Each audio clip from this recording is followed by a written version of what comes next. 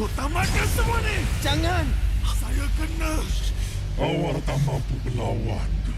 Macam manalah pengakhiran akalnya.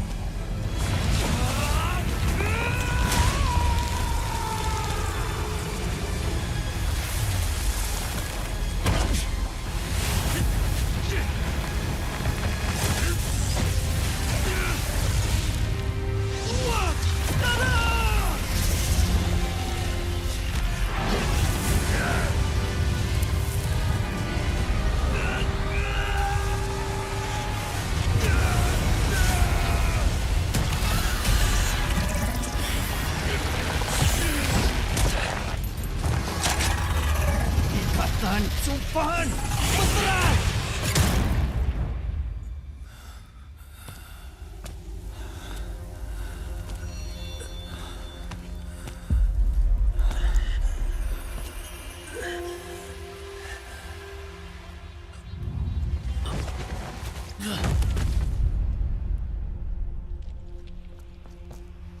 Awak patutnya bunuh saya. Ya, tapi ini hari bertua awak.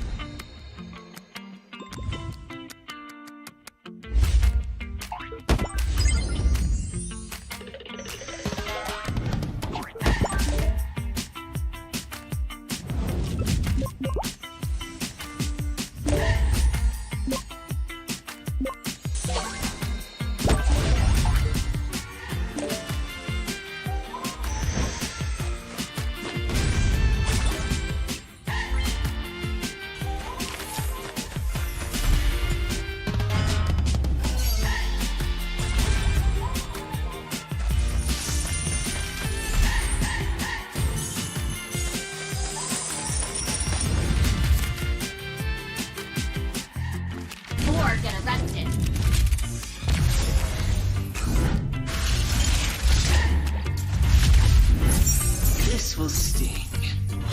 You have my word.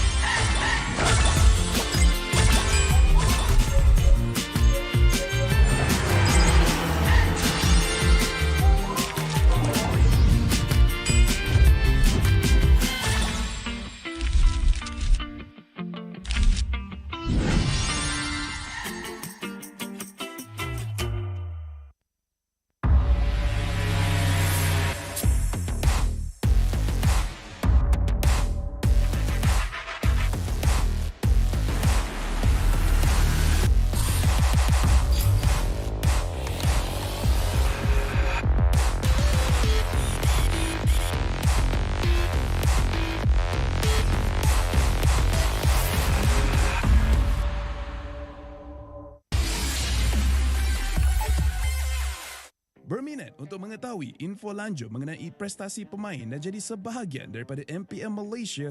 Layari laman rasmi MPL Malaysia sekarang. Ayo kita bersama menaikkan mutu MLBB di Malaysia. Jangan terlepas kemas kini Liga Akademi rasmi MLBB Malaysia, MAL Malaysia. Ikuti semua platform rasmi kami. Ayo sokong MPL Malaysia musim pertama. Ikuti semua platform rasmi. Semua peminat dan penyokong dijemput ke arena MPL Malaysia musim ke-13 di Serdang. Anda berpeluang berjumpa dengan pemain kegemaran anda, kumpul tanda tangan eksklusif dan sertai kempen Fan of the Season. Interested in knowing more about player performance and be a part of MPL Malaysia? Visit the website of MPL Malaysia's #1 esports league for the latest news and league updates. Don't miss out on updates from the official MLBB Malaysia Academy League, MAL Malaysia. follow all our official platforms. All fans are invited to the MPL Malaysia Season 13 Arena in Serdang. You will get a chance to meet your favorite players, get exclusive autographs, and join the Fan of the Season campaign.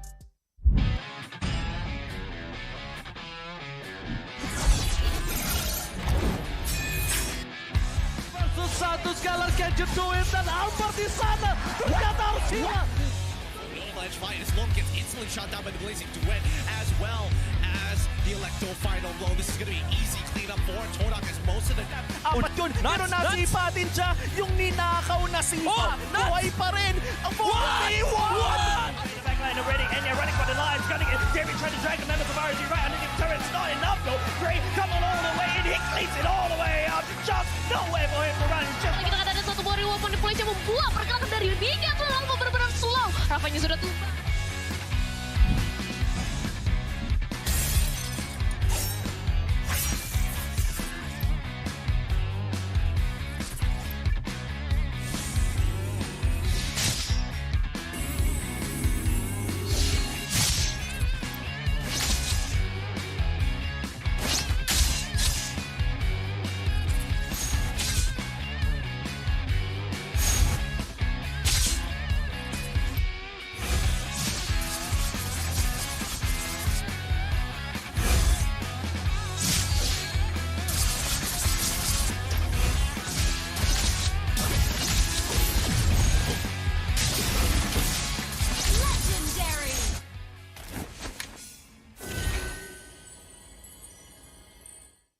Nikmati jago 5G untuk gaming sepantas kilat dengan Hotlink Prepaid 5G.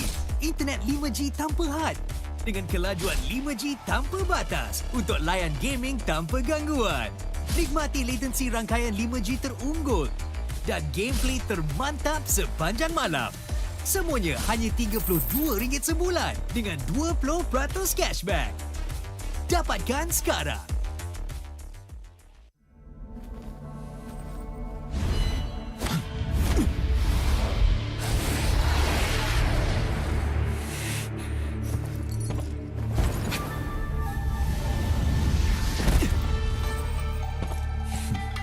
Yo, kenapa tergesa-gesa? Tak boleh tunggu kejap ke?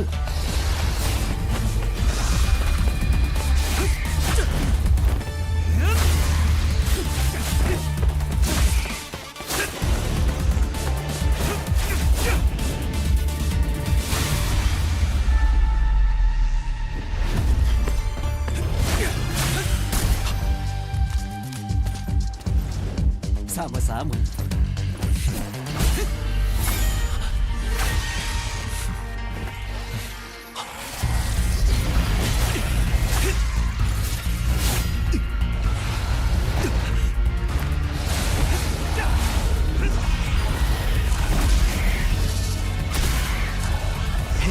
Bertahanlah.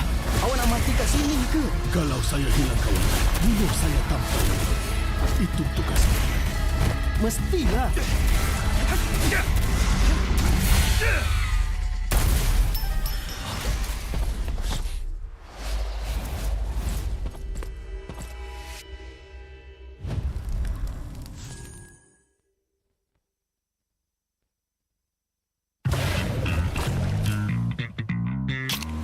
Confirm mantap, confirm lah Nescafe.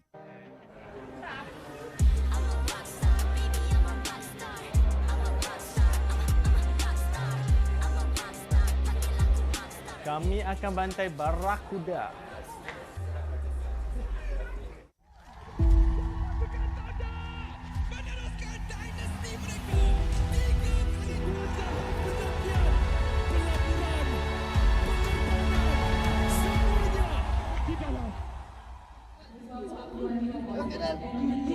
kau nak main sini, kau tak payah nak ada mentaliti champion.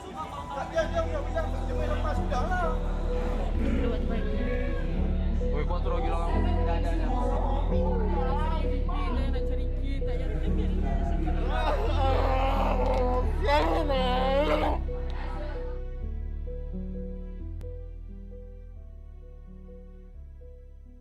paling tak boleh lupa time minta maaf? I have no idea with that. Maybe Masih ingat banyak ah. Nak cerita buruk ke nak cerita baik Betul adalah macam conflict sikit, macam saya bergaduh dengan mak saya kan, nak masuk e-sport. Sampaikan saya kena halau rumah. Aku ada terbaca lah orang cakap, ni dah rasti teruk lah, dah boleh pergi kerja kilang lah.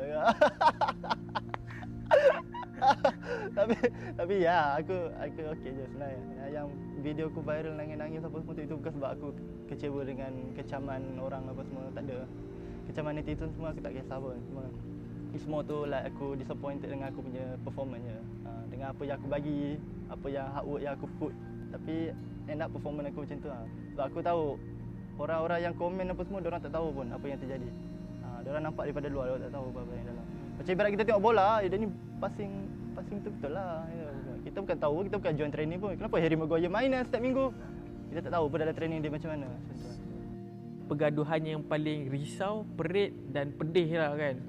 Kita tak ada cakap apa-apa, cuma waktu tu MPL Season 6 di mana Todak tak ada kalah lagi best of 3. Waktu tu pressure dia sangat besar sebab orang semua mengharapkan kita menang daripada regular season sampai habis.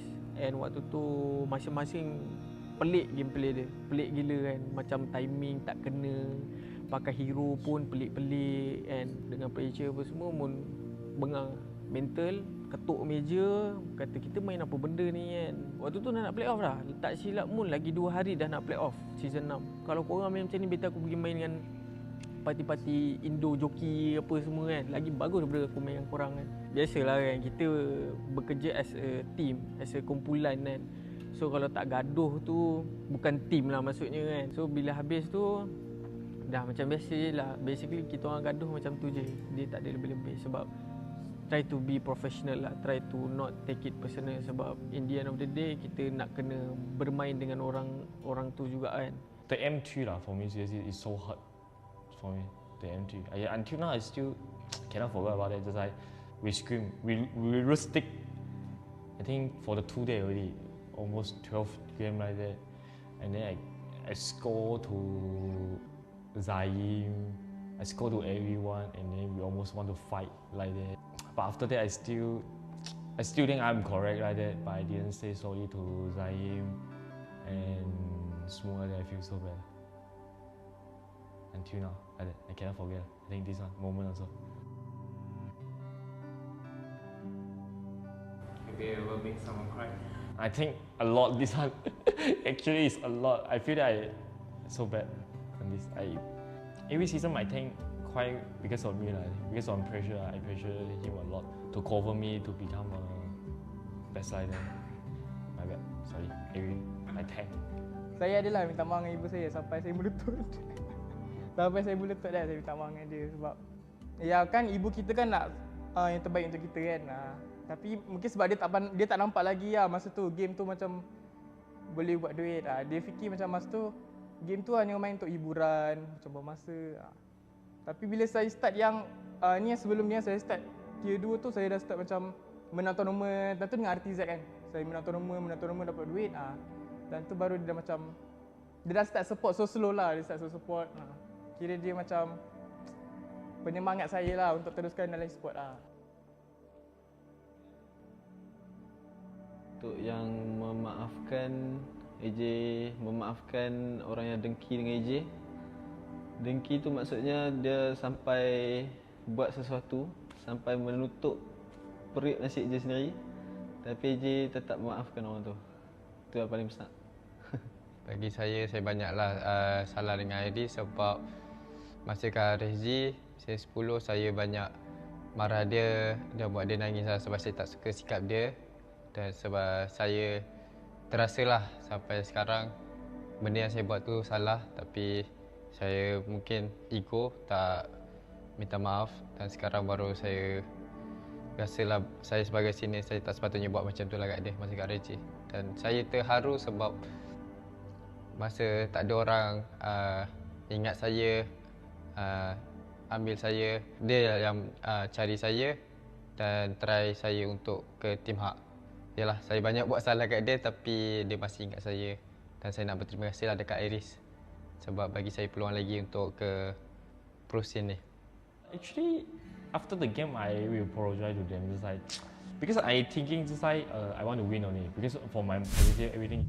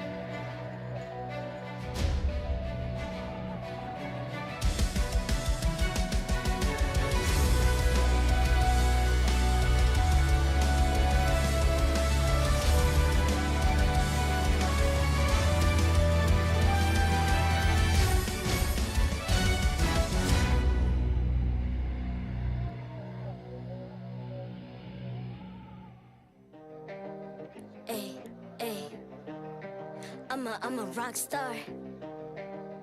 Yeah, rock star. Ay, ay, ay. I'm a rock star, baby. I'm a rock star. I'm a rock star. I'm a rock star. I'm a rock star. Panggil aku rock star. Ini kejohanan kita semua orang rock star. Kita rock star, kita buat saja gaya kita. Makin panas apinya sudah membara. Macam mana pun ku menempuh segala. Demi negara ku buat semua bangga. Step into my world, you know I'm always in my zone. You know I got my team, no I'm never alone. Bring out my best, buat yang terbaik. Jadi juara perlahan kita naik. Aku nak push, naik-naik jadi lebih bagus. Jadi hero, ku ada skill. Berapa banyak musuh aku dah kill. Ramai cuba mencapai, cause they envy me. Tiap game aku pasti jadi MVP. I'm a rock star, baby, I'm a rock star. I'm a rock star, I'm a rock star. I'm a rock star, panggil aku rock star. Ini kejohanan kita semua orang rock star. I'm a rock star, baby, I'm a rock star. I'm a rock star, I'm a rock star. I'm a rock star, panggil aku rock star. Ini kejohanan kita semua orang rock star. Tengok nanti siapa yang juara. Ni peluang kita bawa pulang piala. This is my game, this is my time. Menang semua, everything will be mine. Kalau jatuh kau pasti kembali. Bangun balik ku tegak berdiri. Kuatkanlah tenaga, ganjaran diperoleh. Ni kejohanan kita, Malaysia memang boleh. Rise up to the top, kita buat bersama. Semangat kita kuat di bawah satu bendera. Ay. I'ma go hard for the win. Win. On the battlefield till the end. I'm trying to beat the greatest anyone has ever seen. Stand by, I'm coming in for the win. I'm a rock star, baby, I'm a rock star. I'm a rock star, I'm a rock star. I'm a rock star, panggil aku rock star. Ini kejohanan kita semua orang rock star. I'm a rock star, baby, I'm a rock star. I'm a rock star, I'm a rock star. I'm a rock star, panggil aku rock star. Ini kejohanan kita semua orang rock star.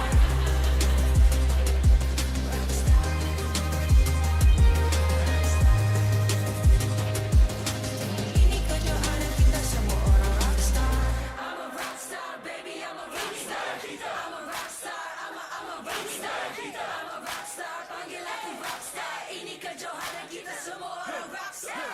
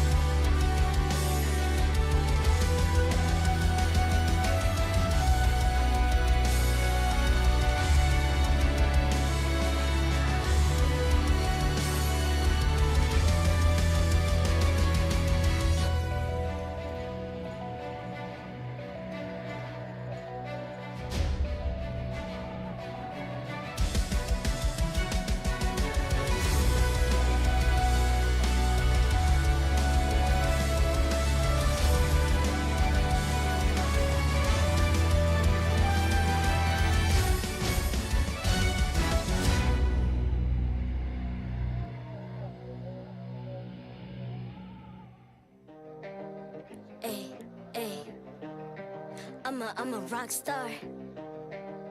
Yeah, Rockstar? Ay, ay, ay. I'm a rock star, baby, I'm a rock star. I'm a rock star, I'm a rock star. I'm a rock star, panggil aku rock star. Ini kejohanan kita semua orang rock star. Kita rockstar, kita buat saja gaya kita. Makin panas apinya sudah membara. Macam mana pun kau menempuh segala. Demi negara kau buat semua bangga. Step into my world, you know I'm always in my zone. You know I got my team, no I'm never alone. Bring out my best, buat yang terbaik. Jadi juara perlahan kita naik. Get on my way, aku nak push, naik-naik jadi lebih bagus. Jadi hero, ku ada skill. Berapa banyak musuh aku dah kill. Ramai cuba mencabar, cause they envy me. Tiap game aku pasti jadi MVP. Easy. I'm a rockstar, baby, I'm a rockstar.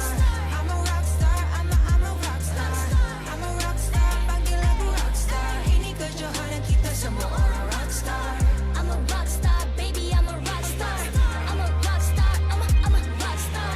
I'm a rockstar, panggil aku rockstar. Ini kejohanan kita semua orang rockstar.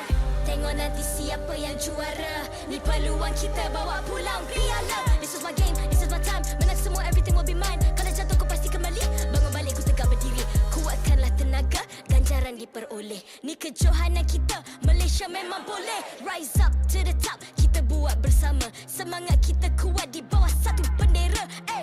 I'ma go hard for the win. On the battlefield till the end. I'm trying to beat the greatest anyone has ever seen. Stand by, I'm coming in for the win. I'm a rockstar, baby, I'm a rockstar. I'm a rockstar, I'm a rockstar. I'm a rockstar, panggil aku rockstar. Ini kejohanan kita semua orang rockstar. I'm a rockstar, baby, I'm a rockstar. I'm a rockstar, I'm a rockstar.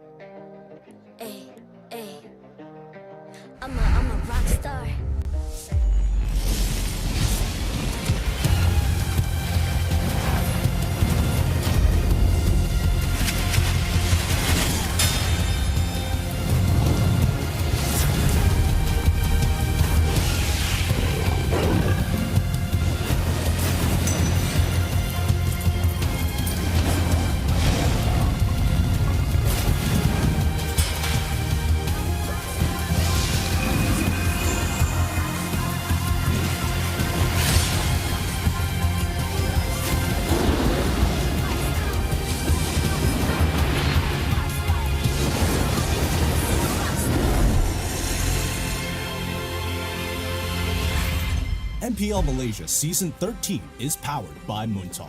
Enjoy a superior 5G network and lightning-fast gaming experience only with our official mobile internet hotlink.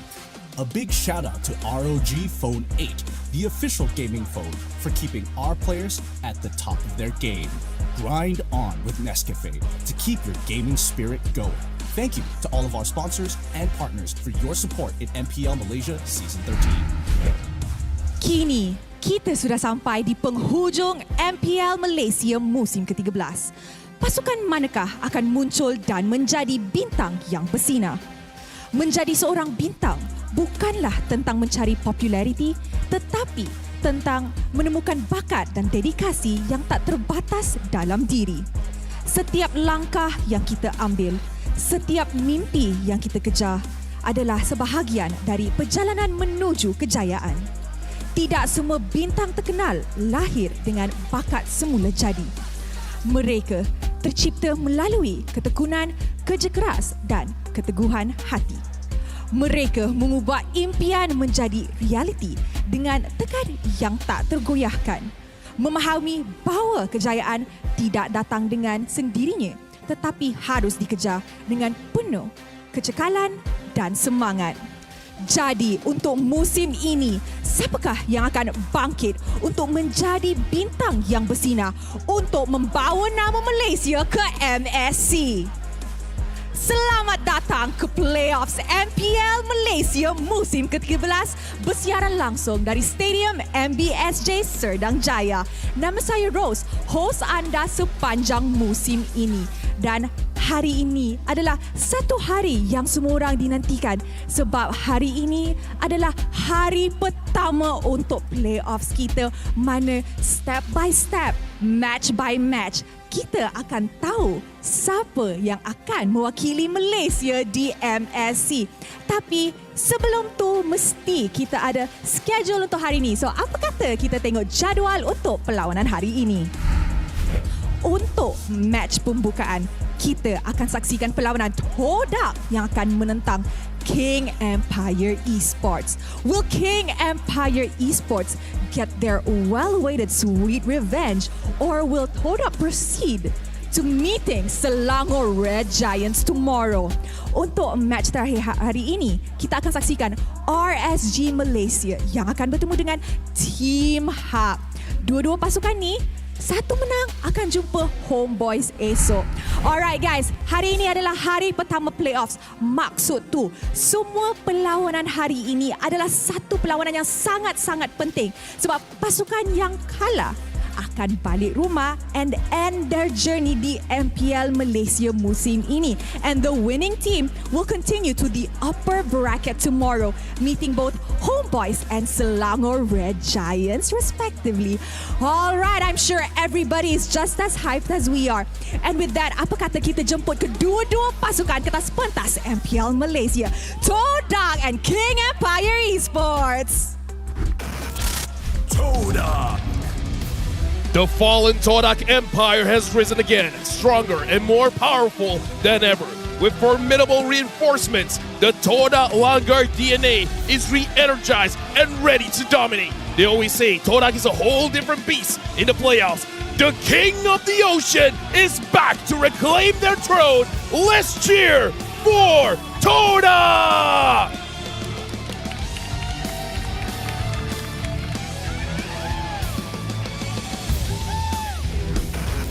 King Empire Esports. They stormed into MPL Malaysia with one goal: to conquer the league and forge its kingdom. With the pride and ambition of a lion, they roared into the early season, dominating fiercely without mercy. Can they secure another victory and halt the iconic Todak? Ladies and gentlemen, give it up for King Empire Esports! Sekarang, marilah kita menjemput jurulatih dan analis bersama Head of League Ops, Cedric, yang akan mengalas tugas untuk memastikan perlawanan sentiasa berjalan dengan adil dan lancar.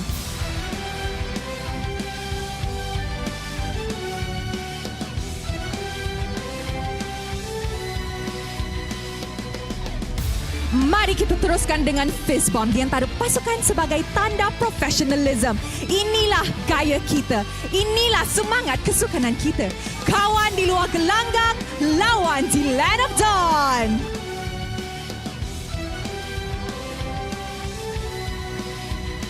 And of course, to kickstart our day, mestilah kita ada special something untuk semua orang yang tengah tengok dekat rumah. So, with the Join the Fight code, you guys boleh claim this in-game untuk mendapatkan free in-game freebies. Alright, nampaknya MPSJ is actually pretty full for a Thursday sebab ramai orang dah tak sabar nak tengok siapa akan main seterusnya. Alright, and with that, let's show it to the casters. Teams, this is your moment. Game on.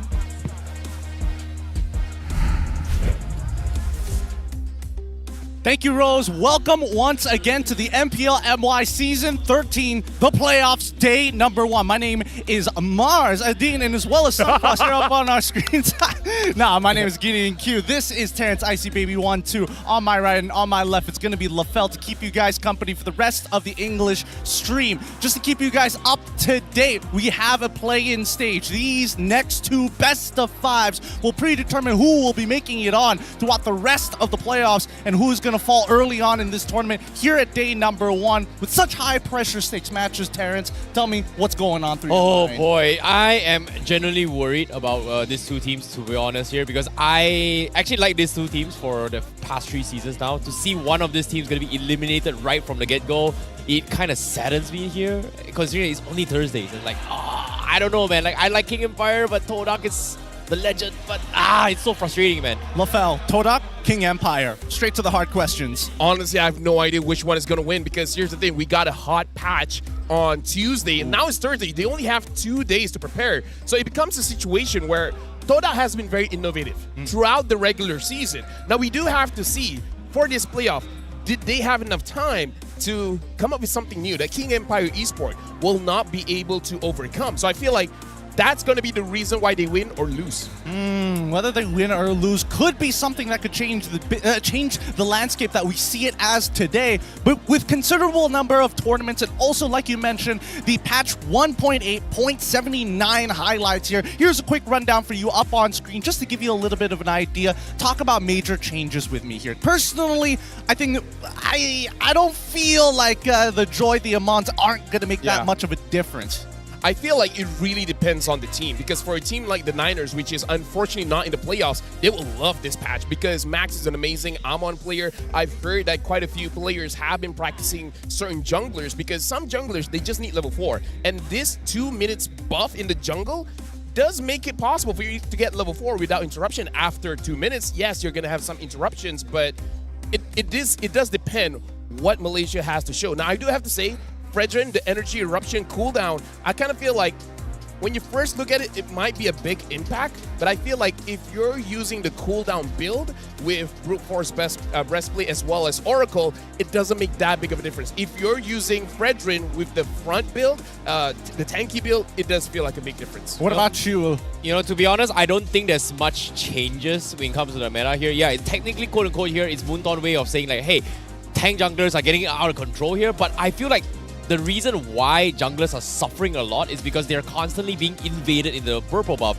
2 minutes is not enough time. I feel like at least 4 to 5 minutes, maybe until after the second turtle of invades, then maybe it would help a little bit more to kind of buff things out for assassins. But of course, that's pretty much it for the patches here. Let's talk about the standings from the regular seasons. Yeah, like you mentioned, again, I think that personally with these new hotfix changes, it's going to affect the top 2 in the current standings at the end of our regular season. It was Selangor Red Giants who took the #1 spot. Same goes for Homeboys, and that means they get a free buy-in to the playoffs. They don't have to play for today, but one of our 2 teams, either Todak or Todak King Empire, will face off against Selangor Red Giants, or is it going to be RSG MY up against Team Hawk? Whoever wins that moves on to face off the Homeboys. We got to look at the standings here, because in the regular season, Todak is number 3, King Empire Esports is number 6. So there's quite a big gap. However, looking at other tournaments that Todak has been in, they are not looking all that great. While King Empire Esports has been very quiet,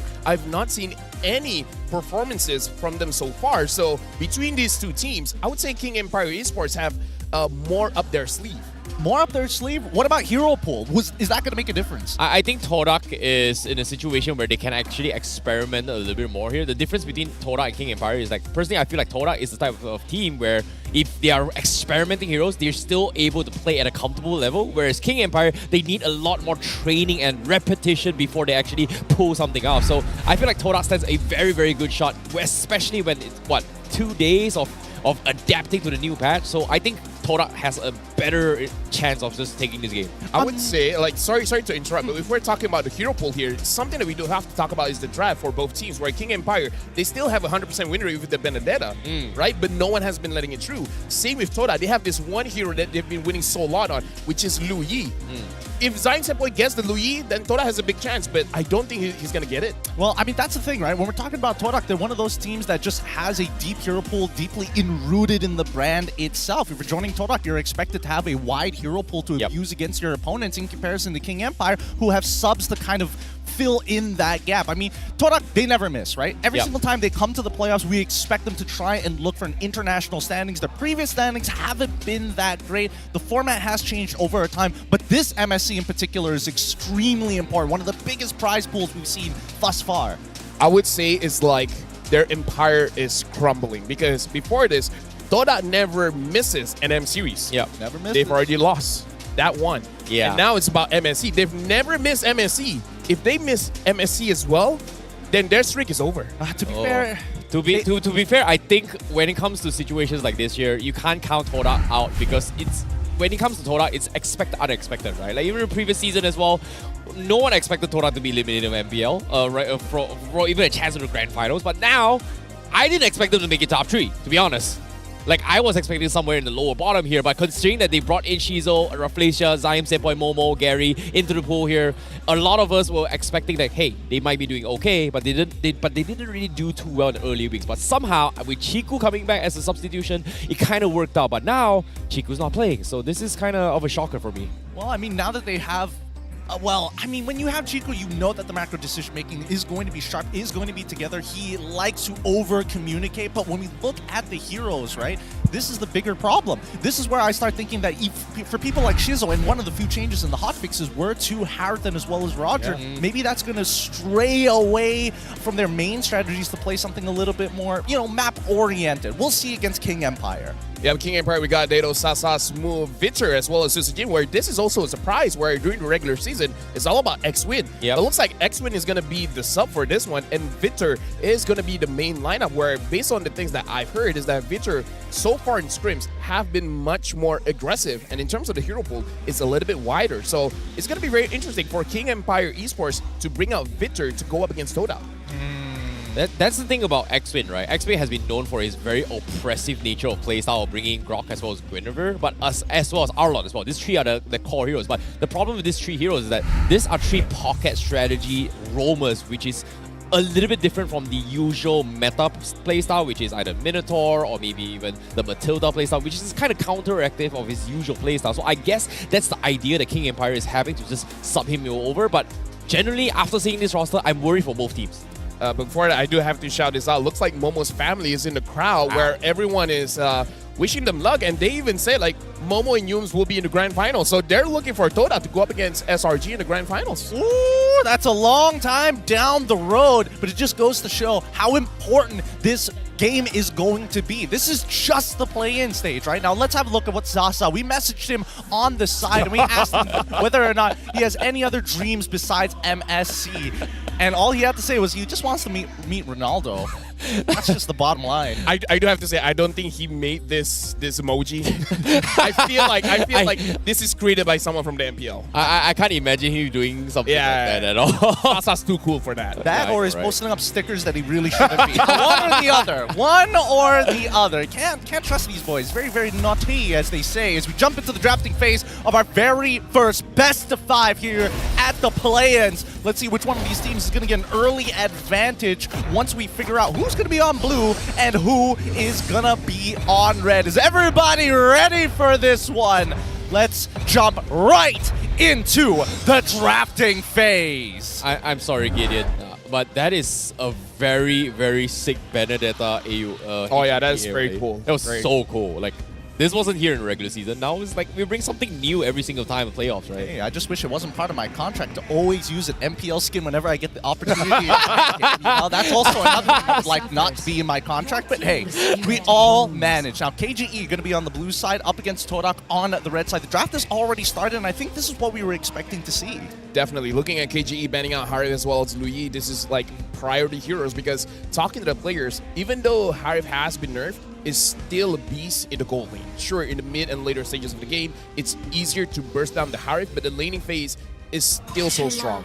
Like even change the wrong ability numbers, personally. Yeah, no, I do agree. It's like you make it so that Harif is less tanky, but honestly, at that point, Harif kind of doesn't care. For Toda banning out the Novaria as well as the Benedetta, and before we even get to the first pick, two things to shout out. Carmilla getting banned out here by KGE is actually a very crucial thing, means they want to clump up. And number two, internationally, in most tournaments, whoever gets the first pick, which is the blue side, apparently has a higher win percentage, where in the Philippines, the LPU is getting the Fredrin first pick. So it's going to be interesting for Malaysia, who is the first pick. What is our priority? Yeah, personally, I feel like when it comes to the hot fixes as well, Chips is one of those heroes that kind of got released. There are a lot of teams who hit or miss with that particular hero, but with this recent change, it makes Chips so much more valuable in a sense where when you pull up a shortcut, boom, instantly you get like a free old Faramis out in this regard. So right now, obviously, KGE is going to be picking it here. Like seeing this Carmilla ban is good for me because I know for a fact that Carmilla is a great way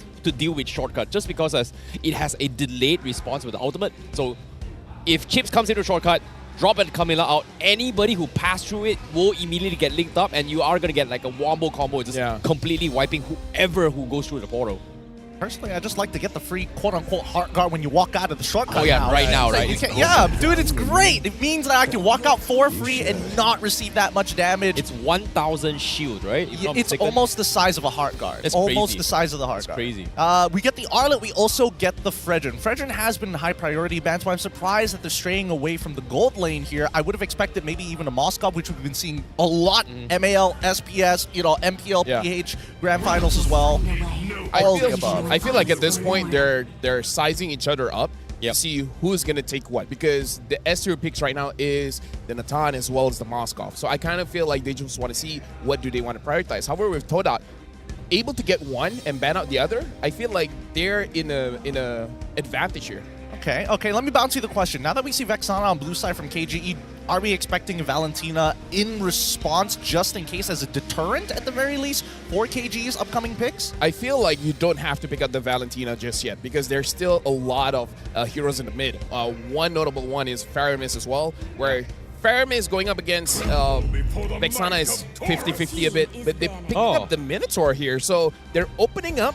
They're not really worried about getting this S-tier marksmen then. I'm really surprised they actually opted to go for the Minotaur. Yes, it's a great way to actually deal with the shortcut if Chips comes in, but the problem with it is that you have to anticipate where this Chips is going to be coming from because you won't know exactly Chips is going to be coming from which angle until you check every single corner, which is very difficult to do as a Minotaur. But if you play an Ube strategy which I think Tora is going to be going for, that is doable. But again, back to your point here, you brought up the Faramis here, which is something that I'm very surprised that Tora didn't go for because of the fact that it's a great way to deal with the shortcut combo. I mean, they can also just figure out a composition that works really well 3 and 2, right? Have 3 players that really strong synergistically together, the other 2 a little bit more independent. That way you can cover more of the map without having to put yourself in danger. That's my line of thought here, right? Because I'm seeing the Yuzong ban. I'm also seeing Lilia ban coming in from the side of KGE as well. So they are worried about being able to maintain control over mid. And finally, we do get to see a gold lane ban in that Natan after the Harith. They have to ban Moskov. Yeah, I kind of feel like they're trying to force KGE to ban it out. No. It looks like they're banning out the Faramis, the one that we have been talking about, where Faramis is a good counter here. So now, again, still, Valentina is still up. One thing that I do have to say, because of the patch changes in regards to how the jungle works now, Baras usually wants to invade the jungle quite early. Yep. 2 minutes, 4 minutes, that's prime time for Boxia to go in. I do want to see what's going to be the different maker here. Like, are they going to invade in the opposite direction of wherever this Fredrin is going to be? If that's the case, then this is going to be on Chips. Chips has to be the one to inform which side of the jungle is still available. Okay. It's not just Chip. At least for KGE, they're throwing a wide net into the ocean, right, to find the vulnerabilities. So if Chip doesn't find the angle, at least their side lane pressure is able to create those opportunities suitable for Chip to set up this gank or invade from Baxia's side. Now, Todak, they have to answer a couple of questions. Number one, how badly do they want to control what side of the map? Whether it be gold or whether it would be EXP. Most likely, it's going to be in the gold lane direction. So now that you have Minotaur, you can't just have a babysit. No, they need Moskov. the mage. They need the mage right now. Like, this is going to be an Arlot XP for sure. But I feel like, based from Todak, when it comes to mage, I think going in for either the... Oh my god, this is so tough. Like, what's a good mage? Lunox isn't too bad. Farsa... I am not a big fan against Farsa against Baxia as well as Roger. Like, you are going to get dived here. But Yves is a pretty good one. You know, it kind of slows down the tempo for Baxia and Damos, which lacks mobility when they start the fight. Well, I think more importantly so, at least they created a decent comp in that 3-in-2 format, right? Strongest together as 5, but if they play a 3-in-2 format, they have enough enablers, enough people to peel their opponents to make sure that their cores, Moskov and Yves, walk away for free at most. So I don't think it's a bad idea. Honestly, looking at Toda, I feel like the strongest that they will be is the second turtle. Because at the second turtle, they can go 5 men there, where the Moskov with the Spear of Destruction can join the fight as well. And during that time, they should be having enough levels to secure a turtle. So I'm really looking at Toda to abuse the Spear of Destruction coming in from the Moskov on the second turtle. If they don't achieve that, then it's going to be on KGE then. All right, walk me through this early. We heard about the mid game. What about late game if it ever gets there before we go into the Land of Dawn? I would say late game is all Moskov. Moskov can carry you all the way to the late game. Much more reliable compared to the Roger. Well, with that being said, it's time for us to jump in towards the Land of Dawn here once again. Welcome to the play-ins of MPL MY Season 13. It's KGE up against Todak. KGE on blue side, Todak on red. That was hot, by the way. Looking at the opening. Yeah, that was a very sick overlay. Very clean. But I like how this Chips is just invading rather early as well. I was very surprised that Todak is not defending this, but because of this play coming from Vader, it is going to kind of slow down the rotations overall. You can see none of the Todak members here, especially the mid lane roamers, just ignoring him generally. But Momo, bottom lane, taking a little bit too much damage against Smooth here. Not a great sign, but Vader now going to be a little bit of an awkward situation. It's taking a little bit too much damage. Does have the passive to kind of regenerate later on, but Todak doesn't have the tools to actually commit to this fight. Susujin being called in right now. Looks like they want to go for this, but seems like they will disengage. KGE seems to be winning on all fronts right now.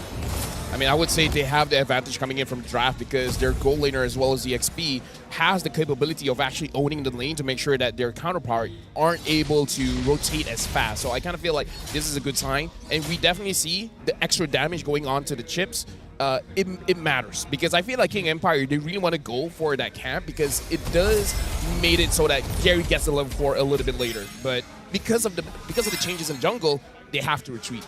It's pretty significant here. I think that at least for the side of KGE, they have multiple at wait. Hold on. Engagement in enemy territory. Okay, top side here. Frederick getting me dived on as well. They've paused the toys, but Son Momo also very low. Not going to be able to provide the backup here as King Empire may be able to collapse on this as well. They've lost the Frederick. Momo is going to be left all alone here. He doesn't have his spawn, and he's going to fall eventually. First blood in the hands of the chip for King Empire. Nicely done by King Empire. Well, looks like the damage reduction change definitely mattered for Gary there. Yep, I mean, at this point, this is what King Empire has to do because this is what the Baxia wants to do. You want to go crazy early. Oh no, Gary immediately caught out by the chain combo here. Rafflesia not able to retaliate against this. King Empire going to be grouping up, trying to invade on the roads of purple buff here. It's past 2 minutes, so no more reduction for Todak. But who's going to get it as well? And Susujin steals it away, so no purple buff for Gary. Lovely work so far by KGE. I'm liking what they're doing. They're stealing away camps even though the hotfixes have been put into place. Better yet, they're using their side lane pressure as a means to keep Todak on their toes constantly. But for the most part of it, it just boils down to whether or not Vitra shows himself on the map. I would say this also shows that Smooth has been using his time very well. We've seen after the Beneda keeps getting banned out, he's been practicing this stance. But this time, I've never seen him being this oppressive. I've never seen him dominating the lane this much. And it's against Momo of all people. I mean, they've done it before, right? And I think that's what we need to see from KGE's side. We have been seeing that their side laners have been the key for this team to give them that identity, and the other three need to supplement that. But I think for King Empire in a meta like now, with how the draft has been, it's designed around them. Yeah, it is going to be a little bit difficult here. But again, right now, Todak, they are going to be forced to play behind here. I like how they're having Raflesia babysit Shizo as a priority defense. But again, putting in this situation, being reactive here is going to be hurting them here because King Empire is dictating full tempo and going to be setting up Smooth to try and gank down towards the bottom lane. But again, it is going to be a slow game for now. I mean, like right now, it is in King Empire's interest to actually control Shizo because again, the second turtle is going to be a big power spike for Toda. So if they can make sure that that doesn't happen, then King Empire will have a better lead in this game. Okay, Vader now going to be pulled back here. He's getting zoned out. Finally pops the shortcut to try and keep himself alive. So he is going to be A-okay because of that shortcut. Todak not able to collapse on this. Raflesia not in position to try and re-engage this. Still has the ult, still has the flicker. But Turtle going to be the priority. Vader going to be waiting up on his health. He gets his passive, so he's going to be regenerated for now. But Todak, are they going to try and buy time here? What do they do now? I think for KGE Empire, the fact that they lost their shortcut allows Todak to actually take their time with this. They want to get to the later stages of the game. Let's drag this turtle out for as long as possible. Yeah, right now it does look like Toda has priority here, and Gary is going on to Smooth. Okay, here comes, pops the out here. He's going to be dropping the interruption. Yeah, big one, big Minon's rage. Here comes the real invasion as well. It is going to hurt them, and Moscow going to be joining the fight as well. KGE, they were caught off guard. Susujin will fall. Shizo gets the kill. A big catch from Todak on King Empire. Well, for the most part of it, I think we need to take a moment here. Because after seeing KGE do so well, at the very least, Todak, they're playing their comp around the turtle fights exactly how we expected it to. Yeah, like I said, this draft is all about the second turtle. But before that, it looks like they're going for this lane. Looks like they want to get this turtle as fast as they can. Well, Zion Boy going to be the POI right now. They dropped the shortcut as well to go in for a counter play to get one. But Todak will be able to back out for now. It's not exactly the greatest, but still, they get something out of it. I would say that was a massive misplay because the minions aren't positioned well enough for them to actually contest for that objective. So I feel like they showed their face a little bit too much. They should have, after the victory there, control the lanes again and then think about getting an objective. I kind of feel like that was premature. Okay, walk me through this, right? Because right now, all eyes are on Vitor for this early to mid-game eventually with the power of that shortcut. Should he be using it defensively like this? Or are we expecting King Empire to maintain this sort of pacing against Toda? I feel like they have the right idea, which is they're trying to slow down Gary as much as they can because we have to remember the changes for the Fredrin is that the more levels you have, the shorter cooldown that you have on your energy eruption. So if you're able to delay that, then Toda is no longer going to win this neutral objective. So using the shortcut onto the Fredrin is good. However, the timing doesn't seem to be well thought out because it doesn't seem like the rest of the team is ready to collapse onto the Fredrin. So the idea is there, the execution isn't. All right, let me expand on that a little bit more because I feel a lot of it just comes down to like how much time you have walking away from that mid lane. And I think as of right now, Vixana's doing a good job clearing, but not necessarily leaving the lane as quick. Well, bottom lane, middle lane here, Todak finally kind of doing a little bit of check here, trying to see if there are any kind of response here. They don't really have an idea where Chips is. Top side as well, Sasa gonna get harassed here a little bit here, but Todak, they're grouping up as 5. This is exactly what they need to do to prevent being picked up apart. But at this point, is it actually worth it here? They're prioritizing the top side, but bottom lane Smooth is already shoved up towards the tier 2 already. Honestly, I have no idea whether it's worth it. I'm leaning towards not worth it because against strong leaders. Oh no, Weeder going to be jumping from our back lines as well. Real Obliteration going to be zoning them off. Weeder now trying his best stall to play here, but a turtle in the hands of Toda, and Gary with a big appraisal's draft survives it all. King Empire, they have to back out. They will find Momo instead. Trade 1 for 1, but at the same time, Turtle in the hands of Todak. I think... You know what?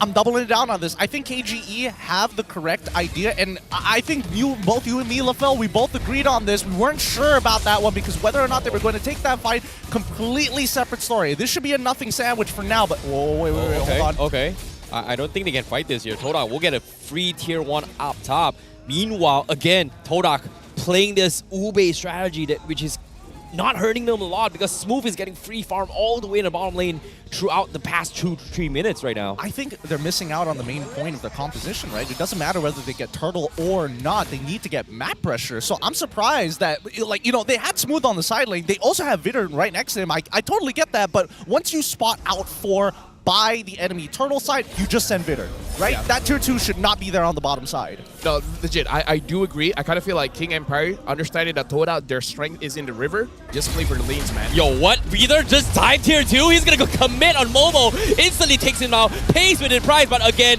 under tier 2, Toda is splitting up the fight. They don't really want to commit together here. Gary committing onto Dato. They will find one, but it is gonna be a trade with Rafflesia as well. They will lose Gary from Sasa, and just like that, King Empire, they dissect Toda on all fronts here. Zyme left completely alone, not able to join the fight at all. I mean, as we say it. So, about the river there. Right? No, that guy says, like, your strength is in the lanes, so go to the lanes. The moment they go to the lane, they won big. I swear. Somebody, their analysts are probably listening on the cast right now. It feels like every single move that we've mentioned, Todak or King Empire take it a step further, right? Just leaning into the strengths of their composition. This is what we like to see so far, but we haven't seen the major overlaps between the two, right? How are they going to struggle and find that position against each other? Because so far, it feels like the Spear of Destruction, whether it hits or whether it doesn't, really depends on its target rather than the position that it gets. Right now, honestly, Shizo is not even a 3-item power spike. Shizo needs 4 because 3 main damage items and 1 defensive one.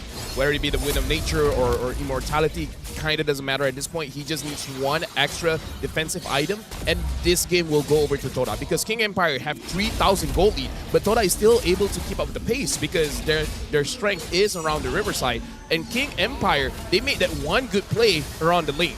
If they keep playing the lanes, Toda won't be able to fight back. So King Empire, they need to understand this. As long as we attack the lanes, we have a massive advantage. Yeah, and as of now, the Lord getting juggled in between Sutsujin as well as Gary. They can't really decide what they want to do. Feeder has been showing himself so many times down bottom, and Toda, they're just not budging away from this Lord fight. I mean, considering that it's 30k to 26k, King Empire, they have a lot of time to work this if they want to set up for a checkmate angle, right? Ideally, they get that Lord, get 1 inhibitor, create a 10k gold lead, and close this game out against Todak. That's the most ideal, but we've seen teams actually fumble the ball because of these Lord dances taking way too long. Well, speaking of Lord Dance here, Peter going to be taking the short route from the top side. He's looking for a flank here. Zyme Senpoi seems to be showing himself a little bit here. Here comes the conceal play. He wants to go for Zyme Senpoi. He's thinking about it. 4 men together, all grouped up. Not worth challenging the Minotaur, but if they get the first jump on Rafflesia, that's a completely different story here. Lord in the hands of King Empire, and Todak says, you know what, not worth it. You know, that was actually pretty good coming in from King Empire. The fact that they were able to sneak it under Todak's noses, that was impressive, especially Victor using the conceal just to zone them away. It's like, I'm not going to engage, but you don't know that. I like that. I like the posturing from King Empire, right? Because they know they can get a reaction out of Toda. 2-man taunt coming in. Dado gets completely destroyed. Peter going for the flank. He's in a little bit of trouble here, but he's going to be able to get out, fortunately, here with the help of Sutsujin. But Sutsujin has to pay the price. They trade 1 for 2, and Toda is able to defend now. Dedo is so mad. He thought the knockup was enough to cancel it. Gary's like, nah, this is still gonna kill you, brother. Oh, that Appraiser's Wrath has some emotion behind it, man. That hit so hard. That's a feels bad moment for King Empire because it felt like an endable moment for King Empire, but because of that small misplay, Todak is able to hold on for at least a good amount of 2 minutes. Kind of made it look like Vexana was in like a secret relationship with Frederick. And Frederick was not happy with how it ended. Where were you last night? Where were you last night? All right. For the most part, KGE now playing on the opposite side of the map, right? Playing for the long lane. 96 more seconds until we next see the Lord spawn. The checkmate angle, they missed it, right? They missed that entire timing unless Todak fumble the ball really, really hard right now. But look at them, they're stuck as 5. They're not giving that opportunity. The craziest stat I saw just now was that Gary is the highest damage dealt. I mean, like, to be fair, it's not like way above everyone else, but still, that shows how much the damage the Appraiser's Wrath still deals. True damage, man. At the same time, it's hard, right? Like, if Gary is able to catch like 2 to 3 members here, you follow with a Minon Rage, King Empire just can't get out. So, like, you can see every single time King Empire takes his fight, they want to take this fight as chaotic and as split as possible, just because of the fact that they don't want to be chain CC'd by all the combos from Todak. I mean, there still needs to be a front to back, right? I mean, I don't think that KGE is in a position to actually take these front to backs like we usually see. Even if they get the flank, who do they want in the back line, right? Because at the end of the day, Deto still needs somebody in front of him to actually soak up the damage. Here's the thing. This Tamos pick is genius. And the reason being is that he's one of the heroes that can use a vengeance. Yep. And the vengeance can make Moskov kill himself, man. Like, in the team fight, if Smooth gets on top of Shizo, that's a big win for King Empire. After that, it really doesn't matter. Shizo can't attack. Especially if he has 3 items, 4 basic attacks, and he's done. 4 basic That's how attacks. strong the vengeance is. Does Shizo force himself to get a Haas Claw just to counter that? I don't doubt think it. I don't think it's necessary. The Demon Hunter Sword should keep you alive. Just don't hit the Vengeance. I think it's a waiting game. It's a waiting game, right? It's about how can you get these free resources out of your opponent. And considering how King Empire plays, they are not throwing resources without a purpose. Now, Peter, he's got the immortality. Kind of scouts out the rotations coming in here. He's calling in the cavalry, but he doesn't really know where the rest of the team are. Zaim Senpoi gonna be running all the way back towards the far lines here. He cannot afford to be caught without the real world manipulation here. Con comes in, trying to check onto Smooth, but Smooth getting his health dropped pretty low from the glowing one coming in from Shizo right now. Sorry, from Rafflesia. Not Rafflesia. Wait, Zaim from Senpai. Zaim Senpai. Oh my god, where did he go? But they're all starting to another check once again. Smooth. I mean, at this point, they're trying to force out Smooth from using the Vengeance Man. Like, they understand that's a win con for King Empire. As long as Smooth is a non-factor, they could, even if they don't take this Lord, they can take the team fight. And they don't have a real means of chunking him out, right? They need Zaim Senpoi to walk into position to get a Void Blast to even get some free damage onto him. You can see Zaim Senpoi is just so afraid. Wherever Reader shows himself, he's hiding on the other corner of the map, the furthest away. But finally, going to be showing a little bit of aggression here as a Lord. Getting kited a little bit more. King Empire still deciding on how they want to take this point. Conceal play comes in, but no, Rafflesia, he jumped in, instantly got melted here. Momo with the final slash, instantly gets popped off. Sasa in the back lines, finds 2, gets the double kill, and Todak, they immediately got shut down. No Lord, no jungler, no anything. That was a huge misplay, man. Like, I was surprised by how much damage Rafflesia took, and that forced Shizo and Momo into a very bad position because they're like, we gotta save this bad situation. I feel like they should not have forced that. I mean, to be fair, I think they got caught with their pants down. I think that Rafflesia wasn't expecting that much. Well, let's look at the items, right? Let's have a good idea of what they built. Deto was actually so strong. No, here's the thing. Sasa's full item. Oh, that's also true. Wow. Sasa's full item. That is a little bit unexpected here. 2,300 gold ahead of Shizo. Dude, no wonder Rafflesia was chunked that low. It's a full item Roger. And he's using the Trinity build, so he has consistent damage rather than that like big burst that we're used to. Yeah, in the human form, yeah. I was expecting the burst potential coming from Sasa, but considering how tanky Todak is, it makes sense why he went for the Trinity build. But at the same time, I did not expect him to just dive the backlines and find 2. But for now, Tier 3 will fall. Todak has no choice but to full defense this. Can they get the full wombo combo? Shizo trying his best going for the fight here, but 3-man knockup from Dato will stop the combo. Minon's Rage comes in. Susujin holding for his dear life, but Dato will finally trade him off. Crystal being focused down. Todak will lose everything for absolutely no chance at all. What a start for King Empire. Clean start, strong momentum, still playing to their strengths. Cool, calm, and collected. Nicely done by KGE. We gotta say as well, Victor is doing work on that chip. He's really dictating the tempo going up against Todak.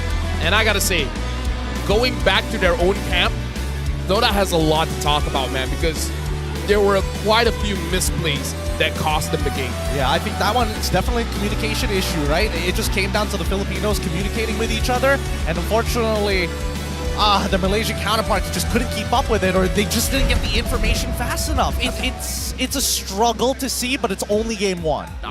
I don't know. I feel like it was definitely on Rafflesia as well as Shizo, because if your rumor gets caught, like that's 100% not gonna be able to help him out.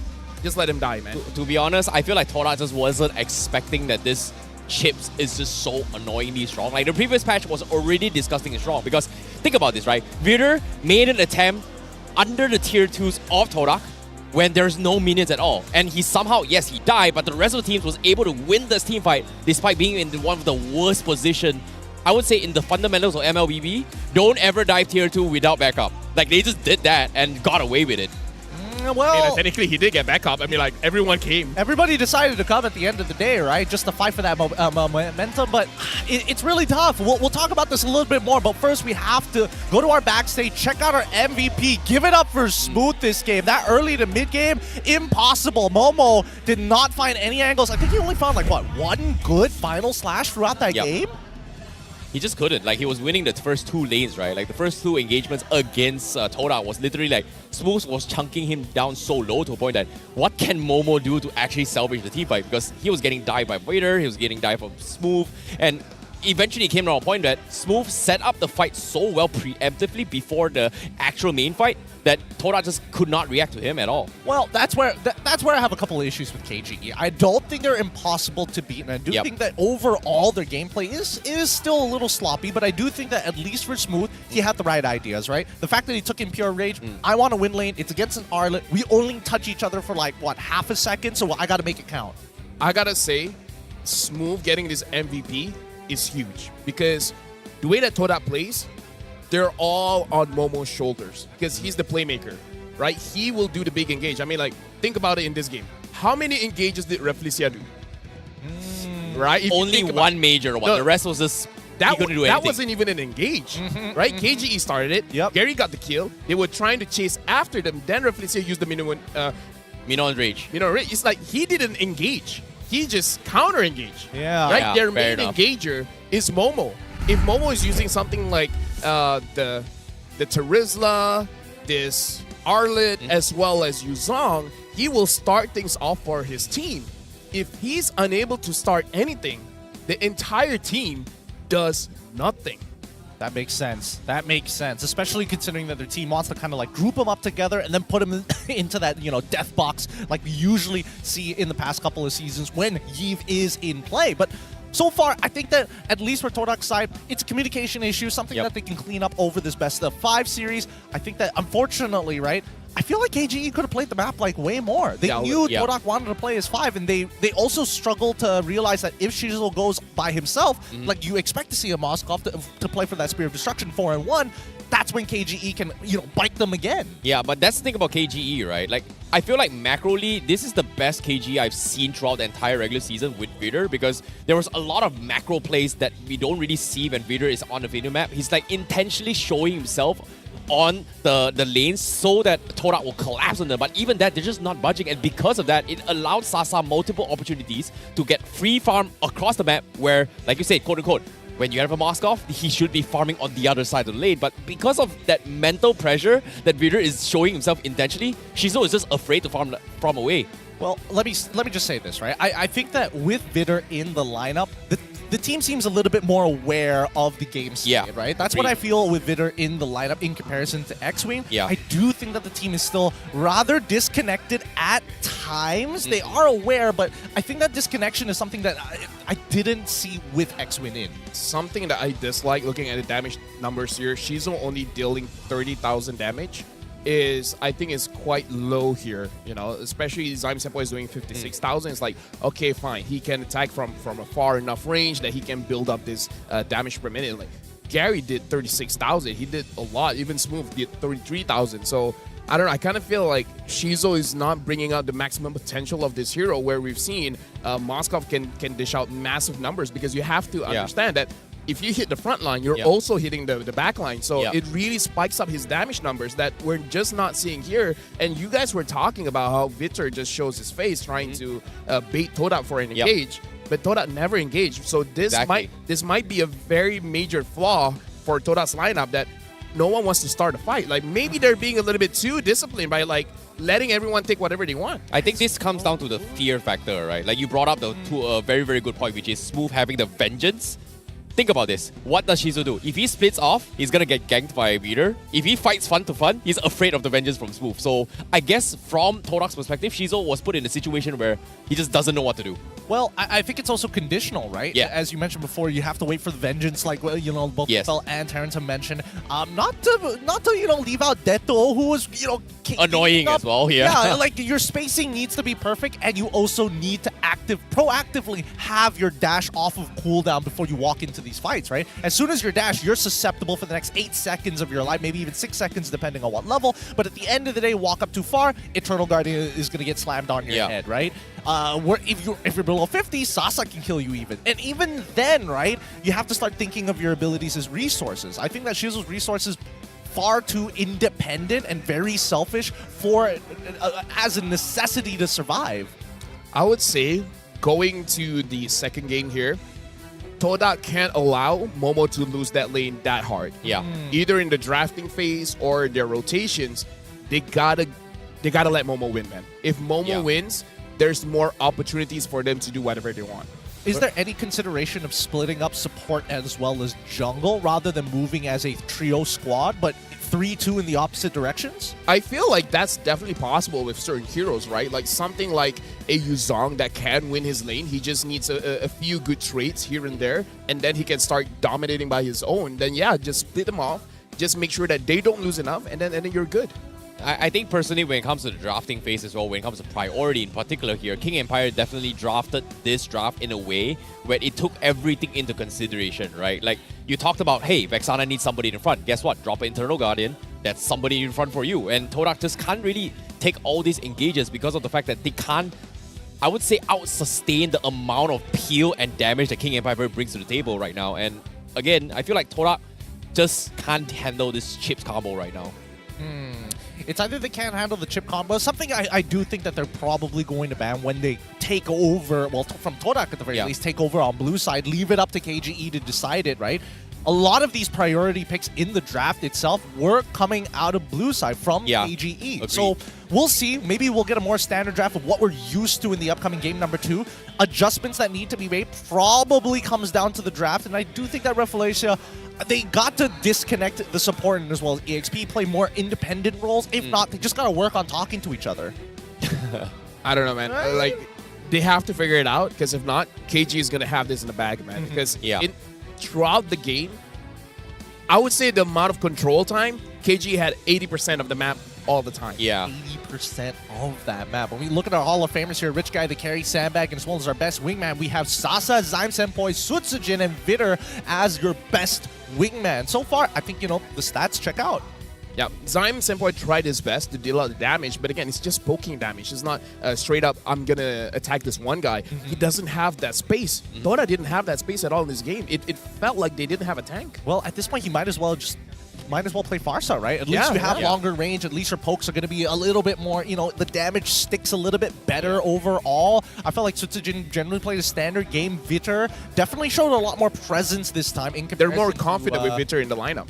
Well, for sure. That's why I think with Vitter in the lineup, they're more game state aware. That's why they're very like, oh, yeah. You've given us all the information we need, the step-by-step before we actually execute the plan. Because based on this, from what I'm seeing from KGE is that with Vitter, they're very macroly aware, whereas from X-Win, he's looking for micro plays to kind of distract the opponent's vision or their map awareness to a certain degree, and it's not really working out in terms of playstyle. But KGE with Vitter right now, and I want to see how they are going to be playing when the Chips is not in pool, because Chips, I feel like the way he played it was very, very good, because normally as a Chips, you see somebody, you have the highest tendency to I'm just going to go in, blah, blah, blah, drop something. But he intentionally not going in a lot of times forced Todak in a situation where, what do I do? He's here. If he commits, I'm dead. But if I split off, he might come from behind. So it's a bit annoying to deal with this kind of composition, if you ask me from Todak's perspective. Well, on a micro sense, yes, it is pretty annoying, right? Especially when you're playing on two opposite sides of the map. Once we look at these highlights, I think, this is the one good engage that we've actually seen from Todak. Yeah. Very well set up. This was the layering of CC that we were expecting to see from mid to late game onwards. And it does seem that with an advantage, even Todak is unsure how to use that advantage, which is very unfortunate. Having win that turtle fight, winning the team fight as well as the securing the objective, they immediately lost that by losing Zyme Senpoi a few minutes after that. Like, maybe even a few seconds after that. So I kind of feel like Toda in this game looked disconnected. I feel like that's the best way to really talk about this. Not only the way that they engage, but also it's like, okay, we won one thing. How do we transition to the next? It felt like even they were surprised that, oh, we won this one. Now what? Yeah. Definitely think that this game should have been longer if it wasn't for Toda making that final mistake at the very end. But, you know, can't be too harsh on this. We are critical for the time being to see what we could learn here at the MPL MY, but at the very least, it's a best of 5, so there's more data to be collected. For the second game, at the very least, we've talked a lot about Toda. Let's talk about KGE. What do we expect to see from them, especially since now, well, I'm only assuming that teams want to lean into blue side, so therefore that means KGE would be on red. I think when it comes to this as well, again, here's my thing, right? I want to see KGE play this comp without the chips.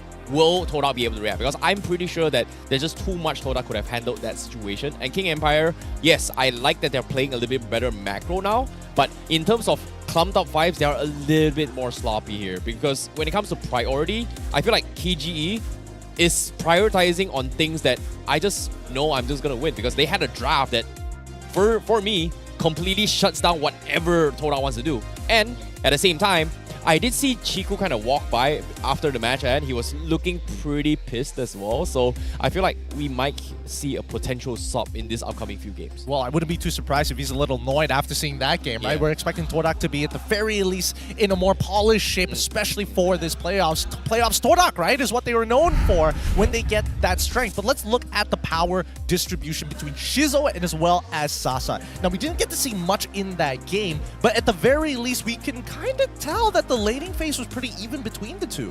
One thing that I do have to say is that if my numbers are correct, Shizo has been performing the best on the Claude. His Claude has been very self-sustaining as well as doing quite a lot during the team fights. When it comes to Sasa, Sasa keeps trying to win the lane. It looks like, again, Shizo, like you said, it was more even. It doesn't look like Sasa was winning it outright. But the thing is, Sasa was more proactive in dealing the damage. It looked like Sasa was more confident of walking up and saying, I know you guys can collapse onto me, but I believe in my own abilities to get out of this bad situation. So he's just going to deal the damage himself. And in the moment everyone collapses, he gets out of there.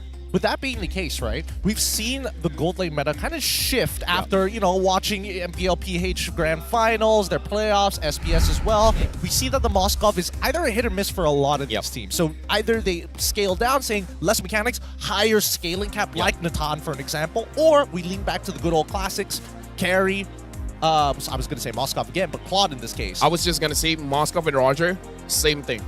It really depends on who's using it. Because it's one of those heroes that's difficult to use, but if you find someone that can use it well, he will dominate. Like, the kind of guy that can 1v9, someone like an Innocent, you know? Because even if we see other people using Roger, it's really not at the level of Innocent. Agreed, I agree. And of course, when it comes to this composition as well here, you know, I like how King Empire was able to just dictate the entire fights on when they should be taking fights, whereas Todak unable to respond to that. And again, brings back to my question here, the whole point of having a strong Moskov is that you are able to push side lanes and you have this global presence to kind of go in on your own. So that's the whole point. You want to force a fight where it becomes a 5v4 rather than 5v5, but with the chips, you can't really do that. Because if I'm left alone on my own, and while the other team's on the other side of the map, a chips comes in, I'm dead regardless. So I think that's the reason why Todak isn't able to I mean, Shizo in particular isn't able to do that. But again, now let's talk about the meta picks here. The meta bans. Baratz being the top pick here.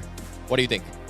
Not that impressive Baratz at all just now. Not that. I mean, he was banned. Oh, okay, fair enough. Yeah, I don't think he's impressive. I think right now, Baratz, especially since you want to invade so very often, is leading on the condition that you have some strong side laners to kind of walk with you, right? You can't do it by yourself anymore. And I think more so now after the hotfix. Worst yet, we haven't seen too much. Well, I think for a lot of EXP laners, if we don't get the Swiss Army knife of the EXP lane, Benedetta, maybe even Paquito or Yuzong, some like to lean into the Baratz. It's like losing matchup, don't care. I clear waves fast, and that's all I need to do. Is that a Hellcat or a Roger? I think it's a Roger. Both. It's both. I think it's Hellcat because okay, I don't see the difference. I'm not gonna go there. They're both prideful animals. They both pounce on you. You don't get to say too much if it's a good engage. I'm seeing the smiles on Lafayette. He's like, he wants to go there, but what? What are you thinking, Phil? No, silent but deadly, right? It's a silent but deadly, Silent but deadly disease. I'm just telling you. With 33 more seconds left on the clock here, the only thing left to discuss is the mid lane. Personally, for me, I think Deto's been doing quite a fine job here. It feels like Zaim Senpai, he's either all in or all out. You never see him like 50-50. I would say that Deto did not have to do that much in that game. Like Smooth, deserving of the MVP, really shut down what Toda was trying to do. It's kind of like they know he could do way more, but at the same time, he doesn't have to. He just does his job. To be honest, if I felt like if Deto didn't die twice to Gary, he would have gotten MVP. Like he played really well this game. There's a good chance that his stats will probably put him in that position, right? Now, we come back into the game and Todak have selected red side once again, putting KGE on first pick. They have to ban the chips. Like, respect that. Like, you guys, it's very apparent they couldn't deal with it. No, what? They're going for respect bans again. They're shutting down both Dato and Smooth once more. I think we can generally handle the chip. I think overall, considering the number of effective chip ults compared to how many times Smooth is just standing there and doing, and doing more just by his presence and having the vengeance, I think that's good enough, right? I think at KG, they don't mind. They still have multiple lines of play from this drafting point in comparison to Todak. For me, I feel like chips is a fine ban, but it's like it's really just for Zorn. If you're going up against Zorn, you have to ban the chip. Okay. Todak menang Urza Cruz. Okay. Okay, bro. All right, okay. chip ban. Yeah, they have to respect this here. But now, but that being said here, Barats has been that true. So this time, they might be able to actually pick it up themselves, KG from KG. No one cared about Angela before, huh? Yeah. No one cared about Angela. I'm so glad people are straying away from Angela, especially for people who are like Deto and as well as Zaim Senpai. Yeah. They can play the game. Just give them a regular mage. Everyone keeps putting them on the Angela, and then they're like, their enabler is just doing doo-doo. Their jungler is like, no, I'm 3 levels behind. Or even their Yuzong in the EXP lane is just struggling to breathe. So right now, KG, they have a lot of options here because the Barats and Fredrin are open. You can take one or just let your opponent take one of the other. And it looks like they're going to first pick the Moskov. Perhaps Sasa is a bit pissed. He's like, how dare you use Moskov like that? Let me show you how it's done. I think he just wants to try and diff Shizo in lane, right? Because again, this will now devolve to basically, what, are you willing to go back to your old faithfuls like the Claude or try to win out this lane early on this Roger? Yeah, Faramis is also in the pool as well, but I don't think Toda is going to pick this Natan right here, right now. He can pick it later on before he goes to the second phase here. But again, like I said, Roger is still in the pool, but I don't think Roger suits the composition coming from Toda here. It feels like they need to prioritize on the Faramis as well as maybe the Barats here. Or in this case, you know what's really open? Matilda and Barats. I mean, it's completely ignored if you think about it. I mean, it's a bold call to say Roger doesn't fit the comp, but nothing has been revealed. We don't know what comp they're actually going for until right now. Here we go. The lock-ins, Roger, as expected, Fredrin. Yeah. Matilda ignored completely. Ignored for now. Wait. I think KG will go Matilda Barats this game. Like, they could. Straight up. Matilda, Barats. They really want to do that? Matilda, sure. Barats, either or. I don't think they want to go for both at this point, but instead, they don't touch either or. Baxian as well as Vexana, leading back to the same traditional comp. Okay.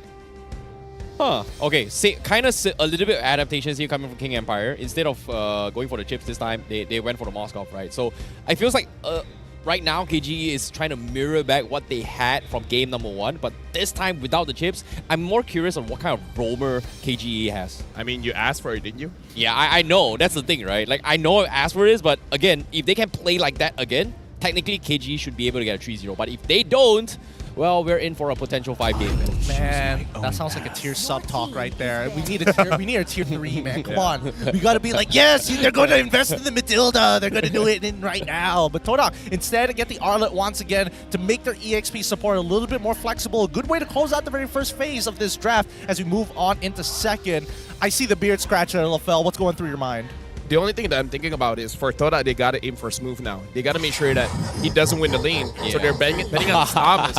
I'm thinking what other thing can they ban as well? I'm thinking either something like Paquito, Lapu Lapu, even the Terizla, because with their lineup right now that Toda has, not looking at their mid so far, it's going to be difficult for that lineup to deal with a Terizla. So I'm also looking at Terizla as a possible ban here. Yeah. I get the idea. Especially since they still need an enabler for Moskov to land the arrow more effectively. I get the Terizla. What else? Strong CC. I mean, Yuzong only because of the Petrify, but that's on cooldown. Yuzong's also banned out. Good for, well, that's fun. Todak, they could look to pick up an EXP early on, but would it matter to show it early? I think Xbox isn't too bad this game if they decide to actually go for it, just to deal with both the bugs here as well as the potential annoying Eternal Guardian coming from KGE. Again, I feel like if they go for it, means that, you know, Smooth can do whatever he wants. Paquito is in his alley as well. Terizla is also in his alley. But for me, I feel like Todak has been emphasizing on Zaim's standpoint being able to play multiple heroes a little bit too much, rather than just picking up like strong core mages like Ramis or even you prioritizing it for him instead, where I think Todak just emphasizes on his flexibility a little bit too much this game.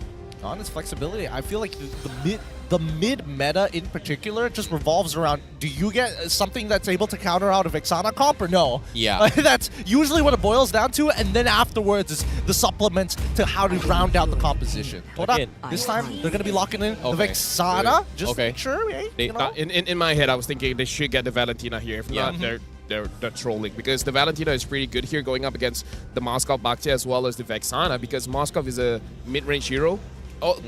Going closer to short range, being in the carry range, Valentina can deal damage towards him, because usually when you see other gold leaders who want a longer range, something like a Farsa, but close range heroes, Valentina is good, especially when you can get the Eternal Guard. It can help you a lot. Let's not forget that they can also trade really effectively in the earlier stages of the game, right? The laning phase is going to be quite important. If Vexana loses 90% of her HP clearing 2 waves, is that technically fair for her? And I think that Todak at this point, now seeing the Edith make a couple of regrets, it means that being proactive in this game might hurt them. Terizla, as expected here. Do we see the export from the side of Todak? They don't really have much choices here. They can still go for like Paquito if they really wanted to. Are they gonna put the roam roughly here on the Arlot roam here? Because it feels like they're trying to set up in this way, but I feel like this Arlot is actually gonna be played by Momo, and Todak might consider picking up like a Florin or Angela for Rafflesia, knowing his hero pool. I don't know. I feel like Arla in the support range, especially when you're up against an Edith, not exactly bad. Great. Is it? I don't think it really comes down to, can you vengeance the CC? Okay. Like if she once you got a vengeance, it's all about that one interaction, being able to deny the CC with your vengeance. That's all you need to do. Well, okay. All right. Matilda instead. Okay, here's the thing. I feel like they still need to have the same idea. Let Momo win his lane. Now that you have a Matilda, you can get to his lane much faster. If Momo has a rough time again, I think he's going over to KGE. Added a little bit more flexibility to the composition. Try to account for any kind of outliers or adjustments coming from both of these sides. I respect it. With that being said, game 2 of our very first match here of playoffs day number 1 in this best of 5 series. Currently, KGE 1-0 against Todak in this best of 5. Let's jump into the land of Dawn before we continue. Play-ins have been looking off really good. But at this point, we need to see something from Todak. We want to see them fight to win. We want to see them fight to survive. Bring it up to 1-1. Let's jump right into the game. Well, it is going to be a do or die right now. Todak adapting to the meta. King Empire still relying on their composition. A little bit of adaptation here. Hopefully things will be a little bit different in game 2 for Todak. Right now, my only worry is that can they deal enough damage onto Smooth? That's it. Because that Terizla is going to be very tanky, especially with the body of Smith. So, again, if they can take down the Terizla, it's going to be good. If not, this is going to be a war of attrition, and I'm not sure which one is going to win, King Empire or Todak. It should be Todak because they do have the heal, but remembering the mistake they did in the previous game, I have my doubts. Well, we'll see. This will be their opportunity to prove that to you. I think for the most part, I'm curious to see how KGE is going to respond to Todak, right? Because it feels like Todak is the type of composition that wants to be a little bit more proactive on the map in comparison to KGE. Yeah, and seeing how this is happening as well here, you can see, like, I think Lafel brought it up as well, like, on XP lane, as long Momo wins his lane, he's going to be fine. But right now, he's freezing the lane, but top side, Middle lane, Zaim. Purified already expended before the first turtle. He did not want to die. Yeah, I feel like he would have died there. He was gonna run. He was gonna get run down if he didn't. He just used his shadow dash as well. Down my bot side though, nothing much seems to be happening between Shizone as well as Sasa, both being very uninteractive, but Revelation just being mega annoying, just making sure that he spots out Sutsujin wherever he goes. I mean, like, the fact that Sutsujin is able to steal some camps over from Gary, I think this is a big deal, man. Like, in the early game, you will be able to feel the difference when this Baxia gets level 5 before you. Yeah, I think that's the thing about King Empire, right? Because of the rotations coming from Sutsujin here, he was able to steal a camp on top of it all. And once he gets his level 5, means that against Gary, he is most likely going to lose out in a retry battle in terms of overall damage output. But for now, King Empire, they're going to try to make a play up top though. Do they get it? Seems like Sutsujin comes in. Oh, Toda dodges the bullet. Oh, I feel like they just wanted level 4 and they got it. Zaim Sembo is level 4 as well, thanks to his passive. So now, Toda going up against King Empire. Smooth hits level 4 now, so this becomes a little bit scarier for Toda. Yeah, it is going to be a little bit slow here. Smooth going to be zoning them off here. About a big final stash from Momo. Catches Vader, but he somehow survives. He eventually falls. Smooth trying to fight back as much as he can, but he's going to be left completely alone here as Toda cleans him out all bit by bit. Zaim Senpai with the double kill. Good play by Momo. Good flicker final slash before they could posture for an angle on to that penalty zone from Smooth. They made sure that they bit quick and they bit fast. They dealt so much damage, right? The impact was huge. I mean, this is the strongest that Toda can be when Momo gets to play. The previous game, he didn't get to play, so this time, a little bit better, even though he is unable to roam as freely as he wants to. He has to stay in the lane just because the Terizla is controlling him that hard. But so far, at least he gets the advantage around the turtle. Oh no, Shizo actually got the creep as well. Sasa trying his best to scare off these wolves, but Toda, as of yet, they're feeling a little bit more confident compared to game 1. And King Empire, they have to play this carefully now. Yeah, man, the changes, the hotfix changes, especially to the Roger, they're like, oh yes, he has too much spell vamp. You know what? Because you have too much life steal, we're going to make your wolf form a little stronger. We're going to give him more armor, so he's able to just tank damage from his boss call for free. Oh, he's fine. He's being used. He's going to be able to get out here on top of the Matilda's gliding wind. King Empire once again in a very awkward situation. They're trying to set up with the Purifies, but again, Todak, they are aware about this. Look at this, Rafflesia. So much confidence now compared to the mineral game. Hey man, when you have 3 Purifies on your side, it's just, what are you gonna do? Oh no, Peter is dead. Mistakes were made. Mistakes were made. Todak finds another pick. And now bottom lane here, Sasa might be in a little bit of trouble. They are gonna try and retrieve him as wave over here. Sasa trying to get out, but Shiso will get the kill. And King Empire now getting taunted by Todak Sutsujin in a very difficult spot, but again, Turtle going to be the priority here. Dato trying to make a play on his own, but it's not good enough. Momo strikes once more. Ooh, something about Momo getting a solo kill is very satisfying to me. Is it that satisfying? I feel like I've become numb to it, right? I expect him to kill somebody sometimes. Todak right now with a 2.3k lead in the bag. And right now, King Empire can't seem to be keeping up with the tempo. Like, Todak have really amped up on the gas. But here's the thing, though. Sasa is on this Moskov. He can make a difference. Yeah, it is going to be a little bit difficult here, but now with the final slash coming in, Momo getting caught out with the penalty zone. They're calling in the rest of the team, but again, Gary secures the turtle. Peter getting left all by himself. Shizo was able to find a double now. Gary going to try and catch out Dato. He does catch it. The Abraser's Wrath will not connect, but King Empire, they lose to the turtle, and they are losing map control as well, as Todak going to be knocking on a tier 1 down bottom. He learned his lesson. He flickered out of there, even though he landed the fear. He just didn't want the chance of getting one shot like the previous game. 0-7 currently, 4.2k lead for Todak. So, Gideon, let's have this conversation. Oh, yeah. You remember when we had basically negative win rate on the Arlet as well as the Quad? Yes. Opening up the regular season? Yes. Moskov has been great everywhere else, right? Can we imagine for the first 2 days of playoffs, Moskov has a negative win rate? It might be a it's just an MY thing. You know, it's like, yeah, it's definitely an MY thing, man. Oh, dude, not even that. Even like even Natan had some pretty terrible win rates in the first 3 weeks until it slowly started to get back up into place. For the most part, I think that especially for these gold laters, it really is the pilot and not the plane. Yeah, I do agree. So right now, Toda having 4,000 gold lead, this is massive for them. I like that this time Chizo is much more confident actually moving up and trying to deal a lot of damage compared to when he was using the Moskov. Now, this is Sasa. Sasa is one of the more veteran players in the MPL in general, not just in his team, in general. So I do want to see, after getting 3 items, how does he react? Because for Toda, they don't have the Vengeance. So he has more opportunities to free hit. Well, they're trying to get up his farm for now, as Vitor and Dado also going to be setting up an ambush on his lane. Unfortunately, the concealed play gets scouted out by Todak, and they're not going to be able to react to this here.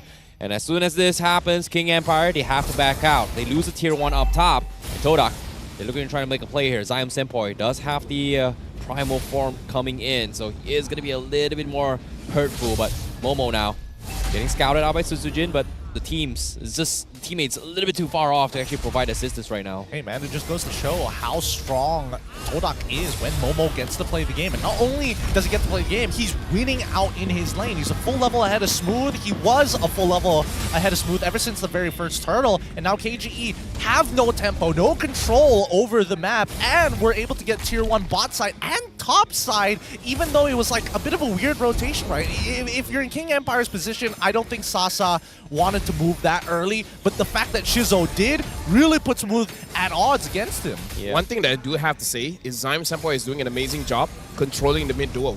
And all this while, it feels like he's doing it alone, giving room for Reflecia to actually move around the river as well as stepping out the side lanes, because Zion Senpai is level 10, Deto is level 8. It's been quite a while that they've been a 2-level difference here. So Zion Senpai just using his passive, getting a level advantage over his counterpart, able to control 2. This is why I like the Valentina in this kind of draft, and I like it when Zion Senpai is using it. Oh no, Sujin, he might be in a little bit of trouble here. Momo does have the angle for the final slash, but again, doesn't want to overcommit. Tier 1 still stands. Prophasia getting scouted out by Vitor, but he's so low. Nice sidestep here, but does he have the taunt? Oh, Gary missing the taunt. So Vitor will live to tell another day as they try to strike back onto his top side. Gets scouted out, but here he comes, Gary. 2-man taunt. Zion Senpai looking for the play. Eternal Guard stops the back line. Gary gonna be looking for the flank. Vitor gonna be surviving for now. Suzujin will fall under turret. And Smooth as well tried to make a counterplay, but Zion Senpai destroys them both with the double kill, not even using the ultimate here. Good work from Gary. Good work from Todak. They cut off reinforcement paths towards their tier 2 and canceling out the circling eagle mid-animation. Just very nicely done from Gary. Yeah, right now Toda is definitely in control. For King Empire, they're just buying time. And I gotta say, Dedo has to step up here because he's been very defensive. He's helping out his teammates, but he's not really being the one to enable things happening, if you catch my drift. He's reacting what Toda is trying to do. He's not forcing Toda to react to what he wants to do. I think the worst part is that he's not exactly the strongest diver on the team. He's designed to be an anchor, to sit in the back line and stay safe as much as he can and wait for that big impact moment. But Todak, I think he's worried about the flicker final slash from Momo. He's also worried about the circling eagle from Reflecia. Good Spirit of Destruction, but I don't think it's going to result into anything. They can't. They just can't fight this here. 7k net worth difference. Lord now in the hands of Toda, and I'm pretty sure this lead is going to go even bigger now. Whereas King Empire, they need to find a way to get levels up on Dado and Vitor, because right now they need to be able to match Todak's tankiness as well as damage output. And if they don't do that anytime soon here, it might be a very, very clean game coming from Todak. Yeah, because I'm looking at all the levels, and it's only the mid that's really suffering here, because Zion Senpai is 2 levels instead of Dedo. Everyone else just 1 level. Well, middle lane here, Smooth. He's going to get caught out, but at the same time, with the assist of Sasa, he's going to be able to get out here. Gary also going to be locked in as well, but Todak doesn't want to hard dives it yet. They are waiting for the Lord up on the top side. Waiting and waiting. Middle turret still will be standing, but again, it's all about timing right now. It's just when do they strike, and in this case, King Empire looking for the moment. They can't just open up the play. Weir still has the flicker. Dado just got his one as well, but the Lord gets defended very, very quickly. But again, objective is going to be the key coming in from Todak. Here comes a spear. Sasa thinking about a jump, but can they go? 2-man stun, but no follow-up. A little bit too far off, as King Empire just wants to defend this, and Todak gets no value more than just an inhibitor down bottom. I think that's more than enough, right? They've set up the checkmate angle. Next Lord, develop a 10k lead, starve out King Empire, one inhibitor already down, maybe even a second, and then close the game from there. Yeah, they're gonna try and go for more. Here comes the drop into Hilgani, but a ton! Smooth! Not able to be caught out here. They're trying their best to go in for the final stash, but a little bit slow off. Gary now with the taunt has to get out. Missed timings here coming from the members of Torak, but King Empire won't live to tell another day as they lose their buffs, and they will be able to hold on for now. Look at the damage dealt by Zaim Senpai. And this is just onto Neto as well as Victor. I mean, every once in a while during the team fights, we can see him going out of his way to deal way more damage onto everyone else, but this is so... This is outlandish. Like, yeah, this is outlandish, yeah. Like, is he playing Novaria or something? What's going on? Zaim, he's playing a mid-range mage, and he's getting so much value out of it, for the most part. Oh no, Todak is back. They're spelling T right now, and guess what? Are they? I guess they're spelling T. They were. They're trying. They're trying. What? Roughly okay. Okay, there we go. They finally got it. Talk about miscommunication. How hard is it to make a T? You know what's really crazy? Zaim Senpai is level 14, 12 minutes in the game as a mid laner. No, like I said, this is... Everyone else is just one level difference. Zaim Senpai is the one that The pass of Valentina is so good, people keep forgetting about it. Yeah, they do. Every time you are progressively, every time you're making hits against your opponent, you're getting the EXP, and it stacks up when you're being overly aggressive against your opponents. You're rewarded for that, in a matter of fact. But now this is where it all boils down to it. King Empire, they cannot give this Lord away for Todak for free. They gotta take something away, whether it be a tower, whether it be a pick, they need something. Yeah, this Lord is gonna fall very, very quickly here. King Empire not able to respond to this. They've got the spear, looking for the snipes, gets blocked off. But Todak once again secures the Lord. Going for the next objective here. It is gonna be the purple. They need everyone. Penalty zone already expended from King Empire. No value for this as Todak is gonna be crashing in. 9-0 as of yet. King Empire not ready to fight this at all. They can't. I don't think they can at all. Oh, it's tough. Zaim Senpai in the base as well, and there's just no respawn here. Taunt from Gary. Gets out to safety. Inhibitor will fall. Todak continuing with the assault. Slowly but surely. King Empire not going to be able to do anything. They have to make a move at some point. Lord comes in. Peter finally makes the play. He's going to get collapsed here. They're focusing on Momo, but they eventually take him down. Final slash not committed. They lose Peter. They lose Susujin, but Sasa from the sides. He's making the play. He somehow survives this, and now Sasa will be able to push them back despite the crash from Todak. What a play from Sasa. Wow. That's the power of a Moskov. This is the 3-item power spike. In fact, looking at 14 minutes here, it might be a 4-item power spike. This is the strength of a Moskov. When he gets going, good luck trying to stop him. Right now, he has 4 items. He even has the Wind of Nature. I'm unsure whether he used it just now or not. But again, this is the strength. All you need is an opportunity. All you need is some space. Victor bought him space. Victor used his flicker to get the Earth Shatter, to get something going on to Momo. And after that, Sasa was just like, you know what? Good enough. That's all I need. He finds it, right? I'm more surprised that he wasn't able to clean up the rest of Todak. Everybody was able, well, a good majority of them, right? The fact that only 3 people walked away with just a sliver of health was all thanks to Reflecia each and every time.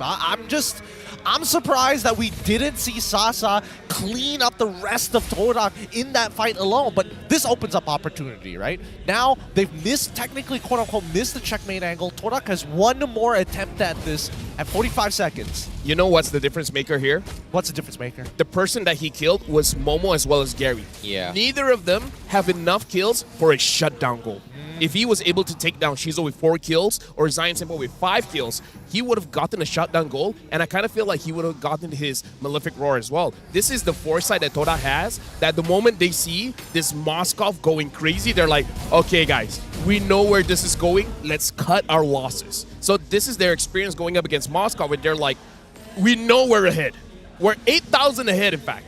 but we can still lose to a Moskov. That's the thing, right? It's so crazy to see how Todak dropped the ball right there. But again, you have to give props to the King Empire here because they were able to find and stop Momo before he drops that final stash, which I think is the winning factor for Todak. But again, it came down to luck. It may be luck, it might be skill, it may be timing, but for now, it is still a very, very long journey for King Empire as a Lord Dance will begin between both Todak and King Empire. Oh boy, what do they do? Purple buffs first, Lord down half HP. Lanes are good. Todak, they may need to rush this here. Sun Sujin, you've got to catch the biggest retry here. Getting taunted up. Now here comes the final slash. He's dead before he can do anything. Unstoppable for Shizo. Now the collapse comes in. They are going to try and fight everyone here. Meanwhile, Vader will pay with his life, but Sasa is able to find someone. Dito secures the Lord. Todak, they did not know what to do. And now Sasa getting free hits after free hits. And the spear to find one from behind. Now the collapse comes in. Todak, they're losing members left, right, front, and center.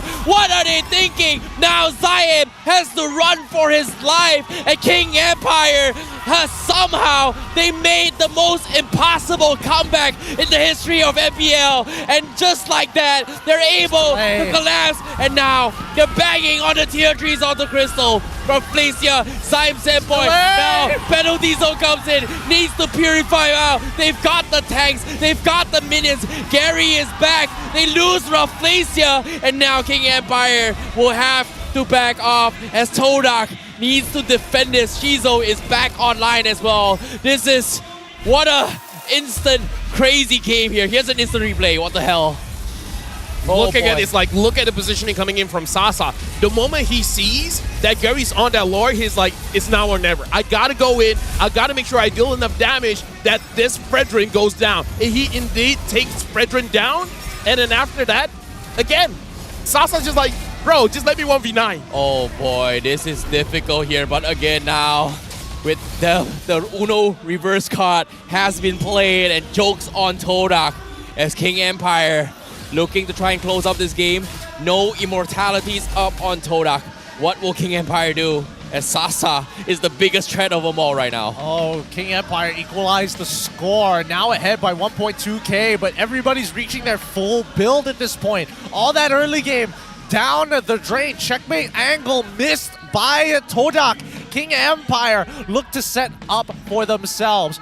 3 missing inhibitors compared to 2 in Todak's side. And I think that Todak, they're still in it to win it, but they gotta be so careful of Sasa. Let's see any situational items. I see a Winter Truncheon. I am seeing a Winds of Nature as well for Shizo. Do we see the engagement Winter? No. He's taking his time with this. Oh boy, this is tough. Sasa making quick work with this tier 2, 18 minutes of the game. And this has gotta be the biggest comeback ever. Todak was 9k net worth advantage. Now, in King Empire is leading by 3,000. So that is a 13,000 chase back from King Empire? That's nuts. It's a big lead. It's a big lead. But when we look at the damage now, Zion Senpai is still on the top. Wow. I mean, again, that just shows how Zion Senpai is a core factor of how Todak wins the games. He is able to control the map so well. He's basically being a mid laner with the mentality of an EXP laner. But the fact is, when it comes to the late game, it's all about your gold laner. If you can shut down Sasa, then you have a good chance to win. The only problem is that Sasa has the Wind of Nature as well as the Purify. That Purify, someone has to sacrifice their life to take that Purify away. But by that time, I'm pretty sure Sasa has everything going well for him. So this is a very difficult situation where you want to catch Sasa on his Moskov. But it's easier said than done. And the question is, who? Rafflesia can go to the back line, can get Sasa, maybe even take away his Purify. But by that time, you take away your Matilda, and Matilda is the one that can heal you. Matilda is the one that can pull you out of a bad situation. So it's not a good option to let Rafflesia be the one to go to the back line. And Momo has tried, but so far, not good results. I think the only person who can realistically do it is Zion Senpai, right? But that's under certain conditions, and I think it kind of depends on whether Sasa decides to overheat. We've seen him overheat before in these playoff games. Here we go, the 50-50. Here he comes as well. He might be take 2 once again from Todak. Draw Lord, Storm stops on King Empire. They're trying to go for the toys for Sauce, but chain stun for Bitter, trying to stop the Frederick here, but once again it's Nato that steals the Lord. But Sasa hasn't shown himself yet. They've lose one, but Toda, they're thinking of backing out. Sasa finally joins the fight. Momo forced the fall, but the reason comes in. Sasa being prioritized. First immortality, it doesn't matter. Finally, Toda will shut him down. No comeback. King Empire, you won't fall. The Empire strikes back. Toda now looking to fight a little bit more, but they're so low. Smooth is able to fight Rafflesia. The Lord still pushing in. Todak, what are you doing? They are so low. Final Stash comes in with the Trunket from Nato to buy time. He's got immortality. They're clearing the minions. They're dropping everything. They lose Nato, but guess what? He was able to take one with him. Smooth still holding on for King Empire. He's got the immortal, but Sidestep and Momo, they're so low. He needs to get out of Smooth. He cannot do any more than that. But guess what? He bought enough time. Veer spawns back, and now Veer will try and chase the remaining members of Toda. Run, Momo, run! Veer with the conceal. Are you gonna able to get out? He's gonna try. He's got ultimate. He needs to go, but the spear, no, he can't do it. Doesn't connect. Todak on full defense. King Empire trying to give us a game of our lives, man. What a game to start here in the playoffs for MPL. And that's a full reset for both teams. I can't believe the game did not end off of that. Todak desperate to end, but King Empire making sure that they hold on with everything they've got here in game number 2. Smooth was just like, you shall not pass. Everyone tried. He's like, no, I'm big boy Terizla. I'm the Rizzler.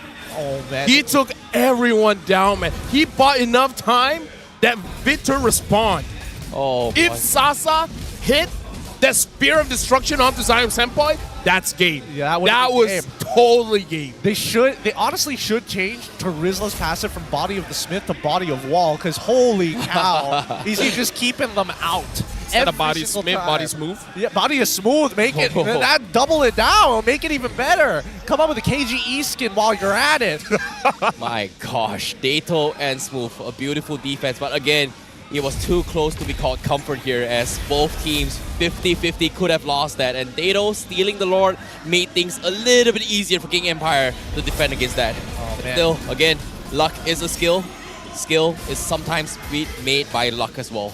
All right, they got to play this map well, because I think King Empire, they got to remember, they've got a Moskov on their side. It's high risk, high reward, but that's what you've drafted. At this point, they need some kind of control, because every single time I see this Lord come into place, Todak, they've got naturally pushing waves. They've done all of their chores, and King Empire is always on the back foot because of that. This is a crazy stat. Both 67% kill participation. In terms of gold per minute, Sasa has Shizo beat. Sasa in this game has been farming crazy. The KDA doesn't resemble it, but he's farming faster than Shizo. That's amazing. Agreed. But now Sasa, he just bought the power potion, so time is on King Empire's spot right now. They have to force a fight for the next 2 minutes before the power potion kind of wears off. Lord in the hands, down towards 30% now. Todak, what are they gonna do? Do they take this on towards Sasa once more? They need to get the catch. Momo looking for the flank. Can't seem to find it. Gary with the taunt right now. It's not the right target, but they have to back off. Minions are being shoved up top. And King Empire still doesn't really know where Todak is. They're showing face, but they don't really know what to do. What's the best situation right now? How do they fight this? The Lord gets resetted.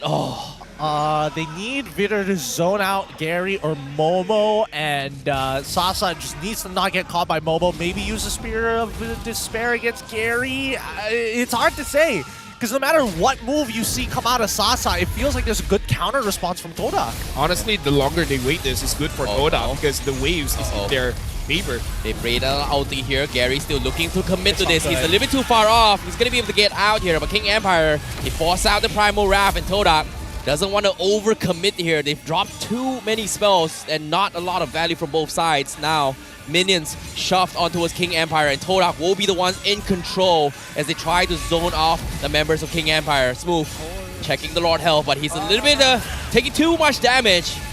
A little bit too risky as they make the jump. Sun Soo-jin still thinking what to do. Good His luck, Shu Sun Unity Soo-jin. Good gonna luck. be wasting a little bit more. He gets stomped out as well, but here comes the collapse. They're focusing on him. Can he get the kill? No, he still survives. Sasa still thinking, join the fight as well. He's still alive. They find one. They're looking for more. Lord still surviving this, but KGE members, their HP is so low. Sasa poking through the Lord. Not good enough. Gary takes the Lord, but no one dies from both sides. Give me your thoughts on this, LaFell. Was it the right choice for Sasa to hit the Lord to maintain attack speed? Definitely not. I feel like Sun Soo-jin was not in a good situation to secure the lore in the first place because I feel like Victor being taken down, Victor was the one with the Earth Shadow that can actually control Gary to make sure that he can't retry that. So the fact that Victor died, that was not a good time for King Empire to force that.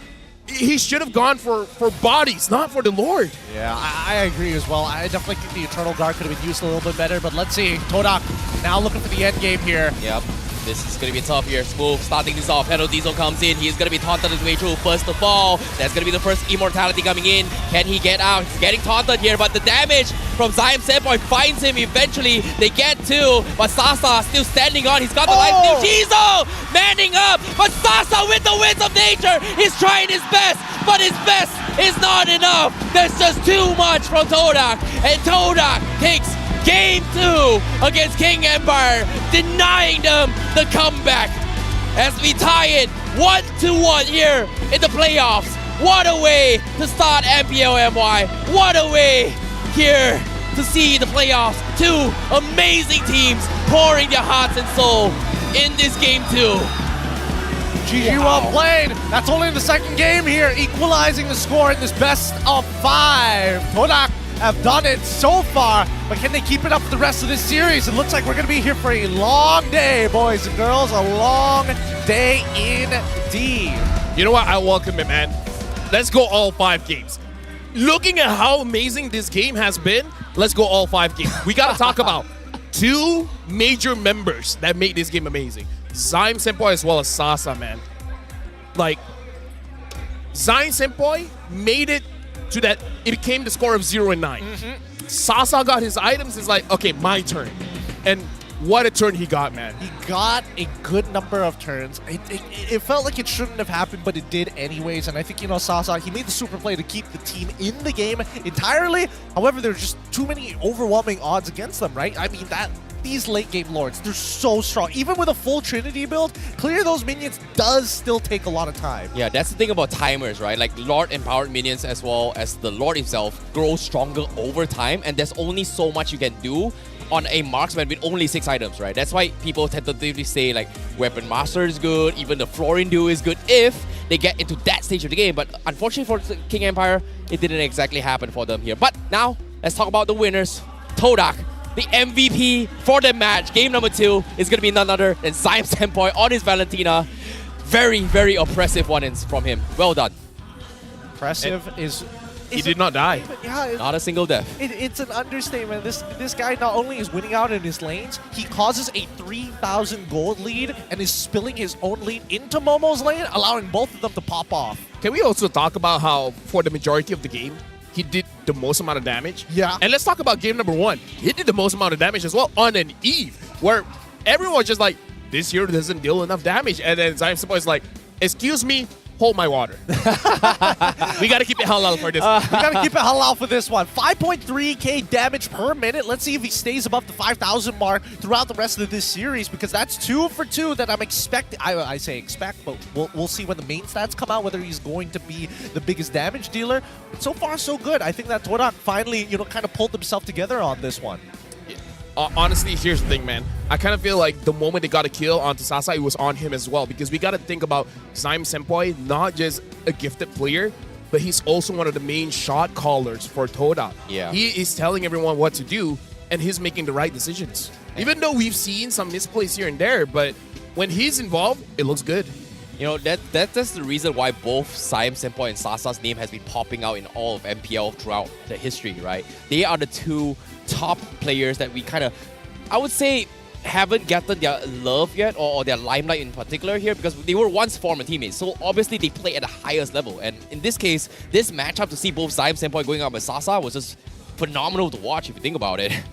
I think Sasa had more space. A little bit more. I say a little bit more, but I do think that Sasa, especially into the Shizo matchup, has been pretty interesting. The laning phase, pretty dead. You know, don't get to see many advantages be created, but a single death in that lane, all of a sudden you're seeing 1.5 to 2.6k lead fall into the favor of the surviving gold laner. And it happens like in 2 games. It's happened twice already. Zyme Senpai still has the highest damage despite what Sasa has been doing. Wow. 145,000. Sorry, I'm mixing up my words here. That's just such an absurd number coming in from a Valentina. Usually you would expect that to be Novaria. Here's the thing, man. Speaking frankly, Sasa his performance has been up and down. You know, there are times in the regular season where he's the best performing member in his team, but it's really not enough. In this game, I kind of feel like he is getting back to that prime level of Sasa where he was dominating back when he was in Onyx, right? So Sasa, I don't know, something about this playoff, something happened between regular season and the playoffs where he's just like, you know what? I'm coming for vengeance, man. This playoff, I'm going to be a monster. Like, that's the beauty about this, right? There's no second takes in this situation here. One team is going to be eliminated out of this game. And I feel like everybody has stepped up in this game. But I feel like the one that is going to be able to win King Empire is got to be coming in from Sutsujin. Because think about this, right? He's missed so many retributions and he has been compensated by Dato. Think about this. A mid laner without retribution securing objectives for King Empire. And I don't know how bad Sutsujin. I'm not going to lie. I've been giving shit to Dato for throughout the entire regular season. But today, he's been playing out his mind. Very strong words indeed, but I do think that Sutsujin was kind of left die alone. Like, he definitely was hanging out with Spalding on an island all by himself sometimes because, again, he's the only guy there. Everybody else is too afraid to walk up, and even Smooth, understanding his responsibilities, can't be given these free ults over to Zyme Senpai, right? That penalty zone has costed them a couple of games, but I think for the most part of it, Zyme, he is... Man, his trigger finger, he will never use a battle spell unless he absolutely needs to, or he never picks up an ultimate, the IMU, until the very last second. Like, he is not only looking for Veter, but he's also taking into consideration, is there a better ult for the situation as it changes during the fight? I really like how slippery Zyme Senpai is because we've seen multiple attempts to gank him, and it's just like, I have Purify, what are you going to do? I have 2 dashes, what are you going to do? Right? I really like that he respects the engage coming in from KG. Like, remember the very early gank at mid? Yes. When Sutsujin came in? Instant Purify. He's just like, there's 2 people. Can I die? I can. I'm going to respect this. Yeah. Other people might not respect that. They might be like, I cannot play this. But Zyme Senpai is just like, I've played this game for such a long time. I know I will die. He knows it. He knows it. And I think that experience put to good use on this Todok's next generation lineup. So far, I mean, where do you think it's going to matter? Is it still leaning towards the EXP lane now that we've seen how Zyme Senpai is able to kind of expand beyond just the mid? I really think it is on EXP because this time Momo is able to play and their early as well as mid is much more stable. Compared to before when Momo couldn't do much, there wasn't a lot that can be done. In this game, Zyme Senpai leading made it so that the EXP lane has a better shot because Dato as well as Victor is not allowed free roam to go everywhere in the map because Victor in game number 1, he was staying inside the jungle of Todak. This game, not really. Zyme Senpai is the gatekeeper. He's making sure that both of you stay in my vision. Both of you don't leave my sight. Yeah, and seeing how this is happening as well, I feel like it comes down to a lot of mental picture on how they are going to be able to respond to this. Because think about this, right? Like, even though Todak won game number 2, personally I felt like Todak should have had it in the bag right from the get-go. And they should have allowed Sasa to be able to do what he was doing.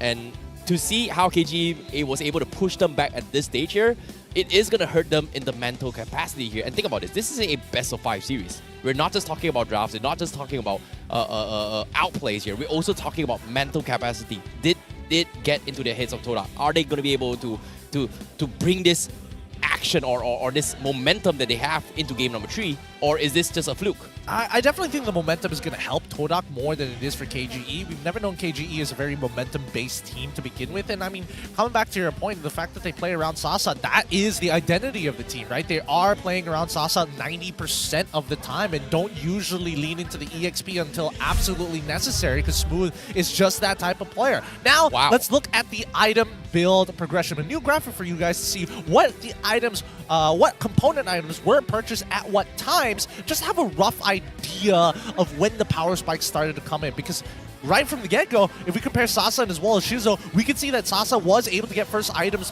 in before Shizo, because Shizo decided to rush tier 2 boots first. Yeah, honestly, when we're looking at the items here, we don't, just one thing, we don't see a lot of item swaps. Shizo does more swapping than Sasa, so it does really show that Sasa for the later stages of the game, he's not, like, even Terrence brought it up, he bought the power potion. Maybe if Sasa is able to swap around items during the fight, maybe he could have sustained much longer, but maybe this is the limit of him as a player. He's very good at the team fights. He can get onto those targets, but he's not able to keep up with the standard of the gold laners nowadays, where we see rapid item changes. I think it came down towards a gamble, right? Like, was he willing to risk it in all this Lord, or was he gonna risk it with just item swapping? And for him to get that power potion to try and rush a lot and not being able to get it, look at the 24-minute mark. Hurt them a little bit more. Look at Shizo's 24-minute mark. Immortality into a Rose Gold Meteor into a Wind of Nature. And then in the 28-minute mark, when he was diving crazy onto Sasa to end the game, Immortality onto Rose Gold Meteor. Sasa is an amazing player, but if we're looking at the progression of the items here, we're starting to see a limit for Sasa. You know, like, I love him as a guy, I love him as a player, but we got to talk about the stats. We got to talk about the numbers. We got to talk about how you micromanage your items. This is a very difficult thing to do, and it looks like Sasa is having difficulties doing it. I don't know about you, but look at the top side here. What happened between Sasa's itemization? Because he had a Winds of Nature, and then suddenly he got a Malefic Roar, and then there was an Immortality, a Windtalker, and a Winds of Nature in the same duration of time. What happened out there? Oh, yeah. I mean, that was shoes. I think he sold his shoes for it. He did sell his shoes at the very towards the end there, but he mainly did it because that was the base defense, right? That was like after, the base defense eventually started to come through around that time as well. I'm seeing the Winter Target purchase towards like 26, but even so, I get the point. I get the point that you're trying to get at, LaFell. I do think there is a little bit of a cap on Sasa as of right now in comparison to the younger gold laners that we've seen here today. And so far, it's made... I can't say confidently whether item swapping would have allowed Sasa to survive, but it might have given him a chance to outplay the situation. I mean, like, we can say that perhaps he did not have the gold thread, right? Because also that possible, that is, you know, one of the factors, because he did buy the power potion. The power potion is like, what, 3,000 gold? So if you're buying the potions, realistically, you should not have enough items to swap around your items very, very freely, because I don't think Shizo bought the potion. So no. Yeah. Oh, no, he didn't buy. It's 1,500 anyways, but 1,500. At the same time, I feel like Sasa, even though he didn't, like, this was a very sick play from Sasa, right? This was the reason why I was able to kind of lose out on momentum. Sasa making a lot of crucial plays, but again, I don't think it came down to a situation where Sasa needed to item swap, because he was still technically alive in the final base defense. So for me, the turning point for those two fights was literally at that Lord pit, where it came down to 50-50. Sasa went all in with the power potion, tried to snipe the Lord. The Lord Storm came up, they missed their retreat, boom, GG, well played. The thing is, the Lord hit Toda, it didn't hit KGE. No one from KGE was hit, weird, so they should have secured it. They should have, right? So again, my question still comes back to Sutsujin, you gotta step it up, man. Like, come on. I feel like Sutsujin was still okay. It's the Victor is the one that we see definitely, like, after fell off a little bit, right? Yeah, I definitely think that Torak is playing a little bit more aware with how Vitor is going to be moving around the map, and more importantly, the fact that it's target the guy with the CC, right? There's only technically Vitor who has the most amount. Baxia has 1 in comparison to 4 from the Eden, so, you know, they got to weigh the cost and benefits. But with that being said, at the very least, it looks like we have a bit of an interview with Rose up on the stage, or where is she right now? Let's throw it over to Rose. Terima kasih kepada caster-caster kita. Hai semua, this is Rose. Dan sekarang, Rose bersama owner pasukan yang tengah main. Kita ada Hajilan daripada Todak dan juga kita ada King Shah daripada KGE. So first of all, I nak tanya semua sihat ke? Oh, sihat Alhamdulillah. Suara dah tak ada. Oh, dah tak ada. Baru game kedua. Kita main best of 5 hari ni. Okay, let's start dulu dengan King Shah lah kan. Tadi rasa puas hati tak tengok first 2 game tu dah sengit macam tu, apa lagi game seterusnya kan? Oish, itu memang dah lebih pada puas lah. Tapi walau macam mana pun kita tahu semua tim sentiasa ready untuk playoff ni. Betul tak? Jadi kita hanya buat yang terbaik saja. Saya cakap kat tim saja, kali ni je all out. Oh, kali ni je? Kali ni all out playoff ni. Okay. For the side of Todak pula, tadi Todak menang game kedua tapi game tu bukan, actually it was quite to Todak side lah kan early game. Lepas tu mid ada macam mistake sikit, lepas tu goyang-goyang sikit. So tadi tu apa yang tengah menjadi dekat backstage tu? Jerit ke? Saya sebagai warga yang agak berumur tu agak risaulah atas kesihatan saya ni.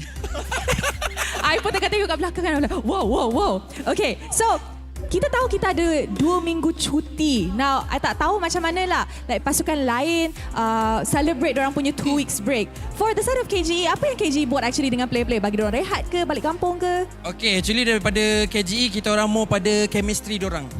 Lebih fokus pada bonding diorang dulu. Sebab saya tengok kelemahan diorang kat situ lagi. Untuk dari gameplay, saya rasa diorang tak ada masalah. Cuma chemistry diorang kurang sangat. Kita lebih fokus kat situ lah. Alright, for Todak pula, apa yang the boys buat? Sebab kita tahu you guys ada player import dari Filipina. Diorang balik ke, cuti ke, ataupun stay dekat Malaysia dan train untuk playoffs? Tak ada, diorang teruskan training. So, ada juga training yang line up yang simpanan jugalah. Okay, so kita ada 2 minit lagi. Now, kita boleh nampak kan, sekarang hari ni, KG ada jersey baru. So, boleh tak cerita sikit pasal jersey ni?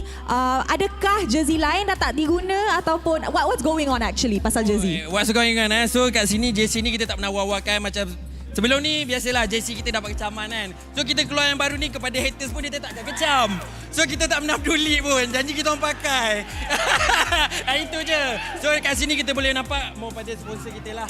I see. Okay, we're going to throw it soon. So, kalau Hajilan boleh bagi tahu anything to the players yang mana tahu boleh bagi semangat ke, anything you want to the boys, now is your time. Buat sungguh-sungguh, jangan malukan kita orang.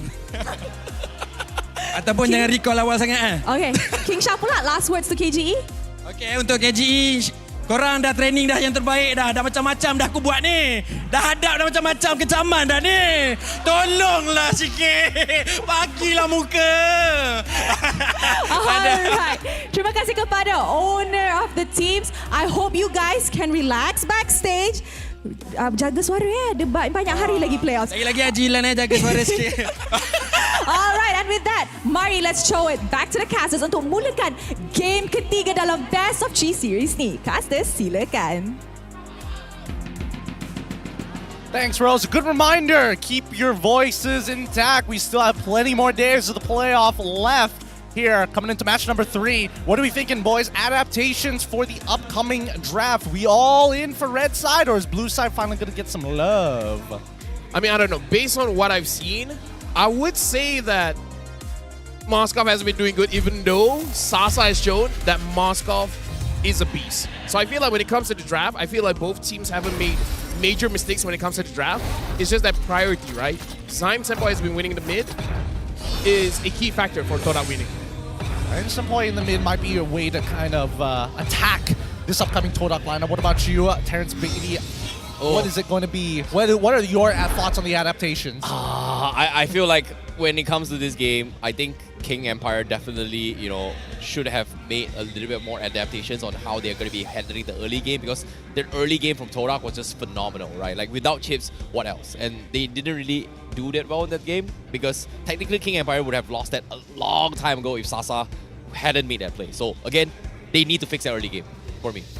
Yeah, honestly, if we remember, if Sasa just hit that Spear of Destruction, it would have been a KG. On the base, right? Yeah, on the base, yeah. If he hit. If he hit. Times that point. Yeah, he would have won. A lot of small things could have happened to change that game, but I think that for the most part here, both sides comfortable with the sides that they are on. Matilda ban coming in from KGE, a bit of an adaptation on their side, which opens up the draft a little bit more. Let's see whether Todak is going to also get rid of the classic. Still not letting Vendetta, not letting it through. So Moscow was first pick. I wonder if KG wants to take that gambit again. Because to be fair, Sasa was good on it, right? I think they can.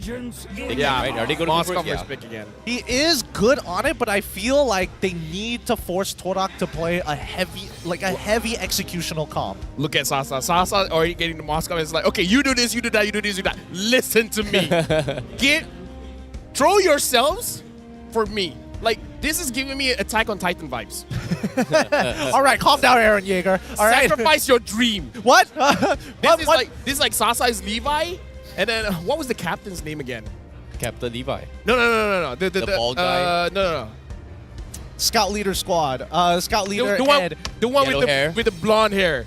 You know where Levi's like, you know what? I don't care about your dream. You sacrifice yourself. Let me go in for the kill. Is AOT considered an old anime anymore? I would say it's kind of old, bro. It's kind of old. Man, all right.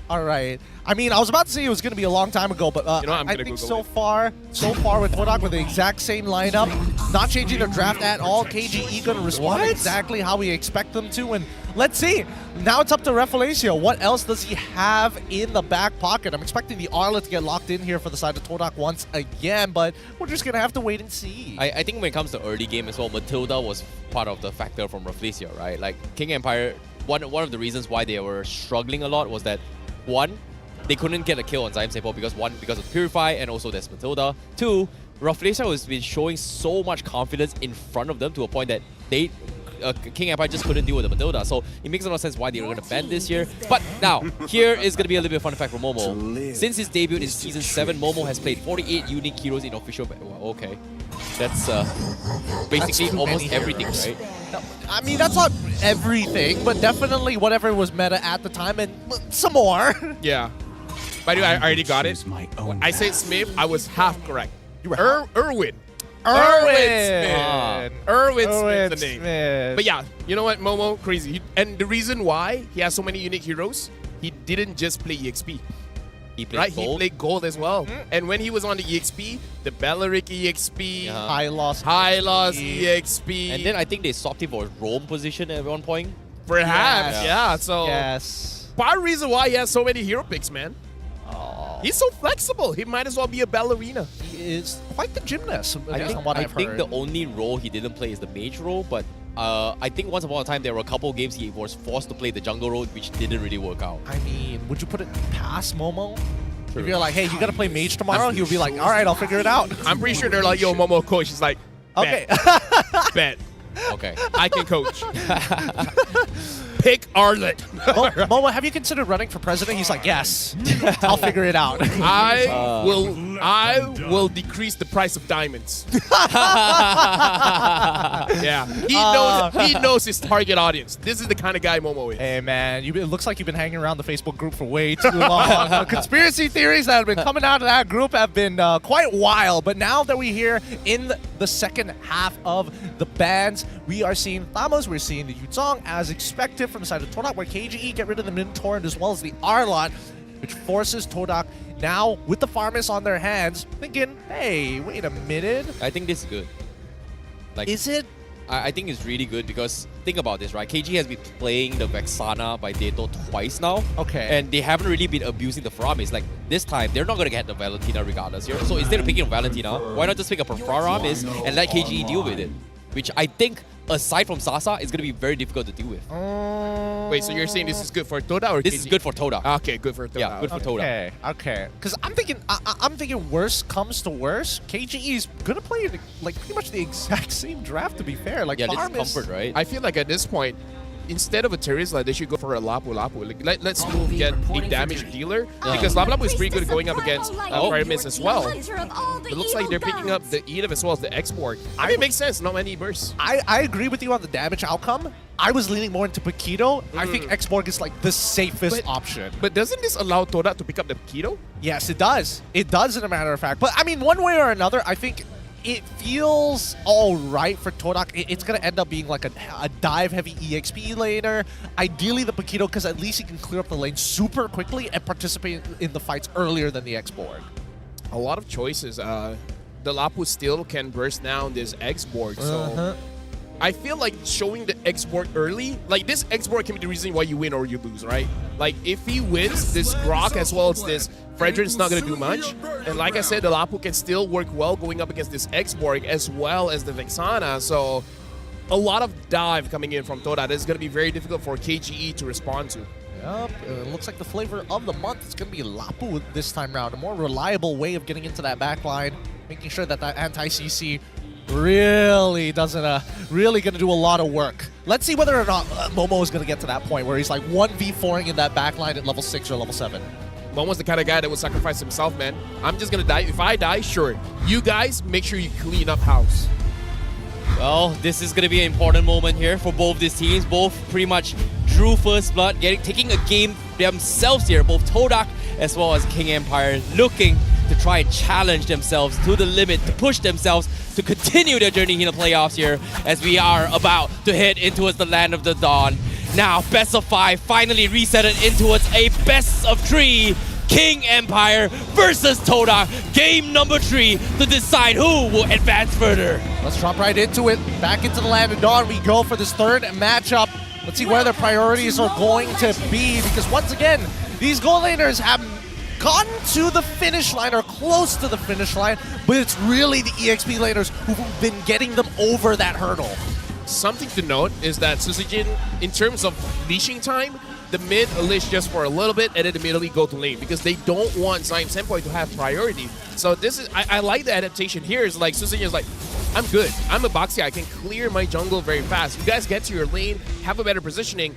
Make sure you guys don't get bullied out by Zaim Senpai. Just that one micro decision is already making them look a little bit better when it comes to the lane. And they've already stolen the camp at the same time, right? I think that KGE are on the right warpath. They need to make sure that, for the most part, EXP, it's you don't really need to do much with it. You're an export, it's already pretty difficult to kill you, so now you just focus on clearing the mid and as well as the gold waves. Just make sure your presence is there. Make sure that Todak don't get to walk around that area as comfortably as they should.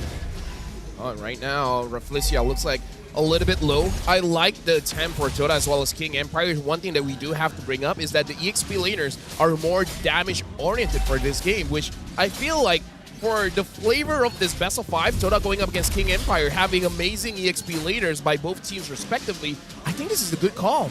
Get them on damage dealers, get them on heroes that can carry or at least disrupt the backline. I would have expected maybe even like a CC from the side of King Empire, right? To a certain degree. But I think that, you know, being more damage orientated and knowing King Empire, they like to play the numbers. They want to make sure that they are safe, but at the same time get high impact rewards when you are successful in these engagements. Speaking of which, let's see how this lane goes. Well, level 4 is going to be the priority from both sides. They are going to try and rush this here. Smooth Dato getting in first, Zaim Senpai Momo to follow. The collapse is about to happen as well. Turtle getting resetted here is trying to go for the fight beater. Going for the kite here. They're going to focus him down, but the Faramis NetherRealm keeps him alive. Susujin finally gets the kill. Actually, it's that takes first blood. Now Momo next to fall. And King Empire getting to Rafflesia, forced to get out. But that's going to be Turtle in the hands of King Empire unless Zaim Senpai, he's trying to make a play here. He's got the Ghostbusters. Nope. Not going to happen. Turtle in the hands of King Empire. Yep, Ghostbuster's not going to be enough there to beat out a Retribution, and more importantly so, the fact that Rafflesia didn't hit 4 on time, and Vitter still had enough HP to make it happen. Well, the pin on top, Shizo. How did that shatter not land? I know, right? It was just short. That's so sad. I also have to say, during the, before the turtle take, mistakes coming in from Toda. Momo used his Brave Spider a little bit too early and then got crowd control by Neto, making it so that he doesn't get to the pit fast enough. At that point, I kind of feel like avoid Dato for now and try to go for the jungler. Well, Zyme Senpoi now getting harassed a little bit, but as of yet, he's going to be fine as King Empire finally winning the early game compared to the game number 2 here, as they are going to try to make it invade here. Rafflesia does scout this out. Do they want to try to force the issue? But seems like objective is going to be the way for King Empire as they set themselves up top. You saw that, you did, right? Yeah. All that effort just for one auto attack to steal away the camp. The freest camp, man. What? You know, no, I'm not gonna talk about it. Sutsujin is good with the 10s, he's not good with the single digits. If it's 1 or 2 HP off, he's like, hey man, it's not my fault. It's not my fault. But speaking of which, I do think that maybe Torak had an angle there, right? On that very first turtle. Like, Momo could have flickered in with the stun, maybe get something out of Detto, trade, you know, Battle Spell for Battle Spell. Maybe that could have been the difference maker there. Let's have a look at the AI winning predictions. It's 66 to King Empire, 4 minutes into this game so far, with 16 seconds left on the clock before the next turtle spawns.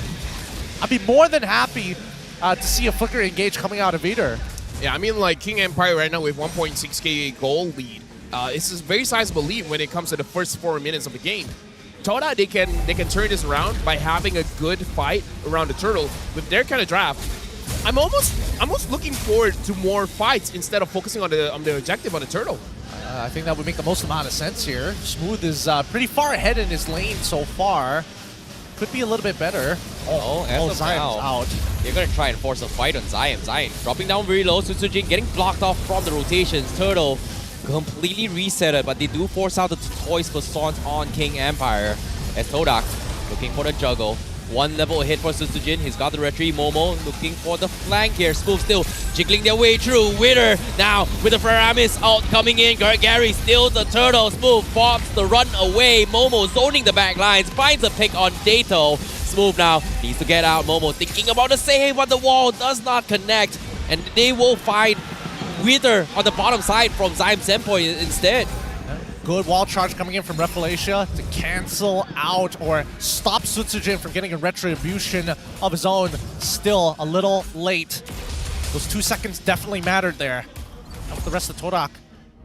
Now that they've kind of like opened up the map a little bit more and cracked open the tier 1 down on the bot side of the map, we'll see whether or not they're just going to extend the laning phase, right? Because I feel like Shizo, for the longest of times, pretty dead lane against Sasa. I mean, Sasa, yes, is technically a wave ahead of him, but at the same time, you would have expected Roger to be more proactive or at least start the snowball to get a couple of kills. I know you're talking about the goal lane, but I gotta talk about what Momo has been doing. It looks like the idea is before the turtle fight, make sure that the Faraka armor is gone. That's number 1. Oh, before that, Dato gets spotted. Oh my goodness, Dato now getting caught on. They're calling in Sasa for help here. Momo getting escorted with the NetherRealm. He's going to be able to get out for now. KGE, they're thinking about forcing the fight. Shizo is here to show himself, but again, they don't have the burst damage here. They need Dato, and they will disengage. Get it, I gotta say, I'm gonna talk a little bit about numbers. 3 times, Momo went straight onto Dato.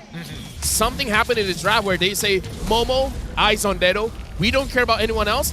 Don't let Dato play the game. Yep. I think it's just the intervals here, right? Like, Momo understands if he leaves lane, he wants to bring down that Faraga armor as much as he can from Smooth. Second objective, dive onto people who don't have much counterplay. And in this case, it's going to be Dato, right? He doesn't, unless he has his flicker off of cooldown, that's his only escape mechanic once the Bravest Fighter is out. The anti-CC makes his Fear and the Eternal Guard pretty useless. And right now we can see Momo arriving in lane, and Toda, they're in prime position to actually start the turtle. Now Toda has a little bit of a lead. 600, not a lot, but still pretty good coming into the 7 minutes here. Rafflesia is finding Victor. Victor needs a good engage here to give a good chance for King Empire to win this one. Oh, it's actually looking kind of good. Keep your eyes on Momo there. He's looking for Detto, and he's looking for that flank angle. So far, Smooth just melting down Rafflesia. Oh, it's going to be tough here. Gary now going for the taunt.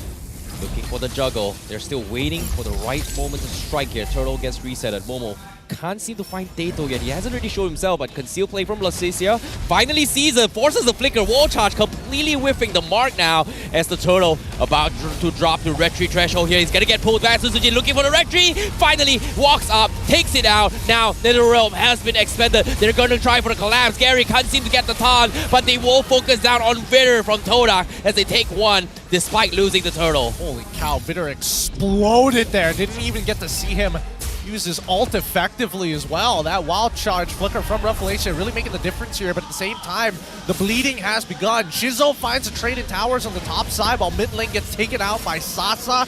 All in all, considering the amount of battle spells that was used, not too bad from King Empire, but not enough to take the lead. I'm a little bit worried about Todak here. This game is quite even. And I feel like going up against Moskov is not really even, right? Like, even means Moskov is winning. 0-0-0. Sasa has been avoiding every single fight. He's just looking for minions. He's just looking for turrets. And right now, looking at the AI winning prediction, Todak is there, but I don't know how long they're going to be there. Oh, now here comes the engage. You're dropping everything for Replacia. NetherRealm barely a pixel away. Is going to be in a little bit of trouble here. Zyme getting caught out. But he does have the 10 HP to sustain his way through. So he's going to be able to get out of there. King Empire finding the roamer as they try to translate a little bit more down bottom. And this is exactly the shape of the fight that they want, right? King Empire want to play a traditional front to back, but Todak want to disrupt them and stretch them out as thin as possible to isolate people like Deto or maybe even Sasa to force them to do a super play of their own. 27 seconds left until the next neutral objective is up on the screen, and for the most part, King Empire, with a slight lead on their side, it's pretty much dead even here. I would say it's a big lead because this time Deto is winning in terms of farm against Zyme Senpai, which is a big difference compared to game number 2, Gideon. Very much so. But we did see Momo just purchase his next item, right? I'm like, so far, consistently we've seen Deto lose out on his battle spell because of Momo, and Momo just uses his ult. He's not even committing with a flicker even. Right now, Replicia, taking a lot of damage. Ooh, that's a lot. Well, Replicia is going to be able to get out, but at the same time, Sasa is going to be able to take this tier 1 up top. Meanwhile, Todak, well, they're going to be focusing themselves on the Lord instead right now. Well, right now, Shizo finds Sasa, but it looks like Sasa's the one that finds Shizo. No way, Sasa, you gotta do this. He's gonna go for it as well. No, he's eating a turret. Sasa in trouble. He's gonna get caught out. Mistakes were made, but Smooth will be there to save the day. But he needs to get out. He's got no immortality. He's got no flicker. He's getting chipped away. Replacia missing the stun here. Zyme Senpai, Ghostbuster, last tick. Auto attack will steal the deal. Mistakes were made. 2-for-1 exchange, and now Sutsujin in the Lord pit. They have to juggle this way through, as this Lord is going to be the point of interest for both sides. But KGE 3v4, they're dropping everything on Gary, but Gary will fall. It is going to fall, but Momo finds Dato in the back lines. Retri, Dato, what? He's dead, but he still got the Lord. Dato, how? With the Eternal Guard. And now, Peter gets out. Sutsujin gets out. Todak, what happened? What? Man, I thought it couldn't get worse for KGE, but they got the Lord at the very least. They did it. They did it, guys. Gideon, I feel like I'll eventually be the villain here, man. Like, I'm questioning Sasa on his abilities, like hitting the turret instead of the player. I mean, there's 3 buttons in the basic attack realm, you know, you can choose. And then, how many times have Sutsujin failed to secure the Lord? Oh, speaking of that, as you doubted, Kasaskar as he comes in with the Sika Spear, runs in front of Shizo, takes him out, goal laner out of the equation, as KGE will continue the assault. This is the KGE redemption arc, right? Yeah. They heard it, they're like, okay, LaFell ain't happy with us, we gotta save ourselves, wait for the super play, it's going to happen, keep your eyes on them. Sasa and Bitter, they're the ones who make the difference here, and even Deto. Oh, speaking of Deto right now, Export dropping the last insanity, but as soon as he play that clutch play coming from Zyme Senpai with the NetherRealm, keeps him alive. They have to go for the reset. But again, King Empire, they are going to respect this. They are going to focus on the purple buffs instead. They will back out in this fight. Oh, I know a lot of questions are coming to my mind. Like, the Valentino worked so well in game number 2. What made them change the direction? But looking at the game for now, 4,000 goldie for King Empire, and Moskov is almost full build. The only item that he doesn't have for now is the Malefic Roar. So he's online. The moment he sees someone, he's going for the kill. Well, to be fair, I don't even think he needs the Malefic Roar anymore. For the most part, especially like his main targets that he wants to like continuously auto attack. Even Fredrin, not that strong at this point in time, considering that he's mainly doing like DHS damage, right? Something to note as well, looks like Momo is going full damage here on the Lapu Lapu. Usually we see Hunter Strike and then the defensive item, but no, he goes for a Hunter Strike into a Malefic Roar. and perhaps into a C halberd. I think it's definitely going to be a C halberd here. They need some kind of anti-healing. Just can't be one dominance ice to control it. And worse yet, it's on Reflecia. Most people aren't going to hit him. Maybe by accident by Moskov. But for the most part, you can avoid it. Kodak now on the back foot. 5k lead for the side of King Empire off of that Lord. And as expected, no inhibitors taken down for the time being. At least from Todak's side, they have a bit of room to breathe, but they've got to simulate a situation for me where we see King Empire able to take out that backline. Because so far, it really just boils down to Sasa making the mistake. I would say is they don't have to because of how Moskov works. Just by hitting the front line, just by chance you're going to hit the back line. So I kind of feel like peel for Sasa, let him free hit Gary, free hit Momo, free hit Reflecia. Basically look at Todak like an onion and just peel them one by one by one by one. Because Shizo without Reflecia, without Gary, without Momo, he's not going to march forward. So I kind of feel like they don't even have to go to the back line. Just deal with the wall in front of you. I see. I do think that Reflecia is like Wall Charge is by far one of the stronger ultimates on top of the Netherrealm, of course. But for the most part, it's how many people can he actually knock up with it, right? Even if he goes for a priority target like Sasa, that's just a Purify you get out at most. Maybe you target Deto or, I would argue, Sutsujin and Vitter, who have been his main targets for the majority of these Lord fights. Oh, it is going to be tough, right? Like, I feel like majority of these fights has always been trying to find a isolated target. And so far, Momo is doing a fantastic job just making sure that Deto gets taken out first. But even then, he's tried a lot of times now. Yeah, I kind of feel like the idea is definitely for Momo to go to the back line. But now he has to change targets, right? He has to go for Sasa because Sasa is going to be the one that's going to be destroying the front line. And Gideon, you called it out. Sasa doesn't need a Malefic Roar, so he goes for the Rose Gold Meteor for a little bit more protection. Yeah, he just doesn't want to get bursted down. For the most part, like, he barely interacts with Shizo. He only finds Shizo towards the end or the second last person, but wait, this is actually a really good position. Okay. Wait, is Todak not going to posture for this? Wait, they're actually going to rush this. Wait, huh? Where? Huh? What? Todak? I mean, like, Smooth did a good job, right? He made sure that Gary has no avenue to go in. And Todak, they had to deal with the side lanes, so they don't have the numbers. They couldn't fight back. Unfortunate. A good setup from King Empire Esports. At least this time, they're doing their chores. Not like previous game where they were always late to do their chores and Todak always had control over this Lord. Now we're seeing the reverse. With this Luminous Lord, guaranteed an inhib in the mid. Oh boy, now Lord's coming in. Todak, they have made a small blunder here. Tried to go for a flank, did not expect the Lord to be taken down that quickly. Now inhibitors will fall. They're going to be dropping everything on Gary. Concealed play from Reflecia. Gets counter on 2-man wall charge, but where's the follow-up? Sutsujin will survive, but the counter play from Deto catches Gary. He needs to get out. Netherrealm preemptively, but it misses. So misses Gary. He's gonna fall, and now KGE picks them all one by one as Todak cannot defend. One blunder leading to another, and now KGE saves 2-1, baby. 2-1. Ooh, a beautiful front to back. Exactly what KGE was looking for. No angles for them to get in. EXP lane difference here. Oh my goodness. Well, now we definitely got a game. And Sasa is making a name for himself, even though, like, he's the veteran. Now is his time to shine. Like, he made some mistakes. I'm not going to lie. I'm going to call him out when he deserves it. But I will also call him out when he's making those plays, and he is making those plays. Hey man, for Sasa, there are only dope plays and old man hands. One or the other. There's nothing in between for the old Kage.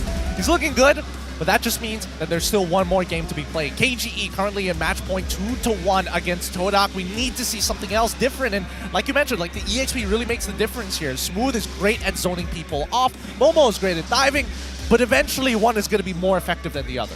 One thing we have to talk about later is the mid as well. This time, Zaim Senpai didn't win mid, right? Yeah, Zaim Senpai was just completely shut down every single front. Like, he's been playing in a supportive position for a longest time. Yes, he's doing the right things, but there were a lot of instances where I think Zaim Senpai just couldn't get in time. Like, a couple of Nether Realms was on point, was a little bit off the mark by a pixel, couldn't save Rafflesia, couldn't save even the final fight as well, couldn't save his jungler in time as well. And you can't really blame him. Like, he has this mentality that he wants to go forward, but sometimes when he goes back, it's a little bit difficult here. So I feel like not having that additional movement speed on him kind of hurt him a little bit here. I don't want Zion Senpai to be a good boy. I want him to be a bully, man. Yeah. I mean, like, look, game number 2, he made it so that 2 players couldn't play. That's this time, true. Here's the thing. It could be the hero, or remember when Susuji was taking the first buff. Yeah. It was like, just You're one right. hit, that's enough, go to your lane. Don't let Zion Senpai do what he did in game number 1. That could also be the difference. That also could be the difference. But first, let us show you our MVP. Currently sitting backstage. Let's have a look at his face right now, because give it up for this man from KGE. It goes over to Deto, having a bit of a rough early game thanks to Lapu Lapu, Mr. Momo himself. But he still manages to clutch up when the time is right. Give it up for our MVP, Deto, with his 4-3 and 4 score. Doesn't break the 5,000 damage mark, but definitely plays a good, well, a follow-up role when you see Vider finds these engages. I don't know about you, but Dato 3 games in a row has been stealing Lords one after another, and for some reason, even after he's dead, his Lord stole the Lord. It's crazy. I'm the jungler now. Look at me, Sutsujin. I don't need retribution, right? I am retribution. Lord, we already have one at home. I think, you know, overall, Deto has been receiving a lot of criticism from netizens out there, and I think he does his job well, and it depends on what he gets. I think that sometimes, and especially since these past couple of games, he's been playing Vexana. There's only so many cool things you can do with Vexana, so I don't necessarily blame him. Dude, that's the thing, alright? Like, when it comes to his play, like, I feel like Dato, every time he drops his spell and everything, if you think about it, for these past 3 games, there are so many Lord steals that is not because of the retribution, but it's because there's this Eternal Guard that doesn't have Curse Helmet or anything, somehow steals the Lord, which I don't understand. How is this possible? It's not once, though. It's like, 1 game, fine, sure, luck. 2 games, sure, whatever, luck. But this is 3 games now, and at more than 4 times. I don't think luck anymore. I think, like, luck is just part of his skill right now. It might be skill. Can we just take this time to shout out all the other casters watching as well? You know, shout out to Mirko, Reptar. Shout out to everyone watching, because so far they said this has been very entertaining. Yeah. Yeah. MPL MY entertaining, isn't it? Hey. Some people might say that we're not, but I can't say it. I can't say it. But we definitely are one of the more entertaining regions for this reason, right? We like our 50-50s. We like having to fight with each other and trying to outplay our opponents. That's the whole. We don't need these small leads to turn into miles and turn into yards, right? For the most part, we got to make sure that, at the very least, recognition is given where it is due. Deto specifically. Yeah, I gotta say, shout out to Leo, the detonation. That's the one that got the Lord. I mean, you know what? You have that one. That was good. That was good. Like, Deto, how? That's the definition of an MVP. I'm not even there, and I still got the Lord. Either I'm too good, or Sutsujin needs to step up. He is literally the bomb.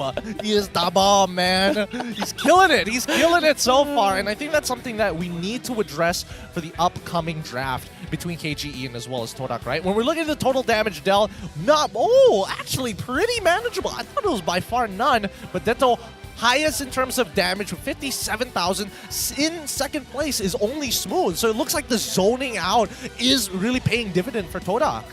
Personally, I think Todak has got to shift their approach on how they draft this issue here, because now they are 1 game away from being eliminated here. My question is, are they going to bring in Chiku? That's 1. Yeah. 2, are they going to focus on Dato's hero pool now? Because so far, based on track record, he's only won with both Vexana as well as Novaria. So they took it away Novaria. Do they take away Vexana as well? Okay, I at least I can say I like KGE's approach compared to Toda. It's like, we know what worked. Okay. We're just going to keep using it. While Toda's like, you know what worked in the previous game? Yeah, let's not do that again. They'll expect it, boys. Yeah, we'll throw them off. Yeah. They will not see this coming. I swear to God. They will not see this coming. And they definitely did it. It's like, well, we did not see that coming. Full damage bill on the Lapu Lapu. That was surprising. Now we're going to take the base. Todak is the kind of rock, paper, scissors player that does rock, scissors, and paper in that exact order in a best of 3. Do they bring Chiku in? Did they bring Chiku in? I don't think so. Why play rock, paper, scissors when you can just take a gun? Two things. If we're going to talk about Chiku, right? Okay. All right. Two things. Number one, like you said, is Chiku going to play? And then the second thing, what is Chiku going to play? Rome. Sort Rafflesia out. They were doing good at the end of the season. I mean, I do agree. Rafflesia needs to do something, man. I mean, like, if he's only good on the Matilda, I mean, okay. Todat said, with Chiku in the lineup, the communication is a little bit clearer. I agree. If they couldn't even do a TPT, there's no communication there. What's a TPT? When you're doing the TP while spelling out the T. Oh. Oh yeah, you're right. They couldn't even do a T. Because Gary was explaining in his interview as well, like trying to translate because BM is their first language, and then trying to translate it to BI, and then telling it to Rafflesia was like a thing between them, right? I can't wait to hear the mic check, just so we can hear them go, guys, TPT, TPT, TPT, and nobody knows what's going on. TPT. They're like, TP? Yes, I'll do it. TP, okay. Even I got levels communicated there. That would be fun to hear in the mic check. I think overall, I don't think it's just Revelation. I think they need to address the elephant in the room, and that is this Edith. This Edith has been enabling the team for the side of KGE to specifically pick off Gary, to specifically force out ultimates for everybody, and just kind of like throw as many resources at the wall and blow them up before the fight even begins, right? That's what KGE has been doing multiple times, and it makes the engagement way harder, right? You pop the farmers, guess what? Primal Wrath is chunking you down with this quote-unquote chain lightning. Yeah, he's got the AoE on the floor as well. Kind of floor is lava situation. You've got Dato who like link up on everybody with those passive. If one dies, explodes on towards the Nether Realm. But again, I think the biggest issue here was that Todak, compared to game number 2 here, Zion Saber isn't being able to be in the front like how he played in Valentina. So based on the drafts itself, they chose to play the safety net, which is getting for Aramis, didn't work out. So this time they might switch back and just get back to Valentina for him. I don't like to be that guy, but I gotta be that guy, man. What? Rafflesia needs to step up. I mean, he's the sandbag. He took the most amount of damage, but at Rome is a very crucial role. You can start a fight that enables your team to win, but so far Rafflesia has been very passive. That is not enabling Toda. I see Gary in the front lines. I see Momo in the front lines. Like, I feel like they're missing a key piece, and that key piece is the Langar. Langar is crashing into someone. And I don't see Toda crashing into KGE. I feel like they're playing at surface level, right? It's not about how we stop our opponent from using retribution. We need to see a translation of total damage taken to impact made in the game. And so far we're not. It's very lopsided to total damage taken more than it is making that big impact for Rafflesia. I think I get where you're getting at as well here, but I think I'm gonna twist the story a little bit here, because in terms of Rafflesia, I don't think he tried to be passive.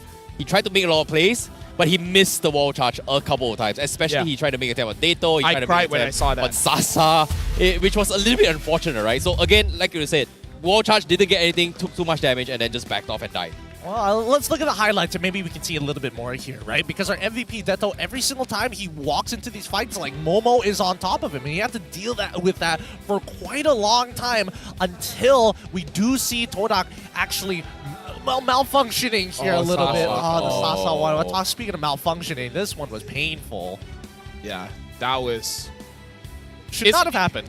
This is also painful in a different kind of way. Like, okay, died. Lord, he died. Okay, he died. Lord is just standing there. What happened? Wait, what? How? Both retreat? Wait, what? The Lord got the Lord. It was just a little bit Detonation. Detonation right there. Shout outs to Leo. Shout outs to Leo for that one. That's a good moniker. But the time being, I do think that at least for Todak's side, the Langar method of playing, as you mentioned, isn't there, but at the same time, it feels like some members are hesitant. It's at awkward intervals. Other times, we do see people who want to go in, and the rest who just generally want to back up. We haven't seen them move in together other than the early games where they feel the most confident. This is bad, but I like Todak the most when they shut their brain off. That's the Malaysian thing. Don't think about it, just do it, and then hope for the best. But That's speaking, my analysis. I think Gideon here has pretty much got a little bit of a jet lag right here. He can no longer connect them here with them. But guess what? From you, if you guys want to connect a little bit better in terms of internet and in terms of good gameplays here, you can secure lightning fast 5G connection for your mobile Legends Bang Bang games with Hotlink. So be sure to scan a QR code down below here, and you'll be able to stand a chance to get 20% off MLBB in-game items when you subscribe to Hotlink. Connect those words better with 5G rather than me stuck on 4G. Man, that was that was the part of a lifetime. That was a good one. That was a good one. I'll take it. With 5G, you can get the Lord without even being there. Detonation sponsoring Hotlink, dude. That's his business plan. Exactly. He's gonna be big one day. It's like, get item A because I was able to do this. Right? I outplayed 2 junglers. Yeah. Can you even say I out-retreat Gary when I wasn't even there? Oh, dude. Dude, that's gotta be the biggest bragging rights, right? Oh, How yeah. often Oh, can you do it at level? It's good. He is good at what he does, right? Then again, maybe we'll see another hotfix where they're like, oh, adjusted mini lore of Vexana's Eternal Guard damage so he doesn't steal away neutrals. To be honest, I think Homeboys, once upon a time, they had this objective, right? Each person is gonna be able to steal the Lord. But I think Dato took it on a different level in this situation, bro. He did a near impossible. I stole the Lord between 2 jungles, not once, but every single game. And I also did it while I'm dead. So next season, Dato to Homeboys? I mean, this is my resume. Check this out. So now going back into the game, right? I want Zyme Senpai to be the guy that can stop two people in mid, right? The Valentino worked out well.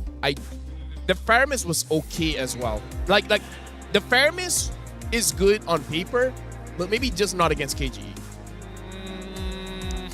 I mean, that's because KGE, their personality is just slow and steady, right? It's very resource-based, war of attrition.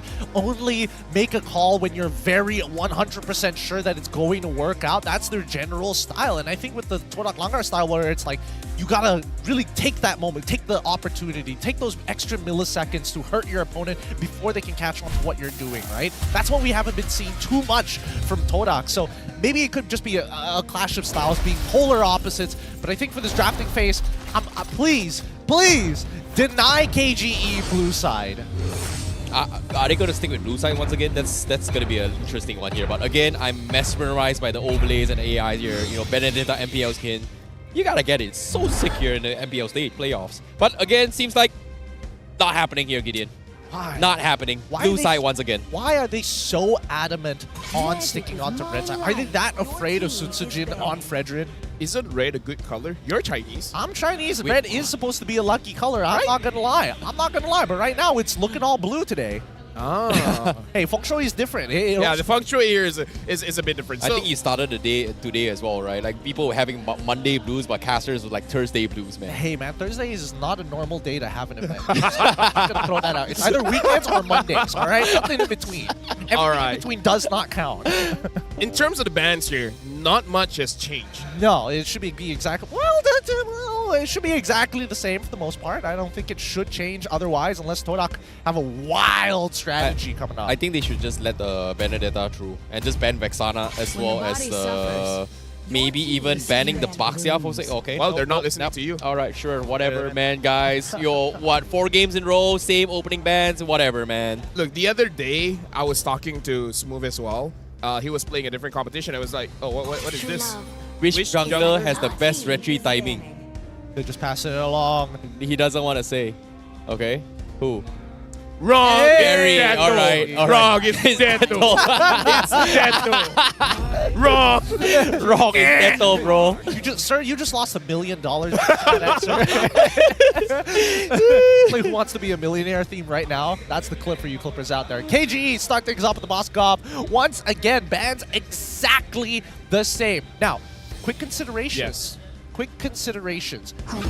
Should they consider going for a Tigreal instead? Oh, they steal the Vexana. They're like, okay, Deto, what else you got? What else does he got? What else? Maybe he wants the Valen? right? Okay, it took them long enough to finally figure out. Like game 4. Okay, Dato, you've been winning on these 2 heroes. What else can you play? I think it's about time to take away the Vexana. Vexana, MVP, man. MVP. Shout out to Aski. He said if they use a Bharat Smith, it's Dato Nas. Well. Oh my god.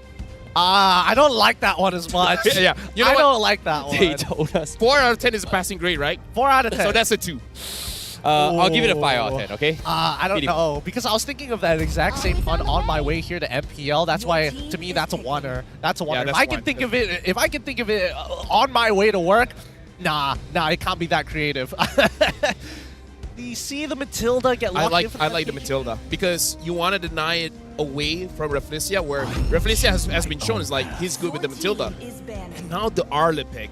I mean, it's a solid pick, and this is the thing about Smooth. He's good at this hero one time, never again. Never again. Never again. Good with Benedetta, never again. Good with Tamus, never again. Oh well, this is going to be a very, very interesting one here. But again, Smooth, I think he does have a very, very big hero pool here when it comes to this kind of situations as well.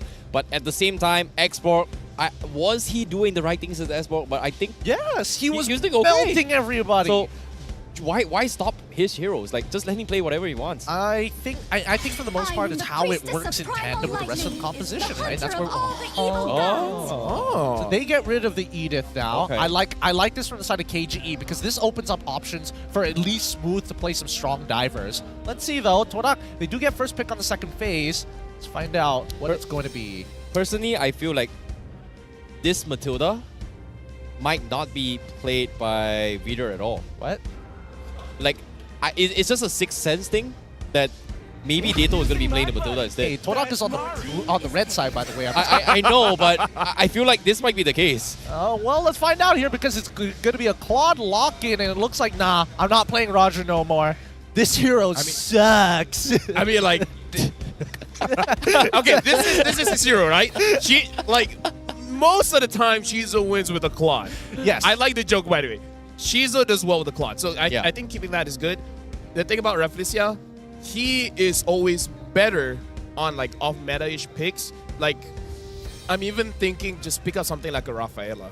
Try to match the speed of Matilda. That beautiful that you brought it up because I was thinking Florin in this case. Florin in this case because now at least they throw Arla into the EXP. He's able to affect the lanes and he can dive really, really hard with the Claude. But KGE respond with their own Farmis and as well as Xborg. Back to melting their opponents, back to playing as 5. Okay, you know, King Empire now has a little bit more front lines. I was hoping Dato go for the Matilda, but guess what? He's going to be playing the Faramis here. So, okay, sure. But Torak's side, I think the biggest problem right now is going to be 2 things. 1, how do they catch up with the Matilda's Guiding Wind? 2, how do they chunk away the Nether Realm? And back then, Blazing Duet was a great tool, but considering how Claude has been nerfed so many times, I don't think it's a viable option to deal with both of that right now. I think this is...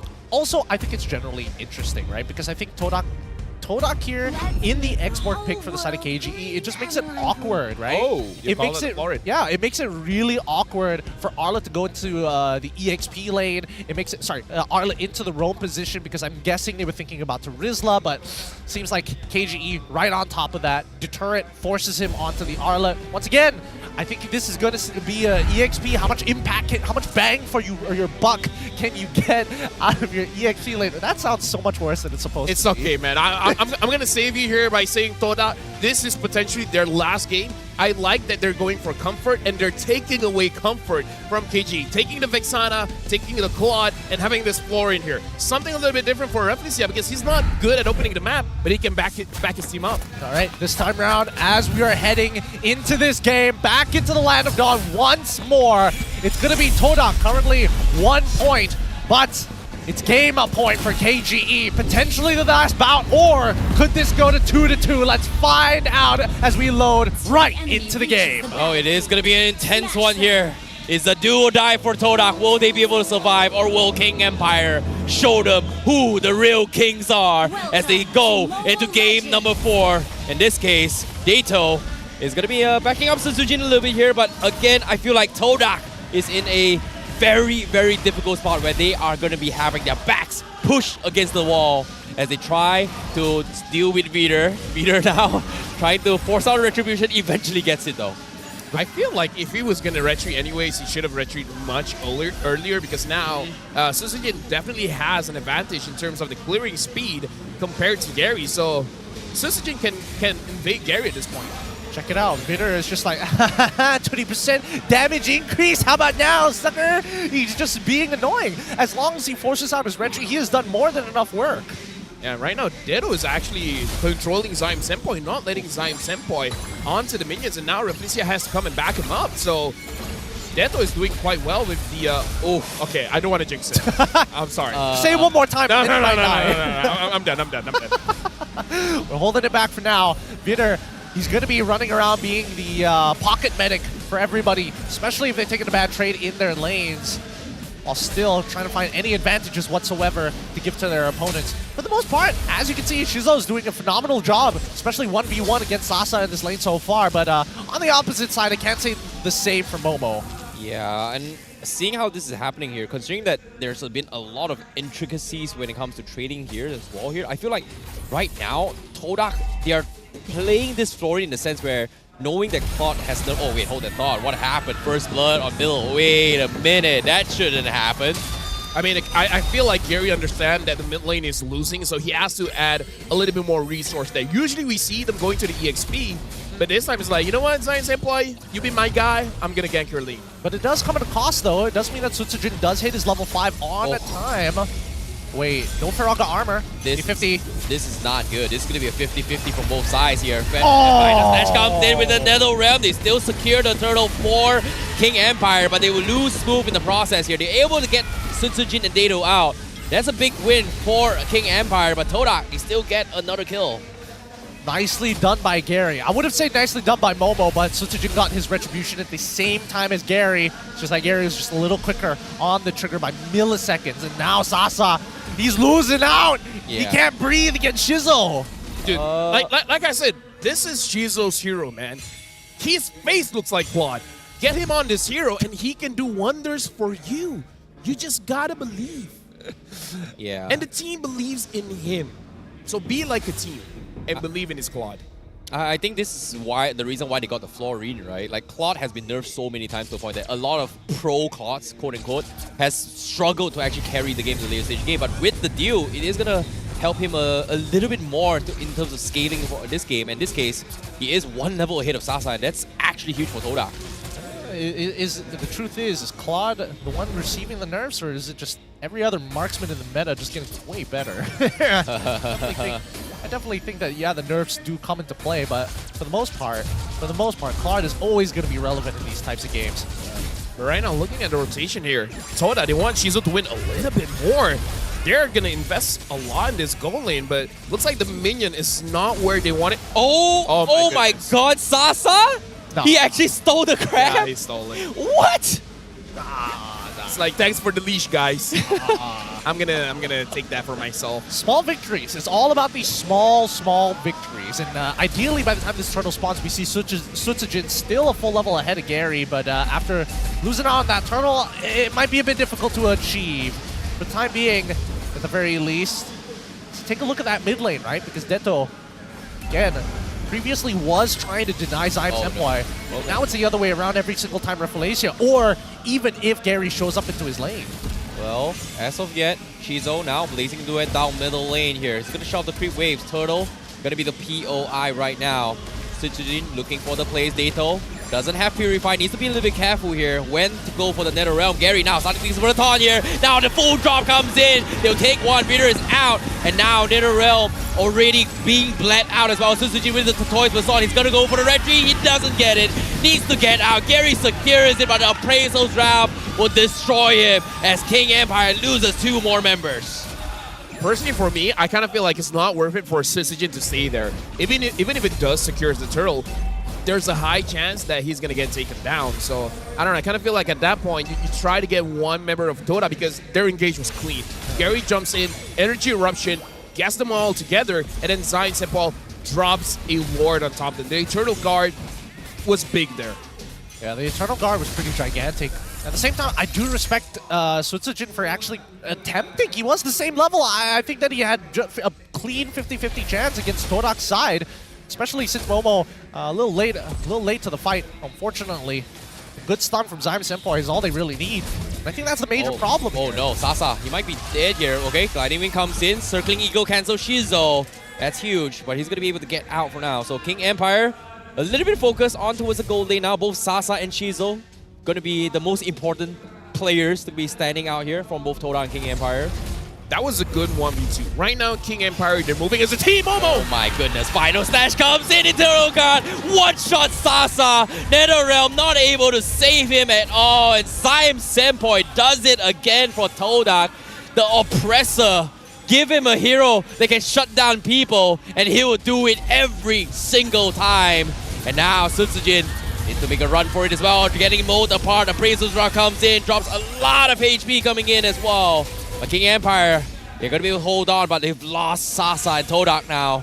Looking to find more picks. Yep, slow wave being set up on the bottom side of the map. Top side going to get hard shoved in. They're trying to create some space, or at the very least try and take away this tier 2, but KGE refuses to let their structure go down. Todak, they back off, they don't mind, but at the very least, they know that the bottom side jungle is healthy and ripe with wealth to steal away from KGE.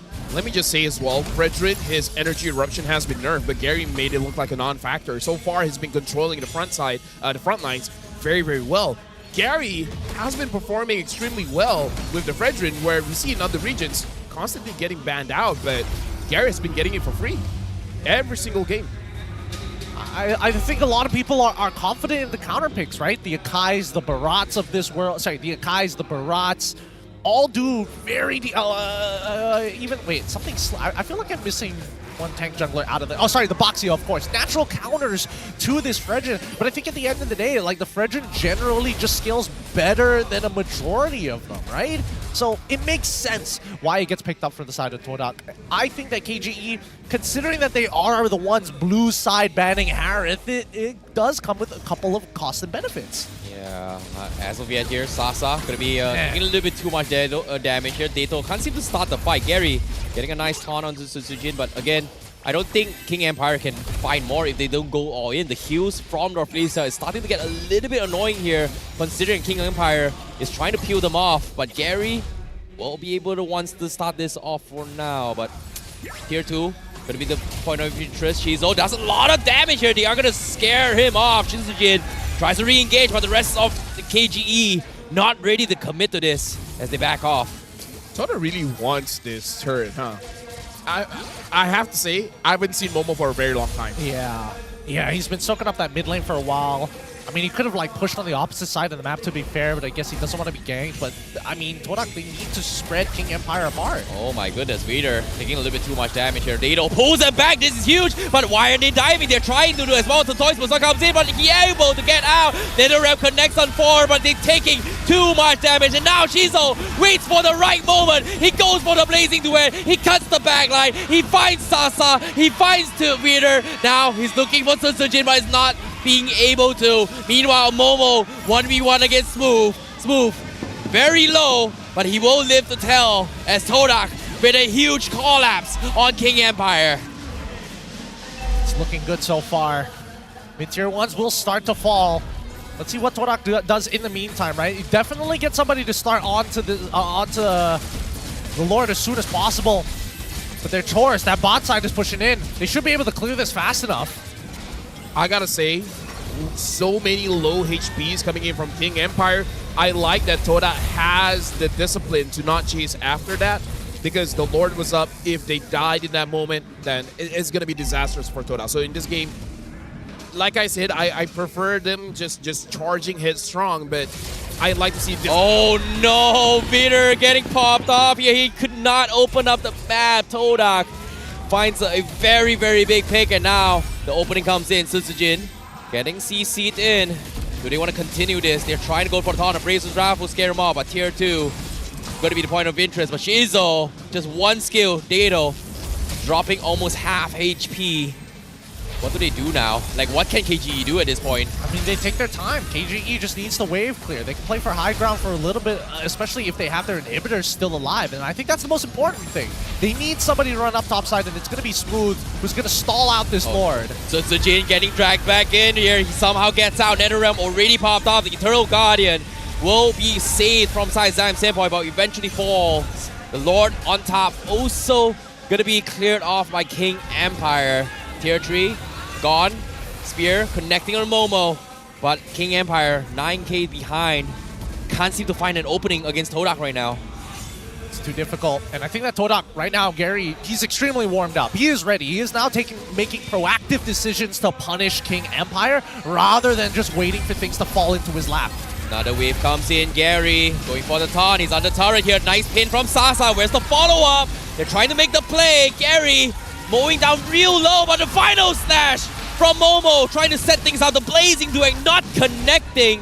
KGE, they somehow manage to survive, but they lose another turret again as Todak cracks open 2 lanes. I think this is a checkmate angle from Todak's side. It's really hard to lose from this position. 2 open inhibitors for the side of King Empire Esports with a 10k deficit in Todak's favor.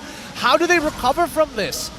Looking at the goal here, man, Shizo is 3,000 ahead of Sasa. Talking about comfort hero, this is huge comfort. And I got to talk about the items as well, because Gary having the Brute Force breastplate as well as the Oracle kind of offsets the nerfs that he just got. And the fact that he has a Flooring with him, the Oracle is providing a lot for him. So he is able to solo tank everything coming in from King Empire, because the healing is enormous. The cooldown is there so that he can control everyone. He can heal by himself, but having Rafflesia, this is the angle that Gideon, you and me were talking about. Take something like a Rafaela, take something like a Florian, because that seems to be more his style. He's not an engager, so might as well just support your teammates from the back. Yep, and I think, you know, Momo and Zyme Simpoi finding these like really crucial picks has been what's keeping King Empire Esports in check. Like Tsutsujin, he can't walk up anymore. Gary is hyper confident. If he has to use Retribution, oh, that's perfect. Means that we get a free Luminous Lord. Yeah, now with the Lord coming in, the Spear connecting. Oh, gets blocked by Zyme Simpoi. Doesn't want to make an attempt. Todak secures the Lord, but again, now Todak with this huge lead. What can King Empire do now? Like, damage-wise, what do you think? When you were saying, like, Vexana do it, I was thinking of Vexana with the body of a Padang. just taunting the Moscow, like, do it, just do it. Try me. I'll drop down my Lord. But looking at the damage here, Shizo is the highest damage, man. Highest damage, and in terms of the farm, he is leaving Sasa in the dust. Yeah. I feel like they've been saving this draft for an all-or-nothing situation, because we got to remember, this is potentially the last game for Toda. So if they win this one, from a best of 5, went to a best of 3, and then goes down to a best of 1. Yeah, now with the Lord crashing in as well, Sasa going for the full play. Gary trying to kite move as much as he can. Lord gets chunked down pretty quickly by Sasa, so that's huge. But the inhibitor top side is gone. Smooth losing the Firaga armor, but Zyme Simpoi! He finds 3! He destroys them all! They're all dead! Faramis respawns, but it doesn't matter. Too much damage. Todak taking it to game 5. We've got the full series here for the first day of MPL MY playoffs. Do or die for either KGE or Todak.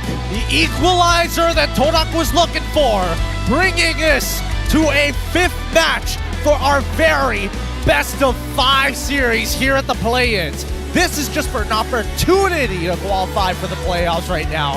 These teams at elimination point. I gotta say, this game is won by the draft, specifically for Todak. They did 2 things right. Get Shizo on his hero, get Rafflesia on his hero, and deny the Vexana on Dedo. So the draft for this game, props to the coach. He made the right decisions. Yeah, it took them a while, but eventually they kind of put Dato in a very, very awkward spot. And guess what? I really like how they've been playing this year, but what really saddens me is that both Faramis games, have lost their respective matches here.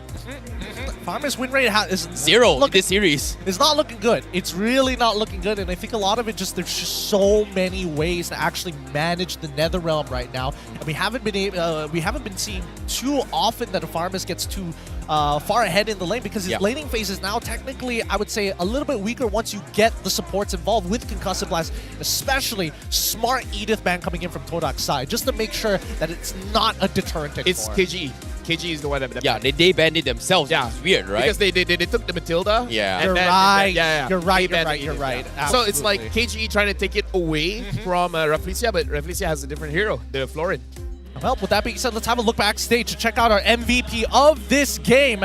Give it up for Todak's one and only. Oh, who could it be? Is it Gary? Is it Momo? Give it up for Momo once again, finding some really good final slashes onto that back line, catching people at almost max range when he flickers final slashes.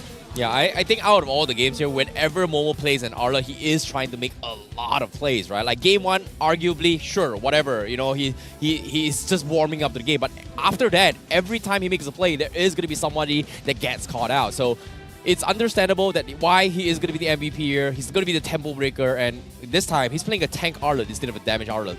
Yeah, I kind of feel like with how he's been playing, it makes sense because he's just setting up for the team.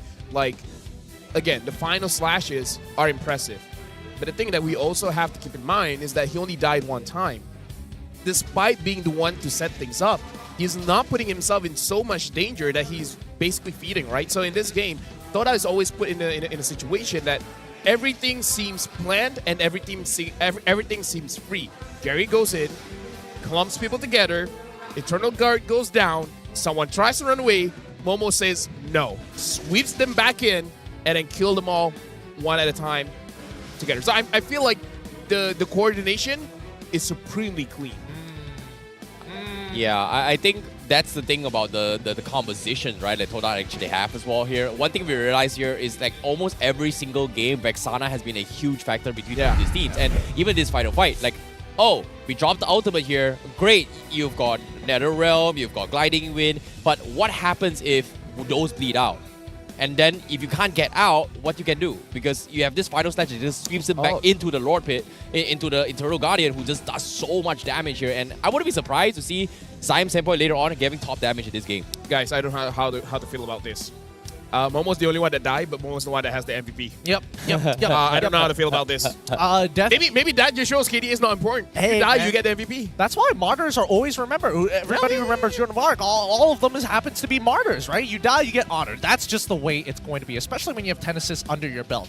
Looking at you, Revelation. Maybe you should have died, and maybe you got the MVP. But I think for the most part of it, it really just comes down to KGE playing very linearly, right? A lot of their plays can be telegraphed. A lot of their win conditions are very obvious. I think they need to start investing in a secondary win condition at this point of time rather than doubling down on just putting eggs all into one basket in one particular style. Yeah, I think that's the thing about KGE, right? They have been playing something that is comfort to a certain degree. Right now, suddenly switching to a playstyle that doesn't work is actually hurting them here. And we talked about why they brought in the Matilda, right? It's supposed to be powered farm by Sutsujin or allow Sutsujin to get a little bit more oppressive. But again, every single game, Sutsujin is just doing his own thing. Like, he hasn't been the guy that needs to start the fights. It's always been smooth opening up the fights, which I feel like there was a huge disconnect between the players themselves for KG for this match in particular. Sasa was not been put in a good situation here. Only 20,000 damage on a Moskov, and Shizu doing 58,000 damage. Like, to put into perspective, Sasa's damage is only a little bit higher than Rafflesia. It's hard. You know, that's why once you give It's hard. It's hard to out damage a Ori. So the reason why I say it's hard this game is that Todak, they shifted their focus and give the deal onto the Shizu rather early. So to be honest, I feel like Claude shouldn't be winning the lane, but because of this early deal by this Florin, it allows him to head-to-head and out-trade Moskov most of the time in the sense of just poking and pushing, right? Like, you have a skill where Sasa needs to auto-attack. And then in team fights, he gets focused down first. I can't even say that with chess, right? Because Let's talk about the total damage taken then. Yeah, because when we look at the total damage taken, right, most of the time, a majority average that we're seeing so far, other than Sutsujin being the major outlier and Smooth, it's going to be around 50,000, right? Because there's not a lot of counterplay once you get hit by that first initial final slash. You're going to get followed up on by everybody from the side of Todak. The only person who doesn't have CC is Shizo, technically. Although one other thing is that I just remembered in scrims, I heard coming in from a lot of players, especially coming in from the Philippines, funny enough, is that if you see a Moskov, deal with it with the Claude. The Claude can outplay the Moskov. So this is not just Shizo's good on the hero, but perhaps there's an interaction between a Claude as well as a Moskov that the Claude has an advantage of. You outrange him with your Art of Thievery. Yeah. So and you also have a blazing duet that does a lot of damage in the early stage of the game. I mean, that too, but if it's one person who's taking damage, though. Because the only way you see Sasa actually winning this lane is if he somehow is able to like land a pin onto Shizo. And even then, right, there's a good chance that he doesn't 100% win that. Exactly. Unless we see him go real crazy and be like, I'm going to take Inspire. No matter what, I'm going to try and win this lane. I think we have to talk about the point that both Dato and Vitor can't really play the game because of the fact that both of them actually went for Flickers instead of Purify, considering that how much stuns that Todak bring to the table, right? We've got the Terrify from Zion Senpoi, we've got the Eternal Guard, we've got Gary's Taunt, we've got Momo, Final Stash. One of this, if he catches Dato, he is going to be late to actually drop the Netherrealm on time. And there were a couple instances where Dato was swept into a situation where by the time he gets to pop it off, somebody's dead or out of position or slightly a pixel off towards the Netherrealm circle. Well, look at that. If you don't allow these two to play, you win.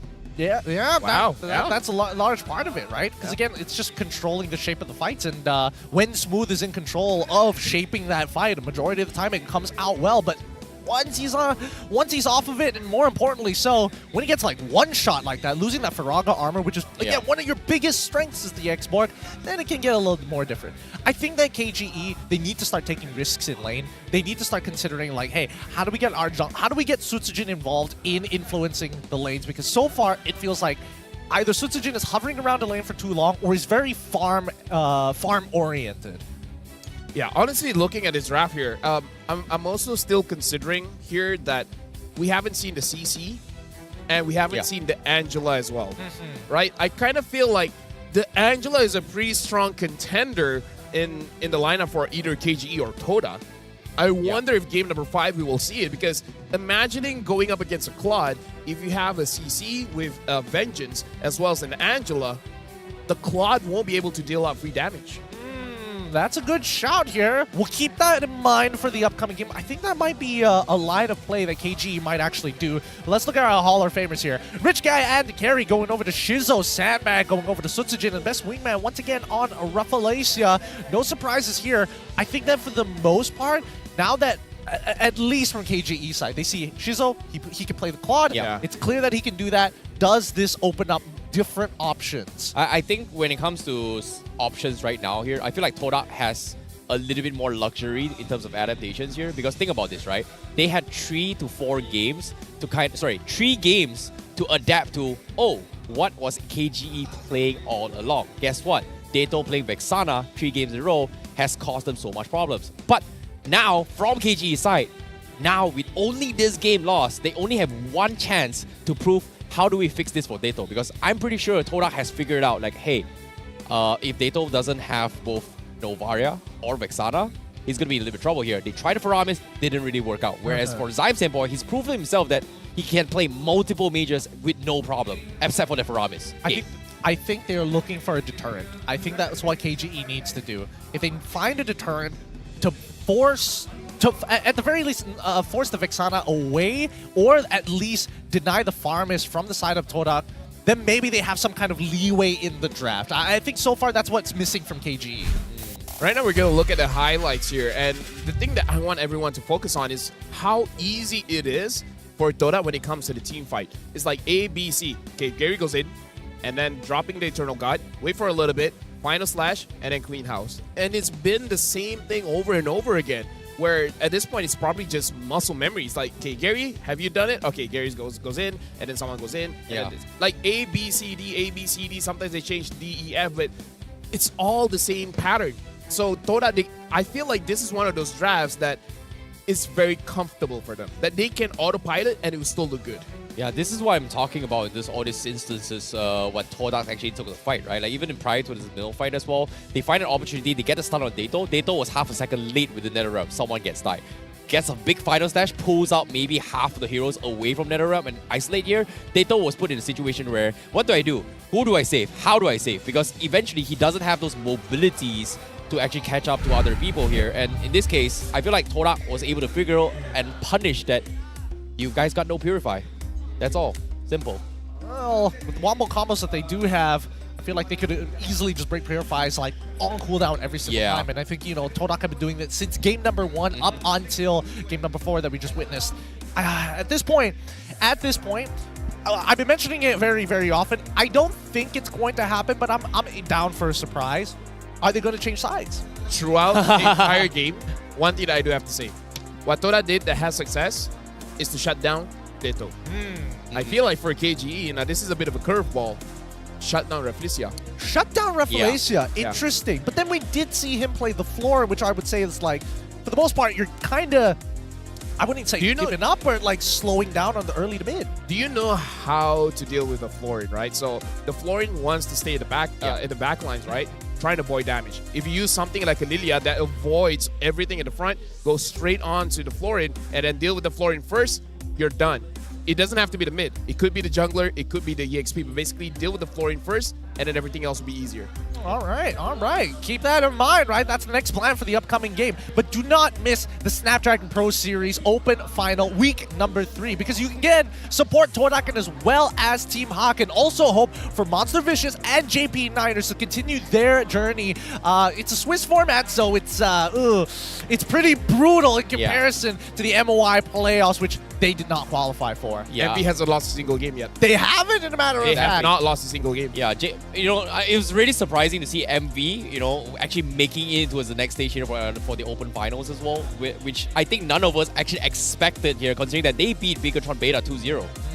Again, they've beaten some big names, so please go and check out the Snapdragon Pro Series. Check out what's going on there. Many different Tier 2s and Tier 1 teams are going to be involved from all over Southeast Asia. With that being said, we have a little bit of an interview here that I'm getting the words from Zipper. Now, let's throw it over to Rose. Who are you talking to?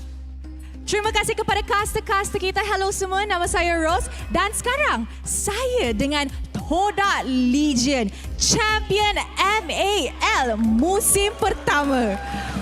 Alright, okay. Kita start dulu dengan Zaid. Hai Zaid, sihat? Hai, sihat. Alhamdulillah. Alright, Zaid. So, I rasa kita semua nak tanya, apa perasaan jadi the first ever champion untuk MAL Malaysia? Rasa happy gila sebab dapat juara MPL Season 1. Dia ibarat korang champion MPL Season 1. Dia akan jadi sejarah nanti. Oh. Okay, untuk rival pula. Now, kita tahu that rival ni pernah main atas pentas MPL. Sekarang main dekat MAL dan dapat champion. Tapi sebenarnya kan, apa yang biggest difference ataupun apa yang beza main MPL dengan MAL? Pressure lain tak? Pressure sebab kalau MPL fans lagi ramai dari MAL. You lagi suka main online ke offline? Offline. Kenapa? Sebab main depan fans lagi semangat. Ya ke? Nak dengar sikit fans Todak? Patutlah kan diorang rasa semangat.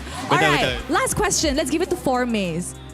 Dulu Formaze ni player tapi sekarang dah jadi coach. So, sebagai coach kan, apa yang you rasa Todak buat silap tadi di game pertama dengan game ketiga that cost them the game? Agak gementar jugalah sebab tadi kalau kita buat mistake sikit pun dorang dah boleh menang game tu. So, just be careful je lah untuk next game. Okay, dengar tu Todak. Be careful next game. So, Formaze, as your ex-teammates up on stage, apa yang you nak cakap dekat dorang sebelum game seterusnya bermula? Match point dah sekarang. Okay, untuk teammate yang tengah main sekarang, all the best. Focus next game. And don't be overconfident. Kita bantai dorang. Wow, you rasa boleh tak dapatkan game ni dan main seterusnya jumpa SRG? Boleh sangat lah. Boleh sangat? Boleh sangat. Predict score? Predict score 2-1. 3-2. Tak, bukan predict score tu. In game. Tadi berapa Tak, Dua sama, tadi dua tak, sama. bukan. Like in-game kills tadi berapa? Kills tadi. 1-14 Oh, diorang ada kill tadi? 1-12. Oh. Diorang dapat 12, seorang lagi dapat 1. You rasa kills untuk game ni? Paling bagi satu lagi lah dekat diorang. At least diorang happy sikit walaupun kalah. Okey lah. So, kita dah dengar dah daripada Hoda Legend. Tapi, which team will be advancing further to the upper bracket to meet Selangor Red Giants tomorrow? This last game will decide it. And with that, mari kita masuk game kelima untuk Best of 5 series ni. Casters, silakan. I'm having fun.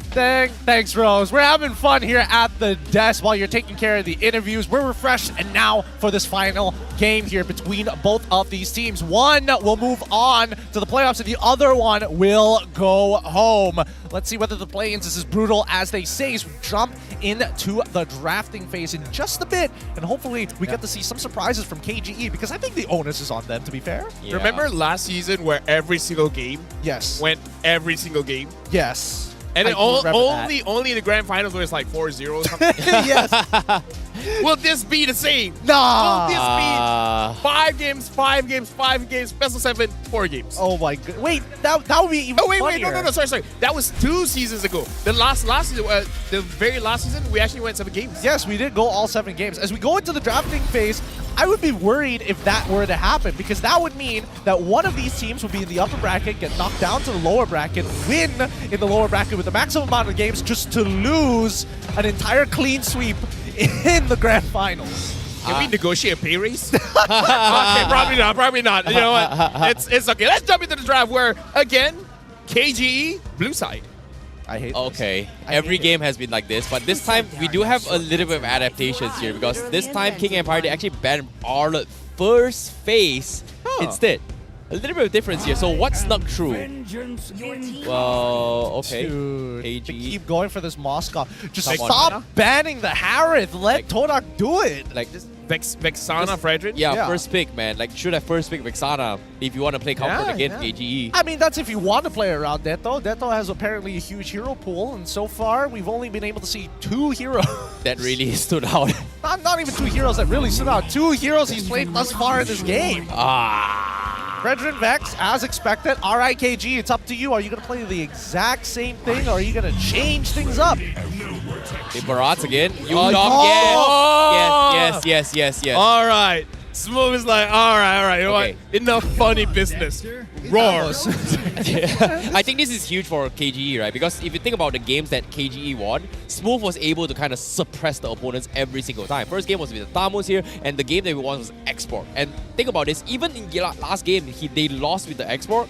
I feel like in KGE's defense, there was nothing really much he could have done to actually make space for the team, in particular for Dato or even Susuji to do anything here. But with a Yu Zhong, you're guaranteed space every single time. And now, with no double dragons, because of the Vexana pick, Valentina is secured for KGE. Yep, and so far, that's under the assumption that it doesn't get banned. We're already complete with the very first pick phase. Isn't this good though? Now that KGE already picked up their EXP laner, just ban all the mid laners, right? Oh, Balin, no. ban out Paramis, maybe even ban out Lydia, you know. So it's like, oh, you got your EXP laner, great. Now, Deto, my man, my guy. Play the Faramis again, bro. My dude with the huge hero pool. You're gonna get targeted, no? Let him get targeted. Worst comes to worst, he plays Nana. Well, Hey, actually, actually, Nana is not bad. Nana's not bad. Considering how hard he's being dived every single time, Nana is just great. I'm telling you, that's what's gonna happen, right? If they get rid of the Farmis on their side, and KGE probably at this point, what else is there to get rid of? EXP laners, right? So get rid of the early game forcers. What is super good against Yuzong? Because I feel like Yuzong every single lane is just a skill matchup, right? Nothing truly wins against a Yuzong. Yeah. Dirov wins a Yuzong. It's pretty good. No, honestly, there's a lot of clips. Level 1, Yuzong beats a Dirov. You just clear the lane level faster. 1. You get level 2, and then with the Petrify, then you just win it out. Trust me. Searching on YouTube, there's compilations. Okay. Man. There's many ways to play it. There's a lot of counterplay when you have Yuzong, right? In comparison to some other heroes where you just basically have to give up the lane regardless. Yuzong can actually fight for it, though the conditions may be a bit tight. We do see the Angela. It's not pure mage bans. Matilda is open. Yeah. Both sides ignoring it though. No, I mean like Toda could take it, no? I mean, Todak definitely can. Malaysia has been doing well on it, especially playing on Matilda though. I mean like Matilda and Claude. How are you gonna catch this Claude with the Matilda as well? Okay. Cho.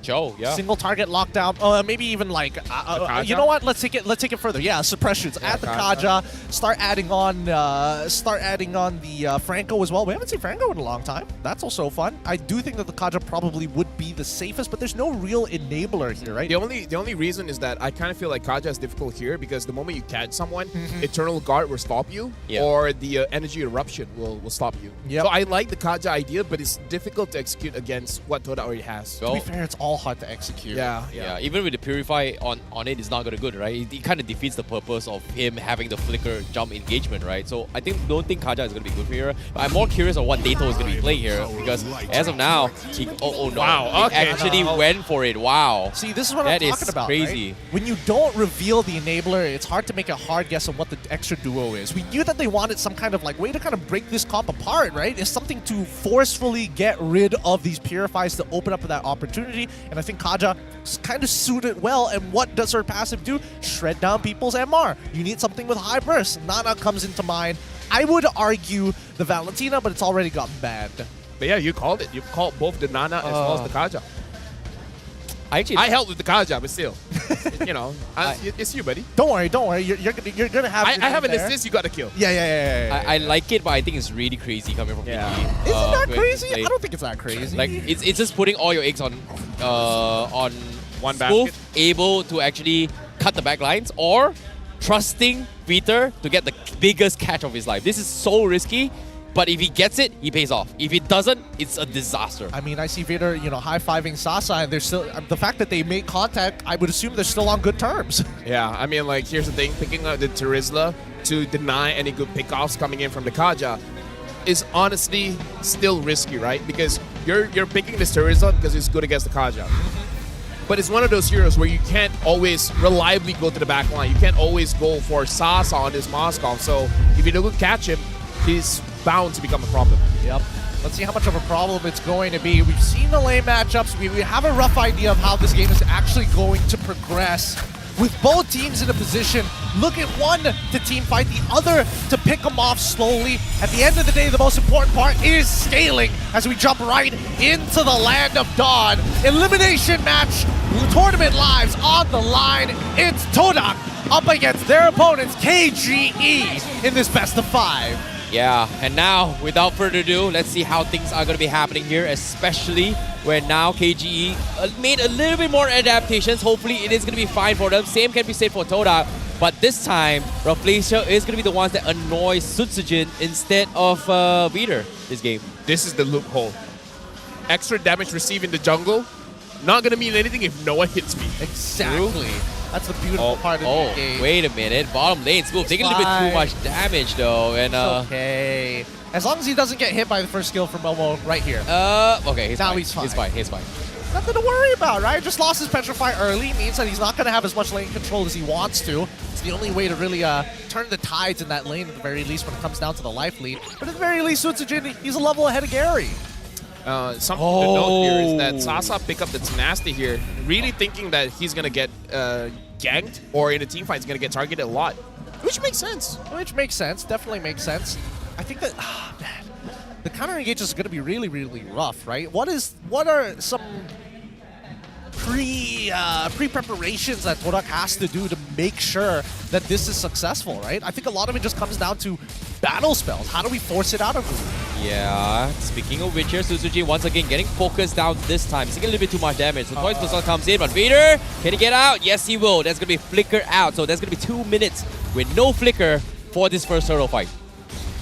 A little bit sad, but still, not like it isn't recoverable. I think that, especially for KGE, it's a bit of an advantage for them, assuming that they hit the level 4s on time. If they don't, if one person is missing the level 4, I think they call it off. I would say that the timing is a little bit off because it was before 2 minutes and they tried to get something in the jungle.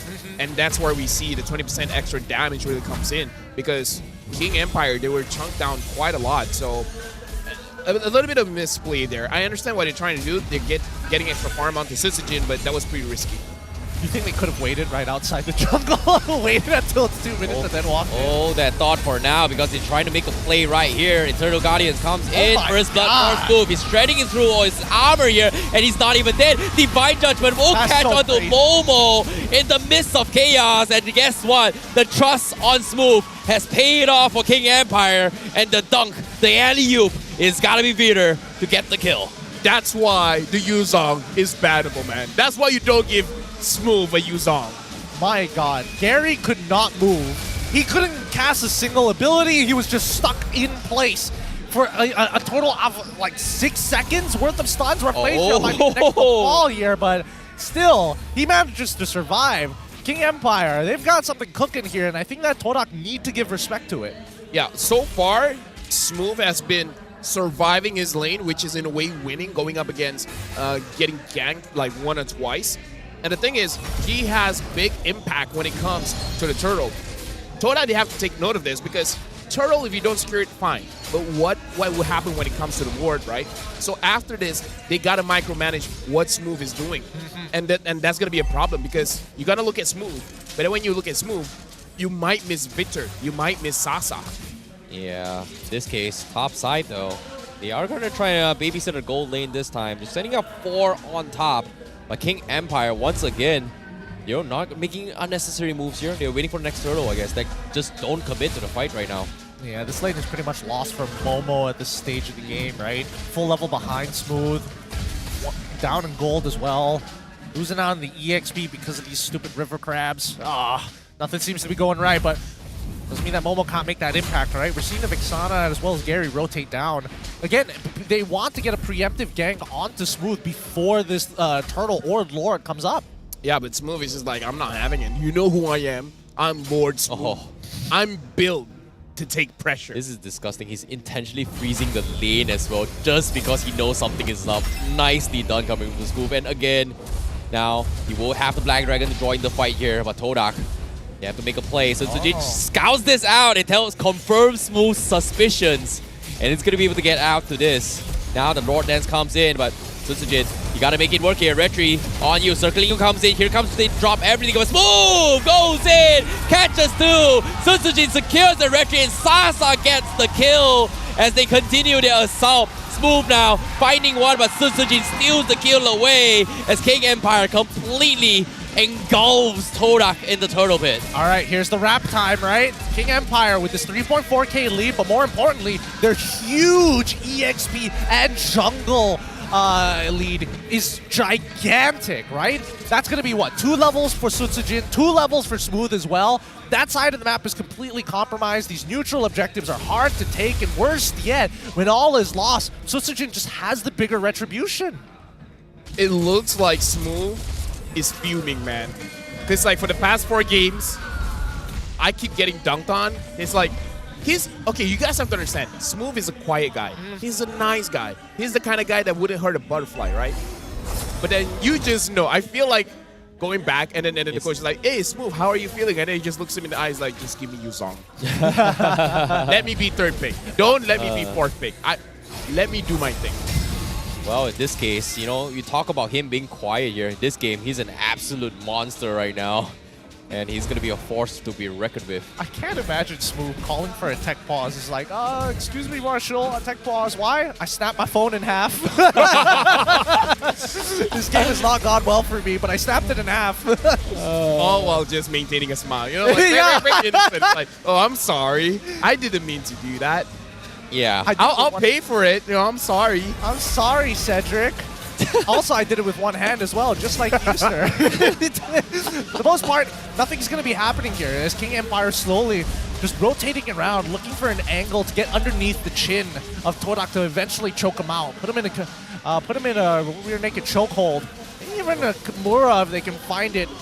Well, it is finally a best of 1 series, the full reset, right? Do or die. You can see both teams a little bit hesitant on jumping the gun. Gary also playing a little bit more defensively. Tsujin, half on the turtle. King Empire looking for the jump reader. He sees, he doesn't see Shizo, he doesn't go for it, but Black Dragon being used to zone him off to secure the turtle. And once again, King Empire, they take a major objective. Conceal, comes in, looking for the pull, but no! Shizo gets out to safety. Finally pops the Purify. He will be able to survive, and King Empire misses the jump. Todak able to get out. She's just the like dodge. that. The divine judgment, dude. That was actually that was cool. So he dropped the BMI. He knew he was going to do it. He quit before he sees Vader actually go and preemptively flicker. He pops that Purify so he's untargetable by that CC and quickly takes his BMI to sneak out of there to create just enough distance so that the animation can't even go through even if it wanted to. That's the thing, right? From my perspective, Shizo didn't even pop it and he still got out first. I mean, so I wish weird. we had a hand cam for Here's, that. here's the thing, right? We've seen this a couple of times. Moonton told us nothing can beat suppression. And then you have players like this that says, who decided that? But speaking of deciding here, Vader, a little bit of a ballsy here. You know, he doesn't have Divine Judgment, but Todak is afraid that he might have it, so they don't really want to take the risk right now, and it's scary. No need to. They have the 5k lead about to turn 6, and they get a free tier 1 if they want it, but looks like they're going to back away. I thought they'd be more aggressive about this. There we go. Okay. That's what we wanted to see. Just run them down. Okay, you know, they force a flicker out of nothing in the first kill, and the Spear now, sending up top, not going to be connecting. So KG can take this as slow as they can once more. Yeah, we'll only see them go for that 2x multiplier once that Lord is in place, but until then, they're just waiting to pick off Todak one by one. Todak not making any proactive plays themselves, knowing that it can be a little difficult, but they are forgetting to do some of their chores. Right now, King Empire is 7,000 gold ahead, and this is one of the more disciplined games coming in from both teams because it's 9 minutes in and it's only 4-0. Yep. Toda is not finding areas where they can exploit King Empire because for now, Victor has not really had a successful Divine Judgment, but it could be said that he's really trying to use it defensively instead of offensively. So if anyone oversteps they're welcome that he's going to pull someone in. Oh, Black Dragon being used to zone out the members of Toda. They were securely snipe not available, but now he makes an attempt. He's going to pay with his life. Smooth, can he get out? No, he doesn't even die. He catches the setup. He turns in favor for King Empire. 2 down. Zion Senpai Gary taken out. King Empire. Smooth. Wow. Wow. Great comms. He's never going to get that Yuzong again, man. Never going to get that Yuzong again. Now there's another one to add to the list. Used to be Paquito and Benedetta. Now it's Yuzong and Benedetta. He's never going to be able to touch him again. Jeez, this team, King Empire, as of right now, are looking phenomenal, right? It feels like they can do no wrong in this game. It's just crazy to think he just got it one time, and then they're like, why did we let this through? Oh, boy. Not looking good for Todak fans with the Lord coming in. Smooth, not having the... still has the Black Dragon, actually, but he's nowhere near to contest this, as Todak will be able to defend this for now. Tier 1 still stands surprisingly on top, though, for Todak. Well, they're going to take their time. They're going to take all the outer tier turrets and then probably use the Black Dragon form to maybe fight for one inhibitor. Really depends on how big the wave is. Considering that the wave is pretty small right now, don't think it's going to happen. And they've already used their first set of Lord Empowered minions. Second one, don't think it's going to make too much of a difference unless Todak walks out. One good thing about this Lord take here coming in from King Empire, the thing is they didn't get inhibitors, but they got everything from the top lane, and I feel like that's a big swing in gold. Now King Empire is on the verge of getting 10,000. Toda is having a rough time here. Shizo wants to deal damage, but he still has not completed his Trinity items, only having the Demon Hunter Sword as well as the Golden Staff. The Corrosion Scythe is not there yet, so the damage is not going to be there just yet. I mean, speaking of damage, apparently not even the gold is there, right? Like Sasa maybe 2.6, but Smooth at 2.9. Whoa! What? 3,000! 3,000! 3,000! What the heck? It's over 3,000! I hope he gets MVP and we get to see his GPM. Well, speaking of which here, Suzujin going to be starting the fight right now. They pop the Eternal Guardian, his I'm Senpai losing his edge here. He's getting a little bit desperate coming from Todak, as there seems to be no windows of opportunity for Todak to actually punish any of this. They've not gotten a single kill, and King Empire, think about this, 6 kills, and Smooth was in all 6 of them. I'm saying, like, even in the games that they lost, Smooth has looked phenomenal. He deserved the MVP. But either ways, right now, King Empire, they're closing all possible routes for Toda to go in. Surprisingly enough, Zaim Senpai is doing quite a lot of damage, 20,000 damage dealt. But this is just him being him, man. He always deals the most amount of damage, but there's no opportunities to go in. This is the biggest, I would say this is the biggest weakness of the new generation of Toda compared to before, where previously, it's not you don't have to worry about one person want to go in. Everyone wants to go in.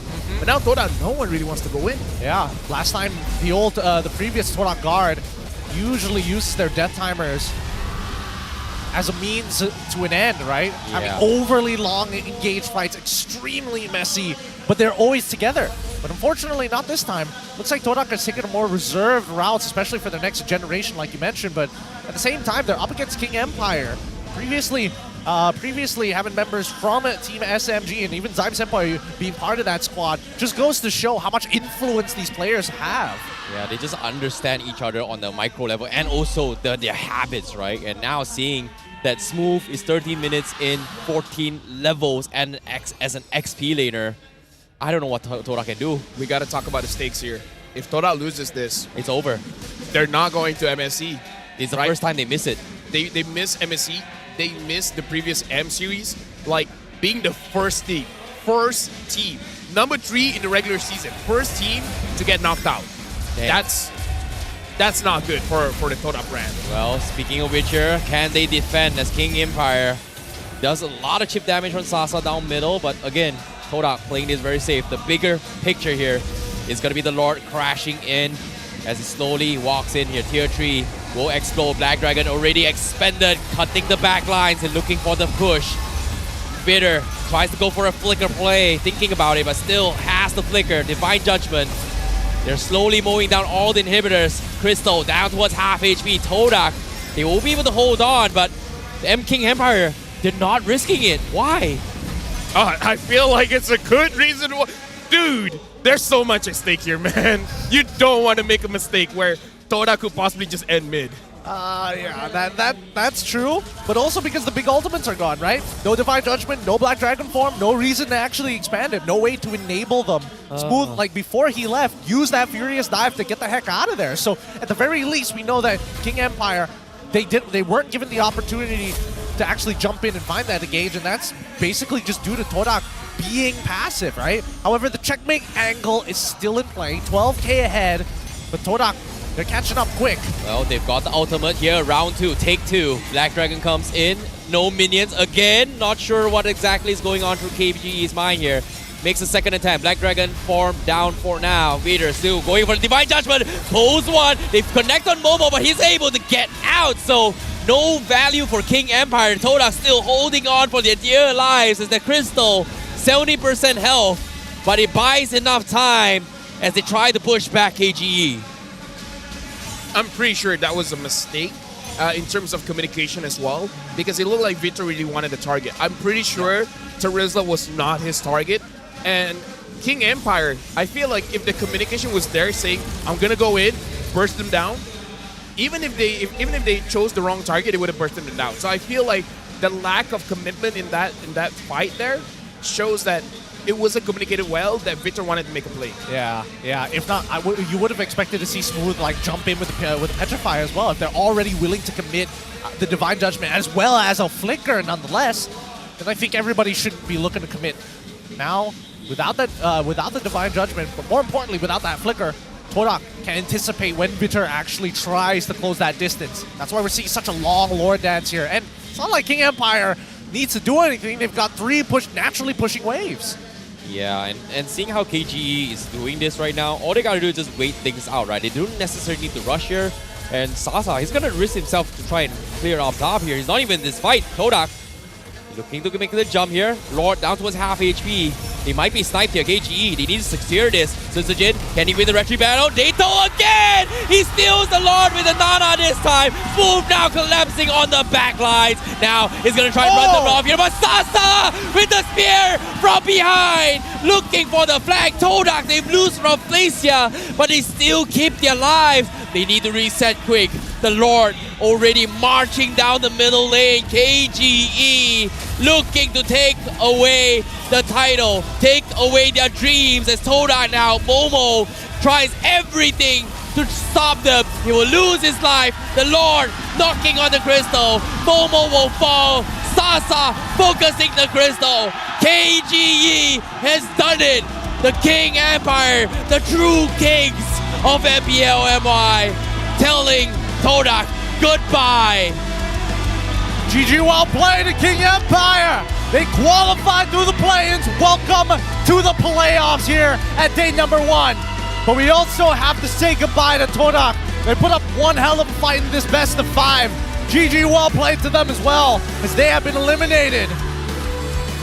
Congratulations to KGE, but I gotta say, it's gonna get tougher after this, man. Selangor Red Giants, they're waiting. Speaking of waiting, Rose is waiting for them on stage, so let's go over to Rose. What does she have to say to the players? Perlawanan ini adalah perlawanan terakhir untuk pasukan Todak di MPL Malaysia musim ke-13. So, guys, first of all, I would like to ask the audience dekat Stadium MBSJ to give Todak a round of applause. Dan kita akan bagi Todak peluang untuk bagi dorang punya final bow in 3, 2, 1. Once again, everybody give it up for Todak. Dan kita harap kita akan jumpa dorang lebih kuat musim depan. And of course, pasukan yang akan jumpa Selangor Red Giants di upper bracket esok. Guys, give it up for King Empire Esports.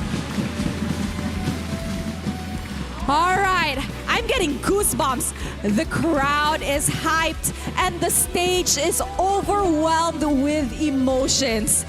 First of all, everybody okay? Okay. Sangat okay. Let's start with Smooth dulu. Smooth, tadi game yang sangat-sangat sengit, but you guys came out on top. Apa yang Smooth rasa you guys dah fix sebab you guys start kalah dengan Todak? Todak kalahkan korang 2-0. Sekarang adakah you rasa KGE dah dapat balas dendam and you guys are super ready untuk membalaskan dendam dekat SRG esok? Kita orang just slow-slow fokus one game at a time. Kita orang punya comeback tu bolehlah dapat sikit sebab kita orang dah fix satu persatu masalah kita orang. I see. Okay, thank you. Can we please pass it to Deto? Hello? Hi, Deto. Hello. Oh, he looks alive. Okay, Deto. First of all, very amazing play with that Nana. Now, a lot of people always cakap kan, Deto ni hanya bisa Nova je. So, sebenarnya tadi kita nampak Nana. Kenapa Deto pilih Nana untuk perlawanan ni? Sebab mau. Sebab mau je? Mau. Lepas tu coach bagi? So, maksud tu coach percayalah Deto? Percaya. So tomorrow you'll be going up against the Mage Prodigy once again in the mid lane.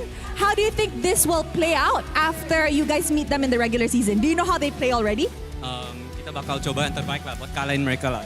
I see. Okay, SRG akan cuba yang terbaik and since dorang menang game ni, dorang akan pergi ke upper bracket dan if let's say lah dorang kalah esok, dorang ada lagi satu nyawa di lower bracket. So KGE can take a breather sikit, tak macam game tadi. Alright, so I nak tanya, Stadium MBSJ, korang rasa siapa yang layak jadi MVP untuk perlawanan ini?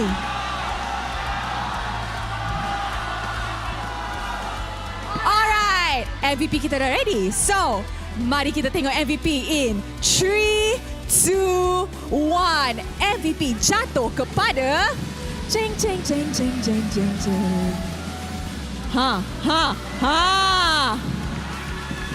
Legenda. Hi Sasa. Hello. Okay, Sasa, how are you? First of all, how are you feeling? Just now was a... Now very excited and then very happy because we win against Todak. Okay, now just now was a very intense game for you guys because we know lah kan that if you guys are now only 1 life, now you guys got 2 life again. Okay, so I want to ask, what did KGE do during the 2 weeks break? How come suddenly KGE come back? Suddenly keluar gol pula? Because we find our problem because we have low stake and then we try to find our problem and then we fix it and now become good already. So now you feel like the problem has been fixed. The problem has been fixed. Almost. Almost. Okay, can we please pass it to Sujin? Hi. Hi. Okay. Diorang semua nampak penat tapi kita faham best of 5 kan.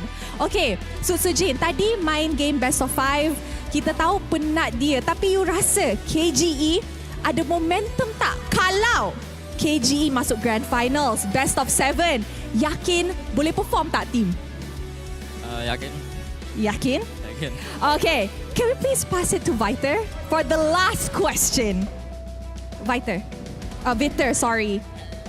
Sorry, it's too English. Okay, Victor. This is your first time entering playoffs. Your first match was last week 6, kan? Minggu ke-6. Bahasa Melayu aja kan, nggak paham bahasa Inggris. Oh, okay, nggak apa-apa. So, kali pertama Victor main di minggu ke-6. Sekarang masuk playoff, keluar dari zon merah, esok jumpa SRG. Victor, how are you feeling? Dan apa perasaan awak? Dan ready ke tak jumpa SRG esok? Kalau perasaan saya sebenarnya di playoff ini saya main nothing tulus saja kak. Buat lawan SRG besok all in aja, do the best. Coba do the best. Alright. Okay, Victor, apa yang Victor nak cakap dekat fans Battalions yang datang dan sokong korang hari ini? Buat fans King Empire, terima kasih udah datang hari ini. Terima kasih juga udah dukung kami. Semoga besok bisa kasih yang terbaik lagi. Alright, thank you very much to King Empire Esports. You guys may now go celebrate your victory. Wow. Perlawanan pertama di MPL Malaysia musim ke-13 playoffs. Hari pertama best of 5 yang sangat-sangat sengit. An amazing 3 berbalas 2. But that's not it for today sebab kita ada satu lagi perlawanan selepas ni. Before that, kita akan throw it back to the casters for them to dissect apa yang jadi di game kelima dalam Best of 5 series ni. Casters, silakan. Thanks again, Rose. Give it up for the MVP of the match. It's going to be Sasa on form today with his Roger and as well as Moskov. 10, 2, and 11 his final KDA score. Looking mighty fine, boys. What can I say? He's looking great. I mean, 2 deaths in 3 games. That's wowzers.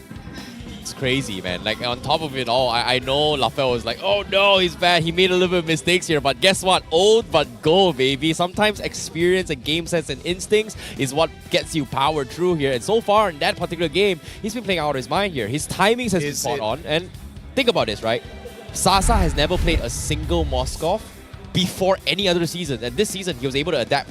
Like what? Enough against SRG. Oh yeah, that's a tough one. I mean, like before you build him up that much. I know, right? Right. Let me just bring you back to reality. I know, right? Gotta humble down a little bit. Yeah, this game. Let me just say, this is impressive coming in from KGE. I did not expect that clean of a game going up against Toda. 9-0.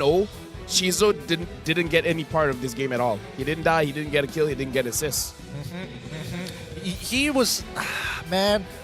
I think he was doing okay in lane against Sasa. I think he was doing very well in lane, as a matter of fact, but things just snowballed out of control so fast. This has been overall a very low kill count game. I think when it comes to game 1 to 3, it all comes down to King Empire and Toda trying to figure out each other's playstyle, right? But game 4, game 5, it felt like just straight up, my draft beats you, I'm just gonna win you by draft. And game 4, like, think about this.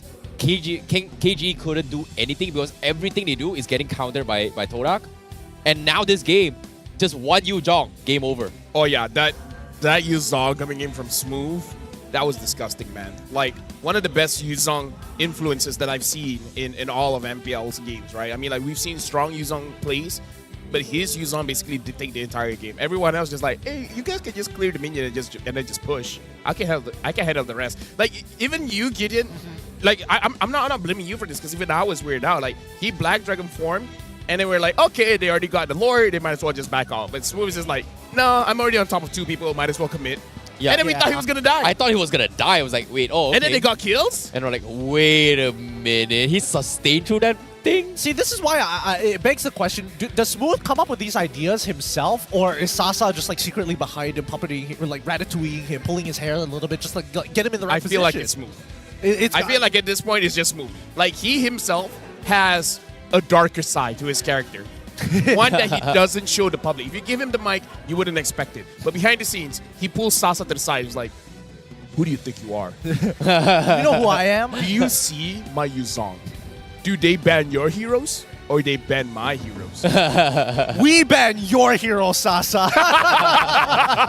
You think you're gonna inherit? Blue side ban. I think that you know, Smooth overall phenomenal player as he is good at communicating with the rest of his team at the very least, right? The fact that the Spear of Destruction landed right on time when he decides to go on the Furious Dive with the Petrify to set it all up for him to get Sasa in that fight. A lot of things just went well for KGE. And the only way I'm using this as a litmus test. Sure. If Sutsujin is 2 levels ahead of his of the enemy jungler, that's how you know that KGE is playing well as a team. Yeah. That's how you know that Deto was skilled your Lord. Secured the Lord, yeah. That's the thing. I don't know how Deto gets it every single time. With like instead of a Vexana, with a Nana, he still somehow stole the Lord, like, or the turtle. It was like, how? Like, why? How? Shouldn't he be like okay. retry, easy retry? Remember the situation where Smooth pulled Sasa aside? Now Sasa and Smooth is pulling Sutsujin aside. It's like, yo, we imported you. You're here to do this one thing. Retry for Deto to secure it. You have one job. I mean, to be fair, it's a hard job to do. To be fair, it's a very hard. It's a difficult job to do until Deto goes up to Sutsujin and is just like, you listen here, buddy. It's not that hard. Him aside. It's one big chain of people bullying each other. This is KGE style. They pull someone to the side. It's like, yo, who do you think you are? Hey, think about it, right? This is a king's empire. All 5 of them are kings here. They all have their own egos. They have to sit at a round table and have like discussions before passing through emotion, man. It's like okay, get in. Having these conversations, like, you know, it's like, hey Sasa, how you doing? And then when no one's here, it's like, yo Sasa, how you doing? He picks him up, pushes him against the locker. It's just like, give me your lunch money. Yeah, everyone's voice just becomes deep. It's like, yo, where's the divine judgment? As soon as Sasa leaves, Smooth gets pushed up against the locker by Sutsujin. He's just like, where's my black dragon form? Now let's go into our little highlights here. Official gaming phone brought to you by the Republic of Gamers. Throughout this match, right, I would have expected a lot more fights to actually occur towards Todak. To be fair, I do think that they were expecting a lot of fights, but I was expecting Todak to cut the resources off from Smooth, right? Start attacking the enemy jungle from their side, pull Smooth to help their jungler Sutsujin, and then look to collapse on him during that mid rotation. Like, I was expecting moves like that from Todak, but we didn't get to see any. You know, seeing that play just now, like when Smooth went in for the die, he should have technically died. It was Sasa who went in, saved the day, and got a stun off the 2 men, and then allowed Smooth to actually survive that fight, which is insane. I mean, like, he attacked the turret when he should have been attacking the person, but at least we can say one thing. His Spear of Destruction has been on point. Like, if we're going to talk about anything, is that his use of the Moskov, the ult, has been on point. It's very destructive. Yep, definitely has hit more people with the Spirit of Destruction when played on Sasa rather than than his opponent Jizo. But with that being said, that concludes our very first best of 5. We now have KGE up against SRG for tomorrow, and that's going to be another best of 5. Every game here is a best of 5. Our next game, though, RSG versus Team Hawk. Winner takes on the Homeboys tomorrow. One thing to note, the SRG KGE game, like starting it up a bracket here, they have an extra life. So even if KGE lost, they have another chance. So because of this win, KGE will be playing the minimum until Saturday.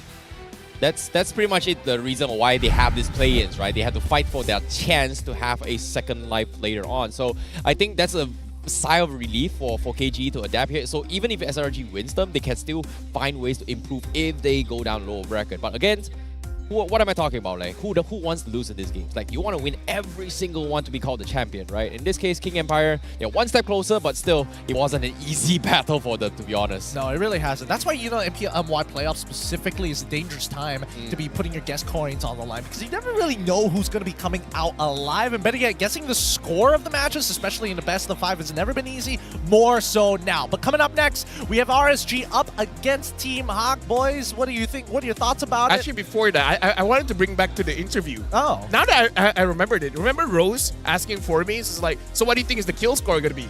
And then for me, it's like, oh, we're going to give him at least 1 kill. Just to, you know, make them feel good about themselves. Yeah. And then ended up, they did not have a single kill. Yeah, that was 9 kills too much. That backfired. That did not age well. That did not age he wanted. Formaze, man, maybe he needs to become a caster one day. He's already got the curse. With that being said, keep in mind, RSG versus Team Hawk for our upcoming match. We are going to go on a short break in just a little bit. So final words for this, to wrap this all up between KGE and as well as Toda. To be honest here, 3rd place can beat 6th place. I don't know, anything can happen. No. 6th place beat 6th place beat 3rd place. Yeah. All right, yeah, my bad. And now, numbers is difficult. 4 versus 5. Who's going to be the better one? Is it going to be 4 or is it going to be 5? I don't know. It's placement, not the amount of people. If 5 people going up against 4, that's it. But yeah. Well, let's go to a break. It looks like we're going to go into a break. With that being said, we'll catch you guys back right after these messages for more Mobile Legends action. We'll see you then.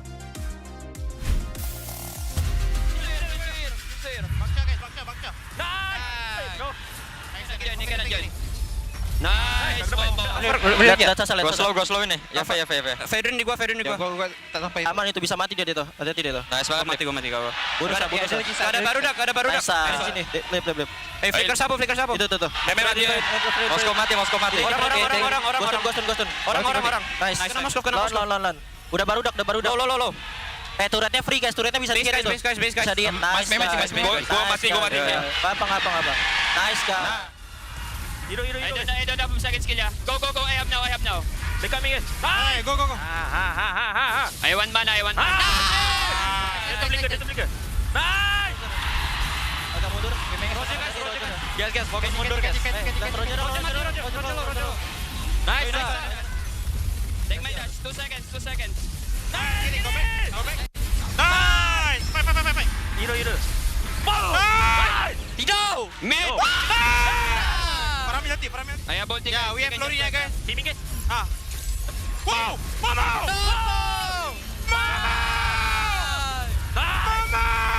Raiden.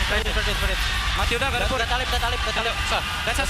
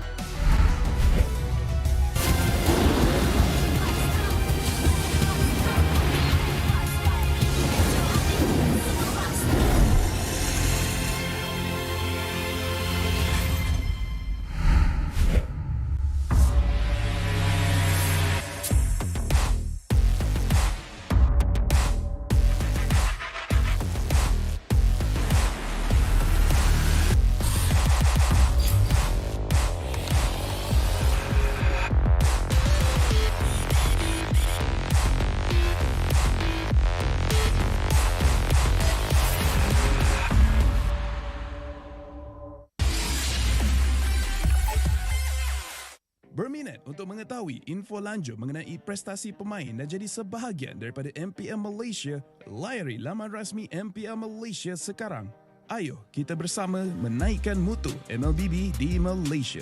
Jangan terlepas kemas kini Liga Akademi rasmi MLBB Malaysia, MPL Malaysia. Ikuti semua platform rasmi kami. Ayo sokong MPL Malaysia musim pertama.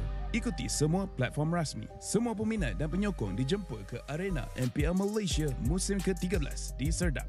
Anda berpeluang berjumpa dengan pemain kegemaran anda, kumpul tanda tangan eksklusif dan sertai kempen Fan of the Season. Interested in knowing more about player performance and be a part of MPL Malaysia? Visit the website of MPL Malaysia's #1 Esports League for the latest news and league updates. Don't miss out on updates from the official MLBB Malaysia Academy League, MPL Malaysia. Follow all our official platforms. All fans are invited to the MPL Malaysia Season 13 Arena in Serdang. You will get a chance to meet your favorite players, get exclusive autographs, and join the Fan of the Season campaign.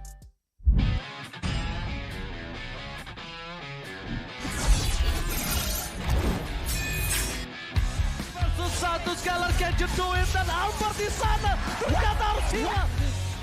Edge fight as Long gets instantly shot down by the Blazing Duet, as well as the Electro final blow. This is going to be easy cleanup for Todak as most of the... Apat yun, pero nasipa din siya. Yung ninakaw na sipa, buhay pa rin. Ang buhay! Backline already, and they're running for the lines, gunning it. Jerry trying to drag the members of RSG right underneath the turret. It's not enough though. Gray coming all the way in, he cleans it all the way up. Just nowhere for him to run. Just... Kita kata ada satu warrior weapon di Malaysia membuat pergerakan dari Liga tuh lalu benar-benar slow. Rafanya sudah tumbang.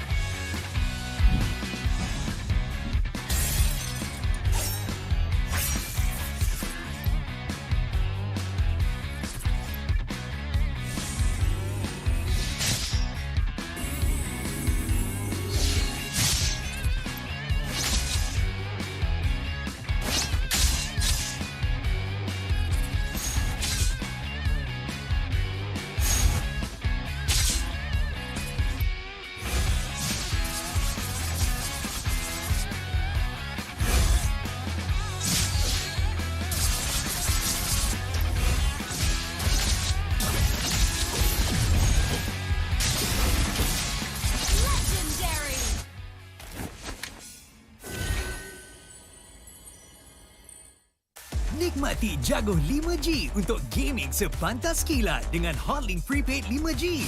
Internet 5G tanpa had dengan kelajuan 5G tanpa batas untuk layan gaming tanpa gangguan. Nikmati latensi rangkaian 5G terunggul dan gameplay termantap sepanjang malam. Semuanya hanya RM32 sebulan dengan 20% cashback. Dapatkan sekarang.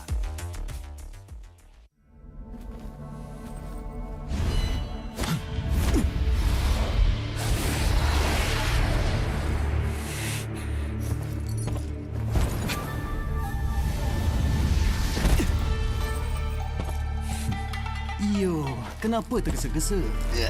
Tak boleh tunggu kejap ke?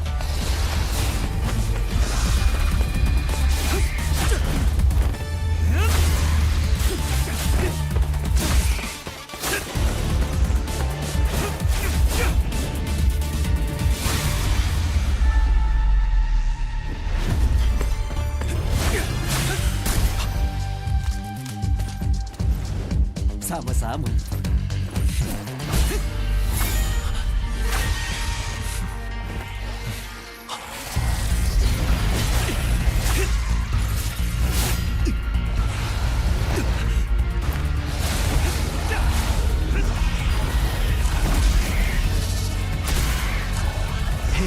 Bertahanlah.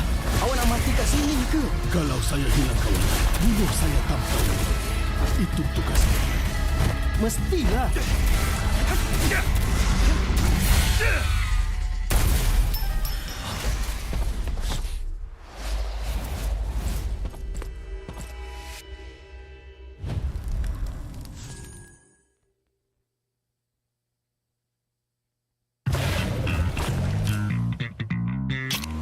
Confirm mantap, confirm lah Nescafe.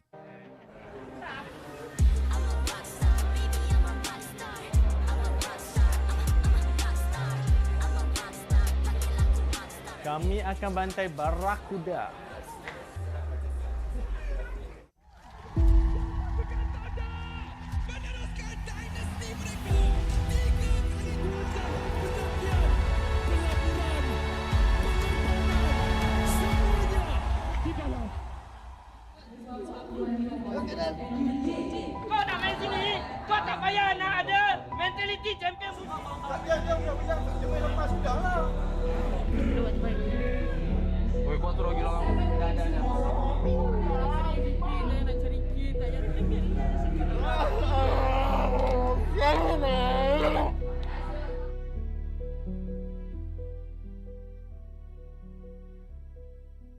paling tak boleh lupa time minta maaf? I have no idea with that. Maybe Masih ingat banyak ah.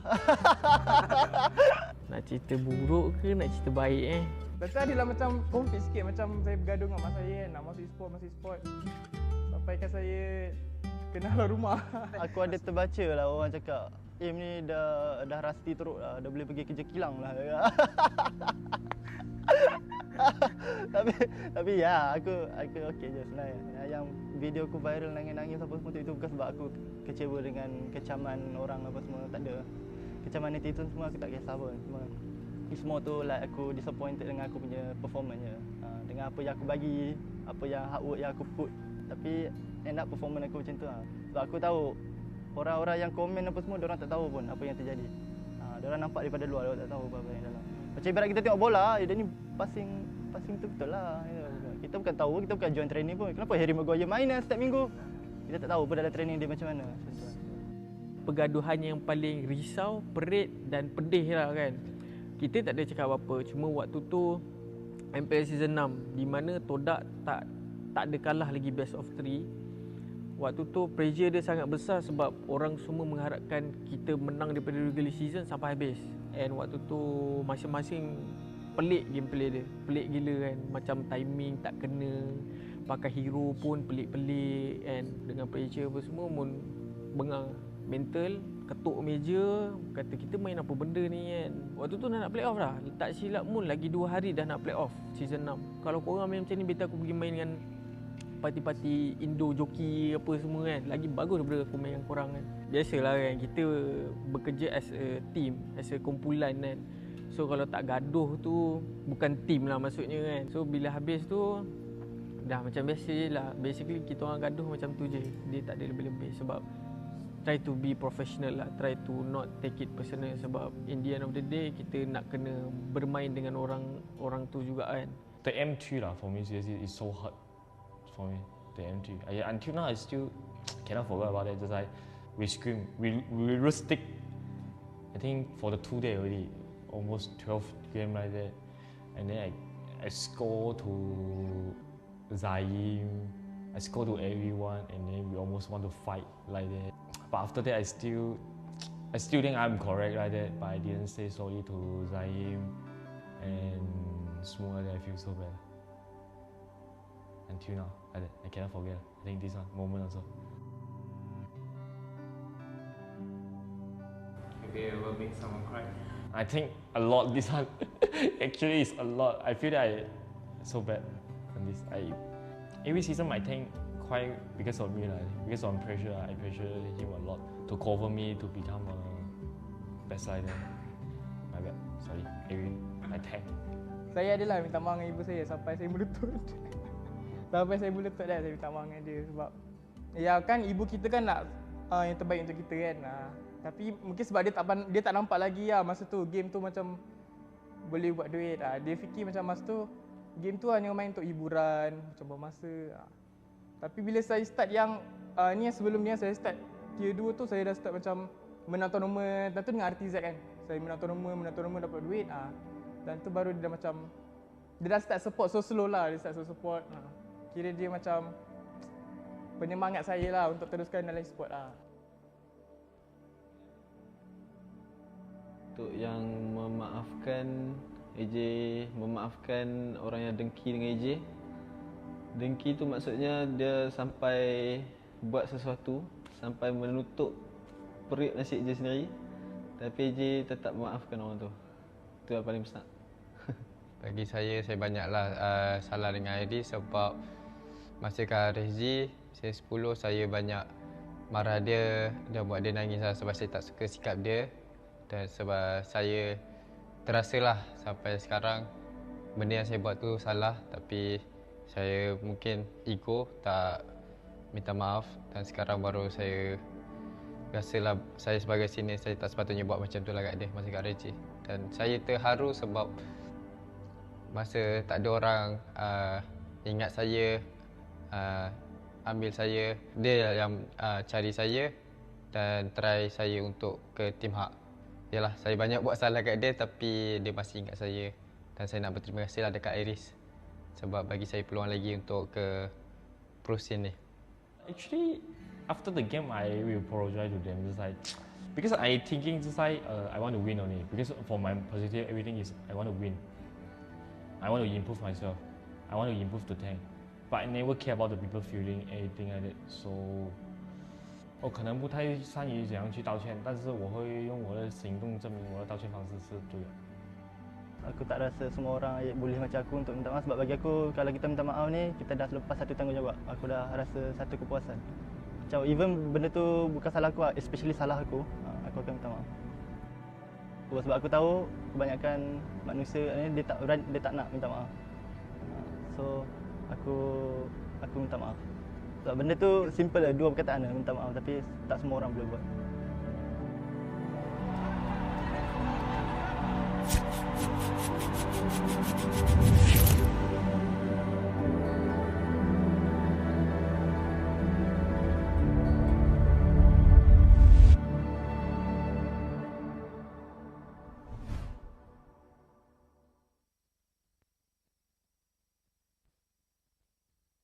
I think even Ducky himself is very vocal about this. They wanted to lose, actually. They wanted to eventually lose against a team because... Pro players put in so much time that I've seen videos that Keyboy's hand is shaking and everything like that. Like he's moving his head like very frantically, you know, that kind of motion. You know, like I think sometimes we get very caught up in the, you know, Indonesian pride, Malaysian pride, North America pride, Philippines pride, when the reality is like the org just wants to win.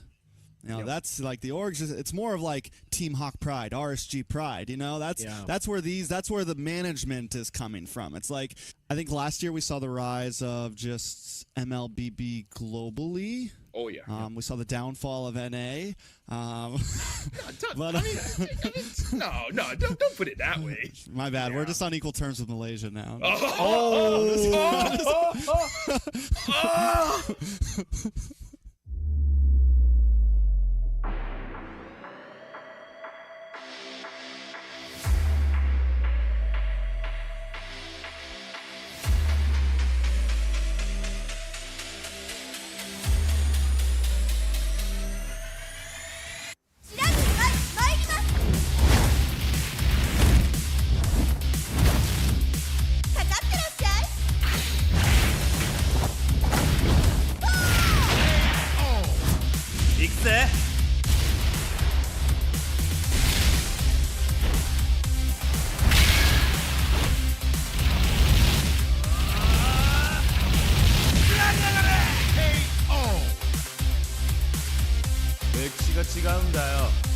Hey, come on.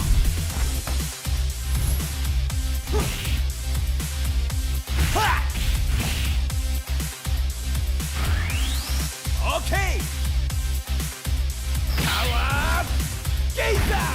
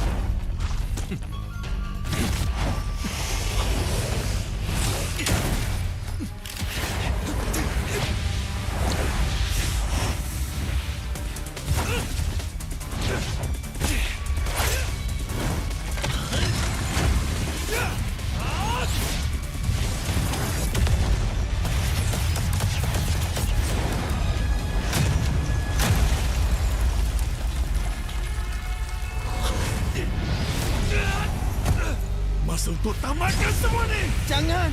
Saya kena. Awak tak mampu berlawan. Macam manalah pengakhiran akalnya.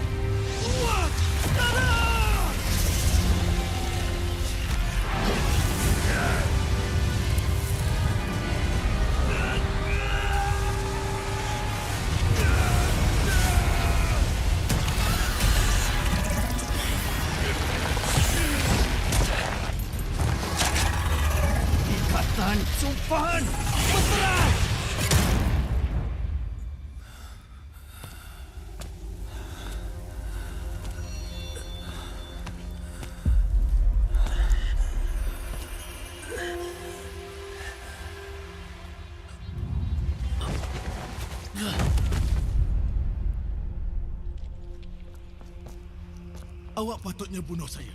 Ya, tapi ini hari bertuah awak.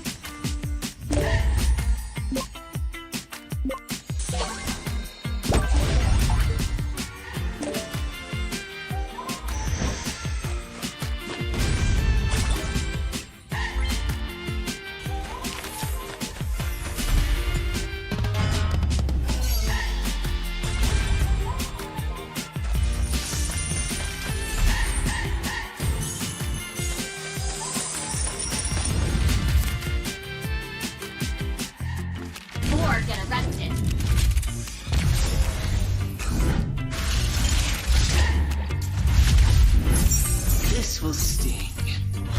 You have my word.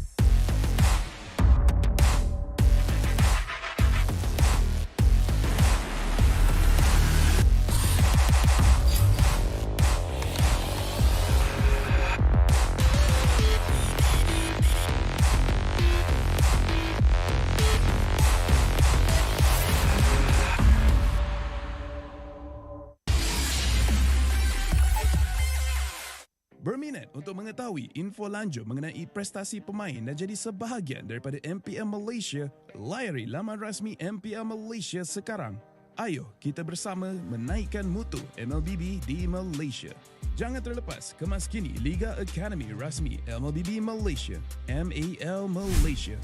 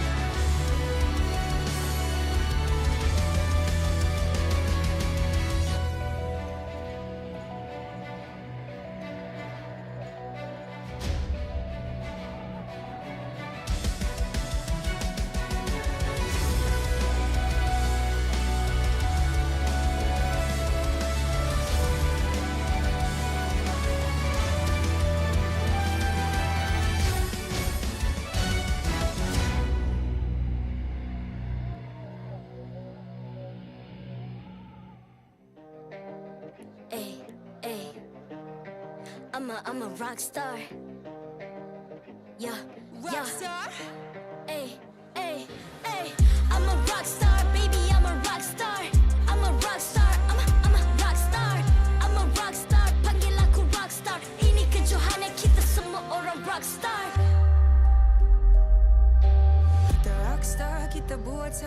kita.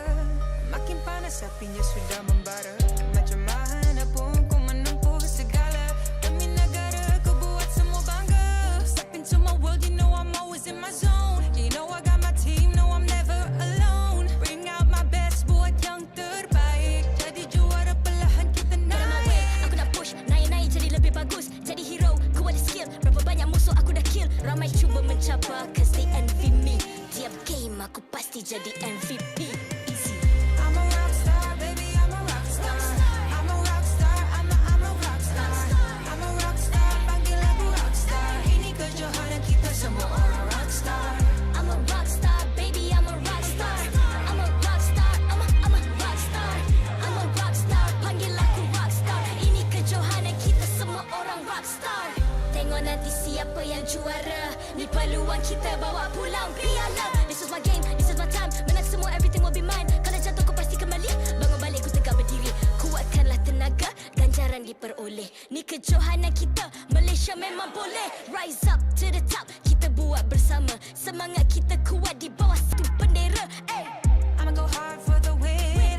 Win. On the battlefield till the end. I'm trying to beat the greatest anyone has ever seen. Stand by, I'm coming in for the win. I'm a rockstar, baby, I'm a rockstar. I'm a rockstar, I'm a rockstar. I'm a rockstar, panggil aku rockstar. Ini kejohanan kita semua orang rockstar. I'm a rockstar, baby, I'm a rockstar. I'm a rockstar, I'm a rockstar. I'm a rockstar, panggil aku rockstar. Ini kejohanan kita semua orang rockstar.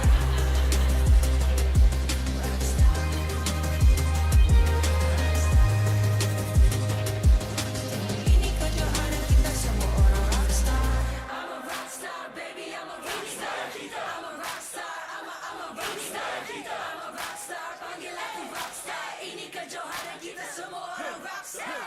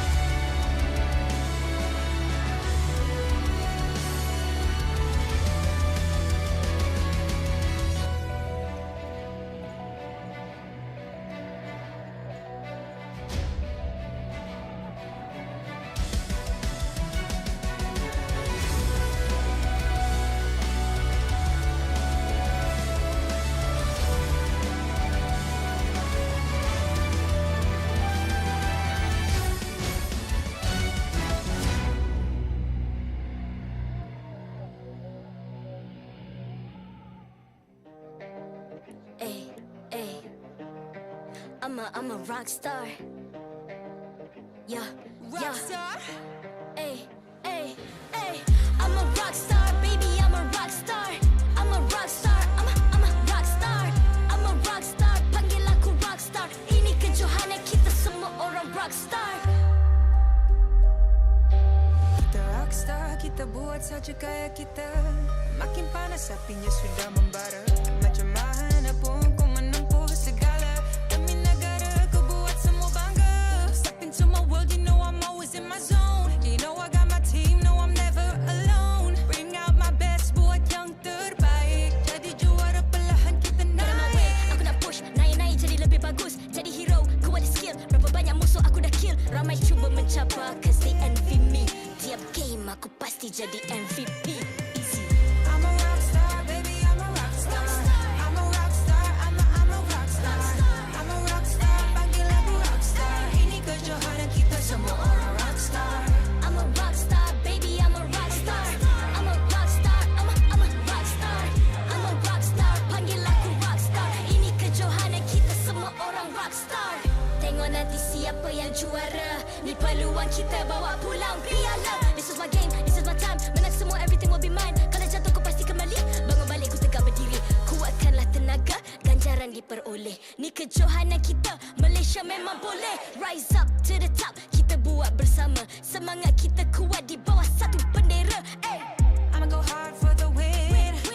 On the battlefield till the end. I'm trying to beat the greatest anyone has ever seen. Stand by, I'm coming in for the win.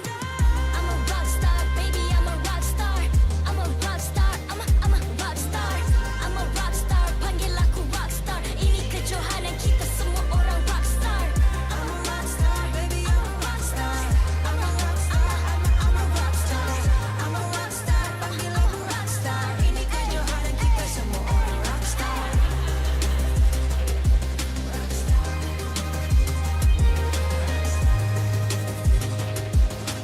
Ini kejohanan kita semua orang rock star. I'm a rock star, baby, I'm a rock star. I'm a rock star, I'm a rock star. I'm a rock star, panggil aku rock star. Ini kejohanan kita semua orang rock star.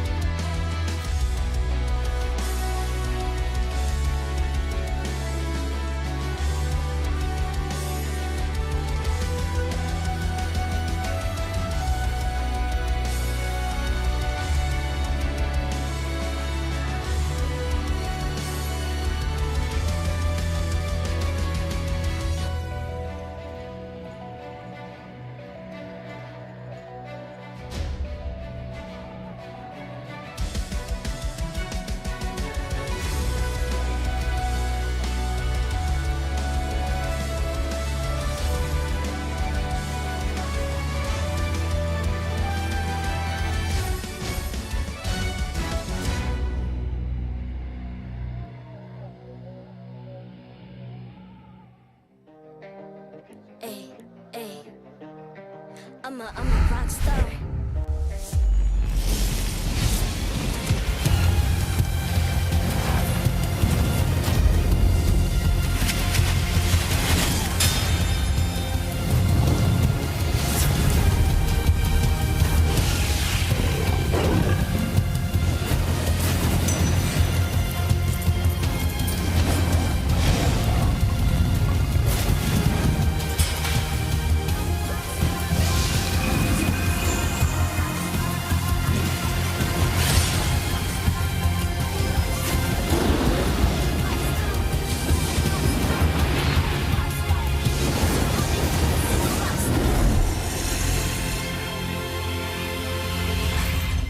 MPL Malaysia Season 13 is powered by Muntar. Enjoy a superior 5G network and lightning-fast gaming experience only with our official mobile internet hotlink. A big shout out to ROG Phone 8, the official gaming phone, for keeping our players at the top of their game. Grind on with Nescafe to keep your gaming spirit going. Thank you to all of our sponsors and partners for your support in MPL Malaysia Season 13. Welcome back. Day 1 here at the MPL MY. Season 13 continues here on the English broadcast. We've already seen one team make it through the play-ins and another team bowing out of the tournament overall after having an impressive regular season, but all is up in the air here at the playoffs. My name is Gideon Q. This is Icy Baby 1-2, and as well as LaFell here at the desk to accompany me for this upcoming game. It's going to be Team Hop up against RSG, and well, knowing both of their backgrounds here, personally for me, I mean, it should be a pretty easy RSG win. They did win the last time, so convert it? I don't know, man. RSG's my boys, right? I want them to win, but at the same time, Team Hawk, I'm pretty sure they understand where they stand right now, right? Over 500 days where Team Hawk couldn't get a victory over RSG. I'm pretty sure if at any time they want to get a win, it's today. Yeah, and at the same time as well, I feel like there is so much to actually talk about here. There's so much backstory that's happening between both these two teams here. But of course, before we talk about the teams here, we have to talk about the device that they're using on stage here. And of course, they are dominating the MLBBs with spectacular gameplay via ROG Phone 8, the king of performance, your ultimate gaming phone. So with this phone, they're able to play at the top level gameplay. And so far, personally, you're an RSG guy. I like Iris's gameplay because he has been very, very flashy.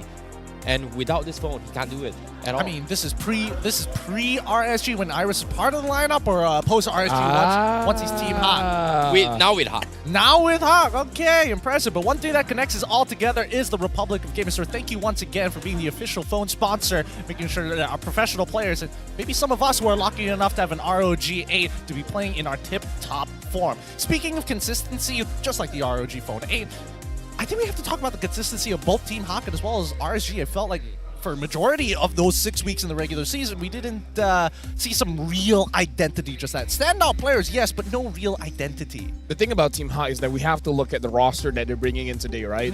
Is it Lexiao playing or...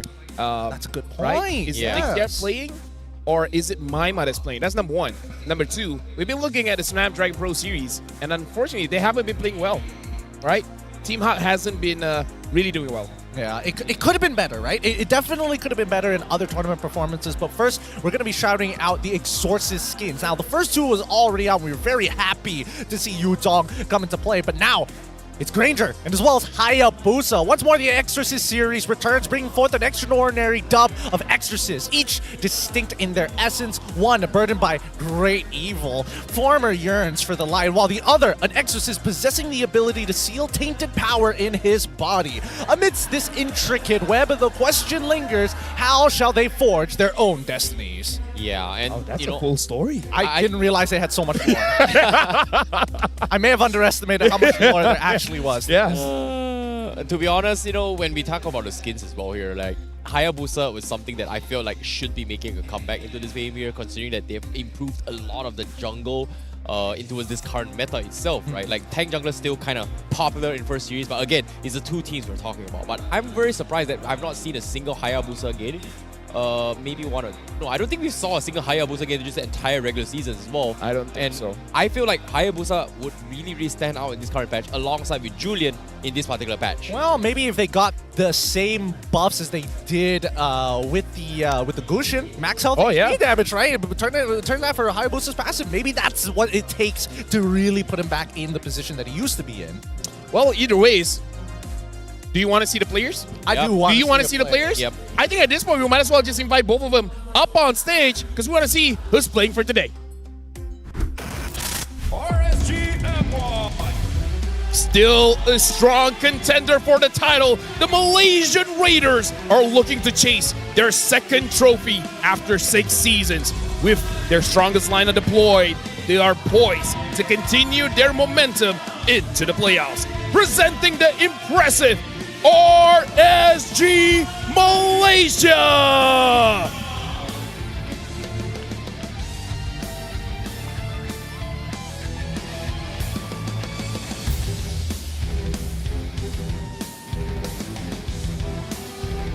Team Hawk! From glory to setback, and now back on the rise, they clinch the trophy in their debut season, but faltered after. Now, they're ready to chase their dream once more. With this run, possibly their last shot is none other than Ibambi Team Hawk!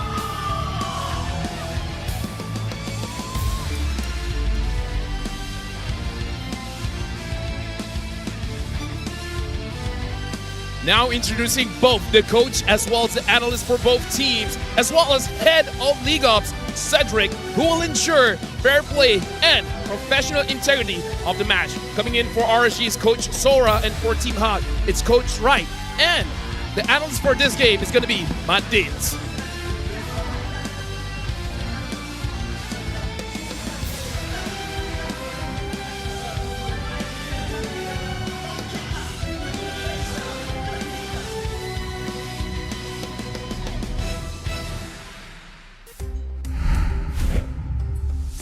So no reaction? With introductions to both of these teams already, who are you supporting? Is it going to be Prime RSG we've all been hearing about throughout the entirety of the regular season, or is it going to be Yi Bam B for Team Hack this time round? I support Beehive, Coach Behave instead, if he's going to be playing here. No. Let's not talk about the past. Behave is not with us anymore. Yeah, I mean, he's still alive. It's not an MPL Malaysia. Phrasing.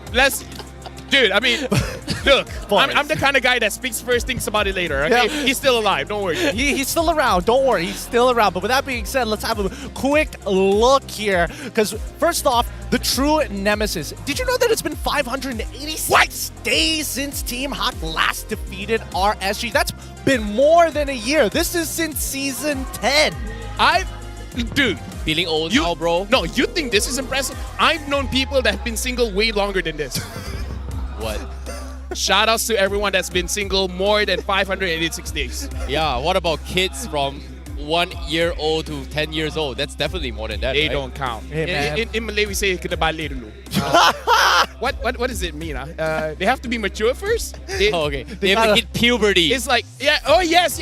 You have to hit the age where you can get circumcised first, then it counts. Yes, it's a cultural thing. Don't question it. But that being said, right, again, I brought this up before, but the consistency of both of these teams have been a little up and down. Some have been a little bit more impressive than most, and I think that Team Hawk has definitely showed that their hero pool is a little bit more implemental in this current meta compared to previously. But even for RSG, it kind of depends on whether your boy in the mid lane does well. Let's talk about the rocks of each team, right?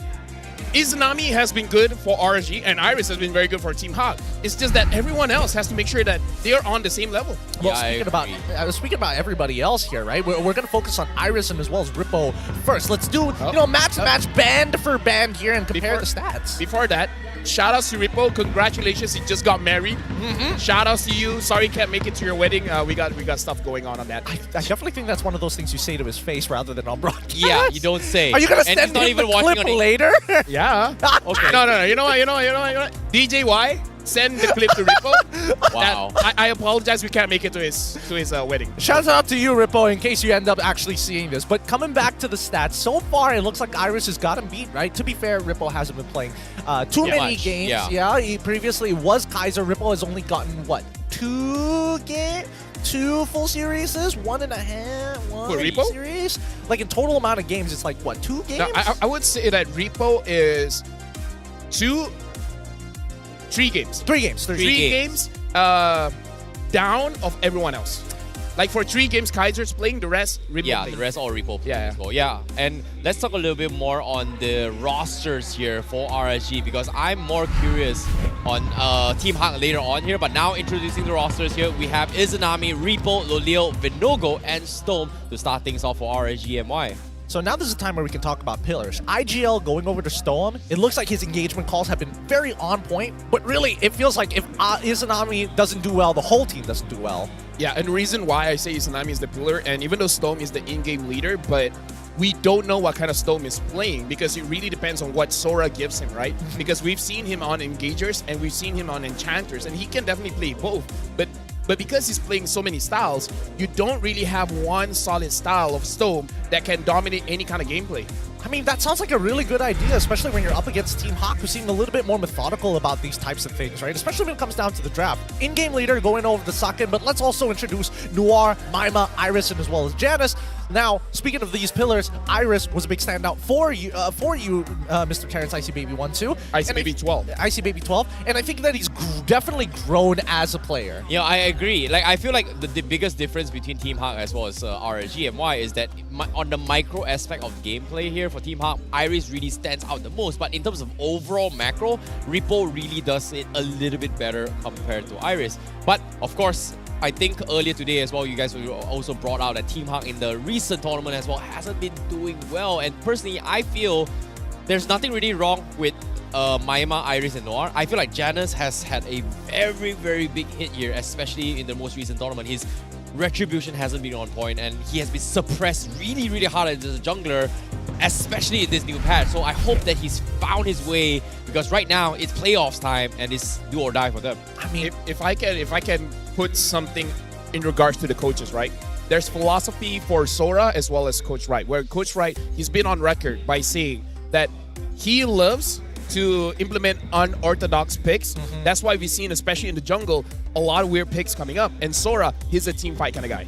Whenever he coaches any team, the team fight is going to be cleaner than before he came into the team. Oh, so this is like selecting a little legend in Magic Chess itself. This is like a general overall idea that you have in mind before you get into the game. Okay, that adds up, right? But let's talk to the keys about the keys to victory, right? RSG, improve early game laning and rotations. Boy, we've definitely seen some throws for the first 8 minutes of the game sometimes. After that, Team Hawk must weather the storm by disrupting RSG's mid-trio, and finally, always have a late-game insurance policy, something we've seen both RSG and Team Hawk not have. Risky for RSG. Lolio's the kind of guy that plays the goalie like an EXP. Yeah. So he can deal the damage, but sometimes he takes too much damage. Well, so far, when it comes to Lolios, he's the guy that will actually try to start the fight or set up a play rather than waiting for your teammates to actually start a play, right? So I think in this season itself, RSG MY has kind of lost that late game that they have been known for in their identity from previously. But whereas Team Hawk, I think Saken is a very, very good player. But of course, now let's take a look at what RSG has to say about this upcoming match.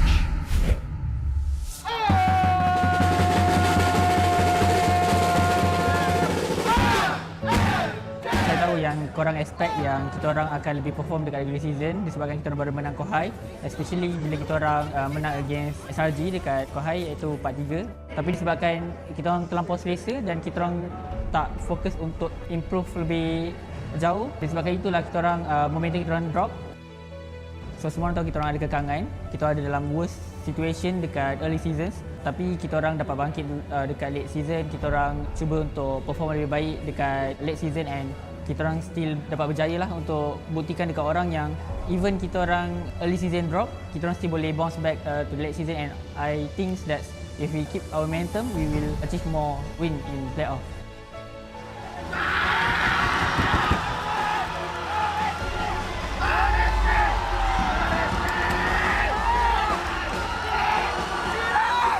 Kami nak buktikan kepada semua orang yang kami masih lagi boleh melawan dekat tournament international dan bagi fight lah dekat situ. Kepada Lexia dan Iris, jomlah kita enjoy perlawanan playoff nanti. Kita akan lihat siapa yang akan menang pertandingan itu. Untuk Team Hawk, lagi-lagi untuk Maima lah. Walaupun Maima baru masuk ke Team Hawk, jangan anggap kuat sangat lah. Sebab kita orang akan tabrak korang juga.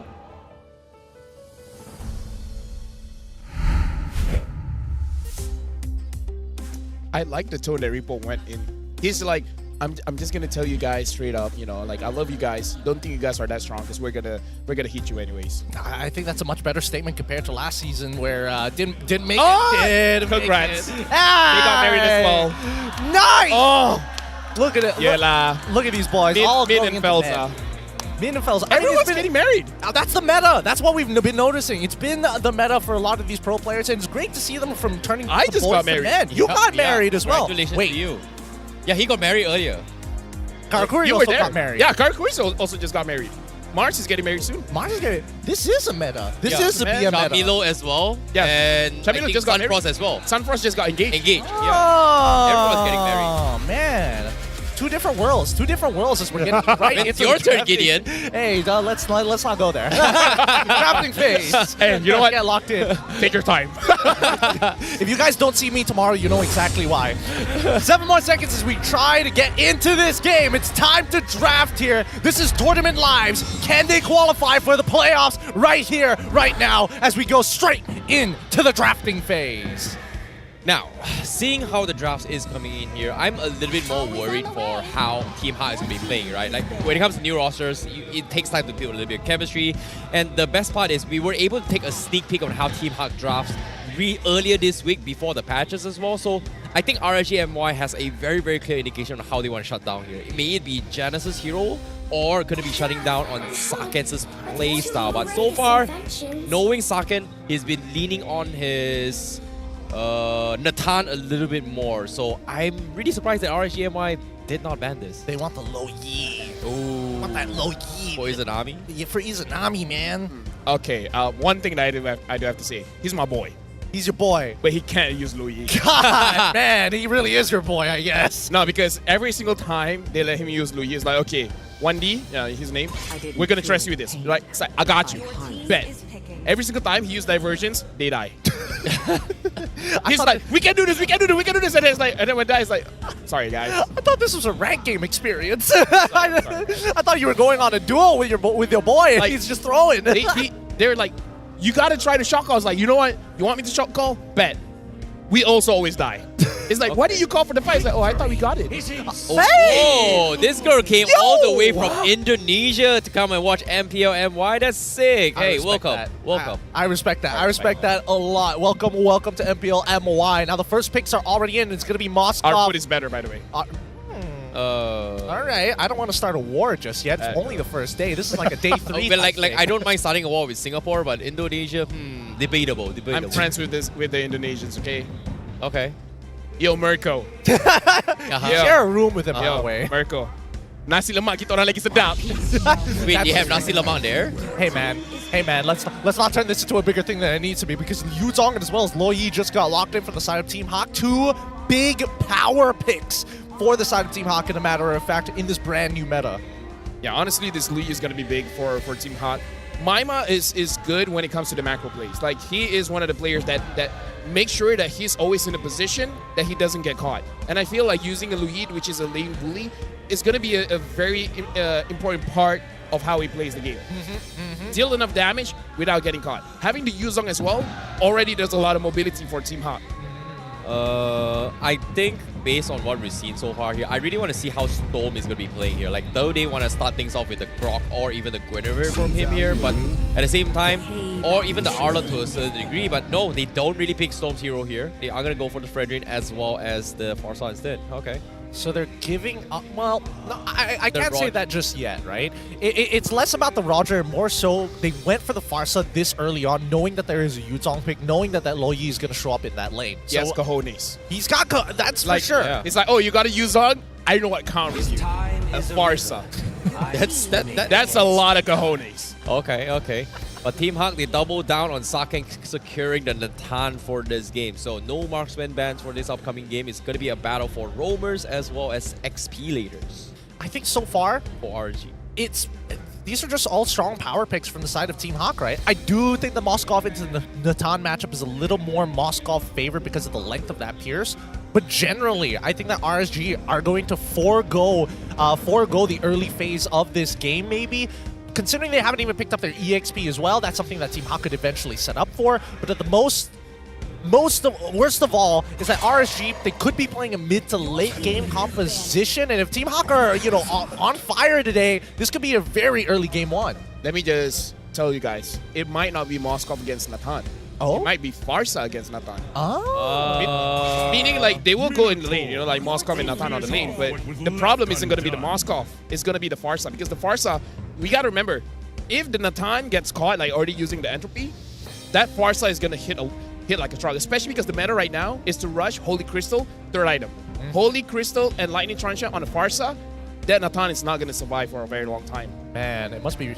That's got to be a lot of decisions that need to be made by a previous marksman player like Lolio's playing Farsa and the goal. I'm kidding, but I think that is the right idea to burst down your opponents, but it takes a really long time to get to that third item. Like, Holy Crystal ain't cheap. Yeah, and again, third item means that you have to be snowballing in the early stage of the game for Turtle 1 and Turtle 2, right? first and second Turtle at least, maybe even a third Turtle to actually get to that stage. But I feel like Team Hawk, their biggest strength right now is having this Lo Yi on Maima, right? Like, every single time the divergence is up, there's 2 things he can do. 1, check bushes with the ultimate, or 2, just get a very, very hard drop on either the gold lane XP or whatever rotations that he wants to, which puts RSG in a spot where, what do I do? I think finding that flank angle is going to be option number 1 rather than TPing right into their faces, right? Because I think RSG, they just want to play a traditional front to back. The fact that they're getting rid of the Minotaur, getting rid of the Florid, they want to ensure that these backliners aren't as safe as they think they are. So that way, maybe RSG could be looking for a flanker, but they know for a fact that Farsa is definitely going to fall into range of that backline of Team Hawk. Yeah, seeing Team Hawk right now, I think banning off Storm's comfort heroes is going to be the way to go, right? Like, I'm surprised the Grok is going to be let through, but Team Hawk, they prioritize on the Edith instead. So this is going to be a Edith roam coming in from Noir. Nothing super out of order. It's comfort picks coming for Team Hawk, but RSG MY, what is Storm going to play? Here's the thing. We only see 4 picks for Team Hawk, but I'm actually favoring the draft here. Yeah, I like everything looks very solid, especially when it comes to the junglers. There's a lot that's still open. You can pick up the Akai, you can pick up the Barats, you can pick up the Baxia. So Team Hawk, they want to see everything else. Now that they've seen the export, now they have a better chance at understanding what kind of jungler that they want. Maybe they can go a little bit of damage if they want. Something like an Alpha, maybe? Possibly. I think the Alpha might be probably still about Rats, but just saying. Yeah, that's the thing. The Alpha might be a little hard. It does require Alpha to walk into the range of the Feather Airstrike before he can get the Spear of Alpha off to cancel it out. Moskov can push him away. I think this is going to be an Akai angle. Yeah, I feel like Akai is the safest here. It's the safest. It's a lot of disruption. It can potentially punish this Grok if he loses his power of nature. You don't take too much damage from X-Borg. You can kind of like weave in and out of the fight, which is the most important thing. But no, they go for the damage option. Okay. I mean, I'm the Atlas for a reason, man. That's true. Looks like Janus has been doing a lot of homework in these past 2 weeks to prepare for the playoffs. Alpha, this will be interesting, because that means they can only move forward. Well, seeing how this is happening as well here, I feel like Team Hawk is in a prime position to abuse the fact that Alpha, once level 4, level 8, he's going to be unkillable unless they have early endurances. Yeah, I feel like the only thing that Team Hawk, they have a very clear window where they can attack non-stop. Because at one point, especially at level 12, the cooldown for the Spear of Alpha is non-existent. And then the moment that the Natan gets the Holy Crystal, it's going to be much faster than the Farsa. So the mid-game for Team Hawk is so strong. Like, it's ugly how strong it is. Yes. Well, let's see how they're going to be doing this here, because now it is going to be a do or die for both these teams. Game 1 of this best of 5 series here in MBSJ. This is going to be Team Hawk going up against RSG Malaysia for the title. All right, let's see how they're going to play this out. Because again, these early resources are extremely limited, but it's kind of up for Team Hawk to just be the more proactive one, to look for that early snowball. And even for Stoem, faking it out, making it real difficult for Noir to pinpoint where exactly they started. He's already seen that orange buff, so he knows. Yeah, the thing is, Storm is able to slow the mid lane. Not really slow the jungle, but able to slow down the mid lane. Lolio so far is doing a little bit of damage onto Saken. And honestly, I agree with Gideon when it comes to the early stages of the game. It is going to be the Moskov game. The Moskov will do well against the Natan. That lane is over already. Saken already uses Purify, and now Lolios is a freeze underneath the turret. That lane is done for Saken. Oh, it's going to be a difficult one for him, considering that now I was expecting more aggression coming from Storm, but knowing that there is the new patch coming in, so I'm guessing he's waiting after the 2-minute mark before he starts invading like he usually does as a Grok. Yeah, I kind of feel like what he did is, again, he acts like he's trying to slow down the jungler so that whenever the mid as well as the roam comes over, he backs off. He's trying to slow down the mid duo, kind of what we saw in previous series, to make sure that Izanami has a better time farming up. Once Izanami gets level 4, then we can start to see Izanami moving around with Storm as well. For now, Storm just wants to slow down the mid trio, giving space for Rippo, but more importantly, giving space to Loliel. And Loliel's is taking full advantage of it. Saken able to find an effective trade back, evening out his score in that lane. So now that he's stabilized, all happening within 1.5 levels, now it's time for level 4, very first turtle, and we're expecting that Team Hawk should be able to get at least 1 kill off that neutral fight. Yeah, hold on, diversion coming in. Vinogo doesn't see this coming. Oh, from behind, they find Vinogo. Here he comes. Petrify comes in, chain combo all the way through, even a feathered airstrike as well. That's going to be first blood in the hands of Team Hawk. But again, the insanity comes in. They will find Maima for their punishment here. Big wall charge coming in, but no retribution for Vinogo. Means Team Hawk secures it, and now Iris finds another one. Yu Jong to win the fights for Team Hawk. Unfortunate indeed, but at least Rippo didn't go down as well. That lane is definitely skewed, but at least it evens out. However, the people who did die, which in this case is going to be Maima, as well as Stoam, they should be able to recover in that lane. Maima, he's going to be a little slow on this push, right? It's 2 versus 1 for the most part when it comes down to that mid push. We haven't seen a big lane gang coming in from their mid laner just yet from the side of Team Hawk. I feel like just now is a big wake-up call for RSG MY because for a second, they totally forgot what the lead does. And then after that, I'm pretty sure every single time they want to secure an objective, they gotta double check. In fact, triple check every single push to make sure no funny business is going on. Oh no, I've seen this happen as well. Noir focusing on Izanami, and at the same time, Lolios gets bursted down by Janus. Izanami will survive, but they've lost the gold laner here for RSG MY. Good stuff from the side of Team Hawk, and I hope that they're actually going to utilize this tempo. They should be able to get full gold plating here for the side of Saken, so he's going to be pretty topped up fairly fast, but at the same time, Janus now completing that War Axe, his clear speed has now been increased. Yeah, the thing is, like I said, Team Hawk, non-stop aggression, but Maima. No, hold that thought. Maima getting bursted down very quickly here. Janus tried to save a little bit more, but unfortunately misses the combo. Meanwhile, RSG MY, they're finally getting a little bit momentum to actually scale back to this game now. Right now, it looks like they are able to secure the crab, but again, Team Hawk with this kind of draft, they are basically playing off of their ult cooldowns, right? The moment Maima has the diversion, he can go in because you're just waiting for the Louis, not really waiting for the Alpha. Alpha is always online. He's just like, you tell me to go, I'll go. You tell me to jump, I'll just ask how high. How many more of those opportunities are they going to find for him? At this point, right, to get a setup like that, do you think Maima should ever be rotating through the river, or at this point, might as well just use the oil? Well, bottom lane here, Divergent sending them bound bottom here. Saken immediately gets a kill on Lolios. Nicely done here coming from Team Hawk. Meanwhile, middle lane, Turtle going to be out for opens. Now they're going to be trying to buy a little bit more time here with the Black Dragon so the rest of the team from Team Hawk can come into the fight. Storm almost losing his life here. Iris in the Elder form, but he's going to get bursted down. Mistakes were made. Storm with the big wall charge. Oh! Janus wins the trade. Vinogo gets bursted down. Team Hawk trades him off. And Saken, he gets a solo kill on Lolios again. What? Yep, this is looking great for the side of Team Hawk, winning on every single front. Yes, Iris gave up his life, but they still were able to find 2 kills back, one of which he didn't infect at all, and the other with the help of their jungler Janus, landing a good Spear of Alpha in time. For the most part, we've seen how these ganks have been pulled off, and it feels like RSG MY just a little unattentative. Right now, RSG MY, they got to stop the bleeding somehow because 4,000 gold in 5 minutes, that's a lot. That is too much. That is a 1 item difference, right? And then looking at the gold difference here, roughly double of almost everyone. No, mostly just Saken and Loliel. So they gotta stop the bleeding somehow, and it's very difficult to do, knowing that Maima could be at anywhere, at any part of the map, and then the Alpha, even just by himself, can dish out the damage. But at this point, because Saken has won, and he has over 2,000 gold over Loliel, he can start joining these fights because he already has. Dude, 2 items. Yep. 2 items. 2 items 6 minutes into the game. 6 minutes, 10 seconds. Oh, hold that thought for now. Divergent coming in. Okay.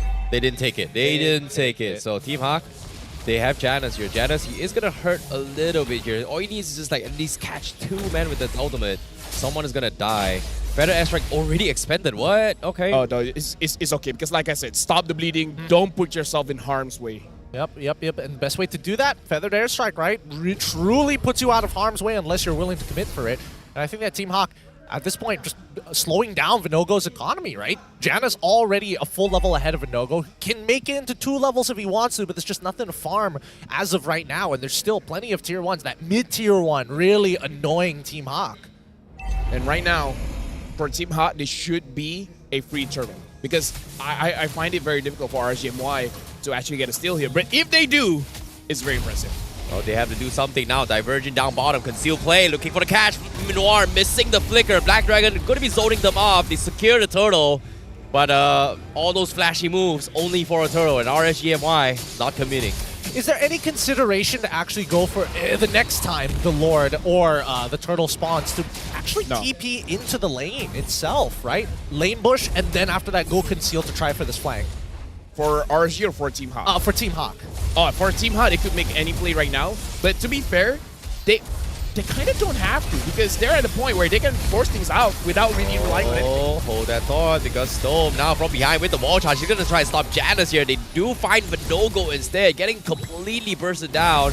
And RSG MY not even retaliating this fight. And somehow Team Hawk is just snowballing even harder now. 5.6k, almost 6k.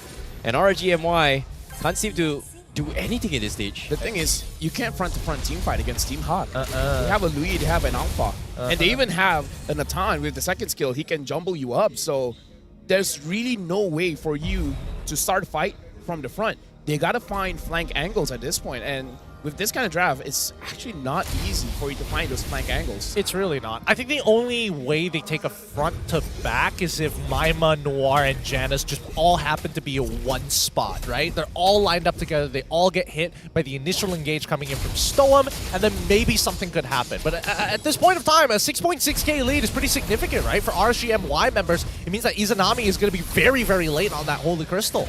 Yep, Divergent comes in, does scout out the members, but again, not committing to the play. And because of this, RSG MY, they saw that, they were like so afraid, and that split second backing off means that it's secure tier 2 up top. Right now, honestly, with the drive that RSG MY have, this is a very difficult position to be in, man. Like, you don't have a lot of outs for this one. The only thing is, maybe Loliel gets 3 items, gets a good Spear of Destruction onto Saken or Maima, and then he can try to 1v5, but it's easier said than done, because for him to get to those kind of items, it's not gonna be good. And Saken now having the Holy Crystal, the front line is not gonna be a front line. Yeah, they're gonna melt so quick unless Saken makes like a significant mistake here. Oh, Noir now going for the flicker play, and Iris from under as well, going for the black. They're gonna zone them off, and guess what? Objective is key, and Team Hawk secures the lot because of this play. But Divergent up top here, well, looks like they're going for efficient farming for Saken. Yeah, just managing the wave, because at this point, you don't have to really do anything fancy, right? 7,000 gold lead. Saken already hit his power spike. Don't need to make any risky moves. Yeah. You don't have to take fights that you don't have to take, because at this point, it's on RSG MY. It's not on Team Hawk, right? Team Hawk can just walk, attack, and then RSG MY, they're the one that has to respond. That's a good point here.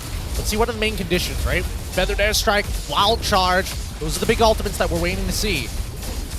Well, in this case, are they going to be able to set this up though? With the Lord collapsing really soon, Team Hawk, they will have the Black Dragon soon up on Iris. And once that's up, RSG MY has to find a way to stop this. I think this should be like a guaranteed inhibitor, right? Like, they've got the resources to fight for it if necessary. Yep, concealed play comes in. Janus, you know, they do bait out the Feathered Airstrike for now, but the Lord is still standing relatively healthy. Saken looking for the play. Oh, Noir tries to go for dive as well. Same goes for Janus. They try to go to collapse. Logo getting bursted down. Eventually gets taken down by Maima. They take the tier 1 and they get a free B. 5-man alive for Hawk, and RSG MY got hit and got ran over. If I was RSG MY, I would think of game number 2. Because I feel like you really got to look at the draft. As much as I love Izanami on a Farsa, going up against, using a Farsa against a Yuzong that you've already seen, I don't know, man. It doesn't feel good. It really doesn't. It really, really doesn't. Like, this is a difficult game for RSG MY in so many factors. The areas of which they are strongest at, they weren't able to make it last. And Team Hawk, so far, has been outplaying them from laning to even these team fights. The snowball lead doesn't seem to be going anytime soon unless we see a huge mistake from the side of Team Hawk. And I don't see that happening. Like, Saken, nothing really threatens him unless we see him, like, get caught up by 3 people in a single wild charge. Or maybe Vinogo is able to catch 3. One or the other. And even then, that's under the assumption that Izanami has enough damage to one-shot him in that first rotation. You know, this is a very sad situation for RSG MY fans and even themselves right now, because Team Hawk right now, look at Saken's item. This is an item where we normally see Saken kind of into the later stage of game, but for him to get it this early, I don't know if they can even tank his damage right now. I mean, can't, right? But Nogo and Stome only have 1 item. Only have 1 completed item in 12 minutes. I do want to see Saken do it again, just like blow through him. Is that a instant replay for that? Nah. Don't worry about it. Yeah, don't think too much about it. Let's just have fun. Yeah, just have a good time. Yeah, have a good time. This is an amazing game. So right now Team Hawk, they still have a lead, 5k gold lead. But at this point, everyone's topped off, right? Yeah. Because at this point, I'm pretty sure Storm and Vinogo have at least 3 items. So now they're a little bit tanky. And now we see that Team Hot, they're not as confident as they were in the early stages of the game. Now, we don't see a lot of uber aggressive movements coming in from them. I mean, to be fair, Team Hawk is not known for like being uber aggressive. They know how to chase down kills. They generally have a shape of the fight that they have in mind before they go in. But the big problem now is that they've been punished for their hesitancy. You gave us so many opportunities to actually hold out our high ground defense, and now you're going to have to pay the price. Yeah, and on top of it all, they bought enough time to get immortalities up on Repo, as well as I think Izanami has one, Vinogo has one as well, so that's going to be a little bit of a big problem here. Team Hawk drops it out here, made a little bit of mistake. Fighter airstrike comes in, Izanami forced to cancel immediately because of the Black Dragon. Iris still looking to try and peel against RSG MY, but no value at all. But Luleo's from the sides, he's going to get caught up. Purify comes in, it's again. No! The wall charge from Storm stops them all, and now Team Hawk, they're losing too much health. They need to run 1 HP survival, and same can be said for Repo. And they trade at a narrowly near-death experience. No one is dying. Now, even with the divergence, they're trying to kill Repo. No one has died. Everyone almost dying here. 5 men alive for all 2 teams. Wow. What a fine line. What a fine line that was in RSG. They're not done with it just yet, right? Even concealing back to regain the position lost against Team Hawk, especially with the Lord already up. What a fight that was. And it looks like he's going to continue because the Lord is restarting because no one died. Okay. And now they got Rippo. Take 2, no battle spells up on Immortality, on Lolios, but Repo now going to be dived on. Iris looking for the finish, going to get a kill. But dead. The back lines as well, Lolios finds Maima, but no, actually Maima survived, and he's going to make a run for it. He actually diverged out of there. But now the Lord comes in, Saken secures the Lord. And interesting now, Lolio is stranded. 4v1, can he survive? No, he cannot. Saken gets the kill. Team Hawk, they will survive. And guess what? What an outplay from Maima. Excuse me, what happened? Yeah, I mean, Lolios almost made the super play of a lifetime there. Maima diverged into the into RSG MY's purple buff. Dude, I mean, like, Maima, like, I think he used all of his luck in that one play. Yeah, he did. He really did, because Team Hawk are now running down with the Lord to close out this game. No more third chances. Well, Storm now losing his life fairly quickly. Lolio's 20 seconds on the sidelines. Vinogo trying to clear off the minions, but it's not good enough. Team Hawk takes game 1 with a series of jabs, but eventually Team Hawk, that has been dominating, will be the ones to be ahead in this game. Nicely done by Team Hawk here. What a game this was. Draft definitely looking weird from the side of RSG, but they still hold on for as long as they possibly could until they could not. I mean, with a quote-unquote bad draft, they did that well. I feel like Team Hawk, they gotta be careful, man, because if RSG comes in with a more better draft coming in for game number 2, they should be worried, because I feel like Izanami was still deathless in that game. And if you guys missed the game just now, let me just say, it's hard to explain what RSG did to delay that game that far. I think they just tried to outplay it, right? That's what it felt like they did. They're like, okay, we got a couple of bad matchups, but if we just dodge the abilities, guys, if we just outplay the team fight, we'll win. The comms, like, it's not that hard. Just kill Saken. Just kill Maima. Just dodge the stun. The thing is, they did it. They killed Saken one time. I believe they killed Maima, and then there were multiple attempts to get Maima. It's just that, how do you survive that? A full onslaught by a Moskov, and you're still able to diverge in somewhere else. To be fair, I think he got real lucky there. He got real lucky. 1 HP before he was about to die. A single auto attack, even if it was mid-animation, he would have still died when the projectile connects. You know what wasn't lucky? What wasn't lucky? Vinogo was all alone inside the Lord Pit. Lost the retry battle against Nathan. Something about the junglers today. Something about the junglers. It is a little bit unfortunate for all these players here. Like, it seems like it might be playoff nerves, or it could be jitters here. It might be the crowd, but it seems like there has been a lot of individual misplays coming in here for just today in particular. And that game, I feel like one of the most sickest play is that I did not expect Team Hawk to pull in the Alpha. And what do you guys think about Alpha? Do you think he's going to be the MVP this match? Well, as an MVP, might be a little bit hard. We'll talk about it in a little bit, unless. Oh, it's not them. It's not Min or Man. It's not them. It's Zaken coming out from Team Hawk, having a big game here. He did blunder. He did blunder a couple of times, but still able to recover very, very well. That early to mid, disgusting. Dude, he completed his 3 items so fast. And the thing is, the items aren't cheap, man. No. It's not cheap. They're so expensive. Yeah, it's so expensive, and he managed to get things done. And he has the Weapon Master as well.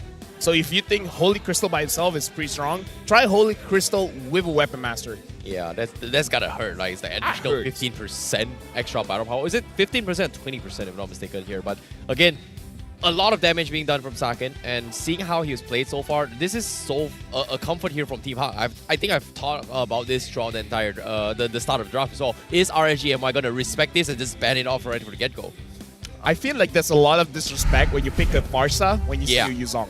So I think it's like, it's not even a question anymore. I would agree with that statement. I would definitely agree. I thought that RSG was setting up for like a Loyi on Izanami. You told us otherwise.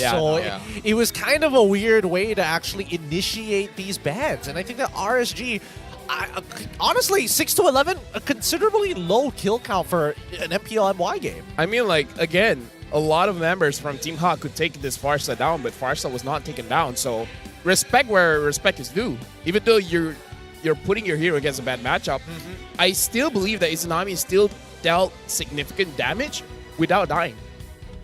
Yeah, I think that's the thing about Izanami, right? Like, he's always using those Feather Extract preemptively, trying to bait out the early Black Dragon, right? Like, and a majority of time coming for RSG MY is that they have to deal with Iris coming to the fight. And because of all this Tai Chi fighting, or in this case, wishing and washing here, balancing each other, trying to juke each other spells most of the time, eventually came down to a situation where who has enough ammunition to continue the fight.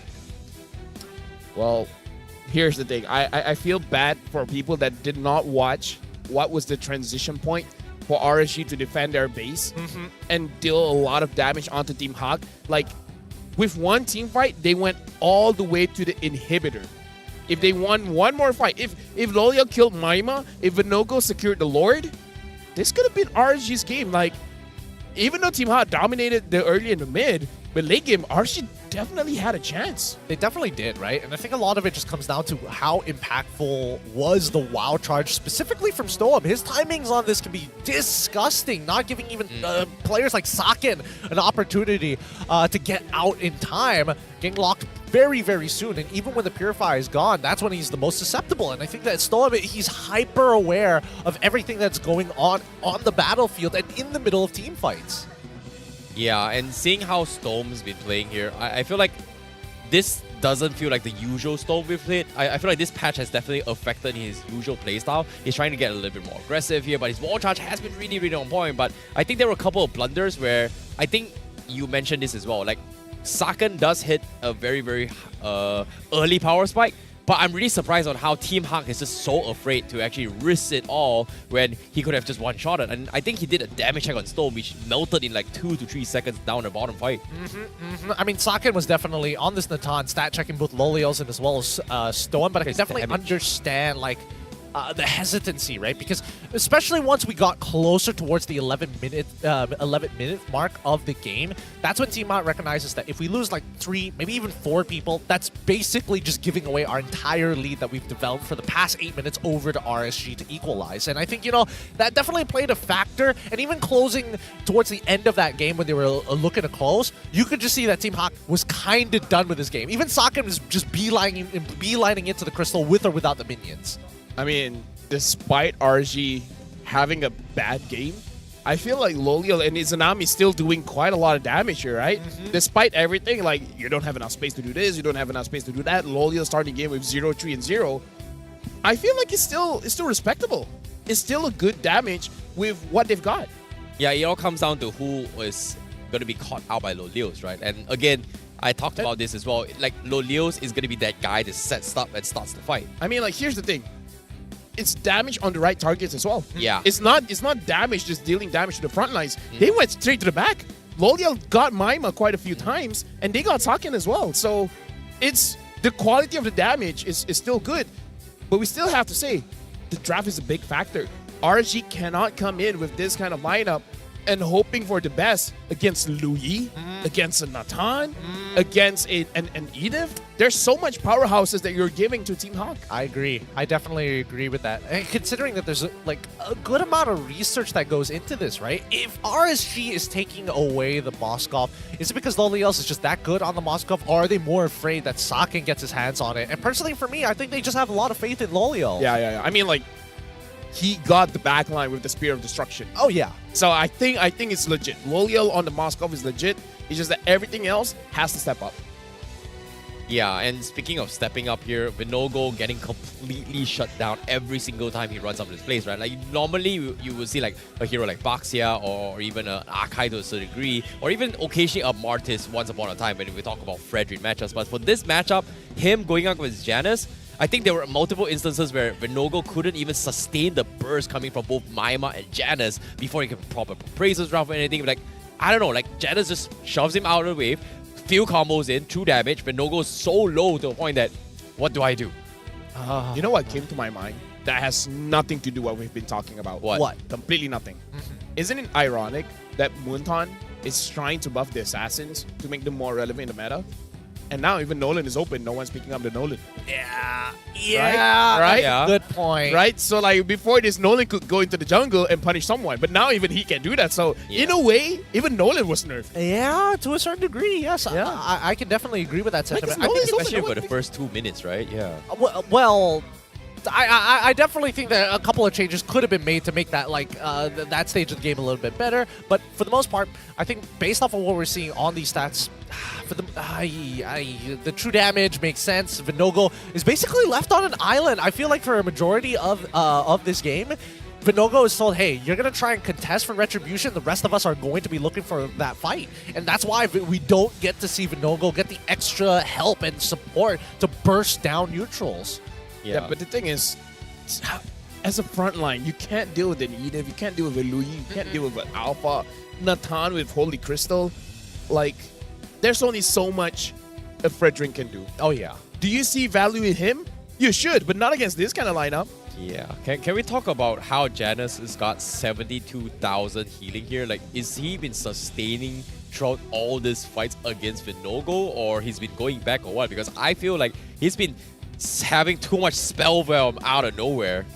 When it's inbuilt, it's natural. It's all natural. Let's look at the Hall of Famers here. It's going to be Rich Guy and the Carry going over to Saken once again. And Sandbag going over to Storm. Best wingman going to be Noir. Because so far, man, Noir, he is generous on that ult button. He just goes right into it, especially on Edith as well. I thought he would have held on to his ult a little bit longer, but no. Starts it off. That's how you know exactly when Team Hawk is going to try and burst down a Lord or a Turtle. Do you want to know why? Why? He's putting the fear of God into RSG.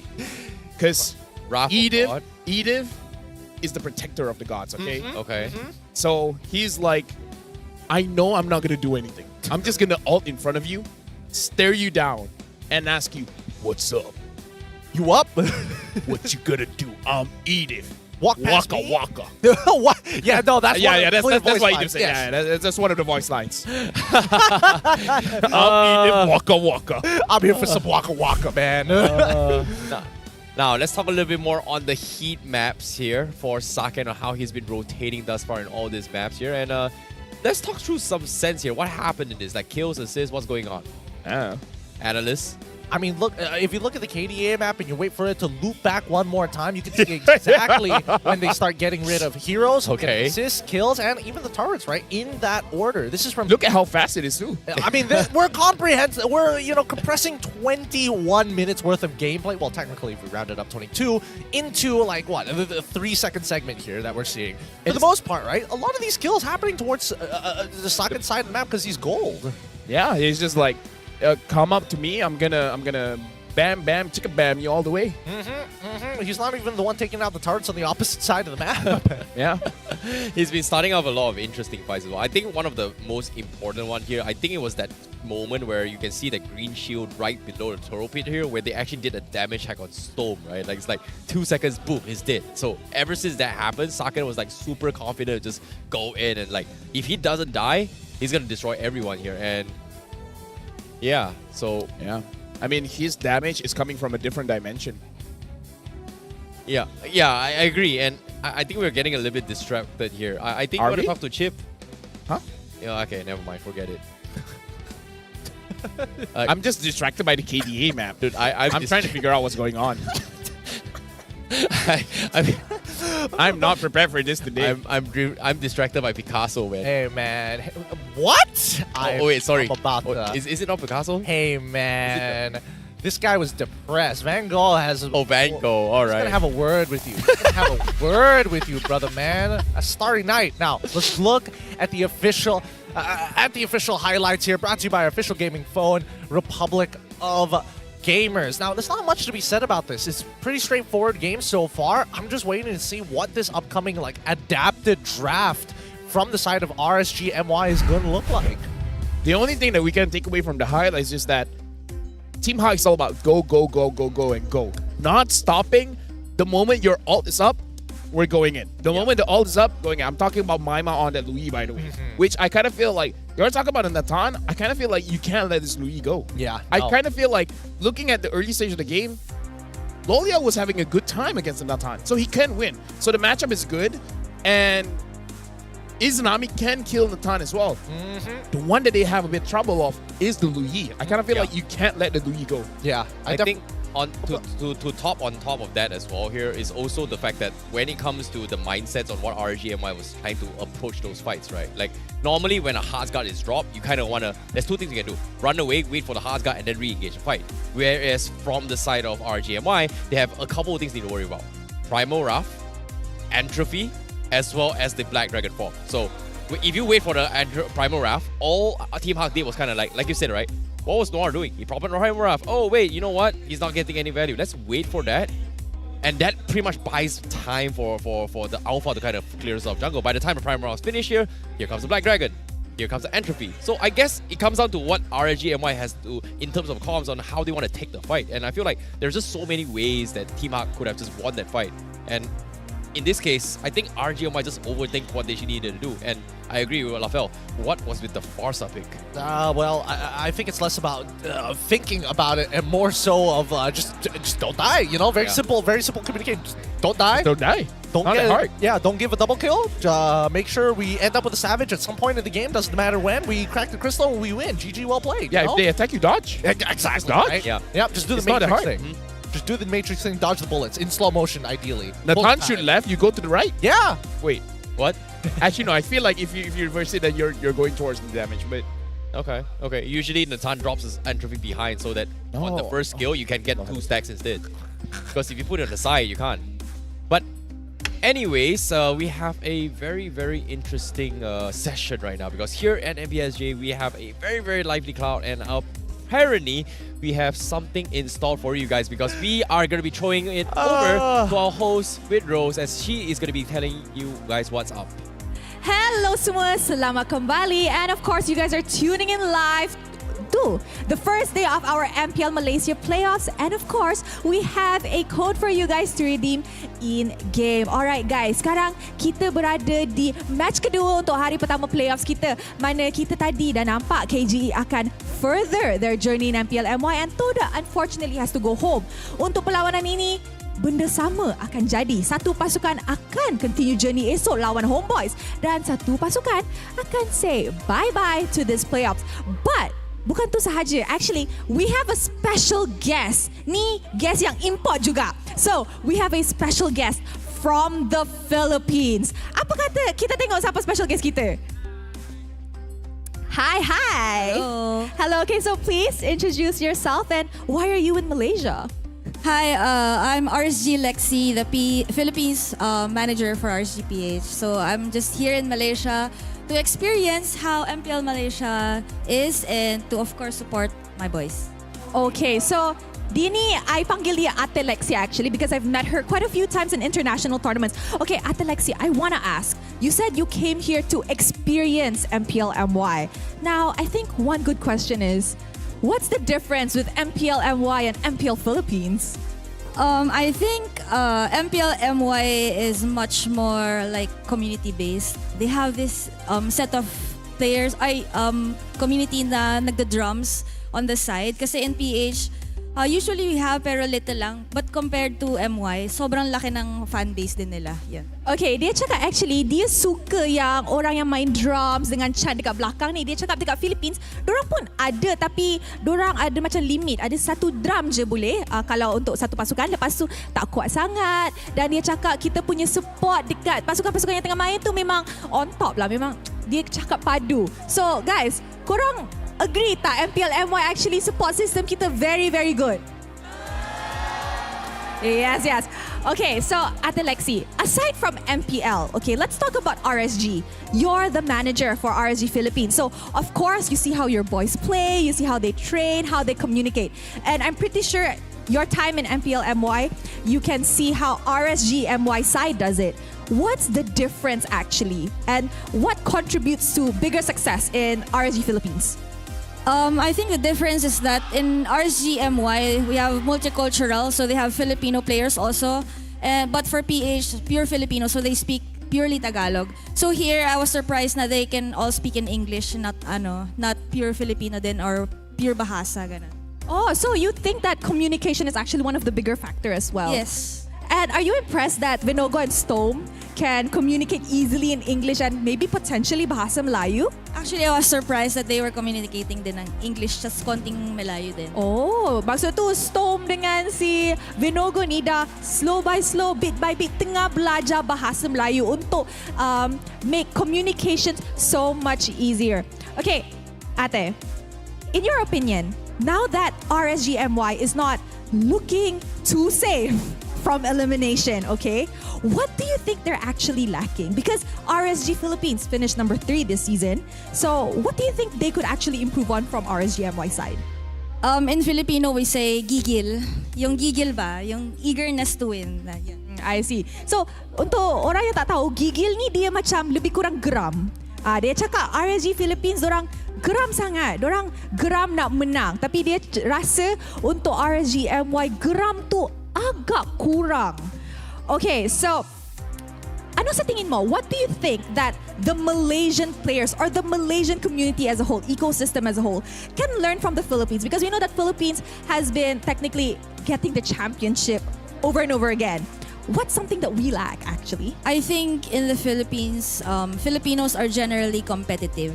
That's why we always want to push ourselves and reach for the top. Okay, so maksud tu players kita kena jadi lebih competitive untuk, provide better results. Okay, Ate, before I send you off and before we enter the second game of this series, what do you want to say to the RSG MY boys up on stage right now? Because if they lose this match, it's about to be match point for Team Hawk. For the RSG boys up there, I just want you to play with confidence and I know you can do it. All right, maraming salamat Ate Lexi. Thank you so much. All right guys, apa kata let's throw it to the casters untuk start game kedua dalam best of 5 series ni. Casters, silakan. Thanks, Rose. And those were some quick words from the manager of RSG PH. And I've had a conversation before. She is one of the biggest fans for RSG. You can hear her in the crowd, especially if her boys are playing. Cool. Yeah, I did hear her just now, unfortunately, because I would like to hear her if RSG takes game 2, though. If they take game 2, I mean... I kind of feel like they will. They might. They should. Technically, it was a draft issue. Yeah, it was a draft issue because we got confirmation that Izanami has the highest average damage per minute. You don't get to that level if you're not doing something right. I mean, how much damage per minute do you need to carry 4 other people in your team? Because so far, that's not what I'm seeing right now. I feel the pain in your voice. Uh-huh. Those rank games haven't been treating you well. Look, rank games are one thing, but seeing the rest of RSG MY play the way that they're doing right now really just comes down to is like, yes, just arm your players. We just need our players to have the right tools for the job. It's easy, just don't die, get a few kills, and then eventually just destroy this thing called the base. Right? It's like step A, step B, step C. It's just like, what's so hard about it? Well, that's the thing, right? If everybody could be a pro player, I think that step would be the reason why they become a champion, man. I'm pretty sure there's more than that. Honestly, it's like digging your own grave with What if Coach Ducky tells that to his players? dig your own grave with spoons? No. Just don't die. and then the player's like, why? Oh my goodness. Yes, Ducky. I will not die this round. It's like, this is the words of wisdom from my coach. Just dodge. Dodge everything microly, huh? Not macroly, huh? Yeah. Okay, then like micro gameplay and macro gameplay doesn't exist. If you see a Kaja coming to you, just don't get ult. The famous words of Coach Ducky when he was giving his famous words of advice. The flap easy when he was taking over the jungle position. Get good. Yeah, just get good. Get good. That's it. 2 words, simple one-liners. That's all we need. We saw Sora's girlfriend just there, giving support. Do your coolest pose. Well, he's in the suit and he's standing like that. I think that's gotta be the coolest pose so far. He's in a suit. That's cool enough of a pose. Yeah. For Guys in suits are just different, you know. Guys in suits are just built different. I don't know how I want to approach this. Let's not get started. Let's not get started. Oh wait, you're wearing a suit. You're cool. Everyone wears suit. Average damage per minute ranking. Izanami is number 1 and Munji is number 2. Innocent is number 3. Is Izanami better than Innocent? Question mark? Big question mark here. The last time we saw the average... Wait, no. We're talking about KDA at the very Yeah, this is damage per minute. This is damage per minute. We have Moon in second place. I'm rather surprised. Oh, to be fair, he did play a lot of Novaria. Yes, Innocent, yes. we don't need it. We don't need to go there. Maima and Lolios. Yeah, oh my goodness. Lolios, I can kind of understand because he proactively trades, but Maima having an average DPM of that high, considering they only came like halfway through the season. Not even halfway, like towards the third.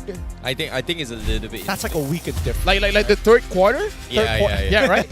Like probably like there. as in the 3 out of 4. Yeah. It might be a little bit inflated because of the overall matches that's been played, right? So now game 2, let's talk a little bit more on what adaptations need to be done here, because I feel like, yeah, I agree, Loyi needs to be banned. Drafts need to be a little bit better, and communications. Was there issues between communications with RSG MY? They need to speak more Tagalog. I mean, the Filipinos keep doing it. That's Isn't true. that what Lexi said? They're missing out the gigilness. Yeah, you need the gigil. I really hope we're saying You it need right. the gigil. We could be butchering this and be saying it No, entirely gigil is in different word. Malay as well. Yeah, Right? but gigil in Malay is what's gigil? Shivering? Shivering. Yeah, shivering. We just need to gigil a bit more. Yeah, shivering with excitement. Okay. That's as good as I could get there. Shivering so much that you're avoiding the damage. You gotta be quick. Gotta like touch the Flash. everything. All right. Like the Flash, you're just like shivering so much, and then you can pass through walls. I don't like the hand Face gestures. I don't like that hand gesture at all. If you guys could only see it. As we are looking at the draft, Team Hawk has decided to go on blue side with RSG MY on the red side. 2 bans for each side. Third one coming in from Hawk, and it's going to be the Yuzong getting that out of there as quickly as possible. They're also banning out the Valentina as well as the Matilda. Matilda I get, but the Valentina does give indication that they want to open up Farmis. Yeah. I think this is a situation where they might be able to pick the chips up for themselves, right? Like RSG MY have 2 choices. Let the chips through, give Team Hawk the chips, and then deny the Nathan away for Team Hawk. And I feel like RSG MY, do they want to take that gamble? Considering that Saken has a very, very good track record with Nathan, but aside from that, he hasn't had a good game so far. But nope, not taking it. Team Hawk, first pick Nathan. Or Louis. Or Loyi, but yeah, true. I think Loyi though. Do it. They have to. Maima has had a good game with it. Where's Coach Wright? I want to see his like anticipation of like, you lock in Loyi now. We don't need the extra time. We got make him nervous. You listen to me, boy. As long as Louis is up, you pick it up. You listen to me. Don't give me lip. Except it's just Maima telling Coach Wright. She's just like, Coach Wright, look at me. Look at me. Give it to me. Yeah. Give it. Finally locking in the Loyi here. The extra time used to deliberate. Now you can use the far side. The Yuzong has been banned out. It's still too early. I feel like the draft needs to go out a little bit longer. There's other things to worry about. Rock, you know, is the #1 contender of one of the more annoying supports. Faramis. also something to take into consideration here? They might consider just taking the Arlet away as well, which is something that RSG MY has banned it against Iris.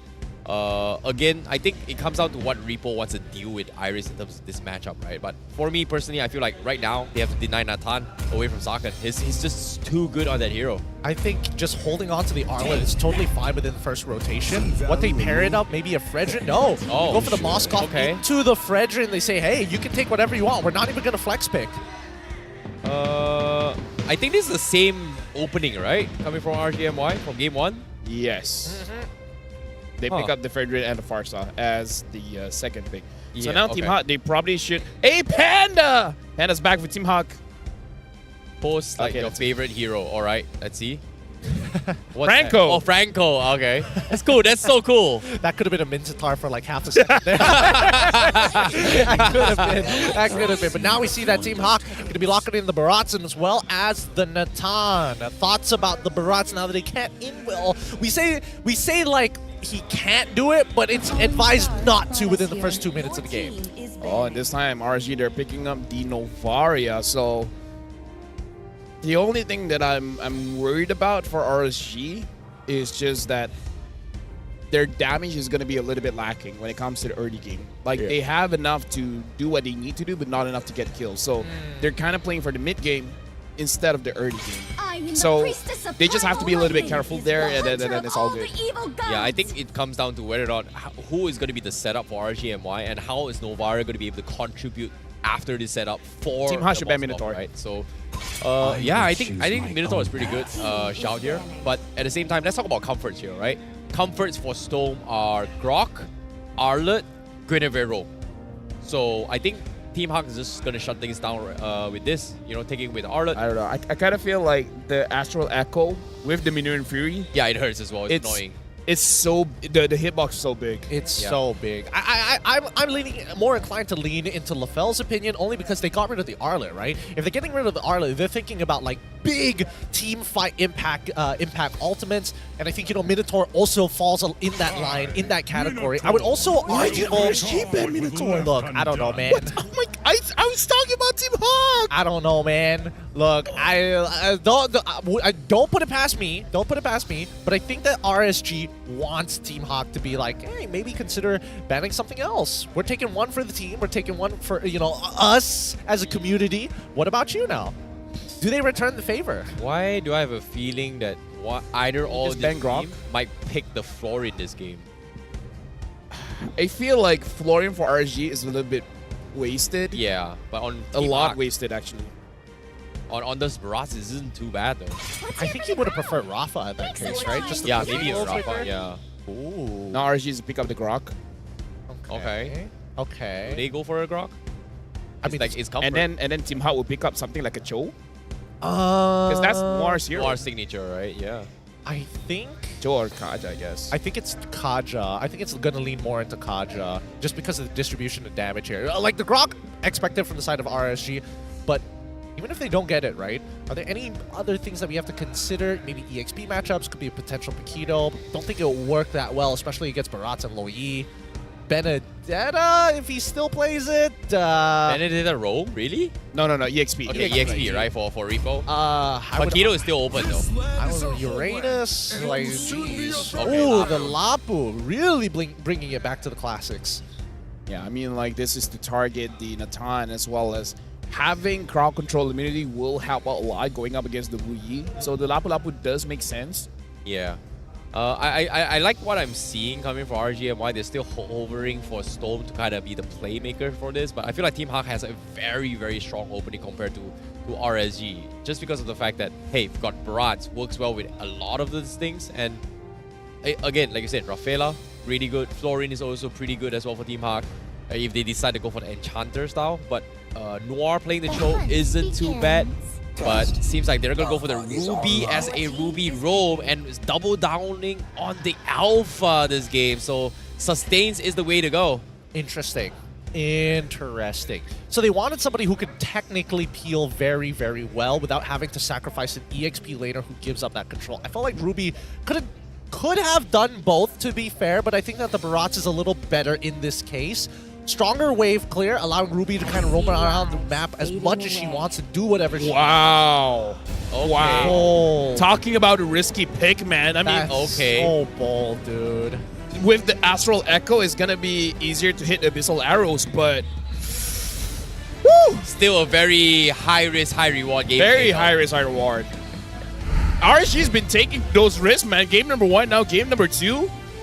I don't know, like, this is the playoffs. Whoever loses doesn't get to advance. Yeah, they don't. And I think this will be interesting, right? They needed something with CC. They needed something to make sure they keep Team Hawk on their toes. And I think the Selena pick kind of checks those boxes, but in a strange way. But it is time here. This is it. One of these teams are going to be moving on while the other gets left behind. It's the play-in stage here at day number 1. Let's see who's going to be on top. Is it going to be Team Hawk? Or is it going to be their opponents, RSG MY? Well, it is going to be a tough one here. Again, do or die situation here. By the end of the series, one team will be eliminated and one will advance into the playoffs. In this case, Team Hawk, game 1 again, doubling down on this alpha for Janus. And interesting enough, Ira is going to be playing the Barat XP. So this is something I think Team Hawk has done it in the earlier weeks of regular season though. Yes, they have. I think even the later weeks, they've done this as well. Well, I mean, they've done so pretty often. And I think a lot of it just boils down to the last time, a lot of their problems just came down to when they chose to fight. And I think a lot of those options were missed, opportunities were missed, as a matter of fact. But now, they have to slow things down, right? You're not expecting too much from the squad right now, but later on, and especially if an Abyssal Arrow connects from Stoem, then that could be the difference maker. One thing that we have to note is that Stoem is originally a mid laner, and he transitioned into the roam position. So now that I think about it, it does make sense for him to use mage damage dealers even in the roam position. Looking at his emblem setup as well, Rupture for both the Selena as well as the Novaria. So the early game, there's still potential for damage. Yeah, but at the same time as well, let's take a look at the battle spells from Hawk. They do not have a single Purify, so it's all flickers here. So if Stoem gets a sick arrow, well, especially in the early stage game, someone's gonna die. Well, we'll see. We'll see about that, right? I think he's going to need 2 full combos to start one-shotting some of the squishier targets like Maimon as well as Saken. Maybe even less, kind of depends on how far ahead he is. But like you mentioned, if they get hit by an Abyssal Arrow, there's not a lot of counterplay from the side of Team Hawk. They just have to stand their ground and tank it. Interesting here that both mid laners are not getting the level 4 EXP by going towards the EXP. As I say that, Maimon now arrives a little bit late, but he's still going to get it. Okay, they get those level 4 Stoem. No, not going to be getting in the level 4 at all. It is a Roamer Noir. Very close to it as well. Astro Echo comes in. Divergent right in the faces of RSG MY. They secured the turtle, but RSG MY now not making a response at all. And top side, Lulio losing out the 1v1 against Saken. Okay, to be fair, earlier he wasn't losing it, right? He was taking advantage of his level 3 before Saken hits his level 4. As soon as Saken hits level 4, he goes for the all-in against Loliels, forcing him out of lane.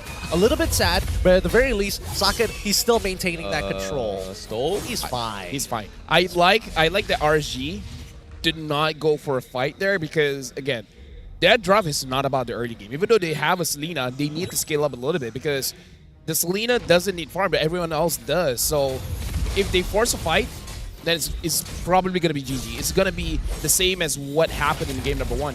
Well, speaking of fights here, Janus popping it out, kind of doing a little bit of damage check on the No-Go. The No-Go backs out for now, but bottom lane though, Repo still trading 50-50s with Iris, but I don't think we are going to see a lot of action coming from this game from Team Hawk.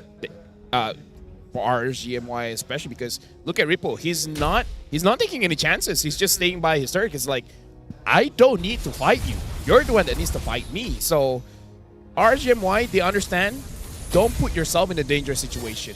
Let it be a nothing game for the first 5 to 6 minutes of the game. That'll be the most comforting for them. So many things need to go right. At the same time, we are seeing that at least for RSG MY, it doesn't mean that they're not going to probe for information, right? A lot of their members walking alongside No Man's Land in this river just to kind of generally figure out where the Team Hawk motions are going to be. They know he started on... Okay. Oh! Astro Echo comes in. They're all caught. They need to get out now. RSG MY trying to salvage this here. Noir with the counterplay. I'm offended. Flickers out as well. And the entropy also the connecting as well. But Noir, he took the arrow and Izanami missed the snipe. So Team Hawk, they will be able to get away from the aggression here as RSG MY now having a little bit more confidence for this next upcoming play. I mean, they traded 2 flickers for 1, so inevitably RSG MY walking away the victors here in terms of raw resources. Yeah, I completely agree. Not getting a kill there is totally fine. And now Maima is getting chunked down. Izanami as well as Stone opening up the vision so much. This is how they're countering the lead. Arrow connects on Noir. He needs to get out. Daytona's Welcome comes in, saves the day. Repo gets chain stun with the Alpha. Instantly gets destroyed here. Lord, the turtle available. Echo connects on tree. Vinogo still deciding on how he wants to do this. Rush this or not. They don't really have a lot of work with here. RSG MY, they need to connect a lot. Maima, big damage onto Izanami. Noir trying to stall him again. Now the second out from Janus. Retribattle comes in with no goal. Chain stun once more. RSG MY left him to rot and die as Team Hawk fights another. It was a good attempt, but nothing much they can really do from that point onwards. A lot of EXP ended up getting lost here, but Team Hawk's not done with this punishment just yet. Okay, Repo now going to be going for the Chips's race. He's looking for the kill. He gets one. He clears the minion to 1v3. He'll be able to kill one, but he will lose his life as Team Hawk looking to break this tier 1 down bottom. RSG MY cannot do anything about this. Yep, they definitely lose that tower off of that, but at least Ripple finds one. Unfortunately, he only finds Noir, the 2 main members still alive and continuing to push their lead even further. 2.4k developed. Nah. Oh, they saw him. They saw him. My mind is get out. Okay, he's fine. He's fine. Entropy comes in for counterplay. Echo also used as well. Sakin needs to run. Now, great spam here through the wall from Maima to kind of damage check onto his RSG MY, but they're grouping out of 4. Team Hawk Noir looking for the play, but RSG MY says, nope, we've shown too long. We've stayed too long. Let's back off. It's unfortunate, but Repo has been making fundamental mistakes. Like, I don't know why he overextended in the turtle fight, especially in regards to the drop. They shouldn't be fighting. So I don't know why he was in that position. And the moment he sees 3 people on his lane, and there's gonna be another minion wave coming up, I don't know. I kind of feel like it was a bad idea to go for that. Oh, Divergent comes in. Team Hawk taking a little bit of damage here. Maima forced to back out in this situation. Meanwhile, let's talk about the levels here. Janus, level 11 as to Vinogo, 3 levels apart right now. I mean, this is looking more and more like the previous game, right? That Team Hawk was dominating in the earlier sectors of the game, but RSG MY might be able to make a single comeback here. Well, right now RSG, their draft is definitely geared towards the mid as well as late game, so losing by 2,000 gold hurts, but doesn't hurt that much. Oh, Iris now. Daytona's welcome to block the arrows here. He's going to be able to turn the tides on Vinogo. He will eventually fall, but he will take Vinogo first. No, he actually flickered out. Janus will be the ones to fall. Loleo finally finishes him off. Now here comes a stun onto Noir. Can he get out? No, he cannot. It's up to Loleo to save the day. They get 3 out of nowhere. RSG MY. As soon as you think they're out, Loleos makes it a comeback for the team once more for RSG MY. I'm pretty sure Iris should not have recalled there. Okay, the stop. No, the stop is Izanami. Now Arrow. No, he connected. What? Maima might be dead. Oh no, he missed. He missed. Oh, so close. Dude, no, that's so unlucky. All the good intentions wasted. Oh boy, this is so close here. It's frustrating now. Team Hawk not going to be able to dodge the arrow with the Daytona's welcome. This time they will respect RSG MY. Loleo starting to pop off a little too much. RSG MY now securing turtle for the team. That's a Demon Hunter sword purchase coming in from Lolio's. That Trinity build is coming on quickly, a lot sooner than expected. Whether or not Sakin can actually handle that damage, completely different question. But here comes the diversion in case somebody shows up.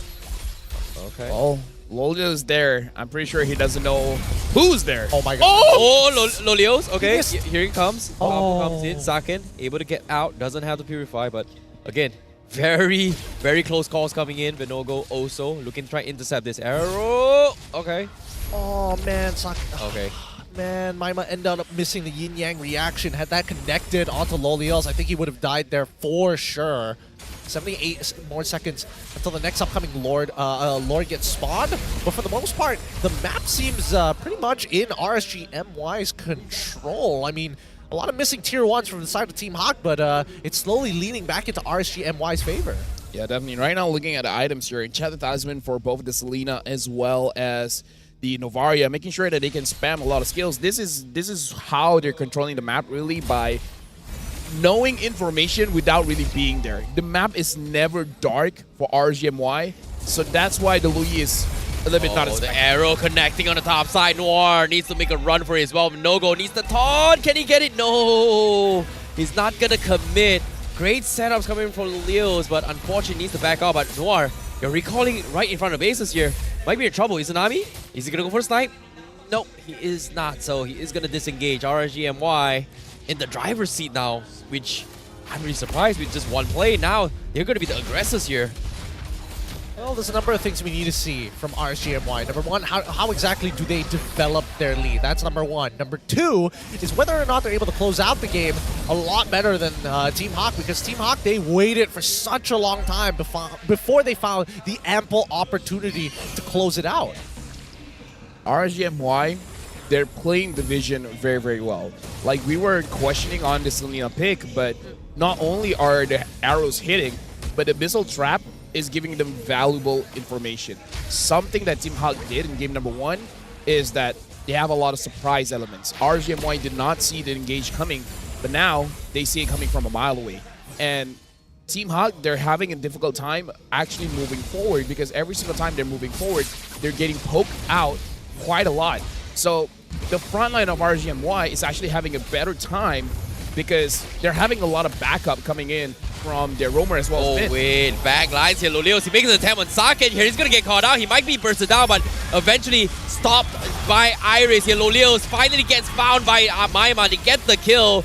But again, it's only 1-for-1. They're dropping down very low. Repo and Vinogo trying to force a fight, but Iris at the last moment flickers out of there. And RSGMY, they lose Lolios for absolutely nothing. Oh no, Maima. Divergent. He's out. He's safe. Oh wait, he doesn't have a Divergent. He's gonna try and go for a 1v1. He's all by himself. Finally pops it. Here comes the arrow. He might die before he gets out. Storm with the snipe.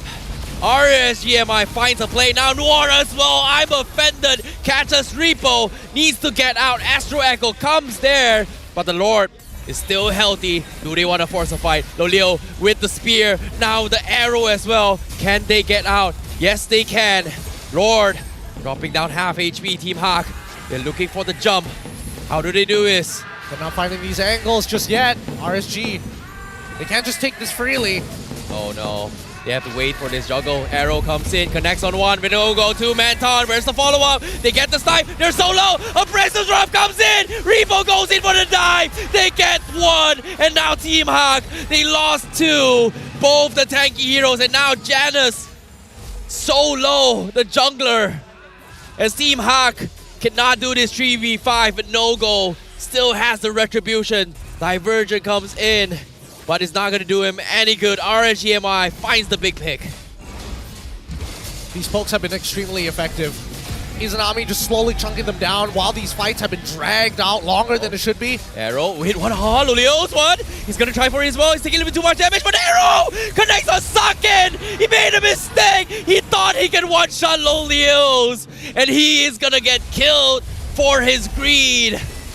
The bait and push effect. Couldn't get worse than that, right? Couldn't get worse. Couldn't get worse. I mean, the whole team decides not to take Purifier, and I think now, at least for Saken, might regret it just a little bit. Well, at this point, it's a little bit too late, right? The lead coming in from RSGMY isn't that huge, but the way that they're using this lead is huge. Iris now has the Radiant Armor, so he can tank it a little bit. But the thing is, the damage dealt ranking right now, Izanami is at the top of the rankings. No wonder he is highest average damage per minute, but Loliel is keep catching up. So the moment Team Hawk is able to deal with all the magic damage coming in from RSGMY, that's where Loliel gets even more dangerous. Even if Loliel is putting himself in in quite a bad position, he just out damages them and then out heals them as well. I think what we've been failing to see as well is Noir finding like that huge engage, the big 4-man I'm offended. Yeah, agreed. But now with the echo coming in, Team Hawk, they have to make the play. Janna's gonna be going for the shove. Leo takes half HP, but now here he comes again. Arrow stun. He might die to an arrow here, but he actually survives. But at the same time, Vinogo getting caught up by Daytona's welcome here. He's gonna get bleed out. They lose an inhibitor, but Team Hawk is able to defend. They're making a run here. Divergence gets them all towards the back lines, but RSG MY is running the rather direction. Not the direction that they were looking for Team Hawk, but they will need to reset this fight.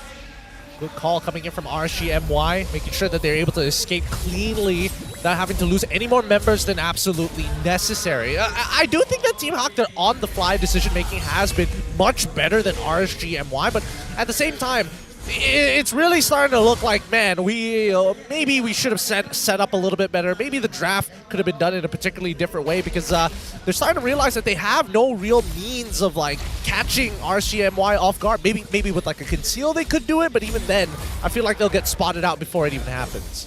Right now, the problem that Team Hawk is having is that before the fight even starts, they're chunked down way low.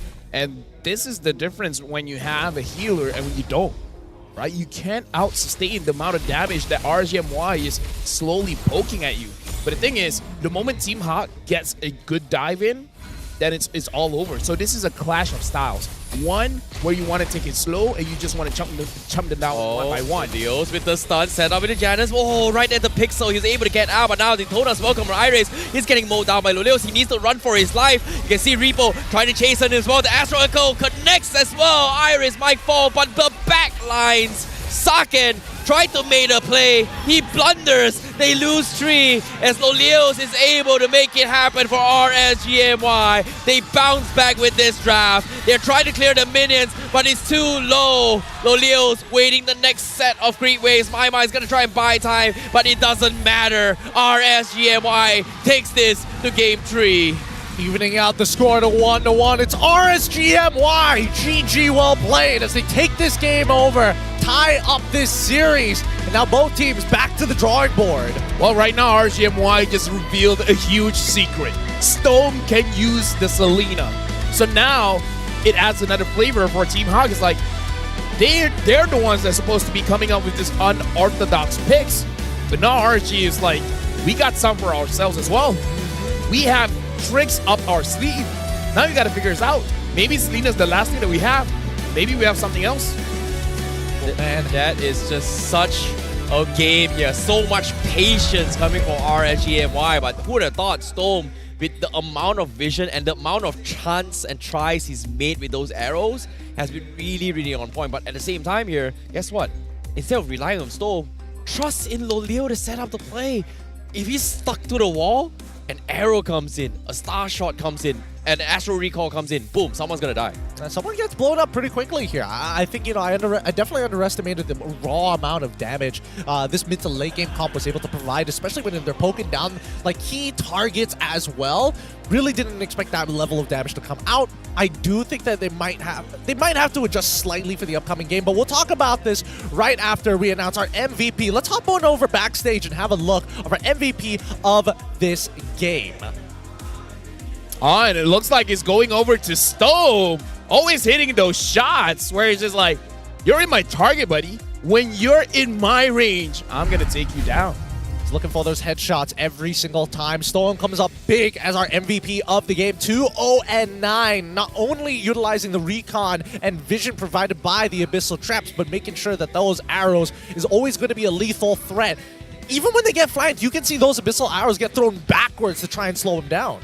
Yeah, and on top of it all, his arrows is weird to see how a Selena has finally gotten a little bit of love here at the playoffs. We haven't seen it too much here. And for Stone to make this work for the team, I think for a roamer and not dying a single time and setting up plays for the team, I think this is the best you can ask for RSGMY. More so that if they wanted a team fight, it had to be just poking down your opponents first before getting back in. You cannot miss that step. You need some kind of advantage. If not, you're just gonna get gobbled away, right? Just chain CC, like we see many of these fights actually occur for Team Hawk. Well, right now we're going to look at itemization here. And the thing is, this is a Selena with some damage items, right? The Enchanted Talisman is very key to make sure that always being able to throw out those Abyssal Traps. But once the Starlium Scythe comes in, it makes it a lot safer for Stone to actually go in, try to get a little bit of damage because there's still some Spell Vamp there. So he's safe even when he's very close to the opponents. The same can be said with his Blood Wings. And I gotta say, Loliel, he's one of those guys that does not care about his KDA. He died 3 times when his mid laner as well as the roamer doesn't die once, but Loliel still consistently deals out the damage. Because I kind of feel like Sora just talked to him and was like, you know what? I know you can't help it. I know you just want to die every once in a while, but at least deal some damage. You know, and he dealt a lot of damage. Well, let's hold up on the a lot of damage part first. We'll see. We'll see right here. All right, Zipper, not pull it number up. one. Not number 1, but maybe even a number 2 in RSG. I'll take number 2. I'll take Okay. number 2. Let's see where he is. What? Number 2, right on Number the 2 mark. overall. Number 2 overall. Like, he was doing some good damage, right? I think that his laning phase against Saken, he's starting to pick up on some of the behaviors, but more so, he's realizing that maybe Team Hawk is a little slow on the ball, especially, like, there was a couple of times he threw the Spirit of Destruction. The Shadow was getting countered by, like, what, 2, sometimes 3 people from the side of Team Hawk, and yet they still didn't catch him. So I would have expected Noir to be able to lock him down at some point of time. I think it came down to a situation where it was a little bit of a misplay, right? RSG's game plan was very simple. You know, if I hit an arrow, if you can hit a Star Recall, great. We are going to try and go for the combo here. But if you don't, it is all about being patient, trying again. And Team Hawk, technically, they have a lot of opportunities to actually make a counterplay, but it came down to whether or not Maima is able to like get that big diversion to the back lines most of the time. I think he definitely found a couple of those, right? But not all the time. Not all the time. Not all the time for sure. But you can see the idea that's coming out from Team Hawk. It's like, oh no, if our backline is getting zoned super far away, let's just chill for a second. I'll send us back into the enemy flank. We conceal. We might be able to get access to some of the squishier targets like Izanami or even Stoem. Total damage taken. Loliel took 37,000 damage. That's quite a lot. I mean, when your roamer only took 15,000, you're taking more than double. Well, technically this is like a double support mages coming from RSG MY. He had to be the ones to start the play here, so I kind of see where you're getting at. But at the same time, Loliel is worth 2 Stoems at that point. Well, at this stage, he's pretty much that the guy, right? He's got the mobility to do it. But again, I feel like Team Hawk's issue has always been just one thing that just destroys this entire conversation from RSG MY. Just get a purified, job's done. Is it though? I feel like it might not necessarily be the answer because they got poked out a lot from Izanami. Like that's why he's the highest DPS of this game. He's just chunking people out without somebody who can actively top you up. And especially since we didn't see Noir pop off hard enough on this Ruby, I think I would have preferred to see him on something like a Rafaela just to kind of get around the map a little bit faster and keep yourself topped up. I mean, this is the advantage, I guess, the RSG has, the second pick, is that they can hide the Selena. Because the thing is, the reason why Noir is not successful, no one is really in his range, right? The moment that RSG is close enough is because RSG wants to get in. It's not that Noir forces them to come in. Because Vidogo doesn't have to get close. Rippo doesn't have to get close. Same with Loliel. Heck, Loliel is just like, you know what? It's taking so long for you to get me. I'm going to come to you myself. I'm going to walk menacing to you. No, not the other way around. I can see that happening. I think the only person that Noir can actually hit is technically Vinogo and Rippo when he's not in that ult form. Yeah, and seeing how this is happening as well, I feel like RSG MY, they do have a situation where they have strong front lines, but again, these two front lines don't necessarily need to start a fight. It all comes down to whether or not Storm is able to open up the map here. Izanami opening up the map is a very, very good indicator here. And I think I agree with what Gideon said. A Rafaela would have been a little bit better for Noir because of the, like, I like how RSG MY is taking advantage of the Astro Echo to just get information and also slow down Team Hawk in order for either Storm to set up for shots or even Izanami to set up for shots, or even to a certain degree, because of those hitbox animation increases, makes it a little bit easier for Loliel to slam someone to the wall. Yep. Those are all the things that need to be taken into account, especially if you're going to be playing around that Novaria, right? Got to figure out a way to get those hitboxes to matter. Now, the rich guy, the carry sandbag, as well as the big man is going to be Loliels, Izanami, Iris, and as well as Stoam. No surprises here, but I definitely think that the EXP laners have been pretty inactive, I would say, to a certain degree. Like, once mid to late game starts to come by, that's where we get to see, like, both Iris and as well as Rippo taking a huge step back. I mean, like, to be fair, this draft coming in from RSG is very uninteractive, right? Yeah. I'm just going to throw my skills at you, and it's your responsibility to back off. It's your responsibility to dodge all of it. We can look at the first 7 minutes, it's all Team Hawk, but the thing is, it's not because Team Hawk has overwhelming pressure on the map. It's just that they have a lot of frontliners, so they're moving forward, they're getting a lot of these objectives, especially the turtles, because with RSG's draft, they don't have a tanky roamer. They can't really have priority when it comes to the turtle's position. But transitioning into the Lord phase, that's where RSG's draft starts to shine, because you can poke your opponents, and the poking is so good in the Lord dance where you're just not going to have value staying here for a very long time. Worse yet is that when you have the items to actually make the damage stick, I think that's when Team Hawk realized that, man, this is quite the pain. We walk up, we ended up losing the very first turtle after the 7th-minute mark, and then it just snowballs out of control up till the 11th minute where they find a little bit, just a wee bit back with the help of a quick flicker of their own. Even so, I still think that when we look at the match highlights, it becomes very obvious that they just couldn't maintain that level of pressure because they're so dependent on their ultimates, right? When their ultimates are down, that's when they have to start backing off, and I don't think Janus found enough of a snowball to be able to, like, 1v2, 1v3 even. The question is now, what else does Stoam have? Because I feel like Team Hawk will... I wouldn't necessarily say they will ban it out, but they're going to start anticipating it. And then they will figure out a different way to deal with this, which one of the ways is healing, right? Very simple. You keep attacking me, I'm going to heal, and then I'll just make everything that you did mute. Yeah, and even in this play as well, like the moment Lolios get taken out of the equation, things kind of get a little bit of mistakes here. But again, Team Hawk, they try to out-micro RSG MY a lot of these times, and you have to give credit towards Stoll because he's playing out of his mind, because in the midst of all this chaos, he's able to find like really, really sick arrows here. And I think, yeah, this was the one mistake. Like, it was literally one small mistake by Saken, because if the arrow did not connect on him, Lolios might have died to Saken just then and there. Oh, he would have 100% died there, in a matter of fact. He was like, what, pretty much, yeah, he's getting his Holy Crystal now. That means he was already three items ready to go. Oh, sorry, 2 items at the very least. But for the most part, I think that, if anything, Team Hawk, they need to get Loliels off of this Moskov. I think this is starting to become a little bit of a problem, right? As much as we want to believe that Saken is doing well in lane, he can be doing even better. Yeah, the problem is if you take out the Moskov, then some other picks will be online. Maybe maybe a Harif, or maybe they just priority take the Natan themselves. I suppose so. If they really want to win, force Lolia on a quad. Force Lolios on a quad? He does not win on a quad. I think, yeah, forcing him on the Roger as well isn't too bad, considering the fact that Roger has been kind of nerf-ish as well. So I think that's something that they may consider taking into equation. But again, I feel like this past 2 series has always been like just prioritizing on Moskov here. We talked about gold laner being a priority as well as Lo Yi, but some has worked out, some has not really worked out. But what I do know is, I'm feeling a little bit tired and a little bit annoyed here, you know how I would keep myself energized? How? Oh, I need it. Oh, how would you do it? I definitely need it here, because we are going to be having some Nescafe here, and you can grind on and get yourself a Nescafe, especially with their aromatic aroma Arabica beans. How do you pronounce that?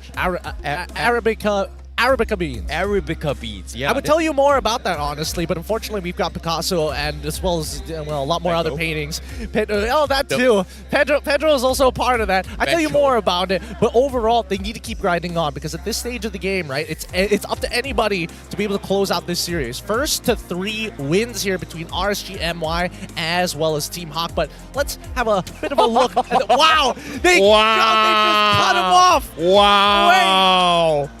Bro, wow! Pick it. Oh! He was not happy with the options, but none of his friends are happy with his choice. And then they cut back to the PM side. That's funny. That is funny. I want to hear what he's saying. What is he saying here? Oh, okay. No wonder it's showing on the WhatsApp here. So apparently Adin has a WhatsApp message right here. As you can see, how do you see the matchup between RSG and Hawk? I'm expecting Team Hawk to do more versatile in their drafting. They showed they can play the Sylvana jungle before, and RSG should rely on their comfort picks to win. And so far, do you agree with what's happening so far?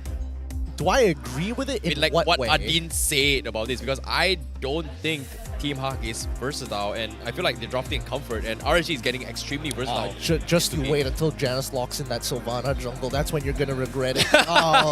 What are you gonna do? Storm you're gonna go lock in Selena again? That's when he's gonna get it. That's when he's gonna get it.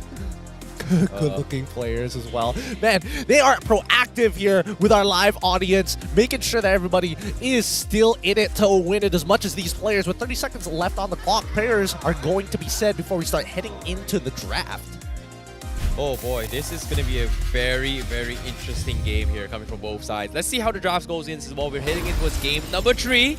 And of course, we have Benedetta going to be showing off some very, very cool lights and animations to head into the draft, because I'm genuinely curious, how are they going to prioritize here? Do they start banning off Storm heroes, or do they just start focusing on low Leos coming from Team Hawk? Or it is going to be vice versa, because Team RSG, would you say that they won it by a fluke, or was it skill for game 2? Definitely think it was skill. 100% skill. Yeah, it's not easy landing those skill shots time and time again, to be hyper aware of the map, especially with Lo Yi in play. But because at least for now, at least RSG have kind of fixed that problem and are now thinking about the possible angles that Maima could teleport this team to. I like that the Fredrin is banned here. It opens up quite a lot. Like, if Team Hawk bans out the Moskov, RSG can pick up the Natan. And then it's on Team Hawk to counter the Natan. Right? Because I kind of feel like RSG is looking at this and be like, there's no way they're going to let the Moskov go, right? There's no way. I think no way. They should. But at the same time, if they let that through here, Matilda is going to be... sorry, not Matilda. Barat is going to be a priority here coming from RSG MY. Because I think Vinogo... Like, this is interesting to see that they are banning Fredrin, because Vinogo has been playing this 2 games in a row. And I don't think it's a good matchup against the Alpha. Oh, Novaria first pick. This is interesting. Why switch it now? Why switch it now? I guess they know that at the very least. I think I'm on the suspicion that RSG have figured out that for Socket, he prefers those backline marksmen that don't require like an extreme level of mechanics, right? Because even if we're comparing Claude to Moskov to even Roger, I would say Claude is the easiest to play out of the 3, but no, Moskov gets locked in. This could be good, this could be bad. Because sometimes you're respecting the opponent's pick so much that you're going to take it for yourself, but we don't know how Socket is on this Moskov pick. It could be good, it could be abysmal.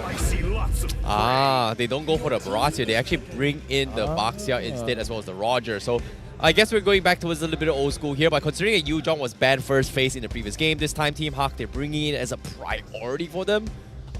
Personally, I feel like Maima, does he want to double down on the Lo Yi again here? Because 2 games Lo Yi, first game was a hit, second game, I think it was a little bit of a miss here because his divergent was a little bit off the mark a couple of times as well. So does he want to stick with it or just go for something else? I think I see what RSG is doing. What are they doing? They're showing the Novaria, making it so that... It might be a roam? No. Making it so that Team Hawk thinks that the Selena roam is going to come up again. So they're forcing Team Hawk to ban it away. But the moment Team Hawk ban it away, they can pick up something like a Minotaur. And the Astral Echo plus the Minotaur is very strong. If they ban both of them, he can pick up something like an Arlet. So having this Novaria kind of enhances the abilities of Stone. So that their options are just huge. Their options, I agree with you up to a certain point. I do think that from RSG's perspective, well, first off, locking in the Edith pick so early on just goes to show that they want to play for some kind of peel or some form of dive. Either or. It doesn't really cater to either side. But I think that it's a little early to lock in that Edith. I definitely think they should have paired it up or at least denied some of these other picks. Minotaur, for an example, they end up banning up. They could have picked it up for themselves. Farmis was the big indicator for me whether or not this Valentina was even worth considering. Yeah, I think for Aramis is definitely something that they may consider, considering that they've showed like double majors coming in the second game. So, okay, RSG MY, they ban it themselves. So I think Team Hawk. So is if they're going to dive, okay, they banned the Selena. So this is going to be opening up a pool a little bit here, coming from both sides. I mean, I said it, so nothing too surprising here. No options of flex picks for either side. I mean, you might as well ban Loyi at this point, right? Yeah, force him to play something else here, considering that Maima has been leaning on the Novaria as a priority. So these are the two heroes that Maima has been showing as well, right? So I think for him to go back into Zafarsa isn't too bad, considering that Yu Jong is already in his favor. So it forces RSG to actually dive into him. True. Farsa's not bad. Artillery mages in general don't seem too bad for the side of Team Hawk. We don't see like strong divers just yet from the side of RSG. It's looking more like they just want to poke people out. Maybe they'll have some team fight enablers to abuse the extra hitboxes. I'm being... I might not necessarily agree with that angle, right? I feel like Team Hawk, there's two ways that they can play this. Either they have one person that zones and everybody plays as 4, or they have a team that's designed around diving at your opponent. Either or. Oh, Yves. Okay, I see where this is going as well. Yeah, we're talking about burst, right? So now let's talk a little bit more on poke potential. Like, you've got Edith with the Primal Wrath, a lot of poke potential. Eve as well doing a lot of poke potential here. But ideally, what I think Team Hawk wants to do is to force RSG to commit into the fights, where this Yi is going to be able to punish both the Baxia as well as maybe find a way to kind of slow down Roger's over-aggression. I was thinking like maybe Lilia could have been that answer, but I suppose that Yves does similar things in a sense that it kind of gives a clear indication of when Team Hawk should actually engage and look for these fights. Well, on the other hand, the latter half probably wouldn't be enough. We see RSG locking in the Rafaela and as well as the Terizla. So a lot of engaged potential coming in from RSG, especially having the Astral Echo is going to make it so much easier, right? The Terizla penalty zone as well as the Rafaela ult, they can indeed hit on everyone, especially because Eve is a very stationary target. It's not difficult for RSG to engage on this one. Yeah. So this time, RSG can be the aggressors. You know, even though I feel like Team Hawk has like the quote-unquote meta-ish draft, based on what I'm seeing here, I actually kind of like RSG's draft a little bit more. Did Rafaela really change your mind there? Or was that the one pick that made it all different? Oh, wow. okay, wait. Fanny. Now I'm having second thoughts. Grant. This man back down so quick. Gun to his head. Which composition are you guys liking more, boys? Oh my god. Janice Fanny. We've forgotten about it for so long. Hey, it's been a while. It has been a while. I think both comps definitely have their ups and downs. I'm a little undecided on this. I think both have their strengths. Assassins haven't been doing well. But it's Janice Assassin. Still. I feel like if Janice does not get a win here, it solidifies it. Yep, it definitely will. How does Fanny get ahead? I'm trying to figure it out, right? I think Fanny gets ahead by looking for some of the squishier targets, obviously, but in Rafaela might be a little bit tough because she's going to be sticking around mid or maybe even gold side. But it's time. Let's jump right into this game here. Match number 2, game number 3. The current score tied up 1-1 between Hawk as well as RSG MY as we load into the land of Dawn. Well. Let's see how this duke it out here, because both drafts seems have their own individual win conditions, and so far I am liking both sides. And because of this Fanny pick here, I don't know. Do I like RSG MY's draft now? I like the idea, but with the Fanny, seems a little bit hard now to pull this off. Well, I mean, this is... unfortunately, we can't get the supports in the mix here, because that just means it's purely an assassin versus tank matchup, right? These invades are going to be very lonely for Janice. I don't think he's going to have like a lot of people to help him out, considering that both side lanes are going to get shoved in by Terizla as well as the Roger. I feel like if any draft, this is a draft that Fanny can shine. You can go to the gold lane, you can go to the mid, and you can do relatively well. Especially because the first 2 minutes, the Baxia's original power spike is not going to be there just because you can't really invade against Fanny. Like the moment you invade, the Fanny can catch up to you and the Fanny can do a lot of damage. So this is a little bit awkward coming in from RSG MY, but I feel like they can sustain it. Well, Flicker stun comes in. Iris also connecting as well. good. Repo taking a little bit too much damage. 1 HP, but no go. Looking for the counterplay, forces a retreat. Noir might actually fall eventually. First blood in the hands of Izanami for RSG MY. Where's the Fanny? I don't see him. Fanny nowhere to be found. Okay. I had to recall. Nothing to take for the time being, but at the very least, they were still able, well, at least for RSG MY, they're still able to find one. For the most part, Team Hawk have to be a little bit more careful finding these engages. They need to move as a team. Olios and Saken going back and forth again, both not finding enough to create an advantage in lane. I would say in the gold lane, at least for today, is going to be a stalemate, where both are definitely trading, but not enough for anyone to go all in. And I feel like it's good, because both gold laners are showing adequate respect to each other, while still trying to be a little bit disrespectful. Oh, now Astro Echo already revealing Noir and Maima. Do they want to commit to this? Black Dragon comes in, real one relation as well. No go, secures it. Now here comes the spear. Does the Moskov want to join? Repo gets the trade onto us. Noir. Janus also with the Fanny get completely shut down. Iris is somehow able to fight for the team. They trade 2 for 2, but seems like it was a very scuffed fight from both sides. That could have been so much better for Team Hawk when Janus got caught mid-cable by the penalty zone, locking him in place and unable to land another cable to get on out of there as he gets continuously pulled back by these chains. That's got to be frustrating for the side of Team Hawk. That could have been like a game-changing fight for Janus. But that does show what... Okay, that basically shows that this Fanny, even though quote-unquote there's no catching abilities coming in from RSG MY, the Fanny can't fly around freely. There's a chance that Repo can catch him, and I kind of feel like there's a chance that even Vinogo can catch him. Just wait until Storm catches him like mid-cable with the Holy Baptism. That'd be crazy if we could time that. But I think for the most part, yeah, it does goes to show how thick this wall actually is, even though it doesn't have the natural barbed wires, but it's got some kind of fencing. Janus has to be careful every time he hops over it. Hopefully he doesn't get scratched or, worse yet, end up dead. Well, speaking of which here, I was a little bit skeptical of this, but as of now, RSG MY, you have to give props towards Repo though. Like that penalty zone catch, not an easy thing to do, but again, mistakes sometimes were made, and it comes down to Team Hawk on how they want to play around the mistake and make a comeback out of this. 24 more seconds until we get to actually see that happen. Ooh, okay, very greedy. Here comes the cable. They're waiting for the snipe. Janus gets them down to the very, very low, but they needed a finisher. Team Hawk now showing strong why Janus is so disgustingly good on this Fanny. But Janus is running out of time. If they get the Blood Wings, it's going to be a little bit difficult for the Fanny to get a kill. Or if they don't want to go for the Blood Wings, just build a Dreadnought armor. Yeah.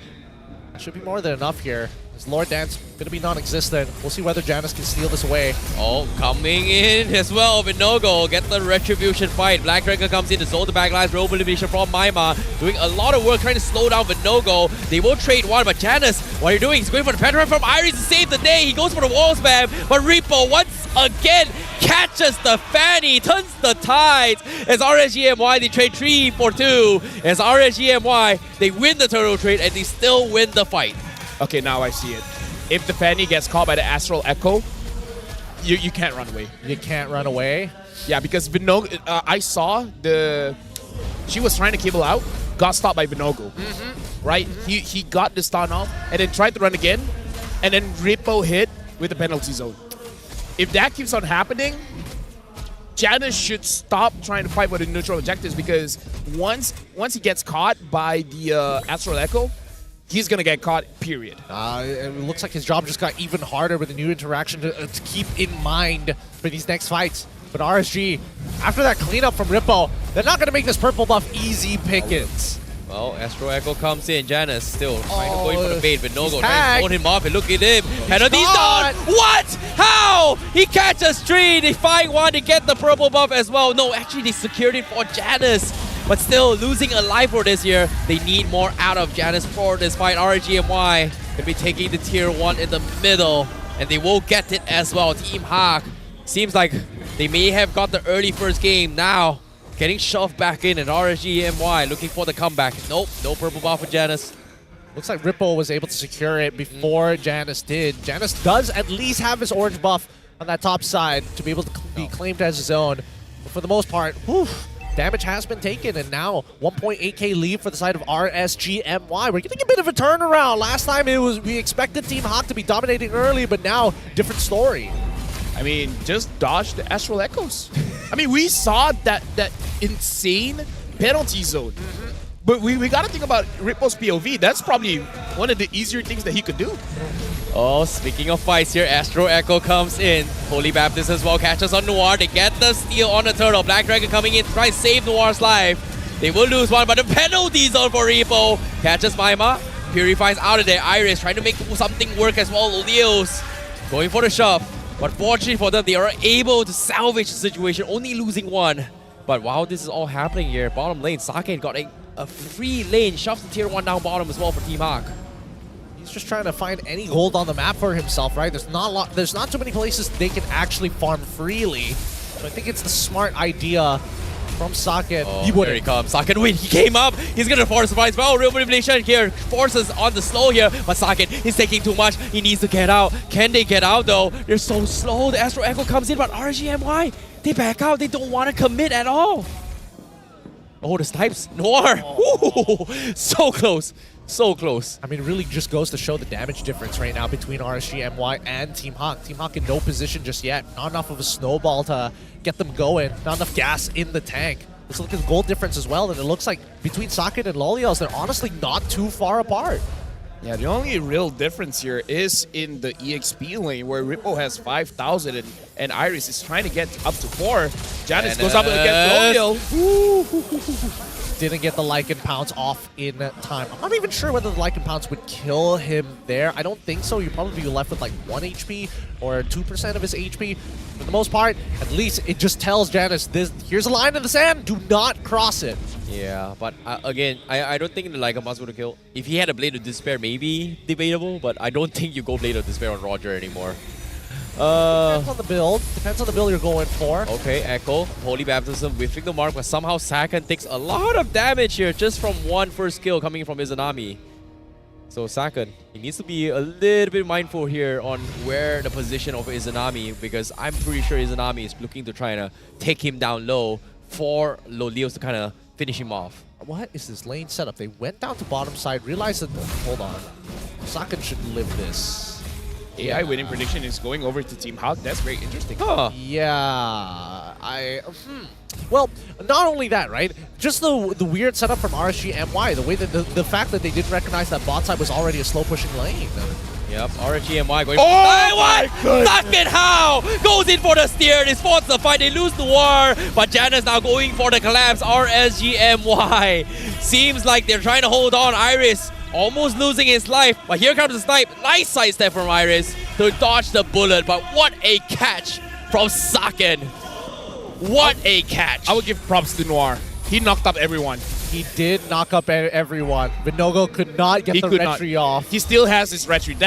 That's how long the knockup was. I can't believe that he got that away needs a with replay. That needs a replay. And can we also get the AI winning prediction while we're... Yeah, that AI winning prediction kind of saw the future. Saw the future. It does. It's doing its job. And so far, like, Saken is in a pretty good spot. I think he's about to get the Trinity build all the way complete. I'm pretty sure that he already has it. But now all the outer tier turrets are falling.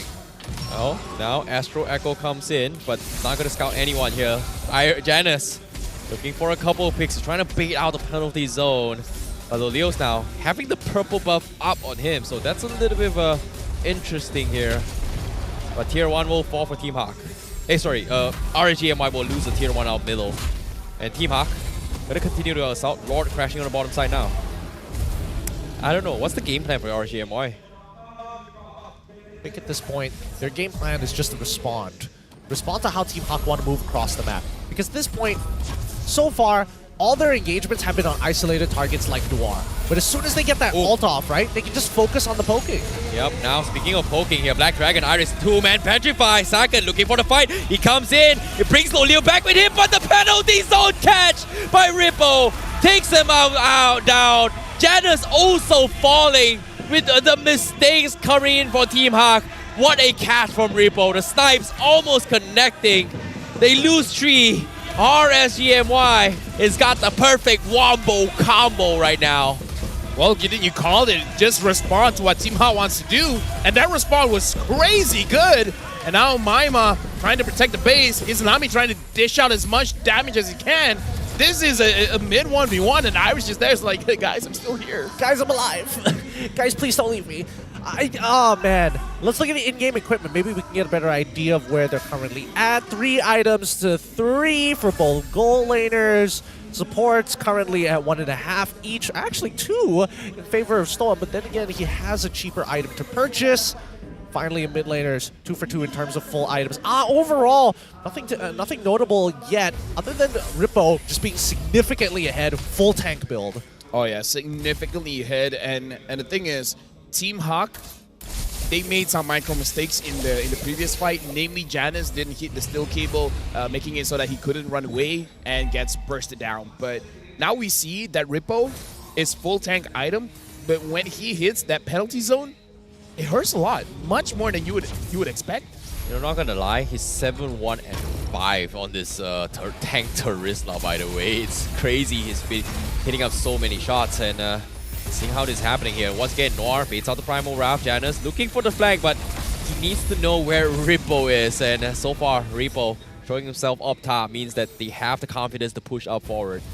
And Rippo might be in trouble here. Saken. Oh, okay. He didn't flicker forward. Hey, man. I feel like at this point, Saken should be afraid of Rippo. Yeah, Saken was the one freaking out here. He's just like, okay. Oh my god. Like, does he know or does he not know? I'd rather not risk it. I thought he was going to make an attempt, you know? No. I think he would die. He's too tanky. Rippo is way too tanky for Saken to do something like that. Rippo has a blade armor? He does. Right? He does. He's gonna actually, he's gonna end up killing himself.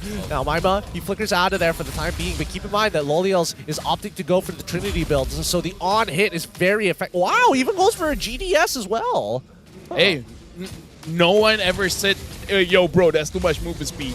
Well, no such thing as too much movement speed. Considering the amount of running he's been doing here, it makes a lot of sense. He needs the GDS, but the Lord now, it's going to be down towards half HP. Rippo holding in the recall. He's going to be TPing back here, trying to shove up the lane up top. So Team Hawk might be able to take this opportunity to go in for the fight, but at the same time, Saken needs to hit the biggest spear of his career. Take his own time. I don't think it's happening for the time being. Saken, usually he throws that spear when he knows something is about to happen. And Team Hawk, we need to see their enablers. People like Iris, Noir, maybe even Maima, but mainly Noir is the one you want to keep your eyes on if you're wondering whether or not they're going to fight. Oh. They have got to make a play here. Take your time, Lolios. Take your time. Find the moment. Spear comes in. They find Storm. They're going to try and make a attempt. No, the Holy Baptist comes in. Second, he needs to run, but he somehow gets out with a flicker. He turns and kills, but no go. Team Hawk. Riskiest play. Patience is a virtue. In this case, now Team Hawk, they have to make a run. And Lolio, they walk in for the setup. He gets the kill, but he's taking so much damage. Janus can't see the finish wall, but it comes down to Maima to salvage the fight. They kill off Lolios.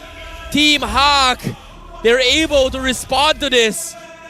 Every pixel counts. The biggest catch of their careers. And now Janus threatening Storm.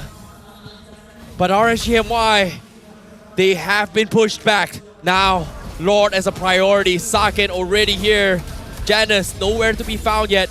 They need to go in for the contest. Half HP, but no go. He's walking in. He's going for the crash. Astro Echo comes in. Yet he comes Rippo with the penalty zone. He catches one. Janus is so low. He needs to go in for the kill, but he's getting zoned by Rippo. Iris and Maima running for their dear lives. RSG MY with one play. They steal the Lord Pit away from Team Hawk.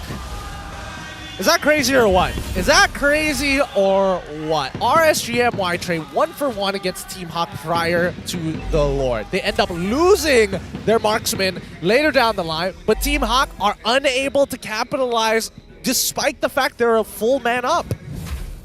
Right now, RSG, having this Lord with them, they need Rippo with them. Because I feel like if Rippo is not around, it makes it that much difficult for them to be, winning any kind of fights, right? So RSG, just move with the Lord. At this point, just move with the Lord. Janus is trying to, here we go. Oh, comes Black Dragon, zone of real manipulation, connects on 3.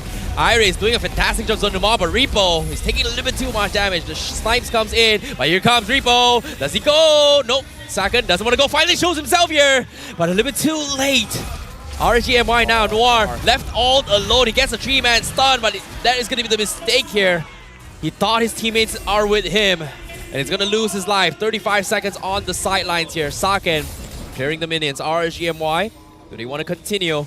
Next creeper waves is going to be from the bottom lane, but Team Hawk, they can't play aggressive now. Correct me if I'm wrong here. Team Hawk wanted to bait RSG MY, and more importantly, they wanted to cancel their recall so that Janus could get a free inhibitor. What happened to that plan? Well, didn't exactly happen here. They panicked and backed off. Immortality comes in, Janus. Oh no! Okay, Repo. Wants to go for the zone. They get the inhibitor. RSG MY now spinning Windogo onto the wall. Real Motivation comes in. Janus looking for the flank. Saken actually freaking forward there. The counterplay is so low. Calm down, bro. Be patient. Most of the damage onto Saken is from Saken. That's crazy, isn't it? Yep, nobody else seems to be tickling them. Maybe with like Janus versus Stoa, but then everybody hurts I mean, like every single time Saken hits Vinogo, the damage just bounces back, and then Saken's the one actually taking more damage than Vinogo himself. Blade armor. That's the big item difference here. And now he has to go through 2 of them. So yeah, by the time he gets onto his second target, he's most likely gonna die. Like he's hitting both Ripple and Vinogo at the same time. Yeah, because it appears. And then both of them hit, because I was like, no one's hitting Saken, but he's half HP. Yeah, he's just melting away. He's just hurting himself. Yeah, 2 blade armers. Oh, that's got to be frustrating. That's got to be real frustrating for Saken. How do you deal with a Moskov? Just stand still. Let him do it himself. Well, in this case, Saken is going to be going for the fight. He's going to be potentially caught without. Holy Baptism comes in. Janus getting a little bit too much damage here. A couple of pokes coming from the Leos. But Saken, again, he's getting poked away by Izanami every single time. Look at this. Just 1-2 HP, boom. He needs to back off. That is just so annoying. He's getting burnt out here, slowly but surely. Let's not forget about the glowing wand as well. This is quite the situation to be in for the side of Team Hawk. It feels like a lot of these interactions really coming down to very small margins, or whether or not Izanami is able to land the Star Shatter in the first place, right? In the meantime... Oh, Echo comes in, drops the first kill on Maima, tickles him down pretty low, but at the same time, from the back lines, Janus is looking for the finish! Instant flicker from Izanami to going for the reset. Janus can't seem to go for the finisher. Black Dragon being expended. They want to steal the Lord. Who's going to get it? It's going to be Iris. What a steal. But they need to get out. The stun comes in. But where's the rest of his teammates here? There's no Spear of Destruction. While RSG MY will mow him down. Janus fights a kill on Lolios. He's so low. He needs to get out, but he cannot. Stone pins him to the wall. As Team Hawk, they may have gotten the Lord, but they lose so many members in this fight. I mean, at this point, they're just taking it just to survive, right? Because if RSG got that, with 4 members still alive, it could have been GG, especially because the Lord would be marching up mid. But now they got to deal with the Lord. I have to see what happened that made it so that Vinogo did not secure that. I'm hoping he got stunned up. Maybe he got petrified. That's why he couldn't use the Retribution, because if that's not the case, I don't know, man. Yeah, that's... I'm more shocked that he didn't hit the Retribution in the first place, right? I'm more shocked, sorry, not hit as in not used, but just didn't secure the neutral objective. So far, he's been going negative on these Retri fights thus far, and I think it's really starting to cost them these types of games, these long, drawn-out war of attrition. They might be 18 kills ahead of Team Hawk, but they're only 900 in terms of gold deficit. Dude, this... 1 point to back him up is a little bit difficult for junglers to secure when you don't have a roamer that has a lot of crowd control. You know, like those tanky roamers to push people away. Storm is there to heal. If he hits his Holy Baptism, then that's the only type of crowd control that can make sure that your jungler ensures to get the objective. But this one is a bit difficult. Well, Astro Echo comes in. They will start things off on Vinogo. They get the kill. Repo with the penalty zone, not connecting on Janus. This is huge for Team Hawk. But the snipes from behind. They find Noir. One shot by Izanami. What was that shot? Izanami, the Prince of Mage. My God. Man disappeared so quick. But so far, no advantage. Like, despite these picks happening, nothing's really happening for the side of Team Hawk or even for RSG MY. Like, these picks are pretty meaningless so far unless they're able to 2x, maybe even 3x, and even then the gold doesn't really matter because they're already past the capped mark. Oh boy. It's 21 minutes. Might not have noticed it, but it's going on to 21 minutes and 30 seconds, and Janus is having a difficult time here, right? 4-4-4, kind of uninteractive here because even Izanami, he has a tough time trying to kill him. Izanami didn't die the first game. Did he die the second game? Maybe he did. He didn't the previous game. Oh. Well, as a player, his... Oh, wait, Storm didn't die as well. Yeah, Storm so... didn't die. It wasn't Izanami. This is 3 games coming in, and they have tried to kill Izanami time and time again, but... They just can't find him. Yeah, this boy won't go down. I mean, like, they found him. He used the ult and everything. It's like, yo, bro, that's not enough. You're an assassin. I'm a mage. Don't you know that mages are tanky now? He instantly flickered out as well, I think, when Janus tried to make a play here. But interesting enough, I think Husky brought up a very good point here. Noir has died 11 times now in this game. I mean, he's a free, susceptible target. It's not like Noir has a lot of escape mechanics. Even the onward, a very, very short dash. It's not the longest in the world. Wait. RSG, you gotta see this. This is so... Okay. Yeah, they saw it. They know what's up. That's so risky. But considering how purple buff on Janus once again, we haven't seen too much of Janus trying to make a play. Considering that every single time RSG MY has something to stop him, and that's, I think, worrisome considering that he's such a mobile character. I mean, worrisome is one way of describing it. Oh, spear. Oh wait! Here. Oh wait! They found Storm. No. Oh whoa! Okay. He wants to steal the Little Wanderer instead, but okay. Risky plays. Team Hawk getting a little bit on edge here. Be patient, my friend. Be patient. I mean, there's patience, and then there is like, hey man, you can push the side of the map. There's like 3 different lanes to work with. You can pick top. Maybe consider bottom. Top is looking more economic for red side for Team Hawk. Bottom side. Oh, nope. Looking for the play here. Janus is gonna get caught out. He needs to get out now. Fortunately for him, he's got the energy to back off. But with that play, seeing 3 men down bottom, Team Hawk making quick work here on towards the Lord. But look at this. The Lord so tanky. Saka says, you know what? I'm not going to take the Lord. I'm going to focus on Repo. Does he go down? Yes, he will. That's going to be first immortality. Real Motivation comes in on Binogo. Oh! Here comes the spear. It does connect, but do they want to commit to this? Iris now needs his help. He is going to get burned down here as goes for the Black Dragon. Saken looking for the kill. He can't find Binogo. He can't. But it's Nami with the snipes. Repo with the catch. What a shot by RSG MY. What a shot by the Prince of Mage. And just like that, Sake goes down. Hawk, they've lost all their advantage. RSG MY, they're coming to crash in. They're looking to push forward. 5v4. Now, Echo comes in, tier 3. Janus, they need to make a play. Maima taking so much damage. They need to clear the minions, but no go. Trying to stop the Fanny. Look at this. Janus, he can't do too much. Inhibitor will fall as well. Finally, at the Crystal Base, Real Malaysia, they have to clear the minions. They have to do everything they can. But Repo! Again, Repo! This man, what a chance! They catch the 2 members, and they won't take game 3. RSG MY, despite all odds, finds the way to close out the game. That's a point lead in RSG MY's favor. 2-1 in this best of 5. RSG climbing back up. Team Hawk, a couple of things to think about for the upcoming game. I don't think we're going to be seeing that Fanny in a while. Dude, Izanami's my boy, but Repo, man, like, that man's the MVP. But, hey, you know what? Story of every jungler in MPL, Malaysia, Philippines, Indonesia. Assassins ain't doing it, man.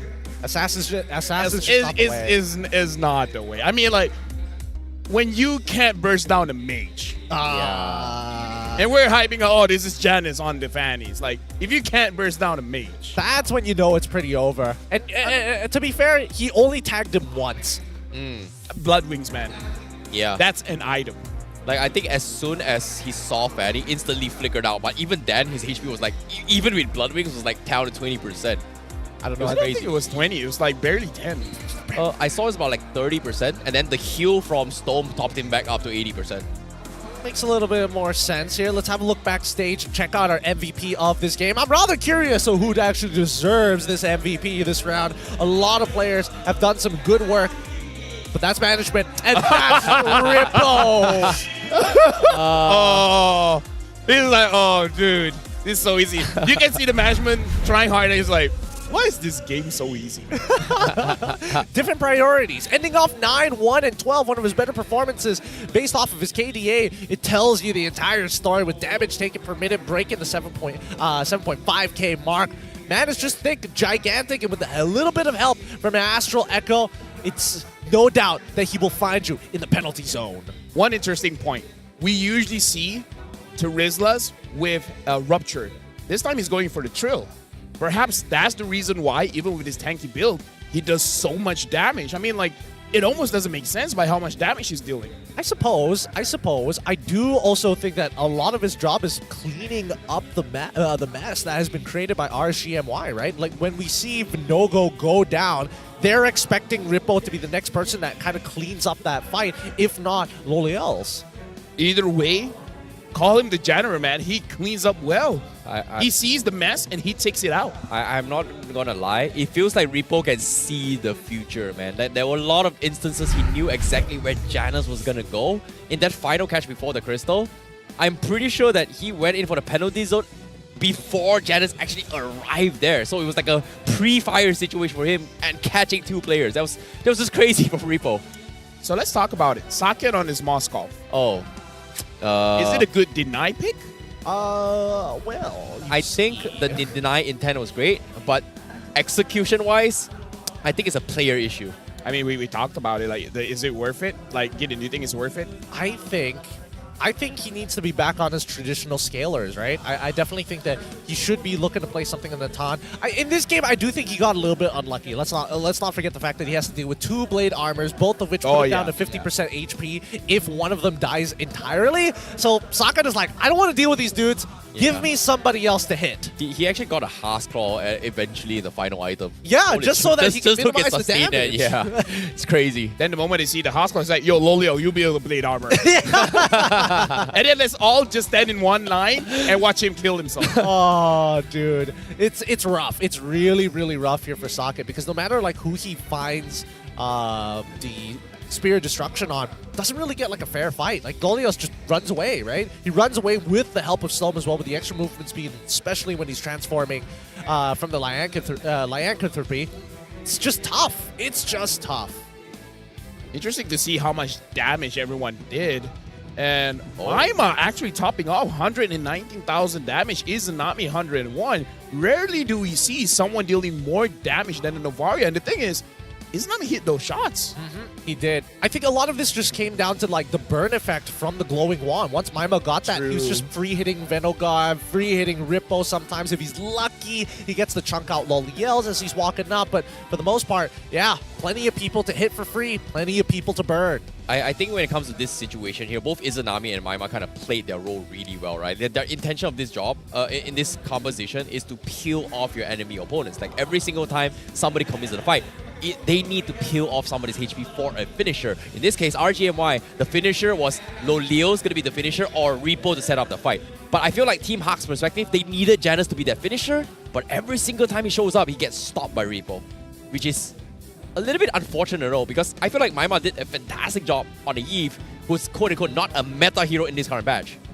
Let me just say as well, I don't think what RSG did is too disruptive inside of the jungle. I mean, sure, we see them invade every once in a while, but it's not like, oh, we gotta do this now. We gotta hard invade. It's like they actually gave Janus so much space. Yeah. So if you're a Fanny player and you have a lot of space and you have quite a lot of squishy targets and you still can't do it, Muntan's gotta look at this whole wanting Assassin to go back to the jungle like differently, man. Like it's not enough. maybe that's not the problem. Maybe it's the emblems. Maybe they should give Assassin emblems some more armor penetration. That's what we're missing, baby. But that's the thing.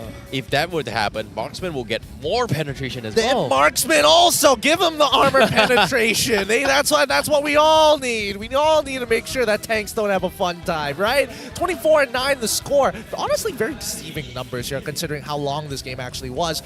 But I have to admit, both sides, it's very difficult for them to be quote-unquote proactive in this game. Every single time we see them walk up, there's a huge deterrent that tells them, nope, nope, nope, nope, you gotta take a step back. Oh no, there's something else that we gotta clean up on the side lanes. And I feel like Team Hawk is always torn between the two.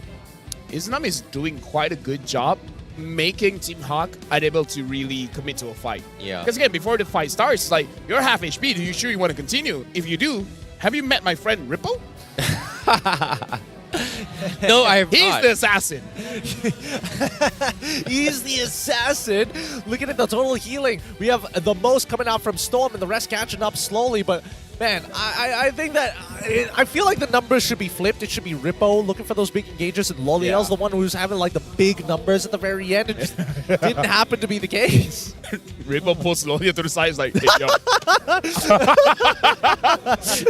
So tell me what goes on in that conversation? Say what did Ripple tell to Loliel? Yeah, Ripple grabs Loliel's by his collar, pushes him up specifically against the KGE locker, and it's just like, give me your lunch money. They go over to the KGE gaming house just to do that. It's like, yo, Loliel, have you got the married yet? I need this money more than you. Whoa. Listen here, you single man. Let's look at our key players of this match. Give it up for our rich guy, Carry, Sandbag, and Windman, going to be Sakin, Maima, Vinogo, and as well as Izanami. Maima coming up big time as the carry. Well, the rich guy is here is Saken, so do you think he's married now? I'm sure he is, right? He's a rich guy. Makes sense. Adds up. That's a stereotype. That's what I would like to believe. Okay. Might not exist money. But for the most part, I think that Sakin... unfortunately, I don't think this Moskov is it for him. I don't see him making relevant plays. And on a Moskov, it can be pretty difficult to do that, right? You're looking to slam two heroes against each other, not just to use the spear to knock them away defensively. You want to get a little bit more bang for your buck. I think it comes down to priority targeting, right? He hasn't been able to find the right targets to actually kill here. I feel like Izanami was the biggest threat as well in this game because of how he's positioning himself. But let's take a look at the KDA map on where Ripple has been finding a lot of crucial kills. And look at this, a majority of them has been coming from Noir as well as Fanny dying a lot of times here in this game. I think Noir died, what, 12 times, 13 times this game? You know what's the amazing thing? What? The Edith assists Rippo so much. I feel like he's on the wrong team. Yeah. Hey, thanks, Noir. Thanks, buddy. Thanks, Uchiha Noir. You died the most. You tried your best. And that's all we can ask from you. That's all they asked for. That's all they asked. But these games are like dragging out way too long here. 24 minutes across the board. It feels like, again, as much as Team Hawk want to be proactive on this map, they just can't. And worse yet, they can't find that closing angle against RSG MY, especially when they're on their comfort heroes at the to say the least. Hey, think about this, right? This might actually be the true prime RSG, baby. Like, we've been gossiping about the prime RSG, and they've always bragged about how late game is RSG game. Maybe in the playoffs is where they showcase that skill, and so far, it's been working out for them. It's been working out to a degree, right? Like, I don't know how much of this I can agree with. Yeah. Because I do feel like a majority, well, a good chunk of it is Team Hawk making the mistake more than RSG MY forcing the mistake. Like picking up the Fanny. I mean, like, if Sutsujin can't make it happen, I feel like everyone else will have a hard time. Because I feel like if Assassins are a thing, Gary would have picked it up. But what if Kyrie makes it happen? You know what? Let's bring it more down to earth. What if Chibi makes it happen? Actually, Chibi could make it happen. I think Chibi Right? could make it happen. Right, enough about this Kyrie guy. It's all Chibi should Never be heard able of to it play before. Never heard about the best player in the world. I mean, that player. Sorry, excuse me. The best player is Sans. You're right. Right? You're right. That's Sans is true. the best That's true. Forgive me for my indiscretion. I need to be careful with my words, they say. Now, I think for the most part, as Assassins, they just don't seem to be making it, not cutting it just yet. It feels like you don't get enough value. What'd you see at the very end? No, I see what you did there. They are cutting it because they mostly use swords and knives and forks. I don't know if you're trying to insult me, but my skin's made out of steel. I don't know, man, but they ain't cutting it. Skin steel. Cutting it. Look at this, right? This was a really sick play from Repo. Like, he ulted right before the Fanny even arrived. So that was a pretty good catch from Repo. But I must say, I feel like as much as people say that Repo, oh, he's not going to be playing here, he likes practice, he's got married, he's not the best XP laner. But to be honest, after seeing him in today's performance here, lack practice or not, he still got it, bro. Did people see that? Are you going back on saying that you liked Iris? I liked Iris more microly, but today, Repo just showed me he's out microed Iris on a personal level. It's crazy. I don't believe it. Not until I see full damage Cho on Ripple. I mean, Ripple is the one that kicked Iris out, right? That's also a good point. That's also a good point. Yeah. Okay. Wave the dragon out of here. Well, he's got the Cho cosplay though. Like I think Repo pulls off the Cho cosplay really, really well. Does he? Oh yeah, he does. He does. The most recent one. Like I can't remember what's the skin called, but it was pretty cool. The Like, Dragon all Boy red. skin. Not? No. I believe it was the Dragon It was Boy not skin. the Dragon. As long as he wears, I thought anybody who just wears like the old Echo merch is basically No, it was the a Cho skateboard one. It was the cosplayer. 515 All-Star one, I think. Oh, that's a good one. That's a pretty good one. I like that one a lot. Like, Lexia best jungler. Lexia, they're still bringing them back. They're still bringing them back. People still remember the legacy players' names, but unfortunately, they're not subbing him in. Hey, Season 7 champion, baby. You know? And guess what? He was playing under RSG at that time as a jungler. But ever since then, never again. Kind of ironic, to be fair. And more so, I'm more surprised that Team Hawk isn't pulling in any of their subs. Let's see some words coming in from RSG Loliels. We asked him, what does RSG want to prove this playoffs? He replied, we want to prove to everyone that we can still compete, that we will put up a good fight. And put up a good fight they have. I mean, they could secure this last one if Coach Wright is not careful with the draft. Because I feel like both teams are taking quite a number of risks when it comes to the draft, because especially with Coach Wright, his own philosophy, it's about something unorthodox. If they don't see it coming, then we're going to pick it up. I definitely thought you were going to say it's definitely about comfort, right? Because it just makes sense. Oh! Whoa, post like your favorite hero. He's been spinning his way through. I wonder what that is. I mean, it could be Alman, it could be a Nakai. It's a Beyblade! Yeah, sure. Beyblade. If I remember the Beyblade song, I would sing now. I'm literally singing the song. It's as close as it gets. It literally goes, it's Beyblade. Spin it. You know what? Never mind. The only song that I can think of right now is it's time to he had a seizure. You're definitely gonna give me a stroke by the end of today. Someone save me. The caster's desk got crazy, but now going back to the game here. Apparently now match point for RSG MY, reverse sweeping the fight against Team Hawk. How will Team Hawk fight back? Are we gonna see the full game 5 today here in MPL MY season 13? In particular, the playoffs has been a script that no one can predict. Everyone is going all out, and in this case, will Team Hawk drag this out to game 5? That's why I was saying in the beginning, good luck with your guest coins, because I'm pretty sure this is one of those few regions that you lose a majority of them. Team Hawk going to be on blue side, RSG MY on the red side. Pretty much seeing similar bans once again, but Yutong is going to get banned out by the side of Team Hawk.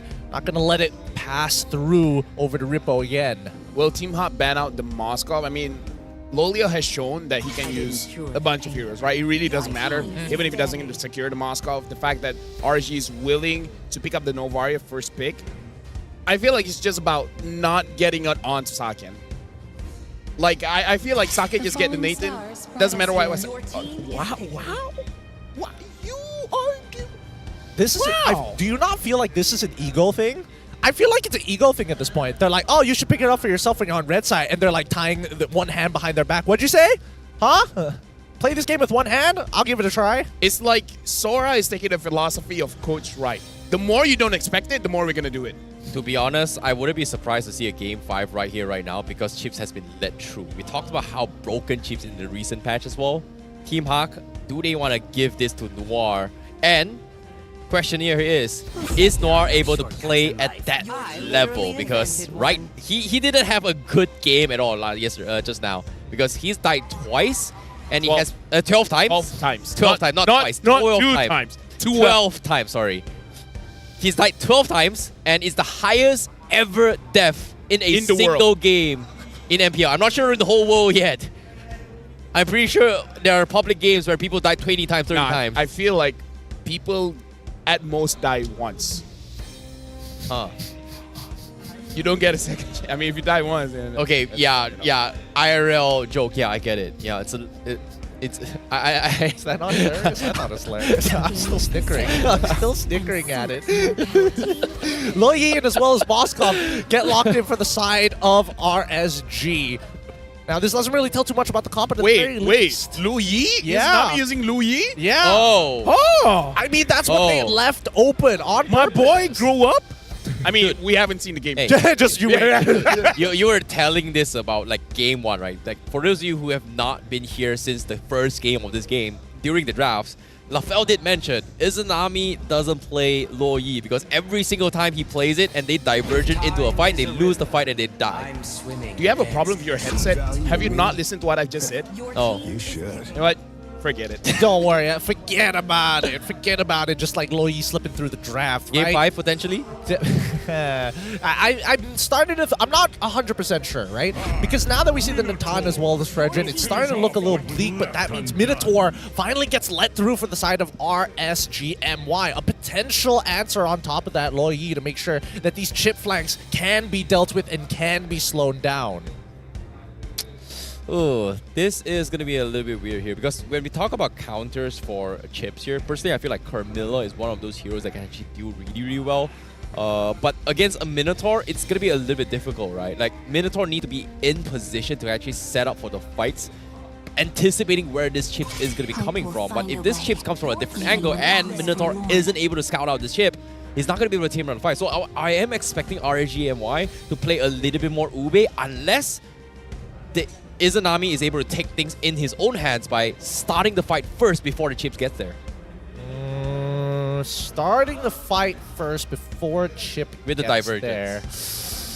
These conditions need to be met. This sounds more like a cross-map play than anything else, right? And I think that RSG MY, the only cross-map play I see is Moskov by himself, 4 sitting around the neutral objective, right? And then you expect the Spirit of Destruction to eventually fly halfway across the map. We do see that the Terizla gets banned as well as the Vexana, both of which make sense in this context considering they're both very teamfight oriented.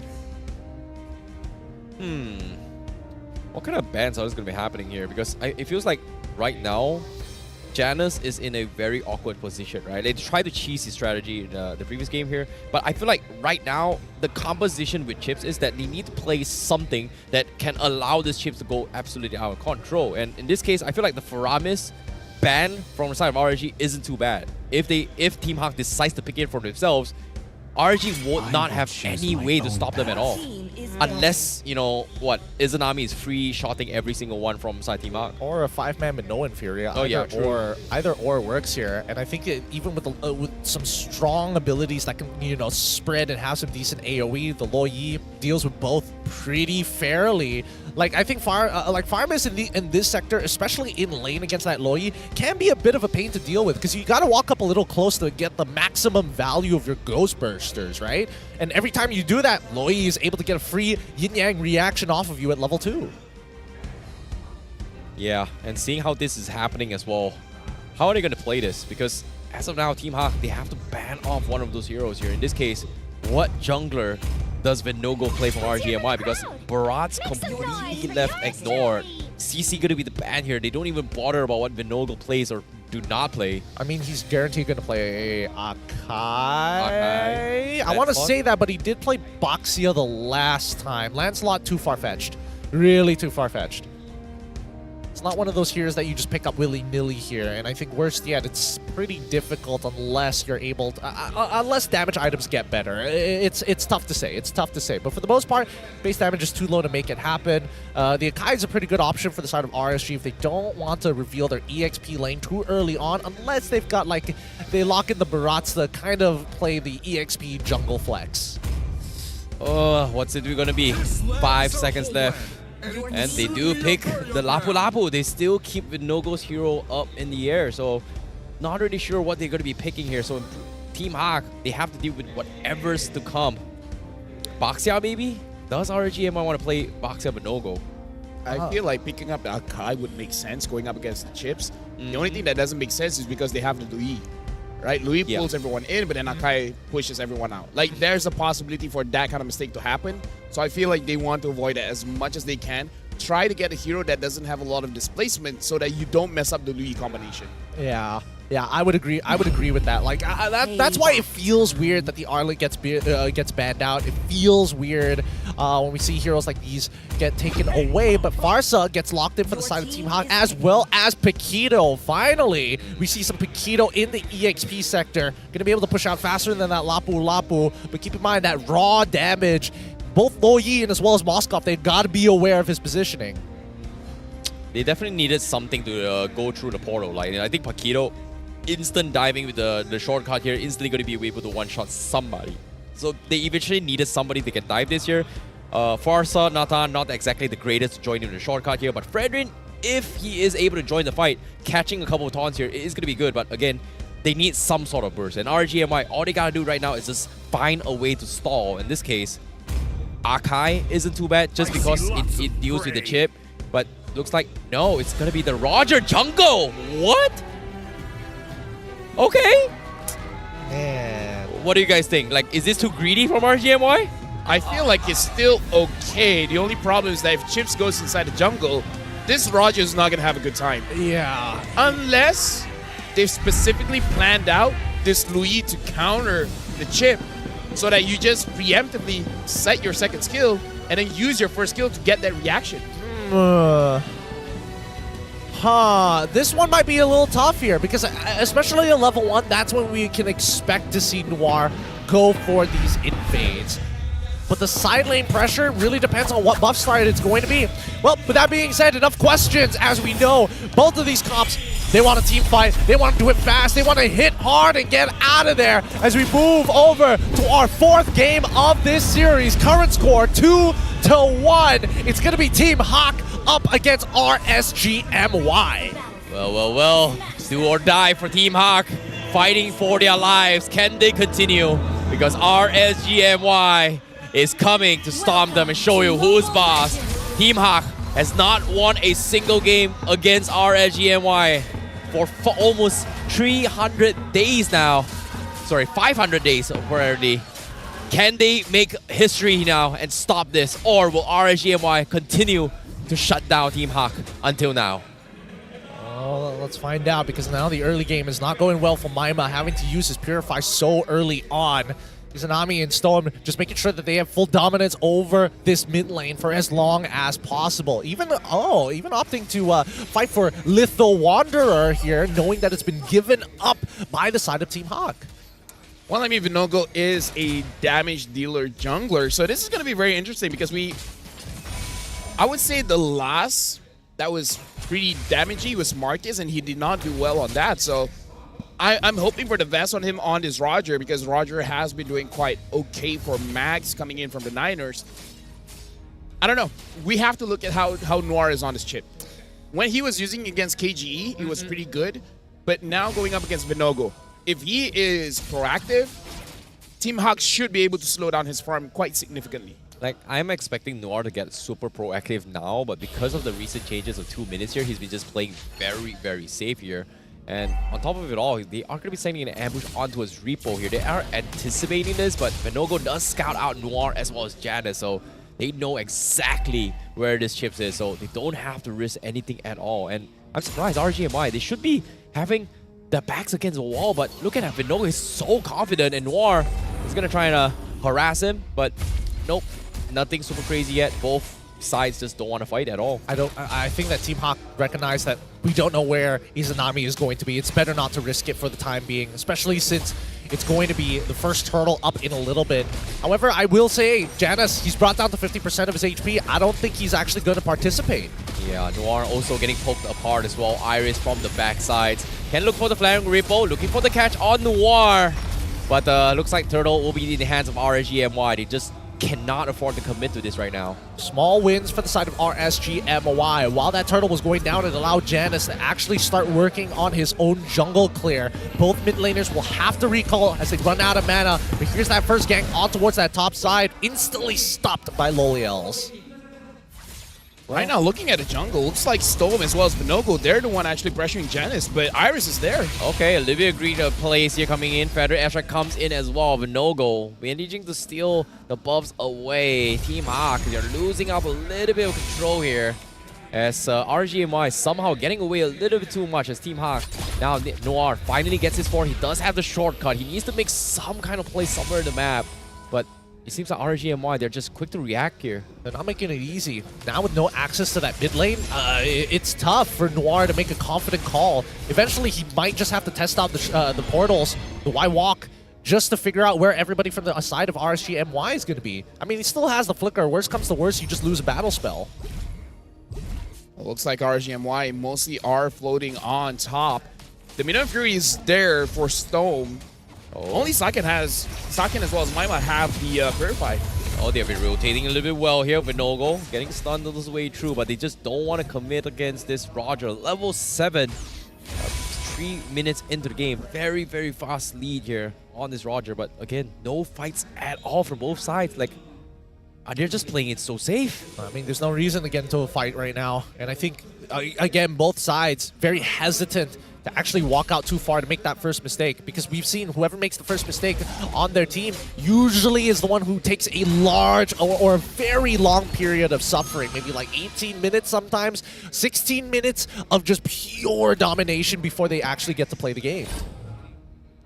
Right now, Noir is scouting, but it looks like he's not scouting aggressively. Like, he is not going for Vinogo at all. He is... Maybe what happened in the previous game, dying 12 times, is really impacting him here.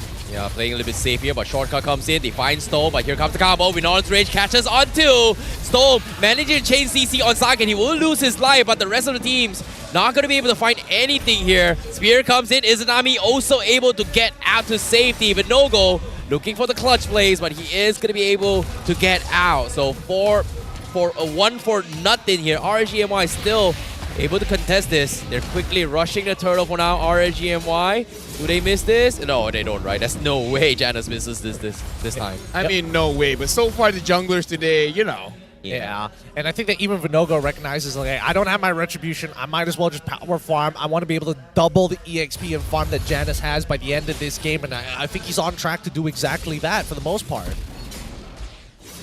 Right now, I'm just...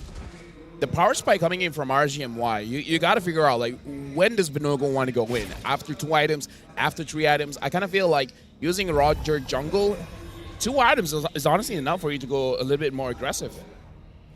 Well, speaking of a divergent play here down bottom, finally RGMY taking a little bit of initiative, but once more, where is this Chips? Like, why isn't he able to find anyone so far? It's weird to see how having a Chips and Team Hawk just playing this passively against RGMY. Well, to be fair, I guess both teams are relying heavily on their mid laners to scale up, or at the very least, their scalers to get into a better position. RGMY waiting for 3 items on Loliels, 2 items for Izanami. Team Hawk waiting for 2 items on Maima, waiting for 3 items onto Socket, arguably even a 4th.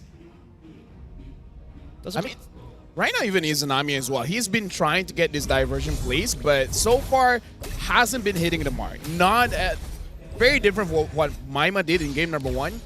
Izanami is unsure of the positioning coming in from Team Hawk. But to be fair, like I said, I don't know when is the true power spike coming in from RSG MY where they say, you know what, we have enough, let's go for it. Okay, Divergent comes in, they go down, they're trying to make an attempt on Socket. Looks like it will go, but Noir not able to stop that at all. He's a little bit too slow, but Maima from the sides, he gets one shot. Izanami can, oh no, not enough. He needed one more feathered airstrike, but he was so afraid. So Izanami able to survive this. Noir looking for the play, zoning them off here. Shortcut still available. Iris focusing on the turret, finally finds it, but Noir, just go for it. Like, you can, do you want to, but he's afraid. Finally drops it as well. Instantly goes for the melt, and they take him down after so long. The first aggressive play by Noir. And RSG MY, they lose Lolios. But in the contrary, Vinogo, he's not too happy about this. He's gonna try and fight back into this fight. Stone with the stuns. Minon's Rage still available, doesn't commit to this yet. Turtle contest comes in. Saken takes a tier 1 down bottom though. I mean, it looks like he's going to get the tier 2 as well. Team Hawk has been taking 3 objectives. No one from RSG MY is protecting the side leads. Oh, Lolios 1v1 with Saken. Who comes on top? Saken wins that fight once more on the bottom. Divergent play comes in. They get it to the furthest point. They want to hunt down Saken, but Saken is already out of there. He's going to be able to get out. Meanwhile, Noir, does he have the shortcut though? He's still on cooldown. He will show himself, but that's all. As RGMY loses the 1v1 for Lolios down bottom. Now some breathing space. Now a moment of respite.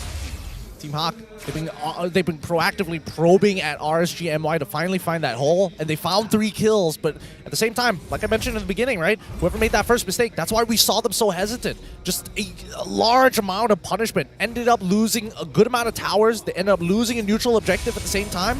That's why both sides are playing footsies with each other, trying to make sure whoever reacts first is going to die. Oh no, Noir, what you doing? You gotta run. Tier 1's there. Lolio, does he got a stun? Oh, okay. Doesn't have to.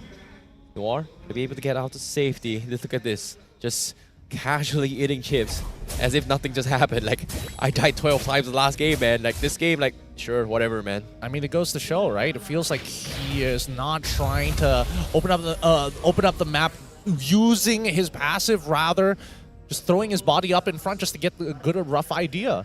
For the most part of it, I don't think there's anything wrong, but it just feels like there's not enough coverage. Since they've already gotten rid of 2 tier 1s, why not, right?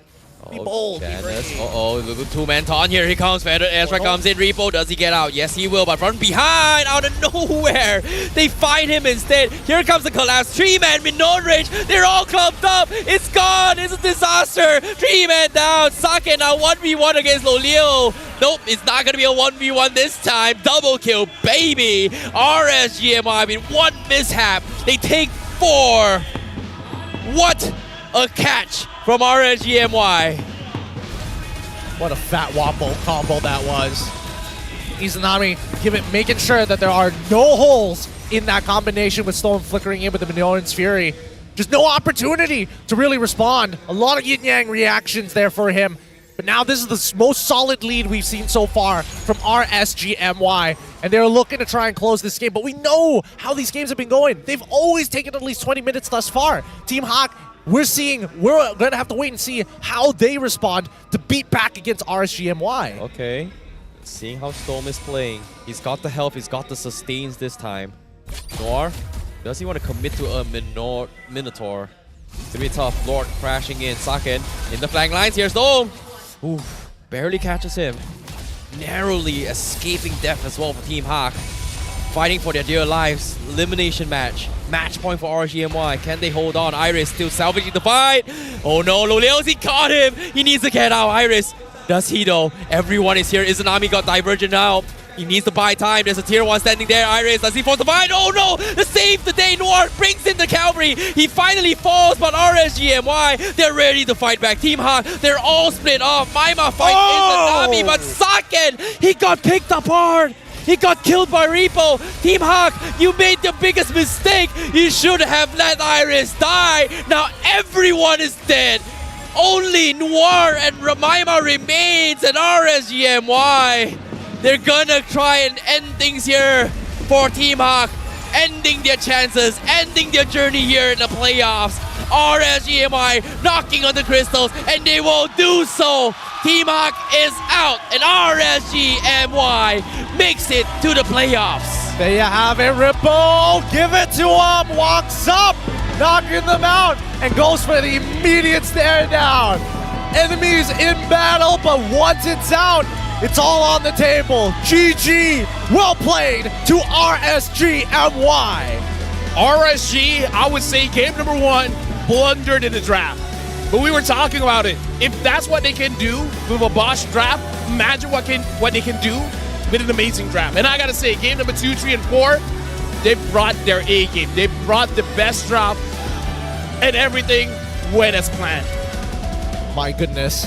After all that, they still are able to fist bump with each other. Let's throw it over to Rose to have a word with these two great teams. Alright, itu dia perlawanan terakhir untuk hari ini. It is with a heavy heart that we have to bid goodbye kepada pasukan yang kedua untuk hari pertama MPL Malaysia. Guys, sebelum apa, we would like to ask Stadium MBSJ to give a warm round of applause kepada Team Hawk for their performance untuk musim ini. Okay, hold on. Aiman Haq nak cakap something actually. Dia minta mic. Alright. Alright, hai, Assalamualaikum semua.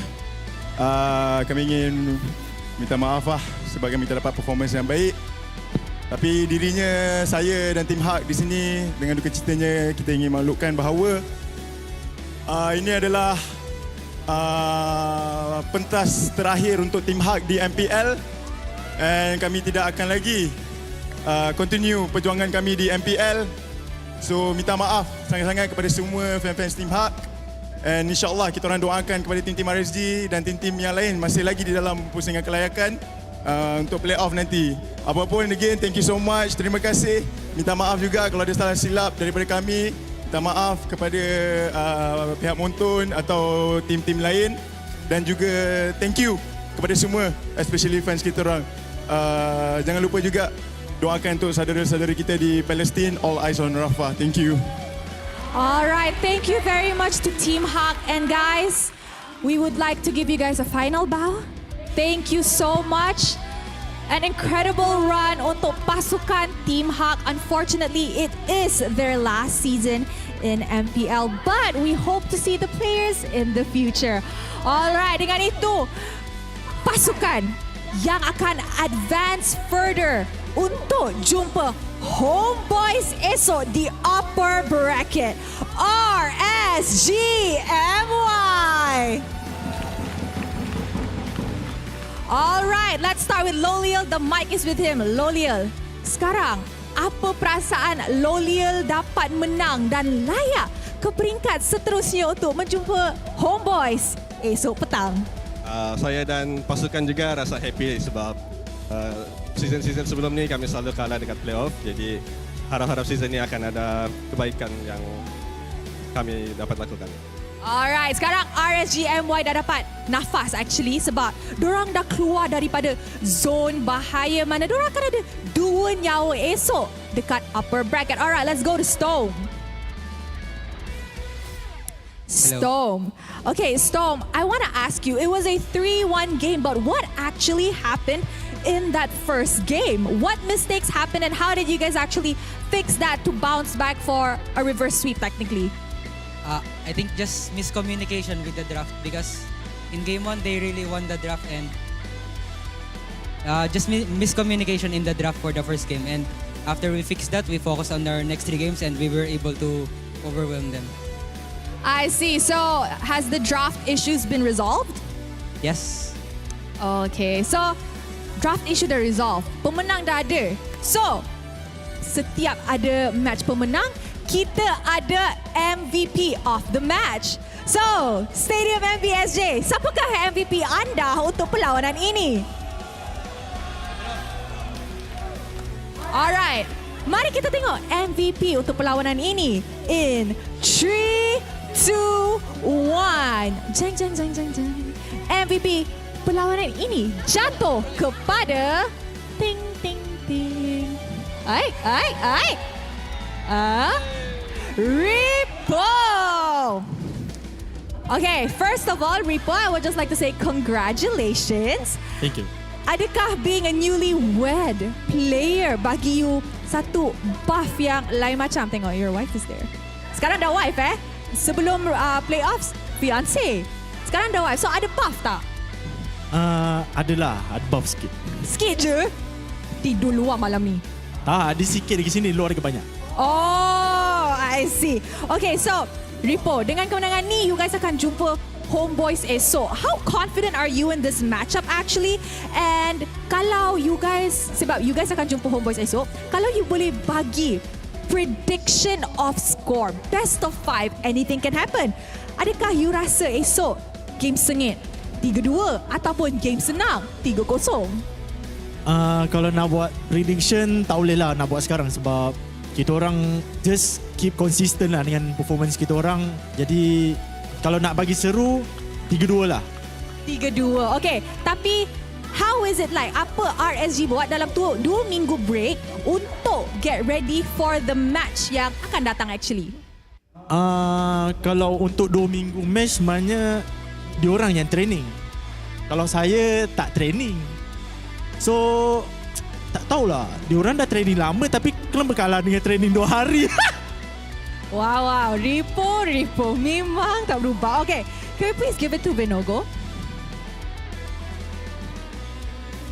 Okay, Vinogo, as a jungler from the Philippines, tomorrow you will be going up against Chibi. Now, in past interviews, Chibi always said he loves going up against import junglers. Now, one of Chibi's biggest nemesis is Demon Kite from RSG Philippines. Do you think you can do Demon Kite justice in tomorrow's game against Homeboys? Maybe. We don't know, but anything can happen. Maybe we win, maybe we lose, but you never know. Whoa, Storm. Also, I hope like tomorrow our game won't be like today's game too. My retry sucks. Wow, dia mengaku dia maret hari ni. Alright, can we give it to Sora? Coach. Alright, Coach. Did you expected the Team Hawk game to be this close, and did you actually predict the upcoming drafts from game 2 onwards? Because like what Storm said, game 1 punya draft tu korang agak terkejut dengan miscom. So, macam mana you dapat predict dorang punya upcoming drafts? So, untuk draft pertama tu ada beberapa miscommunication saya dengan player. So, untuk game kedua tu kita orang dah resolve benda tu. And untuk diorang punya upcoming draft, untuk Team Hawk, kita orang dah predict dah diorang punya strong hero, diorang punya winning condition apa. And also kita orang pun tahu yang diorang akan respect ban hero Ripo and also hero Izanami, Valentina. So kita orang, benda tu buatkan kita orang senang lah untuk draft dan main dengan hero apa yang kami sesuai. Alright, very insightful words from the coach. Tapi for the final words and before we let them celebrate their new victory, apa kata let's pass it to Izanami for the final words. Apa Izanami nak sampaikan dekat the fans, and of course jangan lupa ajak dorang tengok game korang esok lawan Homeboys. Kepada semua yang datang ni, thank you lah sebab support kami walaupun sudah tengah malam ni kan, tapi still stay sini support kami. Thank you so much pada yang datang, dan kepada tim Mak pun thank you sebab memeriahkan MPL ni. Thank you so much guys. Alright, thank you so much to RSG MY and congratulations on your win. You guys may now go celebrate your victory. Wow. Hari pertama playoffs kita, tapi perlawanan yang sangat-sangat sengit. Dua pasukan sudah balik rumah, tapi esok kita akan saksikan perlawanan upper bracket. Kita akan tengok SRG dengan Homeboys perform pertama kali untuk playoffs ni. Tapi before we wrap up our day, let's show it back to the casters to dissect what happened in the game 4 of this best of 5 series. Thanks, bros. And once again, our MVP of the match goes to Rippo, ending today 14-3-16. I have a total of 3 matches, some low kill counts, but definitely a majority going over 20 minutes. I hate that Rippo is so good looking, so what's the right up. word for it? So like I'm just gonna call him out, like, he's arrogant, but you cannot deny his skills. Like, he's only played 2 days, and then straight up like it's so frustrating to see that Repo was just playing absolutely out of his mind, merit or not, you know, lack of training, but I don't know, man. Like, he just destroyed Team Hawk as if they were nothing. Hey, like, man. hello? What? Hey, man. It's just what you call talent. Just raw talent coming out from Ripple this time around. Again, I do think that he was given some pretty decent matchups to make some big impacts for the team, but it doesn't mean that RSG MY are completely out of the water. But first, let's discuss what happened in this game, because we didn't get to see as much impact coming in from Loliels in the previous games in comparison to people like Izanami and even Stoem coming out big time. And Vinogo, he's like, man, if I can't hit a retry, I might as well secure kills on players. Izanami died. How many times did he die? One. Ruined. Okay, I'm curious here. How many times Noir died? Okay, one. He's fine. He's fine this time on this chip. I mean, Izanami could have had a flawless run going up against Team Hawk. That would be the bigger flex. I mean, he died on the Lu Yi. He should not have picked up the Lu Yi. He shouldn't have picked up the Lu Yi. That was the big mistake here. Maybe that was the miscommunication. That was also the miscall. It's like go far, so it's like Lu Yi. Okay, got it. It's like fair miss. Lu Yi? Lu Yi? Yes, coach. I will lock in Lu Yi for you. Thank you like, very no! much. What? in case you guys didn't understand, the coach basically said there were some miscommunications in the draft, especially game number 1. So we're just speculating. It's like, okay, pick up Masha. Huh? Farsa? All right.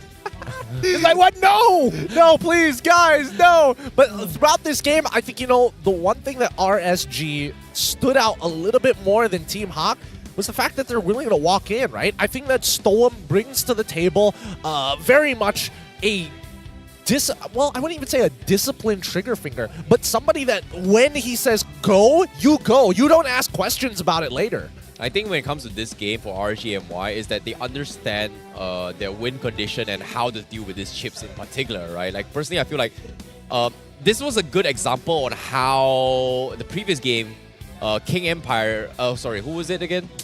Yeah, King Empire going up against Todak. Todak couldn't exactly handle the chips here, and this is something that RSG Todak should have done, and RSG just did it better than Todak did. And for them to actually deal with the chips was that they have to maintain that kind of pressure, but with the Loi coming into play, as long as the shotgun comes in, Izanami must be there to prepare. But what was really surprising is that because they're not playing super aggressive and they greed out on having a Roger as well as a Moskov, which in my opinion, I don't think Team should have gotten away, and Team Hawk should have gotten so much more pickoffs, but somehow they just couldn't find a single pick. Well, I mean, considering that Janice's Fanny didn't exactly go well, I wouldn't think that he'd be like, you know what? After that game, lock me in on Roger. Same goes for Sakin, right? I don't think, you know, Roger Moskov definitely doesn't really suit his style. Yeah, it's more, yeah. he is the Natan, he is the Claude, he is like, especially a Clint style of player. I hold my ground, I only use my abilities when I need to give up ground to gain an advantage in health. I mean, one thing that Terrence did say, not everyone is suitable to go through the portal, right? Yeah. I mean, like, Natan goes in is pretty risky. The Farsa go in is pretty risky. So, because here's the thing. Did RSG counter the chip, or did the chip do nothing? I think it's more like there's no one that can compensate, utilize the chips really well. Like, the only one that really could do something was the Paquito. But again, if Noir is not starting the fight, and even if you start, what can he do? Because if they walk in and Storm gets like a 4-man catch, everyone's dead, which I think one of those fights did actually happen. No, that's how RSG was able to get a sizable lead in their hands. Well, I mean, that in tandem with Izanami. Both of them were working together. But at the end of it, I would say that their comp is not designed to be playing around chip, right? Like, I think they would have preferred to have Minotaur on their side. I think they would have preferred to have Kaja on their side. Something that synergizes a bit better. You know what would be funny? What? If Chip opens the portal, they go in, Moskov throws his spear, and then they go back into the portal. That would be a funny interaction. It would be. My only wish is that they take away the cooldown time for when you go in and out of the portal. So you just go in and dip back out, dip back in, dip back out whenever you want to. No, that would be a funny wait. counter. It's like, The first one is instant. The second one, basically the small portal outside is instantly teleported to the place. But if you take that big portal, it needs to be channeled before they can actually DP back. Boring. Cooldown. Boring. Take away the shield. Take away that cooldown. Be able to switch between the two whenever you want. That would be really cool. Then there's some skill. There's a new mini game to play on the Land of Dawn. That'd be a fun idea. But for this game, unfortunately, just not the case. So then the counter is like, okay, people pull in, Moskov pushes them back Pushes in. back in. People go in, Valer pushes them back in. People back go over, in, Badang pushes them back in. Akai pushes them back in. It's like, there's so many counters for Chips now. The ultimate counterplay. You get Akai to spin on top of the portal. You walk up to the portal, you get knocked up from the other side of the map. He's like, guys, come in. We can't. There's a Snorlax in the way. I don't have that flute tool. Please let me through. Rich Guy going over to Loliels. And Carry going over to Izanami. Sandbag the Janus and best wingman is going to be Stoem. 3 out of the 4 being RSG members here. I mean, at least you're seeing on the final screen your boy and as well as Stoem up there. I mean, Izanami carries everything, man. Rarely do you not see him being number 1 in terms of the damage. He just continues to do good work every single time. I would say that the team still feels quite volatile at the end. Like, I don't walk away leaving very satisfied. No, here's the thing. 5. You know what makes me so upset about him? What makes you so upset about Even him? with Angela, he has the highest damage. Don't even get me started. Make that make sense. Don't even get... This is on a live game during MPL. Make it make sense. Him on the Angela, he dealt the most damage. He ended that game like what? 0-5? 0-4? Yeah, something like that. I remember. I remember. The rest of his team was not doing well. not Everybody lost lane. Everybody was doing poorly, and yet he had the highest damage. It's just faceless. This is the big fight, right? Because I feel like RSG MY just waited and waited and waited and waited until Storm gets a big catch, and then Izanami's just like, you know what? You set it up for me. I'm gonna help you finish this. And this is unfortunate, Team It looked like a good collapse. But then it just ended in RSG's favor. This was just a desperation attempt coming in here. Like, they dropped the shortcut, but they didn't really have the focus fire on who they should be fighting as well. Like, Maima and Noir was actually picking off Izanami, but aside from that, everybody else was split off from the fight. It was so awkward to actually take this composition, but as of yet, GG well played from RSG MY. Their comms was on point. We almost got the full 5 game. If we got the full 5 game, I would be really, really excited here as well. But as of now, congratulations to RSG MY because they will be the ones that advance forward into the playoffs where they will be fighting off against Homeboys and, of course, in a best-of-5 series. But fortunately for them, they will have a second life. Same can be said for King Empire going up against SRG. So, with that being said, tomorrow's match, what do you think? I'm thinking that it's going to be a good one, right? Who isn't excited for SRG and as well as the Homeboys? 2 of our more polished teams here. First and second place, respectively, up against KGE and RSG. And honestly, I do think it's kind of funny, to be fair. In the regular season, like, SRG eventually had to face off against KGE, and I think KGE put up a pretty good fight against them. Same can be said about RSG versus the Homeboys. 2 things to say here. This is going to be the real test for SRG. Because we've seen multiple teams doing well during the regular season, but once come playoff, they choke. So we do have to see. If SRG chokes tomorrow, then I don't know, man. But if they don't, then they're the real chance, the real hope for Malaysia. I feel like we always say that. We say like, first it keeps happening. It's also true. It does keep on happening. If it stops happening, we stop talking about it. You're right. You're right. So we have to win international first, and then we can stop talking about it. And for Homeboys, it's like, RSG, I wanted to go up against Janus. You took that away from me. Now you know what, Vinogo? We're going to be Vino stop on you. Okay, fair enough. Vino stop. Okay, Vino go, Vino stop. All right. I hate the fact that I was looking in his eyes when he said that. You took him seriously, didn't you? Oh my goodness. You know what? You don't get that. I'm wrapping it up here. This is the end of the show here at the MPL MY, day number 1 of season 13. We'll see you guys right after this. We'll see you tomorrow. Okay, thanks. Bye. Guys, let's go, guys. Boleh. Tadirin. Boleh. Peti. Ready. Mati dia. Nice one. Santai, guys. Guys, team. Mati dia. Nice one. Gua aman, guys. Santai. Aman. Reset. Mati Moskov. Nice one. Nice. Good. Basa. Okay, nice one. Ready. Atas. Usong ulti. No pressure, go. I can still chase. Mati. Nice. Go. Ready. Mati dia. Nice. Reset. Nice one. Nathan, Ben, go. Nice. Bang. Chase. Funny, nice kill. Coming. No skills. Yuzong, no skills. Nice one, ball. Take bot. po. Nice one po. Nice one po. Nice one po. Extend Bunny. Extend Bunny. Extend mas go.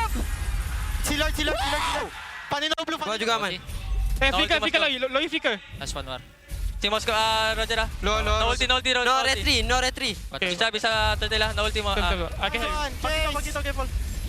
Nathan. Heal. Nice. Careful. I can chase. Hey, behind Tan. Hey, careful. Ulti, stop. Fight to dead. Stun Pedrin. Nathan ulti. Heal. No revive. Paksan no ulti. Take mid. Summon. Chase them. I can end, guys. Chase them. Go. Partial recall, Elton. Partial recall. Oh, no.